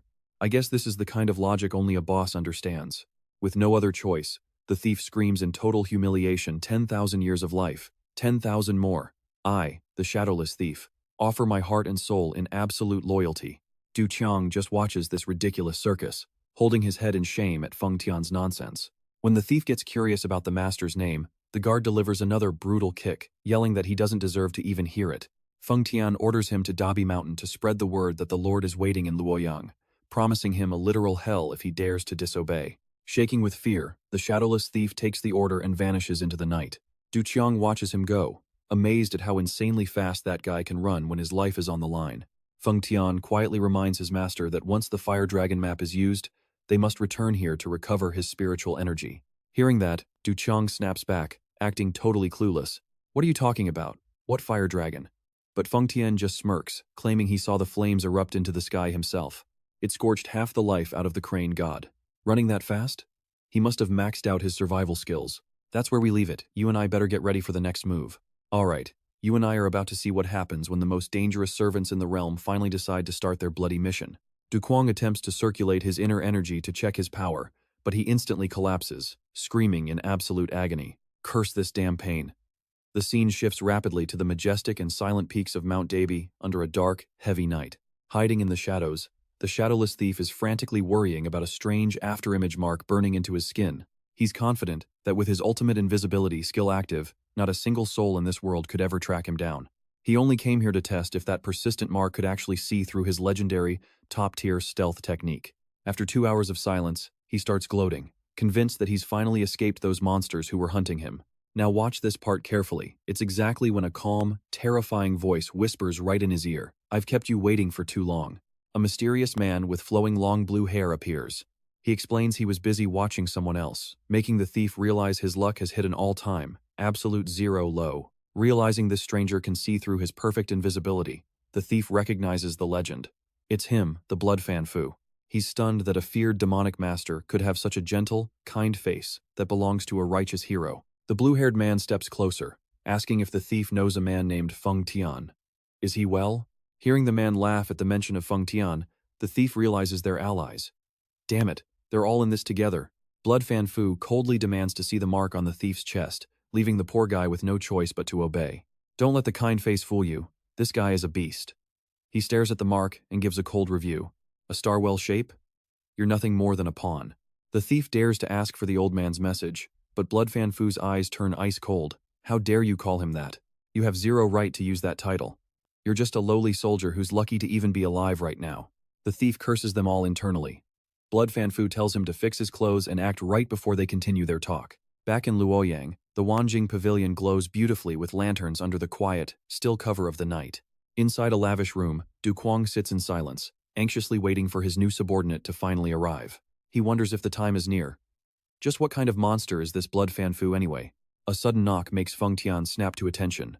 A seductive woman glides into the room, introducing herself as the pavilion master.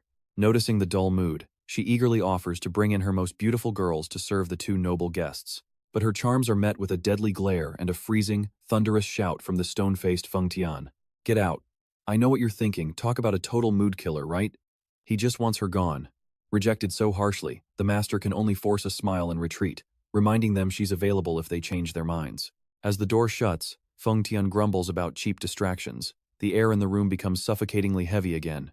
Cuong tries to stand up for some fresh air, but Feng Tian blocks him instantly. He clearly threatens to kill him if he flees. Cuong snaps back in anger. He tells the guard to sit down because things are getting complicated. The tension here is reaching an absolute breaking point. Cuong sighs with exhaustion. His heart is heavy with worry about the powerful person who's about to appear. Blood Fan Fu, hopefully he's only a little bit insane. Suddenly, both men feel a powerful aura approaching. Feng Tian realizes they've arrived. The presence is fast and incredibly subtle. Two massive shadows stop right outside their door. Cuong holds his breath. The time has finally come. Blood Fan Fu is standing just on the other side. Feng Tian lets them in. A calm, dignified man walks through the door and gives a deep, respectful bow. Eternal life to the master. 1,000 years, 10,000 years. I've longed for this summons every single day. He kneels, introducing himself as the great servant, Blood Fan Fu, to his new master. Cuong is practically beaming with hope. That gentle face and kind smile don't look like a demon at all. He can't believe there's actually a normal person among his servants. He really wishes they had met much earlier. Blood Fan Fu turns to Feng Tian, announcing that he's returned the pawn sent by the great old man. The thief is shaking in pure terror. Feng Tian steps forward, ordering him to stop the act and put his mask back on for the master. And that's where we leave it, trust me. You're going to want to see who's behind that mask next time. Right then, he pulls out an eerie, twisted mask and fits it over his face. All right. You and I are about to see just how terrifying this demonic transformation really is. He cackles in delight. It feels incredible to finally wear the soul swap mask again while Duqiang stands frozen in horror. In the meantime, Feng Tian quietly commands the shadow thief to prep their gear and luggage before reporting back to the camp at Huquan Mountain. The thief bows in absolute terror, scurrying away faster than a street racer before he can even process what is happening. Shaking, Duqiang asks if you already have a normal face. Why bother wearing that creepy mask? Blood Fan smirks, explaining that they are all undercover anyway, and the soul swap mask is a direct command from the Asura Heaven Demon. He lets out a manic laugh, asking his master if it looks beautiful, but his reckless behavior sends Feng Tian into a blind rage. Feng Tian glares, radiating pure killing intent. Now, pay attention here, he is definitely not playing around with this fool. Showing zero fear, Blood Fan narrows his eyes and stares right back in open defiance. Old man, do you really want to test me? The pressure between these two masters literally starts cracking the walls. Caught between two absolute lunatics, Duqiang grabs his head in total, soul-crushing despair. Gritting his teeth, his face goes dark as he snaps. I honestly want to kill both of you right now. The quiet night in Luoyang is suddenly torn apart by massive explosions, rocking the Banquet tavern, making the lanterns swing wildly. Back inside the room, Duqiang just takes a slow, weary sip of his tea. Sweat drips down his face in annoyance. He is trying to enjoy a drink, but it sounds like a live-action war zone outside. The door bursts open as Feng Tian marches in, dragging Blood Fan by the collar like a heavy bag of trash. You and I both know the feeling of dealing with annoying friends. Imagine having this guy as a subordinate. Even though he just got trashed and his clothes are in tatters, Blood Fan keeps that wicked, sharp-toothed grin and casually asks Master, "Is an apology really necessary?" Sensing the air getting dangerously thick, Blood Fan finally decides to dial it back a notch. He drops to his knees, explaining that soul swap is a unique demonic art that requires regular use to prevent him from going insane. He begs for mercy. Duqiang just stares at this freak who can laugh after a near-death beating, completely speechless. Fine, I get it. But Feng Tian is still furious, screaming that the commotion ruined their disguises and demanding Bloodfan pay for the mistake with his life. Bloodfan fires right back, arguing that everything went south because Feng Tian was the one who challenged him to a fight first. Just then, a woman with striking purple hair and an aura of pure authority steps into the wreckage. She snaps, "You wreck my entire tavern and then just stand there chatting? Looks like the landlord is here to collect." Duqiang narrows his eyes, sizing her up and correctly guessing that she is the one in charge of this place. She demands to know who gave them permission to start a riot right in the middle of Howgate territory. Seeing Feng Tian reach for his weapon, Duqiang quickly intervenes and tells his men to stand down since these are commoners. Feng Tian obeys instantly, but the young master's words just end up adding even more fuel to the fire. The tavern owner's face twists with rage at being looked down upon. She mocks him, refusing to be called a commoner on her own turf, promising to show them how scary the world can be. The Howgate leader roars with arrogance, waving his hand for his goons to launch an all-out assault. But before they can even blink, Feng Tian moves like a ghost, delivering lightning-fast strikes to their pressure points. In a split second, his iron grip clenches around the leader's face, leaving the man paralyzed with fear. Cold sweat pours down the leader's neck as he realizes death is literally inches away from his eyes. Feng Tian calmly slams the door shut, ignoring the mess outside to focus back on his master. Duqiang looks down at Bloodfan, who is still kneeling, and asks, "So, what exactly have you been up to? Where exactly?" Behind his mask, the subordinate reports he has been hiding at Deadliest Mountain, waiting for the right moment to act. He reveals he tracked everything, from the Black Dragon Gang massacre to the latest shocking rumors that have been chilling everyone's bones. He waited for his master to rule, but trust me, you and I will see how those 7 heavenly sovereigns ruined everything.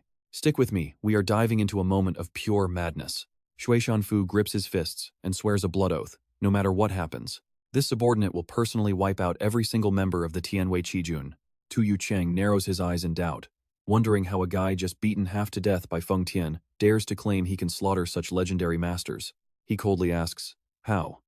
But Shui Shanfu just keeps that manic grin behind his mask, promising results at any cost. Yu Qiang starts to worry, wondering if this guy is actually more terrifying than Feng Tian once he unleashes his true power. Despite the easy defeat he just suffered, the sheer killing intent radiating from him is enough to chill anyone to the bone. He ruthlessly shrugs it off, stating that as long as they all end up dead, the method does not matter. When Yu Qiang presses for a real plan, he gets a crazed, simplistic answer to just kill them very, very well. Furious at this casual madness, Yu Qiang explodes. "Are you seriously playing games with me right now? Now pay attention here, because Feng Tian steps forward to confirm that Shui Shanfu's killing ability is truly as terrifying as he claims. However, the loyal guard points out a much more calculated and sinister path forward for their mission. The real targets are not the old masters of the 7 armies, but the young, talented heirs who will succeed them. Once the next generation is wiped out, the very foundation and roots of their enemies will crumble into nothing. That plan is bone-chillingly ruthless. For Tu Yucheng, if his father's secret arrangements fall into the hands of the 7 armies, everything they have done becomes meaningless. He falls into deep thought, weighing the heavy moral cost of this dark path. If he has to steal power by murdering innocents, he is no better than the brutal monsters he hates. No matter how big the dream is, he refuses to lose his humanity. He firmly declares, "I will not allow this." Feng Tian tries to object, arguing that every obstacle must be cleared, and those people were destined to die eventually anyway. But Yu Qiang snaps back, standing his ground on justice and refusing to let them cross that line under his command. Feng Tian and Shui Shanfu exchange a silent, heavy look as the tension in the room reaches a breaking point. You and I can see the friction building here, even with their loyalty. These guards cannot fully follow their master's will, revealing the treacherous nature of the demon cult. The stubbornness of his subordinates finally makes Tu Yucheng lose his temper completely. He slams the table, screaming that no means no, and asking if they really want to see him truly angry. Facing the new leader's rage, both men look genuinely confused about why their practical plan caused such a violent outburst. Yu Qiang keeps shouting, "I said do not kill them. Their lives and deaths are for me to decide, you bastards." Seeing the sudden explosion of authority, Feng Tian quickly drops to his knees, sincerely accepting the high command of his master. Shui Shanfu panics too, blaming himself for not realizing the master wanted to handle those kills with his own hands. Feng Tian orders the decree to be carried out immediately, and the masked maniac laughs, finally understanding the rules. He promises the arrangement will belong to the master, and he will find a way to bring those heirs back alive. One loud shout was all it took to get everyone on the same page for once. No more questions asked. Once things settle, Feng Tian reminds him it is time to move toward the 4th secret arrangement left for them. 2. Yu Qiang sighs in relief and asks where they are going, but his guard remains mysteriously silent about the location. Seeing Feng Tian just standing there with such a serious and silent face, Yu Qiang wonders why he is not answering. Feng Tian looks toward the horizon where a massive golden Buddha statue towers over a temple in the dark night. Songshan Shaolin. Hearing that name, you just know things are about to get a lot harder for our team. High on the peaks of Mount Song, an emergency meeting is underway inside a small secluded house for the task force. Jingtian Shenjun, the leader of the 7 heavenly armies, asks the burning question on everyone's mind. Is everything happening really the work of this man named Feng Tian? He recalls the day they found the divine doctor. The doctor had only agreed to join the righteous path in exchange for forming this elite hunting party to stop the chaos. Doubts grow as they find the body of the Yellow Frog sect leader, along with a final message at Mount Wu Tai. Signs point to the 5 demon gods, but the new young demon leader has barely been in power for 1 year. Stabilizing his internal ranks should be his priority, suggesting a mysterious third party might be pulling the strings from the shadows. From the Black Dragon Gang to the Sichuan Tang clan, everyone was manipulated by Feng Tian and his master's hidden hand. The Shaolin abbot prays as a killing ghost haunts the land. Trust me, the storm at Shaolin is just starting. Master Quan Shan is also worried this is just a trap to force the righteous sects into a war with the demon cult. Alright, stick with me, because someone is about to push this drama into high gear. The Sword King fully agrees and immediately orders the Green Forest Expedition Team to be renamed the Demon Slaying Squad, preparing them for an all-out war. He assigns the Qing Chung sect to watch the borders and asks the Ghost sect to send word to all the other sects. Elder Lei Genzi of the Qing Cheng sect silently nods his head and accepts the command. With rock-solid faith, the Sword King declares that the righteous path has always stood united to save the martial world, and this new squad will do exactly that. After their meeting inside the quiet room, Master Buling quietly asks Jingtian Divine Lord a burning question. Could the one who defeated Xian He Divine Lord be that Feng Tian person? Jingtian shakes his head, admitting he still has not uncovered the enemy's true identity.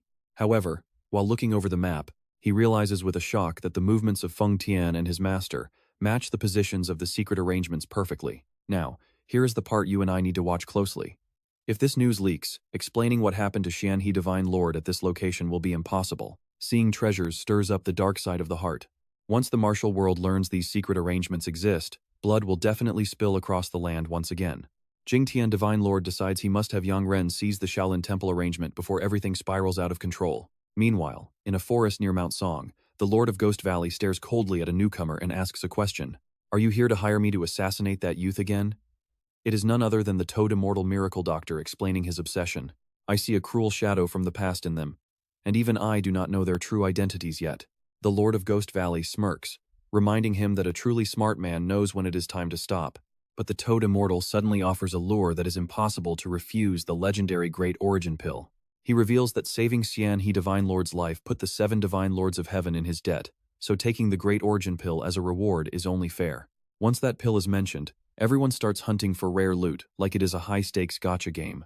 The Great Origin Pill is a legendary medicine so rare that even an entire fortune could not buy a single one. The Ghost Valley Lord's eyes burn with pure ambition as he sees the pill emitting a brilliant blue light. He is certain that with this priceless medicine, he will finally have the power to kill Tu Yu Chang with his own hands. I know what you are thinking: greed really does change people, right? Even the Great Master is left wondering if Feng Tian is the one behind the attack. Jingtian shakes his head, admitting he still has not tracked down the real identity of the one who did this. He notices that the movements of Feng Tian and his mysterious master align suspiciously with the locations of the secret arrangements. If this secret ever gets out, the situation in the martial world will become more chaotic than ever before. He realizes that once greed is triggered by these treasures, blood will surely be shed once again. To prevent a massacre, Jingtian Divine Lord decides to help Yang Ren seize the Shaolin Temple arrangement as fast as possible. He quietly enters the infirmary where Yang Ren is lying down, her face pale from exhaustion. Seeing her master, she tiredly calls out to him. Jingtian asks about her health, clearly worried about her condition. He reassures Yang Ren that the Xian He Divine Lord only needs a bit of time to make a full recovery. Yang Ren blames herself, believing her shortcomings led to the master's disaster and that the death of the White Crane is a wound too deep. Jingtian places a hand on her shoulder, insisting it is not her fault, but the thieves stealing the arrangements who forced the Wan Miao Divine Lord to step out personally. Yang Ren nods, feeling relieved that the Wan Miao Divine Lord is safe after such a fierce battle, though the relief does nothing to stop the drama. Jingtian Divine Lord leaves the room quietly, surprised that the drunkard was actually telling the truth the whole time. Another elder enters to check on her and confirms he used a secret lightning technique to read the enemy's mind, making the news absolutely accurate. He asks about the current locations of the other members of the 7 Divine Lords of Heaven. Jing Tian reports that the Sword Sage Divine Lord is meeting in Hebei while the third Lord is already standing guard at the next arrangement. Information is flooding in like a group chat blowing up with major news of an incident. Jing Tian Divine Lord warns everyone to be extremely careful before they regroup, as the enemy is truly cruel and dangerous. Yang Ren gets ready and the two of them set off without a second of delay. And that is where we leave it, trust me. You are going to want to see what happens at that hidden cliff. Alright, you and I are about to witness a secret plan unfolding. Du Cuong asks what his man is doing, but Feng Thian just calmly moves some rocks. It hits Du Cuong immediately. This is the backup entrance, but he is shocked there are no protective traps or formations anywhere. The two of them step into the pitch-black cave. Du Cuong cannot help but wonder who exactly built this place. Feng Thian drops the name. The man behind this whole setup is a monk named Vo Jiak. Turns out Master Vo Jiak was sent to a cave to repent for his sins, but instead, he secretly dug a tunnel leading straight out. Du Cuong is floored that a monk dared to create demonic arts right inside the Shaolin temple. He screams out that the guy was a total madman. Seriously, after hearing that, does Shaolin even do background checks on their staff? Feng Thian admits the monk was not exactly sane, but says the great Lord Asura Demon values this specific setup above all else. He promises his master this skill will not hurt at all, telling him to drop the bias he had against demonic arts back at the Fire Dragon Scroll. But pay attention here, despite the calm words, Du Cuong feels like something is very wrong. After walking through the dark for a while, Feng Thian stops and makes the big announcement they have finally arrived. The more he hears, the more this feels like a high-definition trap. Looking into the darkness, Du Cuong feels like he is entering a literal prison. Feng Thian confirms with total confidence that the secret arrangement is hidden right here. Getting closer to the cliff face, Du Cuong notices ancient scriptures carved all over the stone walls. He wonders if these were final lessons left after Vo Jiak found enlightenment. Even if he created dark arts, he was still a Shaolin monk at heart. Du Cuong starts reading the text on the wall very carefully. The text says, reaching bliss is easy, just put your inner energy in the center, move the body in and out gently. Repeat the motion over and over, and if you stay patient, you will truly find ultimate pleasure. Those suggestive words leave Du Cuong stunned. He explodes in rage, screaming at that bastard monk for leaving such a perverted technique in a sacred place. Seeing his master completely misunderstand the situation, Feng Thian quickly clears the air. These words are not a demonic art at all, they are just instructions to open the secret stone door. He explains that you have to alternate pushing and pulling with steady force for 1 whole hour to make the wall move. Du Cuong looks at him skeptically and asks if he is serious. Feng Thian promises it is the truth and tells his master to just go take a break. Honestly, this sounds more like a heavy gym workout than some legendary martial arts secret. The sound of grinding stone echoes through the cave as Feng Thian starts using his power to move the wall. Sitting nearby, Du Cuong cannot stop worrying. The fact that Vo Jiak built this in Shaolin and left those weird instructions is just unsettling. Now, I know what you are thinking. Something is about to go sideways. Du Cuong decides he has to convince Feng Thian to stop this right now. But just as he walks over, a flash of blood-red energy hits his mind, making him freeze in his tracks. The dread is real now, like he just triggered a final boss. A heavy thud signals that the stone door has opened. Feng Thian steps back and respectfully says it is open. But seeing Du Cuong standing there frozen with a strange look, he calls out in worry. Du Cuong slowly lifts his head. His eyes are glowing with confidence, and a massive aura of spirit energy is swirling around him. He gives a small smile and tells his subordinate not to worry, because nothing bad is going to happen. Feng Thian stands frozen before the wall, watching the powerful spirit energy manifest right in front of him. An image of Master Vo Jiak appears like a powerful ghost in the dark cave. Du Cuong walks up and touches the inheritance point with a mysterious smile. Standing behind him, Feng Thian is suddenly filled with doubt as he watches his master. The man who used to hate demonic arts more than anything now looks like he is completely possessed by something. He wonders if he should have just destroyed this place, seeing his master smiling like a man under a dark spell. This was not how it was supposed to go. In his mind, the words of the previous Lord Asura Demon come rushing back. The old leader had promised that the fourth secret, the soul exchange divine art, was vital and must only be given to his son. He warned that under no circumstances could this power ever fall into the hands of the Shaolin Temple. When asked why, Lord Asura revealed that Vo Jiak was actually a mad monk who left behind the most terrifying demonic art in history. However, the real goal was not for Du Cuong to learn the demonic art itself, but to take the pure essence hidden inside of it. Feng Thian asked for the name of this terrifying power, and the answer was epic. It is the Mystic Night Dark God Art. A blinding light swallows Du Cuong. Trust me, you and I are not ready for what comes next. Alright, you and I are diving into a story where a father's dying warning still echoes. If Du Cuong gets this power, the world turns to hell.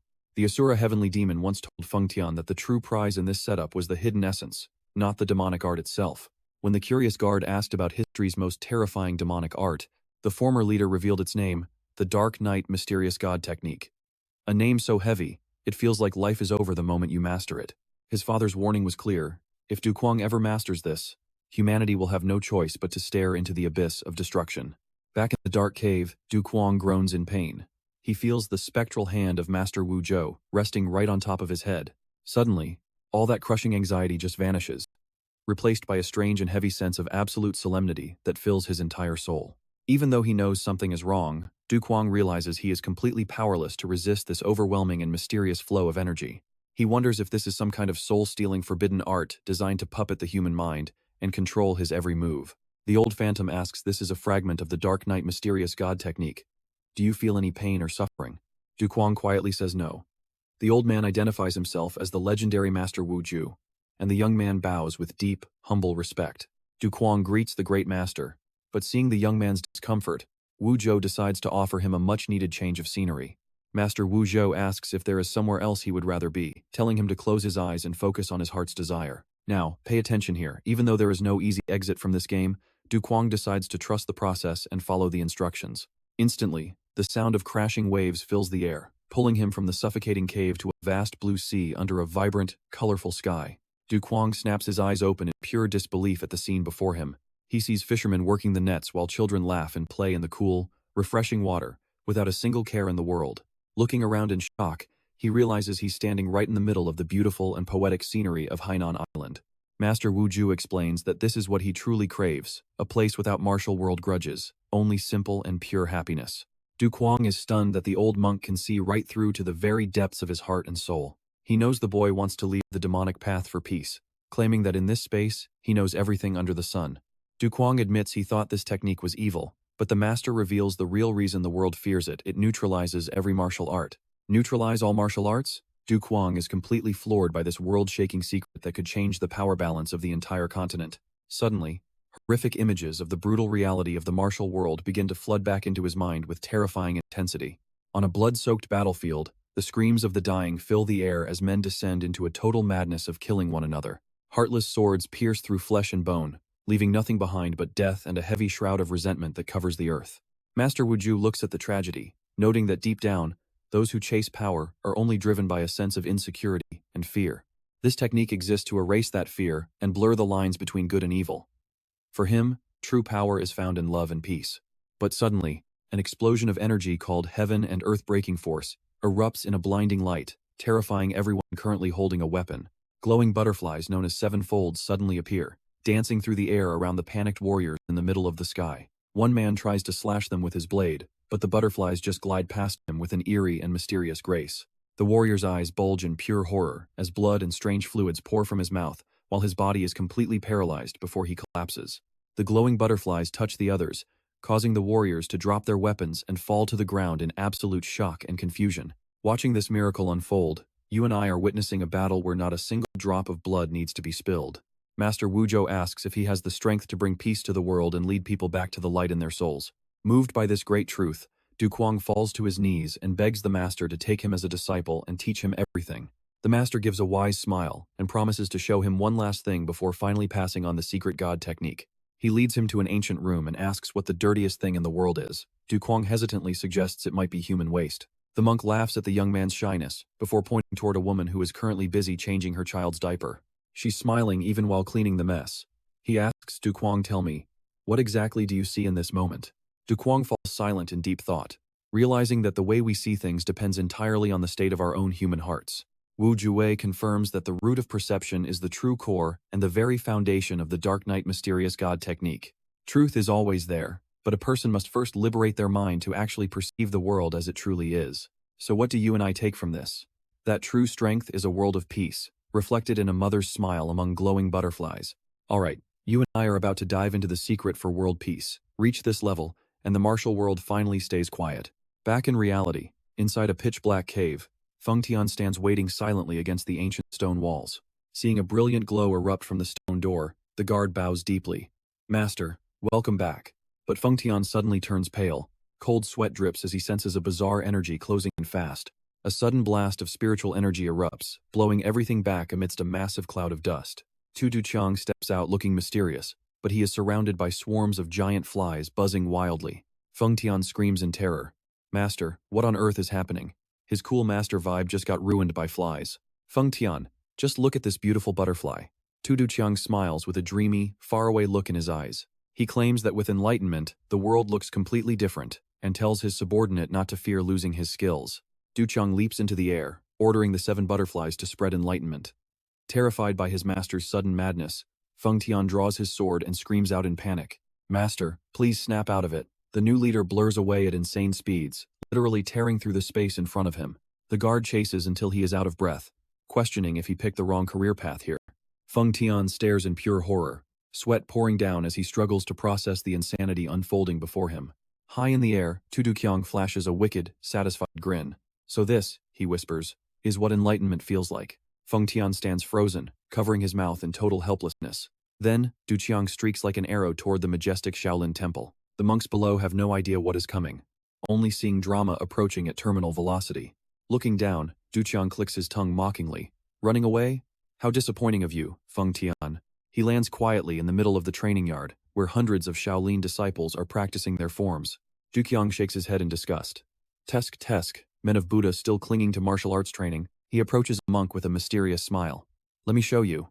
While the disciples stand there confused, the great masters hidden deep in their private rooms already feel the massive, crushing pressure descending upon them with terrifying force. Tu Duqiang suddenly releases his heaven and earth destructive power with zero warning. The shockwave rocks the entire ancient temple. He looks at the crowd and declares, I will teach you true repentance. Looking down from above at the focused disciples, Tu Duqiang lets out a mocking scoff. Tu Ski. You follow Buddha but still can't let go of martial arts? He flashes a wicked grin and declares his intent. Let me show you the truth right now. You and I are about to see just how fast things can escalate. A monk stops mid-training, looking around suspiciously as an unnatural energy begins to suffocate the air. This uninvited guest has the top Shaolin masters breaking out in cold sweats as they sense his presence. Jingtian Divine Lord peers outside with a worried face, while another elder sits silently at his tea table, heart heavy. In midair, Tu Duqiang detonates his heaven and earth destructive power, sending a massive tremor through the entire ancient temple. He looks down at the terrified crowd and shouts, I will show all of you what real repentance actually looks like. Thick black spiritual energy surges out, drowning the Shaolin architecture in a dark and eerie atmosphere. Watching from afar, a Shaolin elder gasps, covering his mouth as the suffocating pressure becomes unbearable. The old man is drenched in sweat, his face twisting in terror. What is this disgusting foul smell? The situation is turning critical, and you know as well as I do that everything is about to go south. Seeing the 2 masters arrive looking completely shaken, Jingtian Divine Lord rushes to meet them immediately. The Sword King and Master Buling ask about the crisis, and the response they get is absolutely bone-chilling. The Shaolin abbot reveals that the entire temple has been suddenly swarmed by flies and maggots. He explains that the elders and disciples have deployed the 108 Arhat formation to contain the evil. Jingtian Divine Lord grits his teeth and demands, who is this monster causing such a disaster? By the looks on their faces, everyone knows this situation is on a whole different level. Master Buling explains that a black mist hides his face, but he sounds like a man in his early 20s. Hearing the report, Jingtian Divine Lord asks urgently about the casualties the sect has suffered so far. But before he can even finish, agonized screams from the disciples echo through the air, chilling everyone to the bone. All right, that's where we leave it for now, trust me. You and I need to see what happens next. You and I are about to see the most disgusting fight in Manhwa history. Masters lunge through a lethal shroud of black mist. Nobody says it, but they all know a massive clash is coming as screams rip through the sacred air of Shaolin. Disciples collapse in agony, desperate cries filling the air as their vision begins to fail them in the chaos. The scene turns gruesome as monks vomit strange fluids, their bodies losing all strength to fight back against the corruption. Standing in the eye of the storm, Du Yucheng roars with a demonic face and a crazed, terrifying smile. Listen up, the 108 Arhats are finally free through the gift of vomiting light. Who among you wants to vomit light next? He can no longer stand by while his followers suffer. Sword King draws his blade, charging like lightning. Trust me, even for a villain, this boss is absolutely nasty. Despite the grotesque sight before him, the Sword King keeps his focus and shouts a rallying cry to the others. No matter how weird his power is, it is still just martial arts.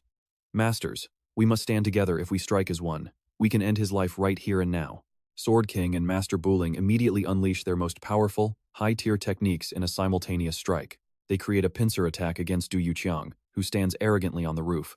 Facing the 2 legends of the righteous path, the new leader simply raises his hand and chants, all things return to life. A thick, pitch-black shroud of energy erupts from him. Black mist surrounds the masters as flies swarm the air. Sword King desperately slashes at the fog, but his efforts are completely and utterly useless against the darkness.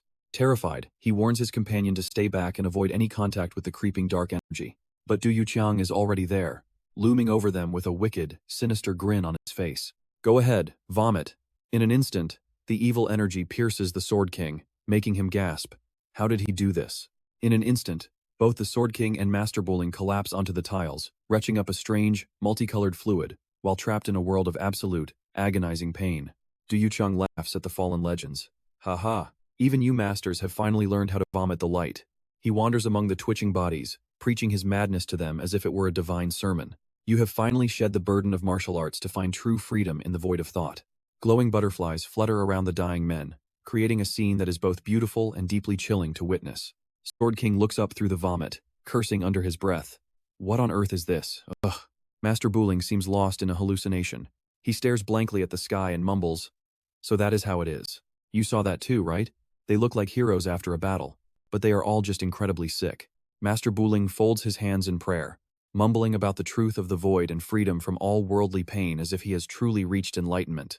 He is completely lost in a bizarre state of meditation. He repeats scriptures about form and emptiness, making the atmosphere feel incredibly eerie and supernatural.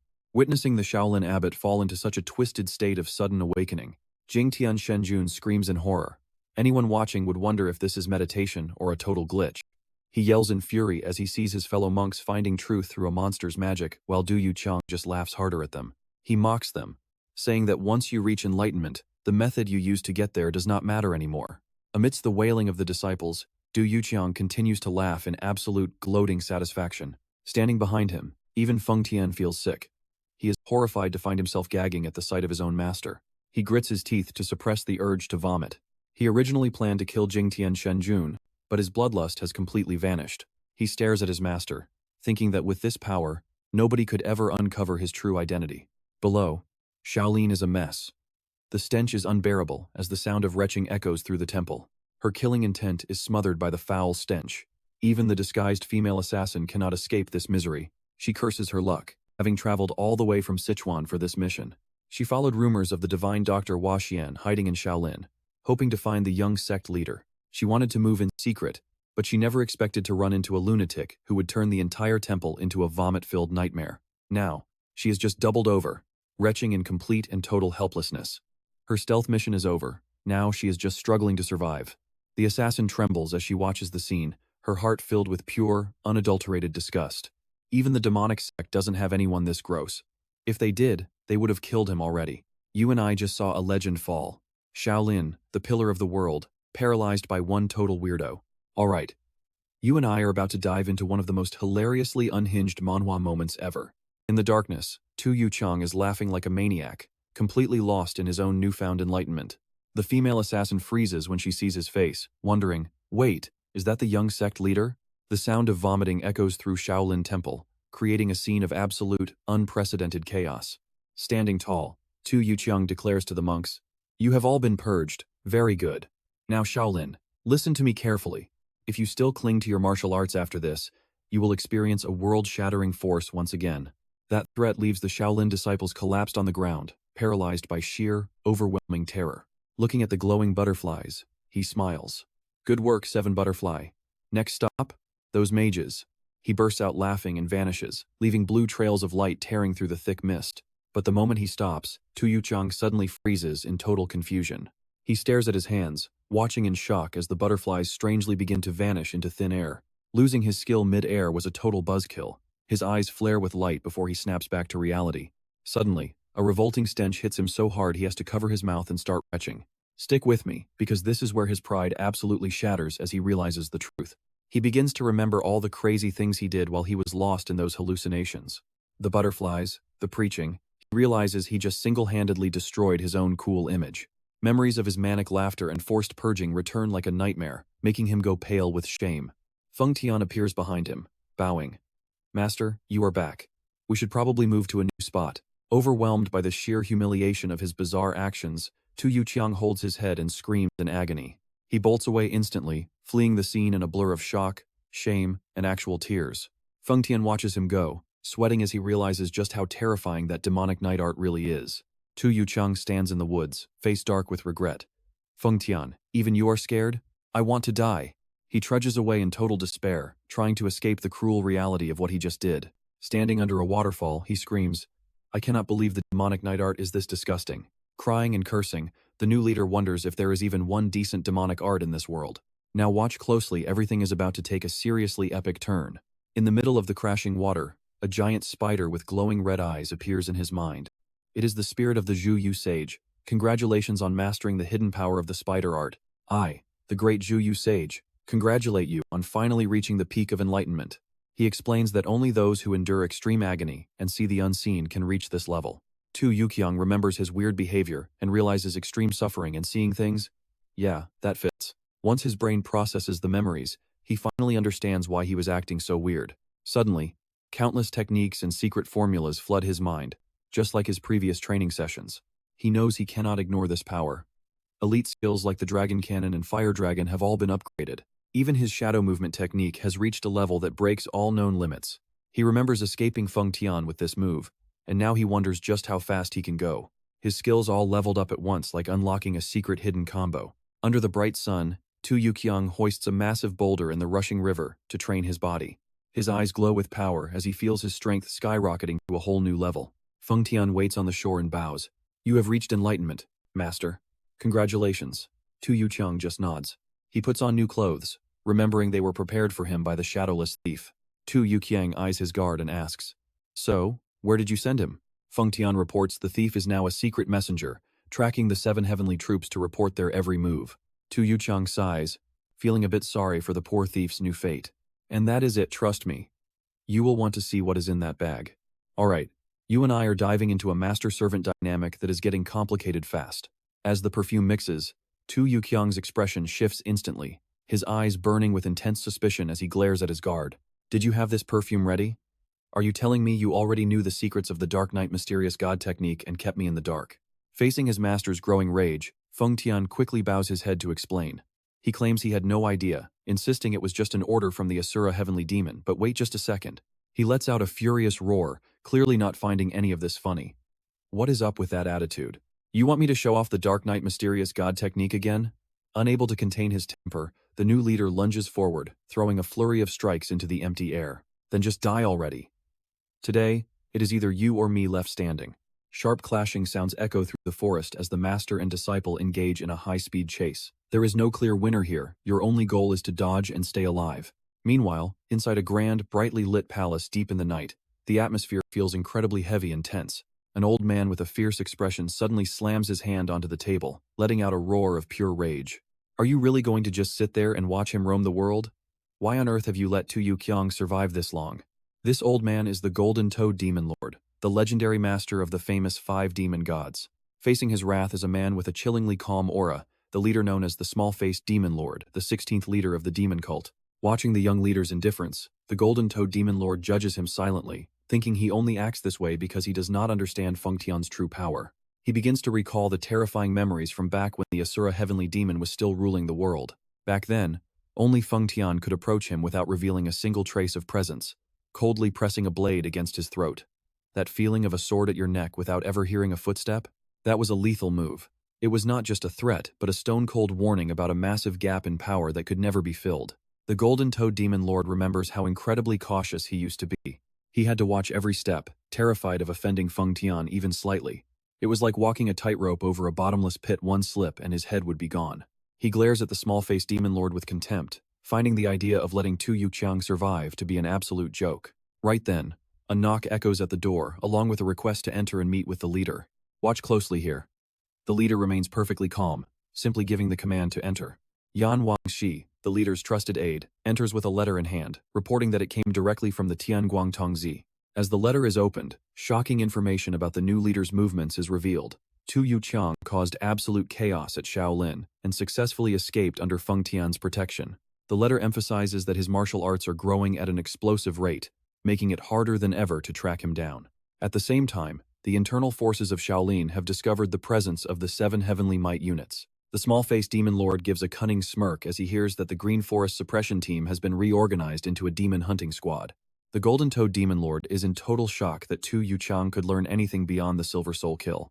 He is certain that Feng Tian is secretly training him. You can tell his mind is already spinning its own crazy drama script at this point. He furiously rants that the boy should have just lived a quiet life and died peacefully instead of running around causing all this chaos. Meanwhile, the small-faced demon lord quietly approaches the wall and pulls back a curtain, revealing a massive mural left behind by the Asura Heavenly Demon. You saw that, right? Looking at those strokes, the young leader feels a strange sense of familiarity. He starts connecting the dots between the Green Forest, the Yangtze River route, and Shaolin. Suddenly, the small-faced demon lord realizes an unbelievable truth that hits him like a lightning bolt. After piecing it together, he sees that he has just been playing a role in someone else's script since the very beginning. Yan Wangxi is also stunned to hear the leader confirm that every single move Tu Yuqiang made was actually part of a perfectly arranged plan. The small-faced demon lord suddenly bursts into a fit of wild, arrogant laughter. He immediately orders Yan Wangxi to send a transmission to the 5 demon gods and prepare the Asura Bloodsword and Yama Ghost units for action. The current leader's hand clenches tight, radiating a heavy and oppressive black demonic energy. Standing before the majestic mountains, the small-faced demon lord quietly commands his followers to set out for the North Sea immediately. Instantly, 2 shadows blur through the forest, tearing through the morning mist to start their new journey. As they run, Tu Yuqiang asks how long it will take to reach the North Sea. Feng Tian glides alongside him, reporting clearly that at this current pace, they will arrive in about 3 days. Feeling the urgency, Tu Yuqiang grits his teeth and pushes forward. We do not have much time, let us move out. Looking at his master's back as he pushes himself to the limit, Feng Tian cannot help but feel a surge of deep emotion. He never expected his master to throw himself into the mission like this. It is actually pretty touching to see. And that is where we leave it, trust me. You and I are probably wondering the same thing. Why on earth is he running like such a total lunatic? Alright, stick with me, you are about to see the most ridiculous transformation in martial arts history. Feng Tian realizes that any technique capable of warping a human body this much must be the terrifying Demon Knight mysterious god art. He suddenly catches himself, shaking his head. Wait, how could he possibly think such disrespectful things about his own master? Overwhelmed by his own rudeness, Feng Tian suddenly roars for Du Kuang to die, launching a frantic attack that catches him off guard.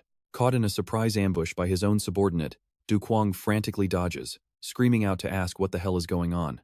Feng Tian keeps swinging his sword like a maniac, shouting that there is no reason, it is just pure emotion and absolute disrespect. Totally fed up with his guard's nonsense, Du Kuang snaps back, asking if the crazy man wants him to practice even more demon arts. That question makes Feng Tian freeze in his tracks. He starts stuttering, trying to find a way to clear his name.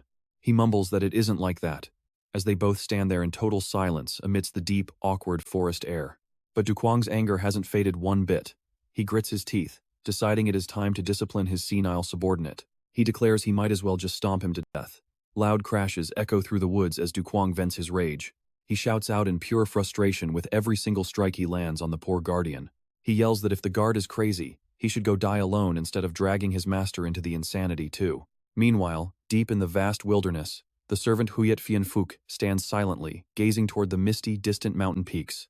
He smiles to himself, thinking that by now, his master must already be well on his way toward the North Sea. His eyes show a flicker of sadness about missing the journey, but his face quickly shifts back into a sinister, demonic grin. He raises his hand, revealing long, razor-sharp claws, and declares that despite his regrets, it is finally time to begin his move. He glares at the white-haired man standing opposite him. Pay attention here, the real game is about to begin. Huyet Fianfuk remains still in the deep forest, his eyes locked on those same distant, hazy mountain ranges. He whispers that his master is surely heading for the North Sea now, a hint of regret crossing his demonic face. But the demonic warrior quickly pushes those emotions aside, refocusing his mind on the dark task at hand.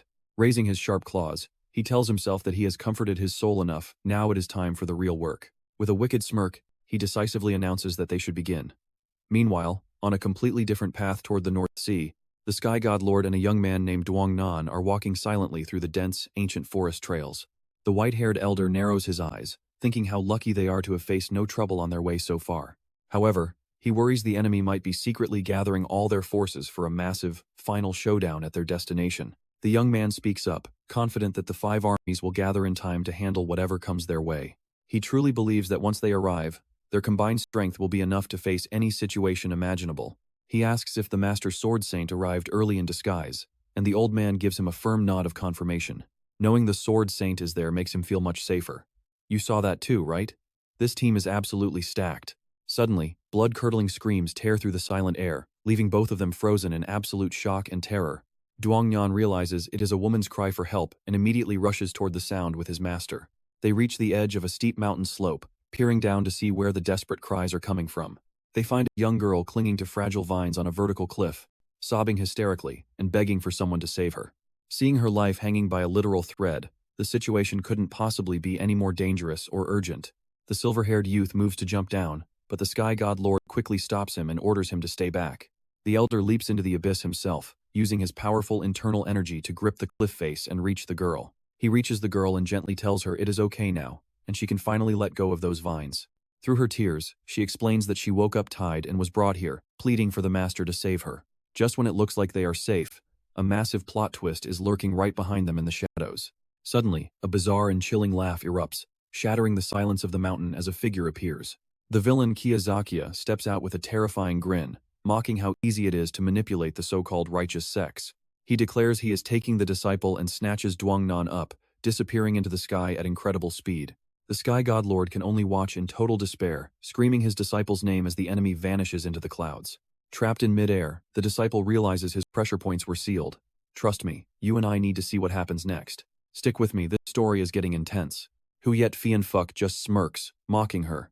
He makes it clear her name means nothing, he is simply following his master's absolute orders. When Duongnan pushes for the identity of this mysterious master, the demon instantly loses his cool. He roars a lethal threat, promising to end her life right now if she dares disrespect his master's name again. Huyet Fianfuck clicks his tongue, refusing to spill any more secrets before spreading his wings across the vast blue sky. Realizing he can't fly forever, he decides it is time to find a place to land and recover his strength. But the moment he touches down, a strange and powerful aura forces him into a state of high alert. Behind the demon, a glowing spiritual entity suddenly manifests, crushing the air with overwhelming pressure. Duongnan grits her teeth and growls. Don't think everything will go your way. She uses her remaining strength to summon the radiant Baklin.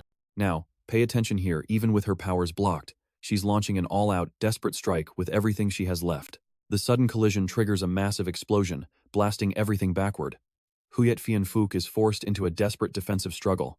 The old demon lets out a sharp cry, as the sheer force of the blow sends him reeling backward. Huyet Fianfuck is stunned to see that white spirit. He realizes it is the divine command his master was supposed to seize, and the jealousy is almost unbearable. He can't believe Duongnan could pull off a move this powerful, while her energy points were still completely sealed. Realizing how dangerous she is, the demon lunges forward with lightning speed.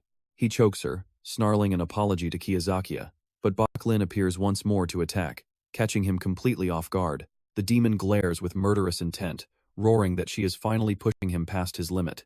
Glowing red threads erupt from his body, binding Baklin before detonating a wave of devastating energy that literally tears the air apart. Watching her spirit companion vanish into thin air, Duongnan cries out in total, crushing despair. With Baklin gone and her energy drained from using the divine command, her body is now completely paralyzed and broken. The demon's shadow looms over the dying girl, as she wonders if this is truly where her journey ends. Without a second thought, Huyet Fianfuck snatches her up and takes to the skies once again. Suddenly, the demon freezes in midair, his face twisting with a look of pure confusion and doubt. A bolt of lightning strikes from behind, nearly killing him. Then, a familiar figure emerges from the shadows to save the day. You and I both know that voice her master has finally arrived to stop this kidnapping with one hell of a strike.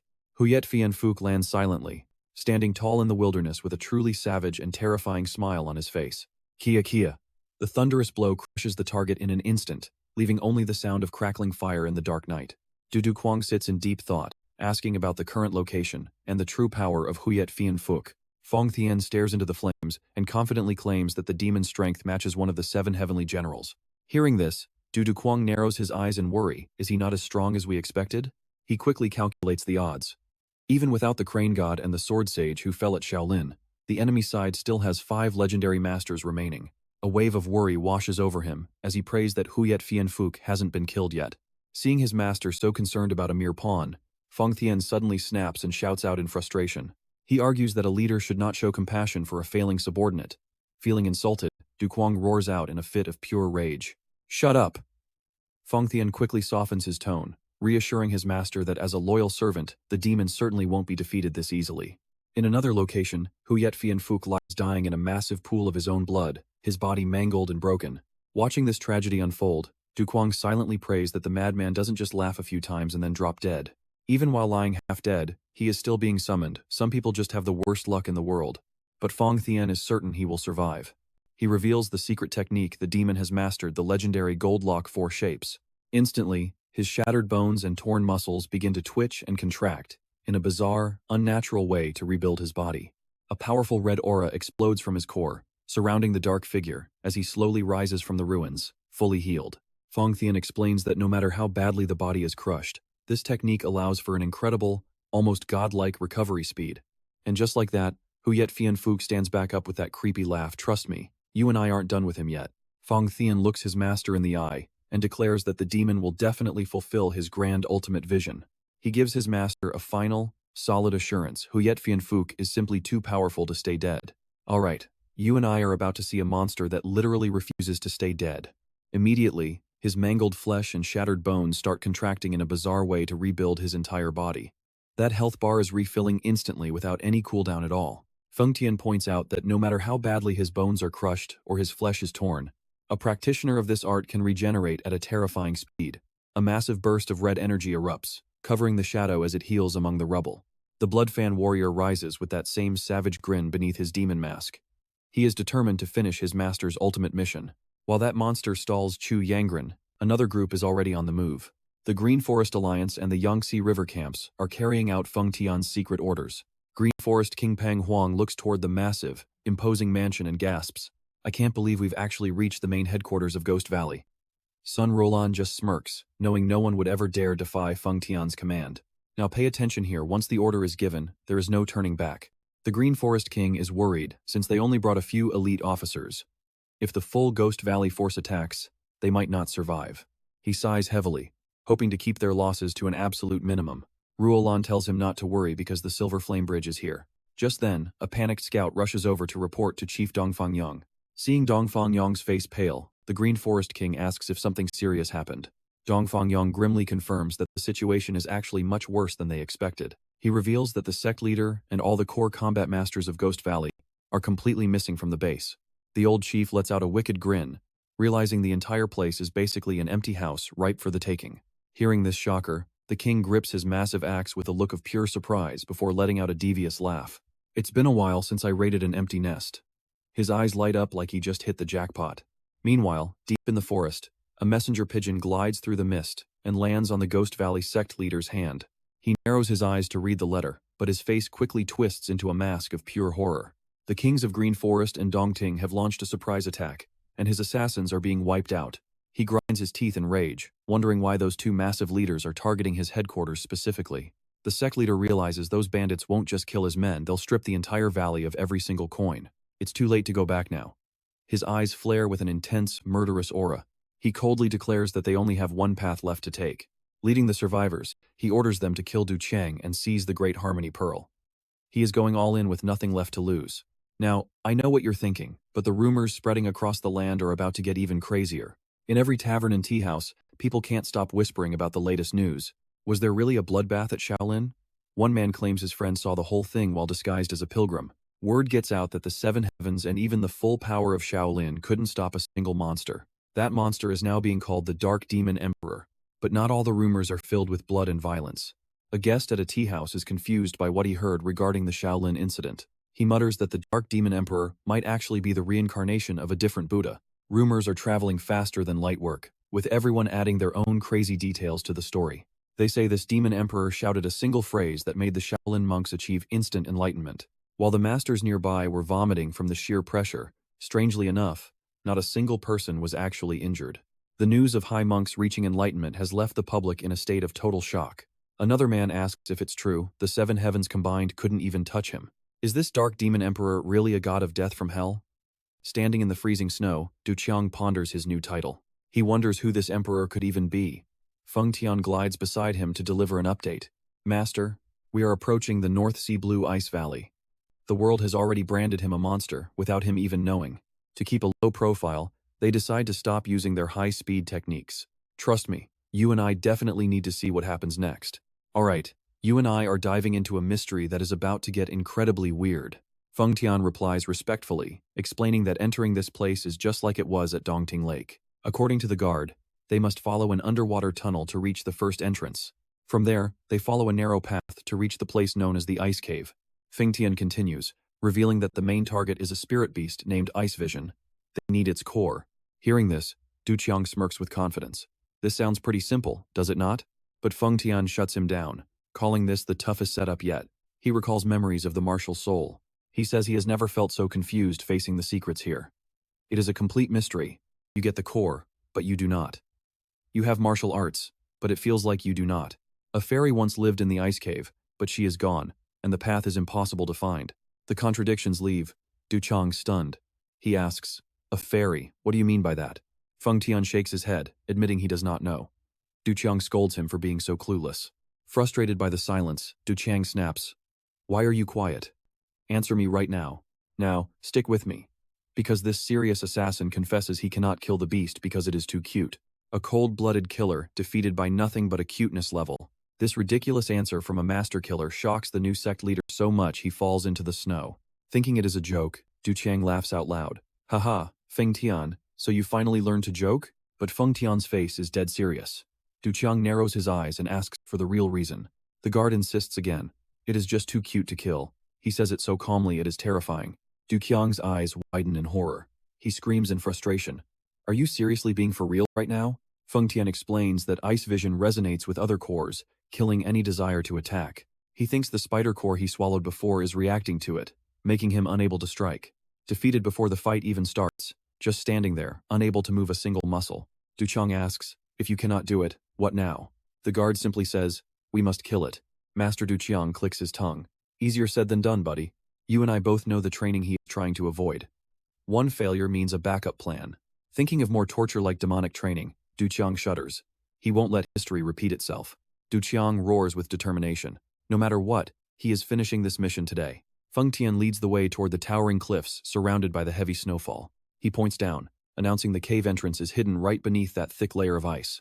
Looking around the silent valley, Du Qiang sighs in relief. They made it before anyone else. But Feng Tian freezes. He senses a deadly presence. Suddenly, the thick ice starts to crack open. A square entrance opens to the freezing water. Feng Tian stays to block the 7 heavenly kings. Du Qiang nods firmly. Fine, I am heading in first. Without hesitation, he dives into the bone-chilling water to start his solo journey. No time for second thoughts. He swims through the dark tunnel and resurfaces for a deep breath. As soon as he steps out of the freezing water, he freezes in shock as a terrifying cold wave hits him.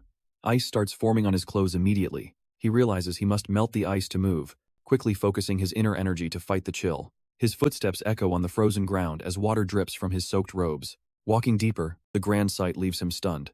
He has finally reached the Blue Ice Valley Cave. Right at the very end of this frozen corridor, a massive glowing orb radiates a mystical blue light. The silence is heavy, pressing down like a mountain.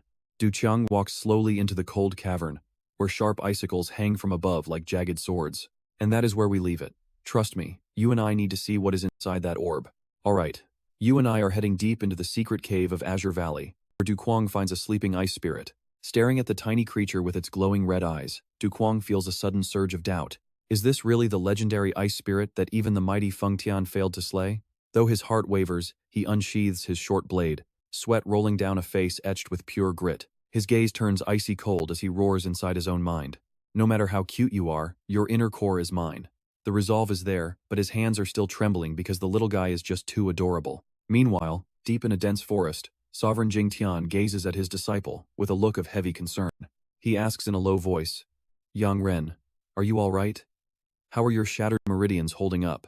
Yang Ren stands up silently with a gentle smile to ease her master's heart, replying softly that the pain has finally faded away. Jing Tian sighs, his eyes filled with pity for his student. You hide your suffering so well that even I, your own master, sometimes forget just how much pain you're truly in. I'd let you rest if I could, but Yang Ren suddenly cuts him off with total conviction. It's okay, master. Yet deep inside, her soul is burning with an unquenchable thirst for revenge. She grits her teeth, vowing that the monster who attacked them won't survive this time. He keeps coming back, but she won't waste another second. This ends now, once and for all. Suddenly, a savage, haunting laugh echoes through the trees, coming from somewhere high above them. Now pay attention, because as Bloodfan glides above on massive wings, he sneers at the pair. You two look far too relaxed, he mocks, watching them like prey. Instantly, a barrage of pitch-black needles rains down, shredding the ground like a lethal storm. Master and disciple leap into action, narrowly dodging the lightning-fast strikes that bury themselves deep into the nearby trees. He is spamming area skills right out of the gate, giving them no room to breathe. Through the dust, the demon flips midair, showing a twisted face and a deadly grin. Jing Tian roars with fury. "You arrogant fool, you have walked straight into my trap."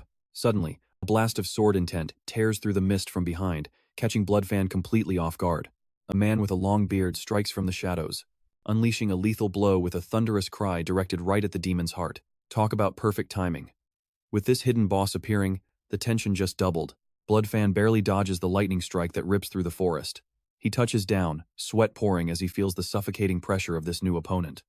This power is on a completely different level. Studying the aura and face of the man who just attacked, the demon is hit with a wave of realization. It is the legendary Sword Saint, Sovereign Jian. Surrounded by two world-class masters, Bloodfan can't help but feel a sense of awe. "I never thought I'd have to fight two of the Seven Heaven Sovereigns all by myself." Even with his life hanging by a thread, he flashes a defiant, savage grin. "Looks like today is the day I finally meet my end. Ha ha ha." Realizing there is no way out, his eyes ignite with a flicker of pure madness. He makes a final choice. If he is going down, he is dragging someone to hell with him. Moving like a ghost, he lunges toward a young man nearby for a suicide strike. The silver-haired youth can only stare in horror as the demon launches this unexpected, desperate attack with zero regard for his own life. An earth-shattering explosion of raw internal energy erupts a second later. Blinding light and massive force swallow the entire mountain range. From a distant stream, the divine healer Oashian watches the scene unfold with a look of deep concern on his face. He sighs to himself. "I already knew it would eventually come down to this."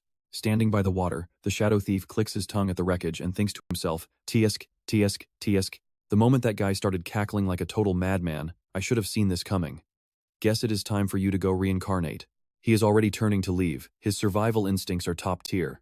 But as he spins around, Bloodfan is suddenly towering behind him, radiating an aura of pure, murderous intent that chills him to the bone. The demon bellows with fury. "Which one of you just clicked their tongue?"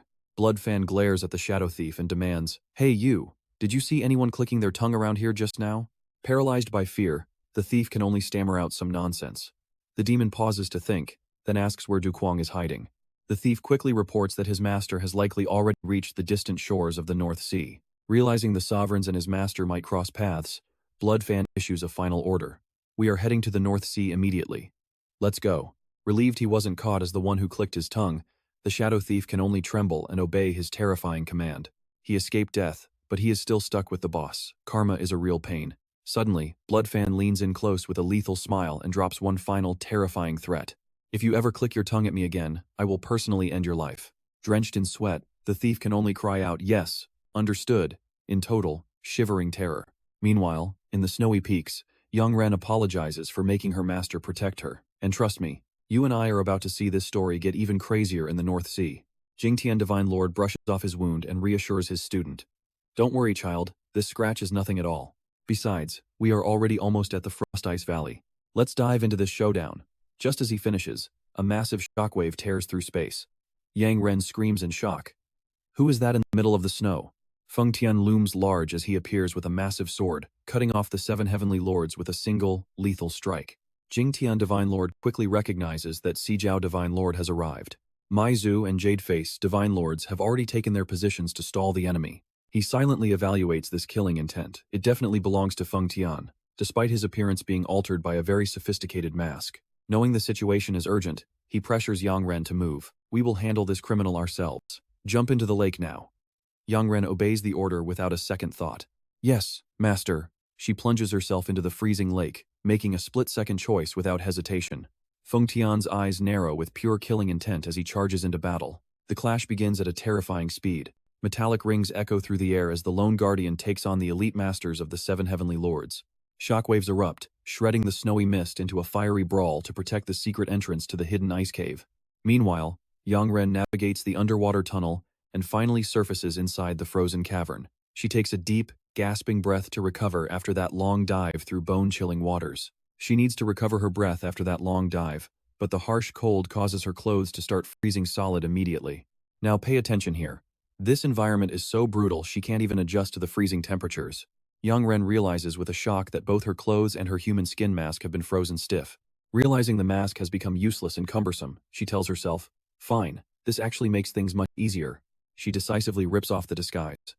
Beneath that fake skin, Yang Ren's true, stunning beauty and long black hair are finally revealed to the world. She hardens her resolve. If she can catch the enemy off guard, then dressing like this won't be a problem at all. Yang Ren rushes deeper into the ice cave, her footsteps echoing rapidly against the frozen, slippery ground. She spots a man up ahead and realizes his goal. Is he trying to take the frost ice core for himself? Panic bells ring in her head. With a determined look, she vows that she absolutely cannot let the treasure fall into another's hands. But in total contrast to her stress, Cuong is currently hugging a tiny spirit beast with a face red from excitement. He cheers with pure delight. This frost ice creature is so cute it should be illegal. You saw that too, right? Watching this weird behavior, Yang Ren just stands there with a massive question mark in her head. Her brain just stalls, leaving her standing like a statue in the middle of the freezing wind. Cuong desperately tries to keep his cool and take the core immediately, but the creature's pathetic expression and a soft lick completely shatter his willpower. He punches the ice in pure frustration. Ugh, it is too cute. Looking at the young leader's trembling back, Yang Ren suddenly feels a strange familiarity. What is this feeling? She has definitely seen that silhouette somewhere before. Sensing a gaze from behind him, Cuong turns his head with a suspicious and doubtful look. Seeing the man's face makes Yang Ren's heart skip a beat. Memories from her past flood back like a slow-motion film, reminding her of the time she fell in the market and was saved by a boy with red eyes. Back then, he had kindly helped her up and given her some gentle advice. There are too many people here, so remember to be careful, he said. He even refused a reward and gave a soft smile. I only wanted to try this snack, so you don't owe me a thing. Just be careful on your way home. Back in the present, that same man is now standing before her with the overwhelming aura of a true master. Yang Ren is completely stunned. It is him. That is the same young master who helped her at the market all those years ago. Back then he just smiled and said he only wanted a snack and didn't need anything in return. Have a safe trip. Back in reality, she looks at this majestic man and gasps out, Young master? Cuong narrows his eyes, scanning the girl. Are you Lu Qingqing? The image of the goddess from the painting flashes in his mind, but he instantly brushes that thought aside. No, Lu Qingqing could not possibly be here. He kills the thought immediately to avoid any more trouble for himself, remembering Feng Tian's words about this cave being the home of a legendary female fairy. But since she was long gone, he tries to guess who stands before him. Cuong respectfully bows with cupped hands. Dao Hukong respectfully greets the fairy. Yang Ren is stunned. A fairy? She realizes this man knows about the existence of the immortals, meaning he is the villain who stole the legacy. Looking into those red eyes, she realizes he is wearing a human skin mask, just like the person fighting outside. So what do you and I take from this? Her savior turns out to be the villain she is hunting. Trust me, you won't want to miss what happens next. She tells herself there is no time to hesitate. She absolutely cannot let the inheritance be snatched away again. Stick with me, this scheme is about to get awkward. Testing him, she forces a bright smile. This Lu Qingqing must look just like me. She keeps the story going, claiming not just their looks, but even their broken meridians are identical to the fairy. Tu Yuchang is caught completely off guard that she noticed his hidden illness. He flashes an intrigued grin. Very interesting. Could you tell me more about this woman? Noticing Yang Ren's awkwardness, he waves it off generously. Hey, if you do not want to, you do not have to tell me. Yang Ren panics, blaming her own carelessness for almost ruining the plan. She quickly regains her composure and smiles back. No, I will tell you. Internally, Yang Ren is sweating bullets, terrified that he does not seem to suspect her at all. She wonders silently. Does this guy have even a single shred of suspicion? On the flip side, Tu Yuchang just thinks this fairy loves to talk. To build trust, he drops a total bombshell about his identity. I am the young leader of the demonic cult. This news hits Yang Ren like a literal bolt of lightning. She cannot believe this handsome man is the son of the Asura Heaven Demon, a once-in-a-century monster, the head of the demonic cult and the literal root of all evil. Watch closely, because her reaction here is everything. He is the demonic leader, yet he does not look like a bloodthirsty monster at all. Seeing her shock, Yuchang calmly adds, but I have no intention of becoming the leader. He feels like he just finished a massive project. Yang Ren asks, what? Blankly. He gazes into the distance, opening up about his simple, honest dream. My only wish is to live a normal life. He explains that the demonic cult is a cold and heartless place. At the slightest provocation, they just want to kill people. He admits he does not have the confidence to lead such a cruel organization. He fondly remembers, luckily, my father was a very kind man. A statement so delusional, it leaves the listener speechless. He recalls his father's encouragement during training, while Yang Ren imagines a monster measuring how much force it takes to crush a skull. He continues, saying that after his father died, he left a loyal subordinate to protect him. However, It was that very subordinate who forced him into this chaotic martial world against his will. Even if things feel extreme sometimes, he believes it was just his father's way of showing deep concern. He gives a small, nostalgic smile. After all, he was not the type to show his feelings. Watching his calm face, young Ren clenches her fists until they shake. She curses him in her head, certain he is just a deceptive, evil liar. You and I see the struggle in her eyes. She is torn apart inside, unable to kill him and wondering if she should let him go. Right then, Yuqiang sighs. Man, it is not just the subordinate giving me a headache, but the legacy too. He casually mentions his awkward achievement. Before coming here, I took the legacy from Shaolin, but their martial arts were disgusting. Everyone there was throwing up. It was total chaos. He tells the story with the tone of someone reviewing a bad restaurant. Yang Ren is sweating in sheer horror. She thinks, what is he saying? She was at Shaolin right before this, and nothing that big could have happened. Pushing aside her confusion, the girl looks the young leader straight in the eye and speaks up. Your story is interesting. But before I pass my secret arts to you, I have a confession to make. Yuqiang narrows his glowing red eyes, looking serious. What do you want to confess? Right now, outside the secret cave, a brutal battle is raging in the middle of a white snowstorm. Clashing sounds tear through the fog as Feng Tian stands alone against a group of elite masters. Seeing his terrifying power, a cult member gasps. He is fighting 5 of the 7 heavenly sovereigns alone? He is a monster! The whole group's morale hits rock bottom. Others start to panic, and one man roars out a question. We came here to kill the young leader, so what are the 7 heavenly sovereigns doing here? Are you trapping us, heavenly light pupil? The blue-haired woman struggles to explain the situation. The letter from the demonic leader only mentioned going to the North Sea. I did not see this coming either. Despair washes over the group. One man whispers in fear, we are doomed. It takes 5 of them just to hold Feng Tian back. And trust me, you and I can see this is where it all ends for them. This place is their grave. You and I are about to dive into a story where regret is the only thing left for these villains. Watching Feng Tian's monstrous power, a cultist realizes he should have never opened that letter. Running now might be too late. But as soon as the thought of escaping crosses his mind, he knows deep down there is nowhere to run. Even their leader admits with a bitter look that he wants to flee too, but they have absolutely no way out. He reminds the group not to forget the parasitic poison their master implanted deep inside their bodies. It is a vicious goo insect, created by forcing the most toxic creatures to slaughter each other until only one remains. Once you swallow this parasite, your life belongs to someone else and can be discarded at any moment. The only reason they survived the Martial Soul Rising Star years ago was due to the blood feud between their master and the former leader. However, the situation has shifted completely now that the little-faced Demon Lord has appointed their master as a High Elder. They grit their teeth in pure frustration and resentment. They never know when that insane master will come to take their lives. Just thinking about it sends chills down their spines. Now pay attention, because here is where a desperate plan takes shape. In this life-or-death moment, a bold idea finally surfaces. As the others look on in confusion, the leader repeats the old saying, the enemy of my enemy is my friend. He plans to join forces with them to take down Feng Tian once and for all. Yet, another member remains cautious, fearing Feng Tian is still hiding his true power while protecting the young leader. They pause to calculate their moves, searching for the safest path through this nightmare. Watching the 7 sovereign heavens struggle to hold on, a sinister final plan is finally put into motion. He declares they will capture the young leader at the bottom of the lake. Their hearts race like they are in a life-or-death gamble. Even with a seemingly perfect plan, one major detail still leaves them feeling uneasy. The leader glares at the female member, demanding confirmation about the young leader turning Shaolin into a madhouse. Sweating profusely, she swears that even if it sounds impossible, they must believe her words. She reveals his terrifying ability to manipulate everything corrupt, from mold and insects to the filthiest grime. This bizarre dark technique completely paralyzed Shaolin, forcing them to shut their gates and refuse all visitors. Hearing this, the subordinates are stunned, struggling to believe such an absurd story could actually be true. She calmly explains that while it seems unreal, there is no filth on this frozen wasteland for him to control. She also points out that despite the chaos, not a single person at Shaolin actually died from that technique. The group still doubts if Du Yuqiang is really down there under the ice. With nowhere else to look, they move out. They blur across the ice, heading straight for the cave to seize their target. Meanwhile, inside the cold hidden cave, the air between 2 people suddenly turns sharp and heavy. You feel that tension, right? Like everything is about to explode. The atmosphere is thick enough to choke on.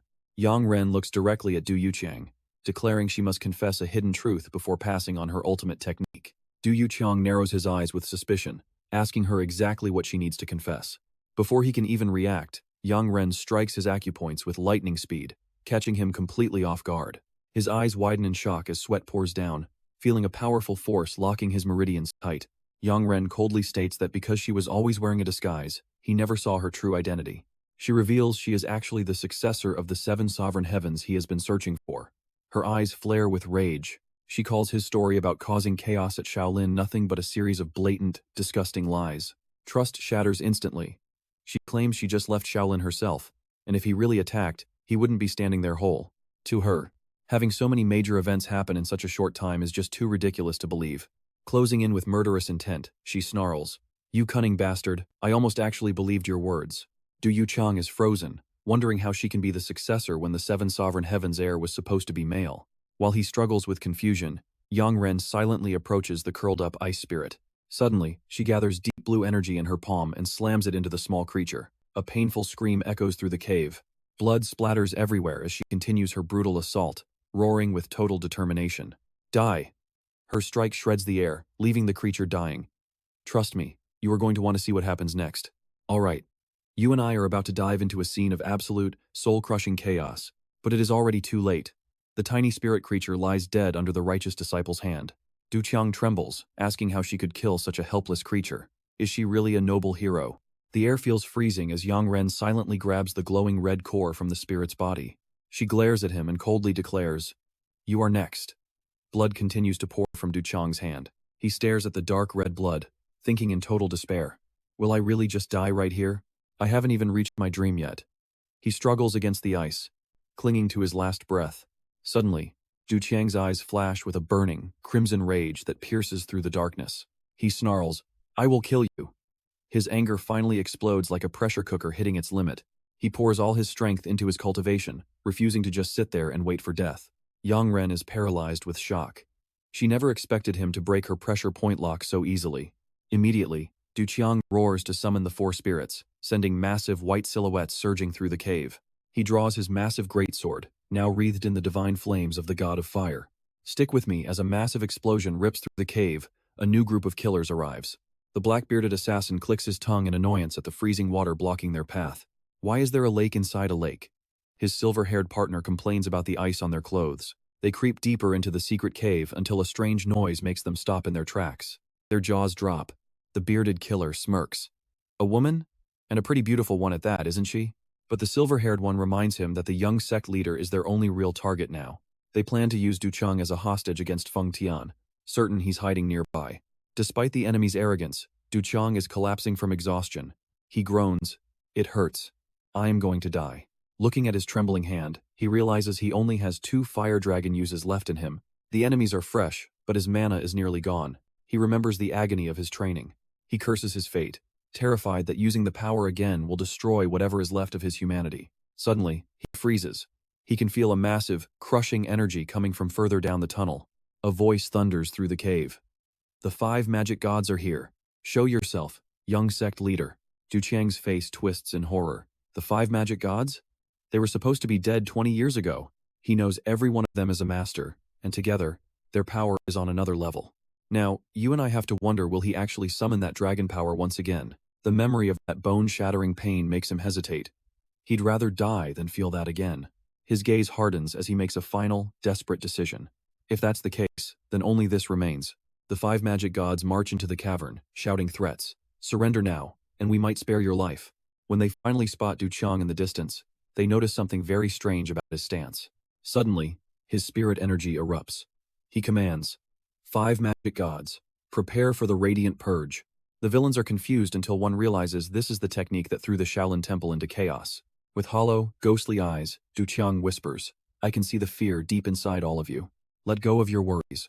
Once the light hits, you'll finally be free from this world." The leader sneers, thinking a simple trick won't work in a place as cold and clean as this. He draws his blade and lunges like a bolt of lightning, but Du Qiang just gives a mysterious smile. His aura hits a legendary level, making it clear that a massive plot twist is about to hit. 7 realms. Unleash the light. A demonic black mist swirls around, terrifying one of the 5 magic gods. He thought the new sect leader's skills would be useless here, but he was dead wrong. Suddenly, a massive force pierces through his chest, bringing a pain that cuts straight to the bone. He coughs up black blood, wondering why this pain is worse than poison. You and I just saw a legend awaken. It clicks in his head, goo poison is just a type of insect, and the little sect leader can control them perfectly. Bridge 1. Trust me, you and I are about to watch a massive backfire as he regrets ever choosing this fight. Elsewhere, earth-shattering explosions continue to rip through the very fabric of space itself in a chaotic display of power. The great heavenly god struggles against Feng Tian's lightning strikes, terrified that this guard is a tireless monster fighting 5 experts. He fears that if this momentum continues, the final outcome of this battle will become completely unpredictable for everyone. Suddenly, Yang Ren appears holding a glowing red inner core and shouts that she has finally succeeded in her mission. Seeing his student secure the treasure, the white-haired old man finally breathes a sigh of relief and offers his praise. Well done, Yang Ren. She urges them to reach the next inheritance site and retreat from the battlefield immediately. Feng Tian watches from a distance, heart racing with worry because his master still has not returned to the scene. When he spots Yang Ren holding that inner core, the guard realizes a terrifying truth is starting to unfold. He blurs away instantly with one thought: his master is in danger. He is moving faster than a deadline right now. A sudden surge of deep blue energy erupts, tearing through the space with a violent and raw intensity. Bridge 2, now watch this. Feng Tian screams for his master as Cuong appears with an aura that makes enemies freeze in terror. He narrows his eyes slightly, sensing that something is definitely off about the current situation on the ground. Feng Tian's presence just vanished. Looking at the trembling fools before him, Cuong calmly observes their pathetic state. What a waste. I was planning to let him fight you. He is back, and his aura is pure final boss energy. He smirks with a dark, magical charm. No choice then. I will just finish off you 5 demon gods first. One of the 5 demon gods collapses in pain, bitterly wondering if he survived this long just to die so miserably. Rainbow fluid gushes from his mouth as he vomits uncontrollably in a moment of total and crushing humiliation. Unexpectedly, Cuong approaches the fallen man and gently places a hand on his head to comfort him. The defeated man asks why he was not killed. Cuong responds with eyes full of a very strange compassion. Stop with the ugly words. Just vomit the light. He growls out the order to do it right now. Cuong's eyes glow with an eerie light, forcing the man through a brutal purification process using his dark arts. The demon god screams in pure despair as a fountain of rainbow light begins pouring out from his throat. Bridge 3. You and I can see he is suffering, begging for death as he wonders how long this vomiting must continue. Unable to take the shame anymore, he bellows out in absolute desperation toward the little sect leader. You damn bastard, just kill me already. Cuong keeps that eerie smile, praising the man's glowing effort. Oh, look at that brilliant light. Now, you are finally free from the chains that held you. The defeated man feels a sudden, strange relief and falls to his knees. Thank you, little sect leader. A nearby demon god's eyes bulge in terror as he sees what actually crawled out of his comrade's body. He stammers in shock, realizing the little sect leader actually removed the poison. It was a perfect, clean reset. Looking at the parasite sitting in the palm of his hand, the demon god cannot believe his own eyes. This news sends shockwaves through the 5 demon gods. They frantically ask if he is telling the absolute truth. They know that to remove goo poison, you either die or the original owner must take it back personally. Witnessing a miracle that did not cost a life, hope suddenly flares up in the hearts of these villains. All of them drop to the ground at once, chanting with deep respect. Long live the sect leader. They keep banging their heads, swearing loyalty, and begging for a chance to vomit their own light as well. Cuong is still lost in his bizarre state of enlightenment, smiling with a sense of pure, smug satisfaction. There is plenty of time. I will let you all keep vomiting. But then, a foul stench hits his nose. Wait. What is that horrible rotten smell coming from them? Seeing high-level masters competing to vomit, Cuong covers his nose in a state of total disgust. He realizes that using his technique to force out the poison had a very gross and unintended side effect. Cuong turns pale, regretting everything. He definitely does not want to recruit any more weird subordinates here. He roars at them to get lost, but the 5 demon gods remain glued to the floor in submission. Bridge 4. And that is where we leave it. You and I just witnessed the most bizarre path to loyalty in history. Let's dive back in as he swears absolute loyalty, begging the new sect leader to remove the poison from everyone else. The constant stalking makes Cuong snap. He clenches his fists, yelling, "Who told you that you could call me master?" He warns them that if they don't disappear right now, he won't hesitate to take every single one of their lives. Seeing the young leader's firm stance, the villains retreat, fearing that the madman Feng Tian might show up and make things worse. Even after being kicked out, they still try to follow him like obsessed fans. Standing silent in the frozen cave, he completely breaks down, slamming his hand against the stone wall to vent his rage. Cuong bitterly realizes he's not just being stalked by weirdos, but he also lost his precious legacy to his rival. He just can't understand how his life became such a total disaster. Pay attention here. A strange sound suddenly tears through the air, putting Cuong on high alert. Is that the ice echo? A bizarre shadow emerges among the sharp ice pillars, making him suspicious since the Ice Echo Beast was already defeated. He squints, looking around in total confusion, wondering exactly where that sound was coming from. Meanwhile, outside on a sunset cliff, the Blood Fan Robe appears, his red cloak fluttering wildly in the wind. A figure rushes up from behind. The shadowless thief calls out, "Hey boss, where did our master go?" Seeing his boss just standing there in total silence, he sarcastically asks if the old man has gone deaf. Bloodfan Robe immediately explodes in a rage, screaming at him to shut his mouth, then lands a lightning-fast strike that leaves the thief gasping in pain. He smirks wickedly, realizing the Honored One hasn't arrived yet.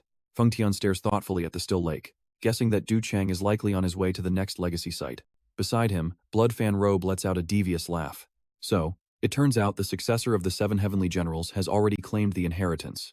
He reveals some juicy info. Their successor isn't actually a man, and she accidentally exposed her true identity right here. Bloodfan Robe grumbles about this troublesome first mission, but suddenly stops as he feels a massive surge beneath the water. Drama was already high, but you and I are about to see a massive plot twist surface from the lake. A sudden blast of energy erupts from the depths, sending pillars of white water into the air. Bloodfan Robe squints in suspicion. Why on earth are they coming out of the lake? Emerging from the freezing water are the 5 demon gods, looking absolutely pathetic and smelling like total trash. Seeing this, the shadowless thief asks why Feng Tian doesn't kill them. Bloodfan Robe responds coldly with a look of pure disgust, asking if anyone would actually want their blade to touch something that filthy. Under the crushing pressure, the leader of the 5 demon gods struggles to order his crew to retreat for now. Watching these former great demons scramble away in a panic, Bloodfan Robe scoffs, thinking that even if they want to ruin the sect's reputation, there should be a limit. The shadowless thief is stunned to hear him say our sect, wondering if this demon thinks he's actually a member. He just stands there frozen. Like, who even invited this guy to the team? Bloodfan Robe glares back with a cold, threatening smile that sends shivers down the thief's spine. Suddenly, the sound of heavy footsteps on the deep snow breaks the silence once again. The shadowless thief is shocked that people keep showing up. From a distance, the Green Forest King and Dongting Dragon King approach. But what shocks everyone the most is the powerful figure walking right alongside them, the legendary beggar emperor Shen Gai, whose majestic presence makes it feel like bosses are just spawning everywhere. The beggar emperor squints at the 2 leaders, asking, "Are you the ones who ordered the destruction of Ghost Valley? Why have you stopped here?" The Dongting Dragon King explains they need to prepare, warning the old sect leader not to be shocked by what is coming. He firmly states their alliance is only temporary and won't take responsibility if the beggar sect gets into trouble. Shen Gai silently turns away, thinking that whatever they do is none of his business. Suddenly, a massive dark figure appears, making both of them jump back in pure terror. Seeing the figure emerge, the Green Forest and Dragon Kings quickly bow. Bloodfan Robe smirks with a twisted grin. "So, what brings you here?" "Trust me, you and I can feel the Dragon King's terror as he realizes this guy is with Feng Tian. Alright, you and I are diving into a moment where the power scales are completely broken." The old man explains they raided Ghost Valley's headquarters to get revenge for the plot against their master, but the main forces vanished, and they only tracked the trail to the North Sea Gateway. Mentioning the master immediately triggers their beat everyone up mode, no questions asked. Hearing that someone actually dared to harm his lord, Bloodfan Fu explodes in a blind rage. He grabs the Dragon King by the collar and roars, "What? Harmed the master? Where is Ghost Valley? Answer me." While the Dragon King struggles to explain they are still searching, the Demon Man keeps attacking just for being talked back to. A lightning punch lands square on the Dragon King's face, sending him flying. But he is not finished with his rampage yet. Bloodfan Fu turns his fury toward the Green Forest King, who is currently standing there completely stunned by the violence. He yells, "Who gave you permission to stand there?" Then he drops a fiery strike, leaving the leader just as pathetic. Brutal treatment for just being a bystander. Witnessing this scene of absolute and unexpected carnage, the Beggar King stands there, unable to believe his eyes. He wonders what is happening when the legendary leaders of the Green Forest and Waterroot are getting beaten like this. These were supposed to be the strongest powers in history. He is even more shocked seeing the subordinates completely ignore the fact that their masters are getting pulverized right in front of them. Instead of helping, they are casually debating tonight's dinner menu, like dongpo pork or spicy stir-fried meat. They are literally just vibing while their bosses are suffering. The Beggar King is totally speechless at how ridiculously indifferent these people are. That is enough of that. Now watch this part carefully. Feng Tian finally steps in with a cold, commanding voice to stop the madness. He warns that even a cornered rat will bite, and since they need the beggar sect's help, they should show some restraint. Lying face down in the dirt with a battered face, the Green Forest King pathetically tries to explain himself out of fear. He claims everything he did was for the master, but Feng Tian just glares with pure disgust. "You? Doing it for the master? Stop talking nonsense." He silently points toward a girl approaching with a bright smile, claiming someone here actually tells the truth for once. Sun Ruolan suddenly appears on the scene, letting out a loud and triumphant laugh. The beggar sect is only with us because our goals align. Spotting a familiar guard, Ruolan greets him without any formality. Long time no see, Feng Tian. This overly casual attitude makes Blood Fan Fu absolutely lose his mind with anger. He demands to know who this woman is, and how she dares call Feng Tian by his name so easily. Feng Tian replies flatly that she is a crazy woman, even the master treats specially. Hearing that, Ruolan screams, "How dare you call the future wife of the young leader a crazy woman? Wait, you and I saw that coming, right?" This girl is clearly on another level of delusional. She glares at Feng Tian, pointing a finger at his face and demanding he watch his mouth when speaking to her.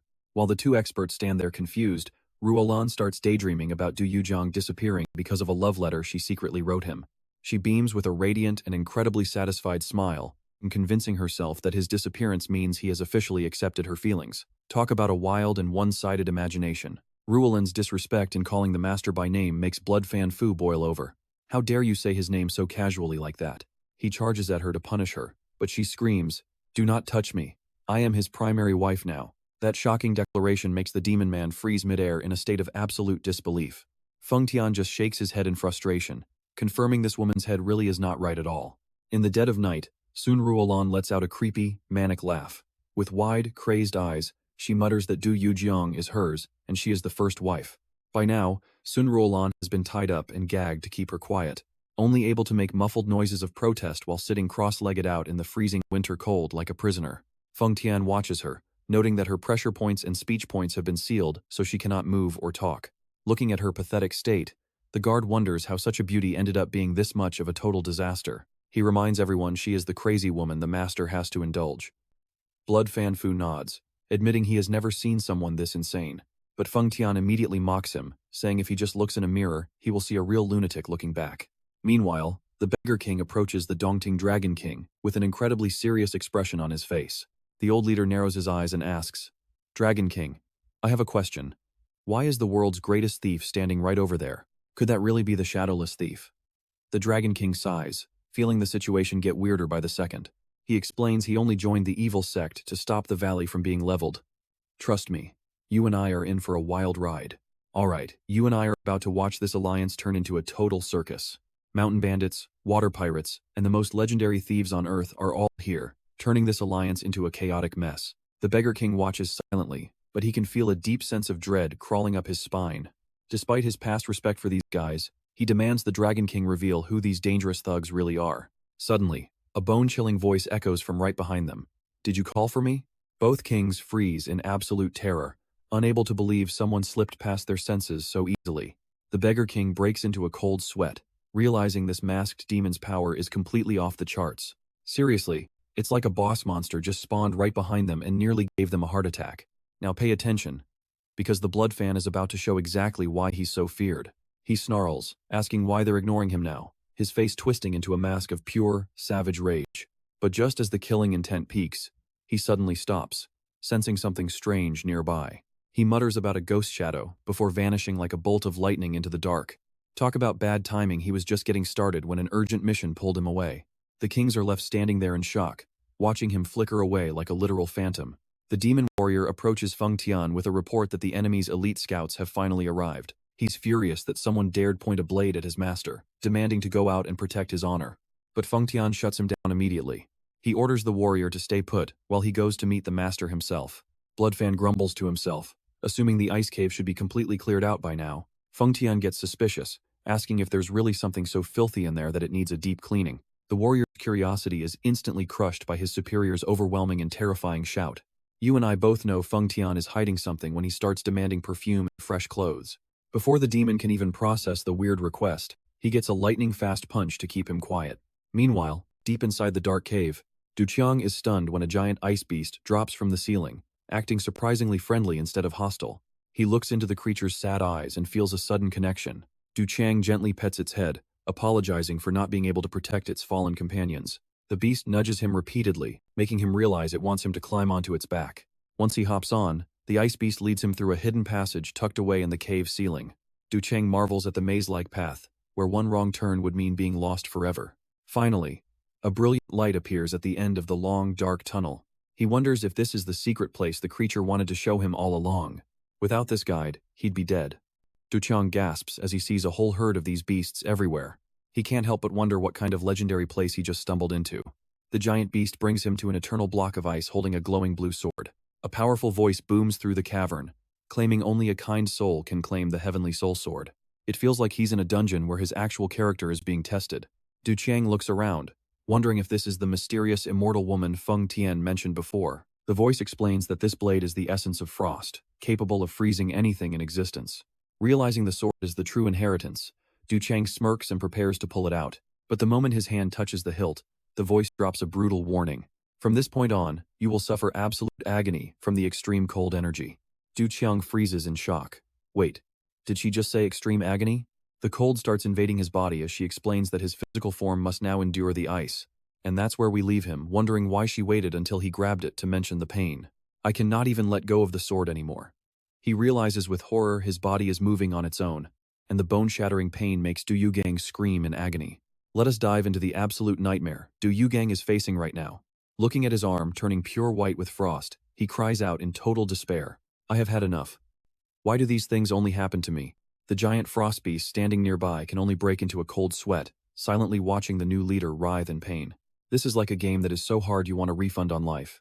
The agonizing pain from the 36 Heaven Soul Sword moves sends him into a frenzy. His eyes turn blood red from the overwhelming pressure. He realizes this is a supreme technique combining ice, sword, and palm, capable of freezing anything and even shattering space itself. But this freezing cold brings just as much suffering as the fire dragon blade. Yugang despairs, knowing that combining these fire and ice techniques will multiply the pain until it is unbearable. He asks through bitter tears, how is this even possible? Building a powerful skill set is great, but the physical price is just too much to pay. After surviving the brutal trial, Yugang lies silently on the back of the frost beast to recover, gently whispering, you worked hard. Stepping out of the secret cave, he immediately sees Peng Qian standing there like a statue. The guard bows deeply, saying, Master, thank goodness you are safe. Now pay attention, because Yugang is about to test his terrifying new powers. He remains silent, his eyes sharp and filled with authority. He silently activates his new strength, and with just a light touch, a massive boulder is completely frozen in an instant. However, Yugang privately notes that its power is not as great as the fire dragon. This alone is not enough to stop Peng Qian. Sure enough, the guard shatters the ice with a wave of his hand and formally congratulates him on the inheritance. Yugang narrows his eyes and asks about the situation outside. He is told that the Blood Fan, the Green Forest King, and the Dongting Lake Dragon King have all arrived at the North Sea.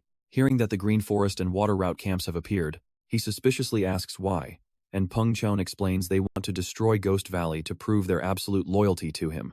Yugang's eyes fill with doubt. He is certain those bandits have no reason to be so meddlesome. You and I both know who is really behind this. Yugang sees right through the lies. He explodes in rage, shouting, you ordered them to do this, did not you? He furiously scolds his subordinate for letting them cause trouble everywhere without his direct command.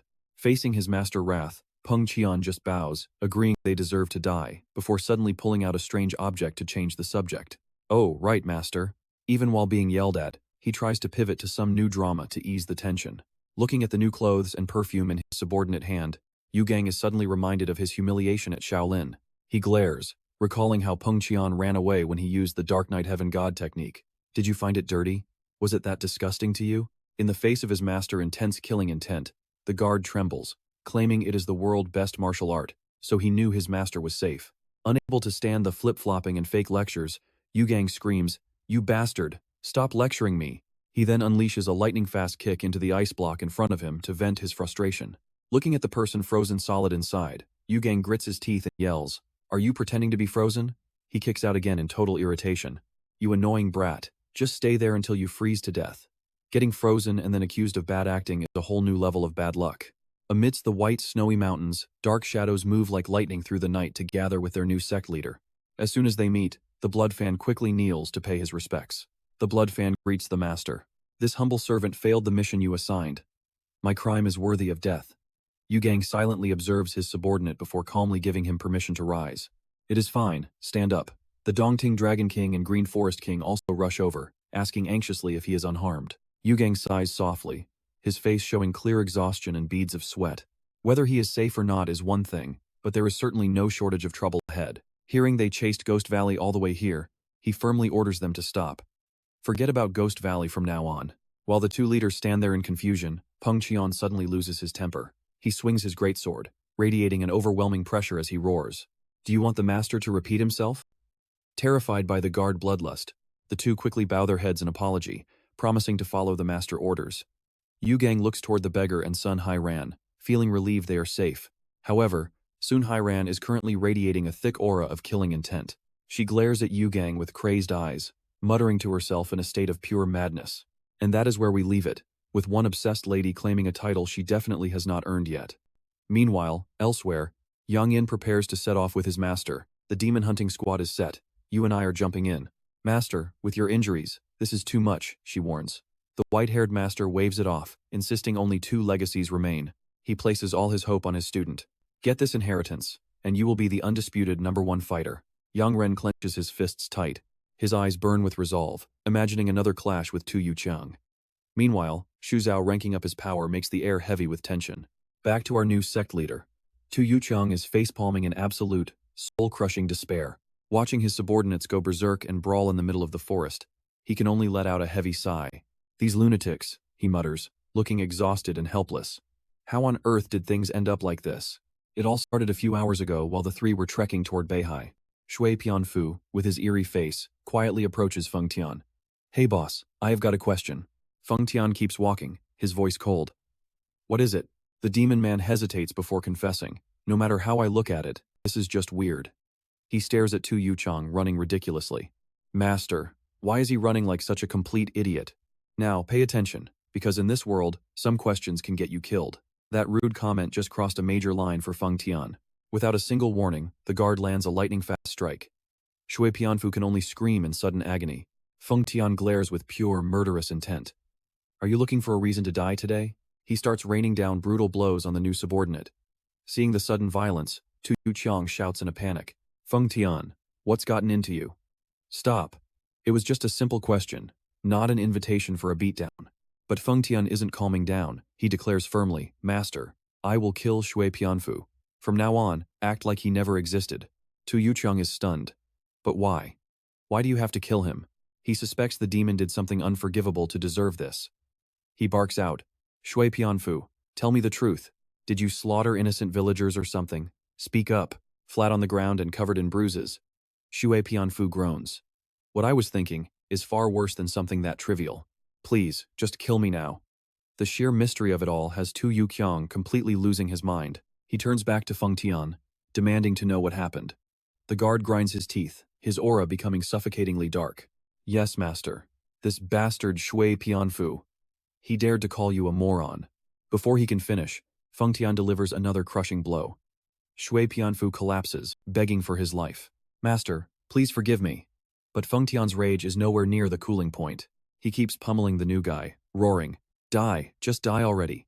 Standing nearby, Tu Yuqiang lets out a massive, weary sigh. Okay, I know what you're thinking, leading a sect must be epic, right? Well, not for this guy. He's stuck traveling with 2 walking disasters and his patience is finally at its limit. Finally snapping, the new sect leader glares and shouts, If you both want to die so badly, I will help you. He lunges forward, venting all his frustration on his 2 idiots. Die, both of you. Just get out of my sight.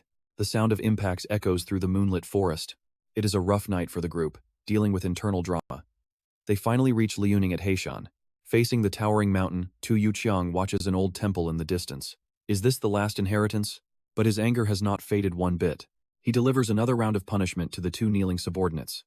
Because of you idiots, we are a whole day late. Tu Yuqiang grit his teeth. If we miss this inheritance, are you 2 going to take the blame? Despite the pain, Feng Tian tries to calm him down. Master, please do not worry. This inheritance is locked by a complex formation. It is not easy to break, so it will not just vanish. Hearing that, Tu Yuqiang narrows his eyes, still annoyed. It better not. Suddenly, a burst of energy tears through the night. A dark shadow lands and kneels instantly before Tu Yuqiang. The shadowless god thief bows his head low. The shadowless god thief greets the great master. He trembles, too terrified to even look up. Stick with me, it only gets wilder. All right, you and I are about to dive into one of the most chaotic cultivation stories yet. The old man stammers in terror, begging to stay kneeling, afraid to even stand up.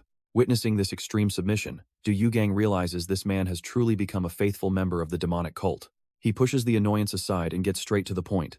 Fine, Tell me, what exactly happened back at the North Sea? The shadowless thief breaks into a cold sweat and begins reporting on the brutal conflict between the demon extermination squad and the cult. He was only gone for one round, and the world already activated total war mode. Now pay attention, because here is where the carnage actually begins. According to the thief, two massive forces raced from the west and south, crashing into a bloody mountain showdown. Thunderous sword strikes tore through the air, staining the snowy skies of the North Sea, a deep, dark red. Trembling, the shadowless thief reveals that during the heat of the battle, the demonic cult members began screaming out. Right in the middle of the corpse-filled battlefield, a massive warrior with flaming red hair and a murderous face let out a powerful roar. Where is the young cult leader? Feng Tian, show yourself. After hearing news of this riot, the faces of the Green Forest Kingside turned pale with horror. Suddenly, right at that moment, the 5 demon gods appeared in the center of the chaotic battlefield. One of them roared in fury, asking if Yamatich dared to harm their master. They desperately showed their submission by hunting down enemies while shouting, "Where is the Phantom Spirit Valley? Watch our loyalty." Seeing this betrayal, the red-haired giant from the cult glared with a cold, cruel expression. The only outcome for those who dare to betray us is death. Du Yugang listened silently to the report, sweating a bit because this guy is telling the story in way too much detail. The shadowless thief continues, describing an eagle circling above the squad. As soon as he saw it, the beggar emperor pointed and screamed, "That is the messenger eagle from the Phantom Spirit Valley." The truth is out, the valley had already infiltrated the righteous ranks. The Dongting Dragon King joined in with a look of pure contempt on his face. Exterminators and assassins working together is just pathetic. One bird flies by and suddenly all these traitors start showing their true colors right now. Insulted, the elder from the squad shot back, calling the king a dog of the demonic cult. This makes the giant warrior explode in rage. He bellows that they have never accepted lowly pirates or beggars as their dogs. Fury erupts as the beggar emperor grinds his teeth, demanding to know who they are calling a dog. While the beggars claim they only want to destroy the Phantom Spirit Valley, the 5 demon gods dismiss it all as unimportant. Standing behind them, Du Yugang clenches his fists, veins popping on his forehead from his subordinates' useless, noisy bickering. You and I saw this coming. A serious mission just turned into a shouting match. Finally snapping, Yugang spins around and screams in pure frustration. "Stop it! You damn idiot! What kind of nonsense are you babbling about? I cannot understand a single word of this." Feng Tian stands nearby with a mocking smirk, saying the thief is truly not worthy of being the master's subordinate. The thief frantically bows. "Please forgive me," but he suddenly looks up with a confused face and asks, "Where did that other person go?" Yugang looks completely lost as he asks back, "What other person?" The thief nervously explains he caught up to 3 people 10 miles ago, but now one of them has completely and totally vanished. The shadowless thief feels something is wrong. His master was not with his subordinates, but running through the forest like some kind of idiot. Suddenly, a massive explosion rips through the night, tearing apart the entire mountain forest. Bloodfan glares at Feng Tian with pure murderous intent, roaring that he will tear his mouth open and kill him right now. Du Yugang stands there holding his head, exhausted by the chaos. He yells at them to stop and asks what they are doing, but Feng Tian is still furious, firmly stating to his master that they have to settle this. "We have to beat him. How dare he call you a total idiot?" A lightning-fast punch slams into Bloodfan, making the entire area shake violently. Du Yugang is stunned as he realizes the reason his subordinates are fighting is because he actually looked like a fool. He scratches his head in total humiliation and secretly uses telepathy to ask the shadowless thief for the truth. "Just answer me through telepathy. What did I look like back then?" The thief is horrified, realizing the idiot he saw was actually his own master. He stammers a reply as Yugang stands under the dim moonlight, holding his head in despair. "So that is it. My head was tilted and my walk was just weird. I cannot believe I looked like a bugged system while using my movement art. After checking myself, I realized how broken I looked. Even though my cultivation level has reached the peak, I did not expect this." The wandering mysterious art had a side effect he never saw coming. It made him look like a complete and total moron. Looking at his 2 subordinates still standing frozen after their fight, he explodes in rage and screams at them. "So, what do you and I take from this? Never let your guard down. You idiots! Since you just stood there watching, you can stay here and die. Alright, you and I are about to watch our main character lose his cool, as everything goes south. Please, master, show some mercy, and forgive our mistakes." He quickly shifts the subject to calm things down, insisting he must lead the way through these complex formations. Talk about max-level crisis management while getting chewed out. Du Yuqiang narrows his eyes and assesses his subordinate. You certainly have a silver tongue. Fine, speak." Feng Tian points toward a grand structure in the fog. "Yes, master. The location of the inheritance is hidden right there, inside the Sea of Clouds. The final 2 legacies are located here, deep within these massive stone walls and dark chambers. The guard explains that these four-way walls only open up at very specific windows of time. He issues a stern warning. Pick a path, but if you choose wrong, you will be trapped for ages. It honestly sounds like playing a survival game without having a save button. Now, stick with me here. They have to make 32 correct choices in a row just to reach the end. Du Yuqiang narrows his eyes.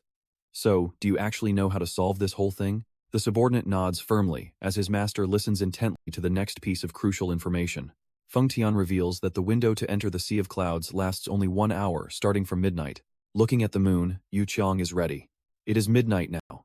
32 rooms in 1 hour? Pure insanity. Suddenly, a bird flying through the air just vanishes without leaving a single trace behind. Yuqiang gasps. Did that bird just disappear? Feng Tian explains it is just an illusion from the formation. He points toward the distance, noting that the only entrance lies directly to the north, where a watchtower peeks through the mist. That is also the only way out of this deadly trap. Yuqiang watches the strange scene.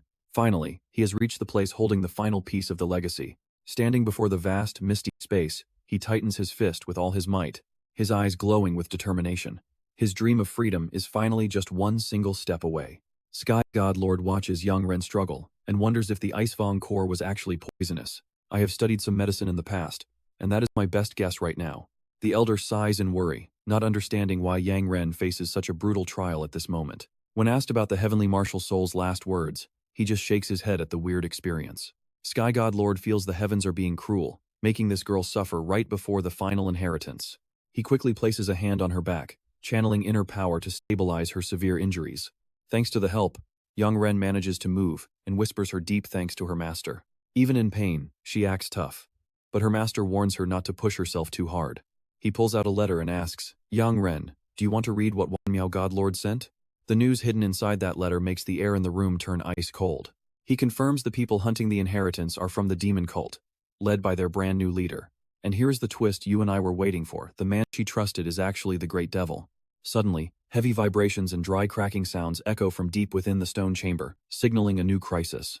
The plot twists are hitting like a combo, moving us into a brand new phase already. The elder gives the order to prioritize the inheritance and quickly leads the entire group forward. Walking through the dark chamber, Yang Ren's heart is heavy with regret and boiling anger. She blames herself for killing the innocent Icefang just to absorb its powerful inner core, feeling humiliated that Du Yuqiang's previous sincere words were likely just a bunch of clever lies. The sound of heavy stones moving continues to echo loudly throughout the entire dark space. Yang Ren grits her teeth through the pain. Meanwhile, back at the demon cult headquarters, tension fills the air. The situation takes a dark turn as Elder Ghost Hand gasps in total shock. Is it truly possible that the 5 demon gods have actually betrayed us? But trust me, the Golden Toad Demon Lord isn't worried. Betrayal is impossible with his poison worms in play. Alright, let's dive into a world where betrayal is the only currency and power is everything. You're going to love this. Did I not just tell you that it is impossible? Sitting at the head of the table, the little-faced demon lord quietly calms his subordinates before sharply steering the meeting back to the main topic. He reveals that Tu Duqiang's next destination is Liaoning, and demands that the elders come up with a foolproof plan to stop him right now. Primal Chaos Hand worries that if their enemy grows any stronger, he will be completely impossible for them to control. He suggests mobilizing their entire military force to wipe the guy out and destroy him once and for all. However, the Yaksha demon god fears that a massive operation will attract the attention of the righteous sects. The cult is divided between going all in and staying hidden. He warns that if they are exposed, the demon cult will face a direct war with the righteous faction, and letting Tu Duqiang win while they fight is simply unacceptable. Just then, the Green Jewel Venerable comes up with a bold idea. What if they just blow the whole area to pieces? He proposes using massive amounts of heaven-shaking thunder to level the target, which would minimize their own losses in the process. This way, they can use the existing protection arrays to finish everything without having to waste too much of their own strength. That plan sounds like a massive explosion waiting to happen. The little-faced demon lord smirks, satisfied with this sinister idea. It is clean, but a bit overkill. The Golden Toad Demon Lord is called forward, and the old elder quickly bows. Yes, my lord. The current leader coldly orders the Golden Toad Demon Lord to take a squad to Liaoning and confirm the true status of the 5 demon gods. Now pay attention, because this is where he mobilizes his absolute heaviest hitters. He continues by calling in the core leadership. Next up are Primal Chaos Hand, Green Jewel Venerable, Ghost Hand, Heavenly Shang, and the Yaksha Demon God. Take your armies to Liaoning.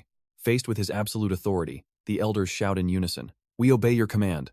Finally, his eyes land on a man with slicked-back blue hair as he calls his name. Azure Sky Demon God, lead the soul-severing heavenly soul army to Liaoning.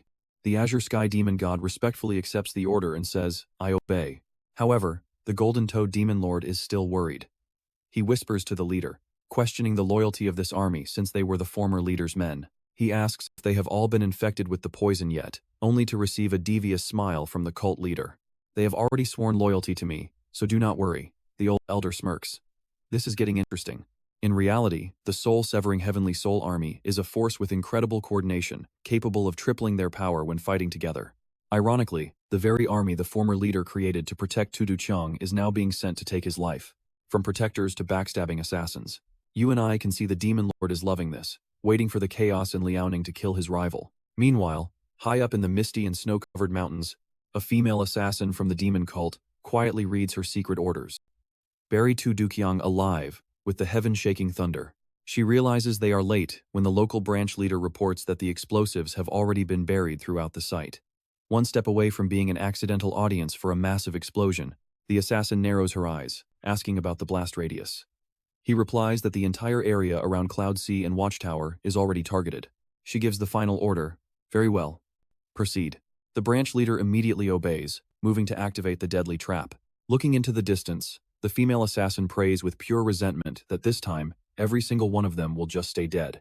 On the other side, Tu Duqiang continues walking forward with a serious expression, completely unaware that a horrific trap is waiting right for him.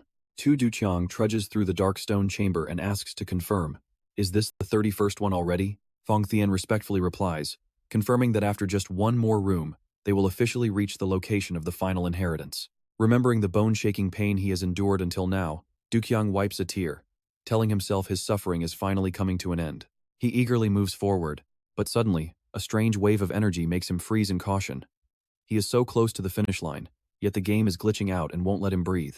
A sharp, dry sound echoes, tearing through the air as a heavy stone door suddenly slams shut, blocking the path.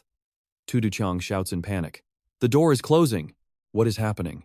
Fong Thien realizes that if the place is attacked from the outside, the defensive arrays will immediately trigger. The blood fan stands tall nearby. He smirks deviously, assuming those idiots from the Heaven Might 7 army must have caused some trouble outside. Immediately, a hail of arrows flies from the shadows toward them. It is like a survival game just to find the inheritance. Fong Thien and the blood fan quickly swing their blades to deflect the arrows and protect their master. Tu Duqiang, dripping with sweat, realizes something is very wrong. The stone chamber is rotating. The entire space begins to shake violently. Giant stone walls shift and spin chaotically around them at a terrifying speed. Trust me, you and I are about to see if they can survive. Alright, you and I are about to watch the entire stone chamber shift like a giant machine, tearing through the dark. Through the gaps of the moving walls, Cuong catches a glimpse of the outside before it is swallowed by stone. He struggles for balance, gasping as the chamber shifts positions in a bizarre pattern that leaves him completely disoriented and lost. As the tremors finally die down, Cuong weakly gasps. Is it finally over? The dust finally clears to reveal a massive hall, where he sees several towering silhouettes already standing there, waiting for him with cold and incredibly deadly intentions. These are the top masters of the righteous path, staring them down with overwhelming pressure and ice-cold glares. Now pay attention. Great Sovereign Qin Thien spots them and immediately explodes into a fit of pure, unbridled rage. You filthy bastards. While his master fumed, the blood fan servant just let out a chilling, wicked laugh. Standing by the masters, a weary Duangnan grits her teeth and curses the damn members of the demonic sect. One side is fuming, the other is laughing, and poor Cuong in the middle is probably frozen for 5 seconds. Without giving them a second to breathe, Fong Thien swings his greatsword, cutting through the air like a lightning bolt. Brutal metallic clashes ring out as their powers collide, turning the dim secret chamber into a chaotic and fiery battlefield. Fong Thien pours everything into every strike, his face twisted in murderous intent. Caught in the crossfire, Cuong shudders, feeling his hair stand on end from the sheer pressure. In the heat of the fight, Fong Thien bellows with overwhelming force. Die, you miserable insects. Suddenly, the stone chamber erupts in violence again, with massive cracks spiderwebbing across the towering, solid rock walls.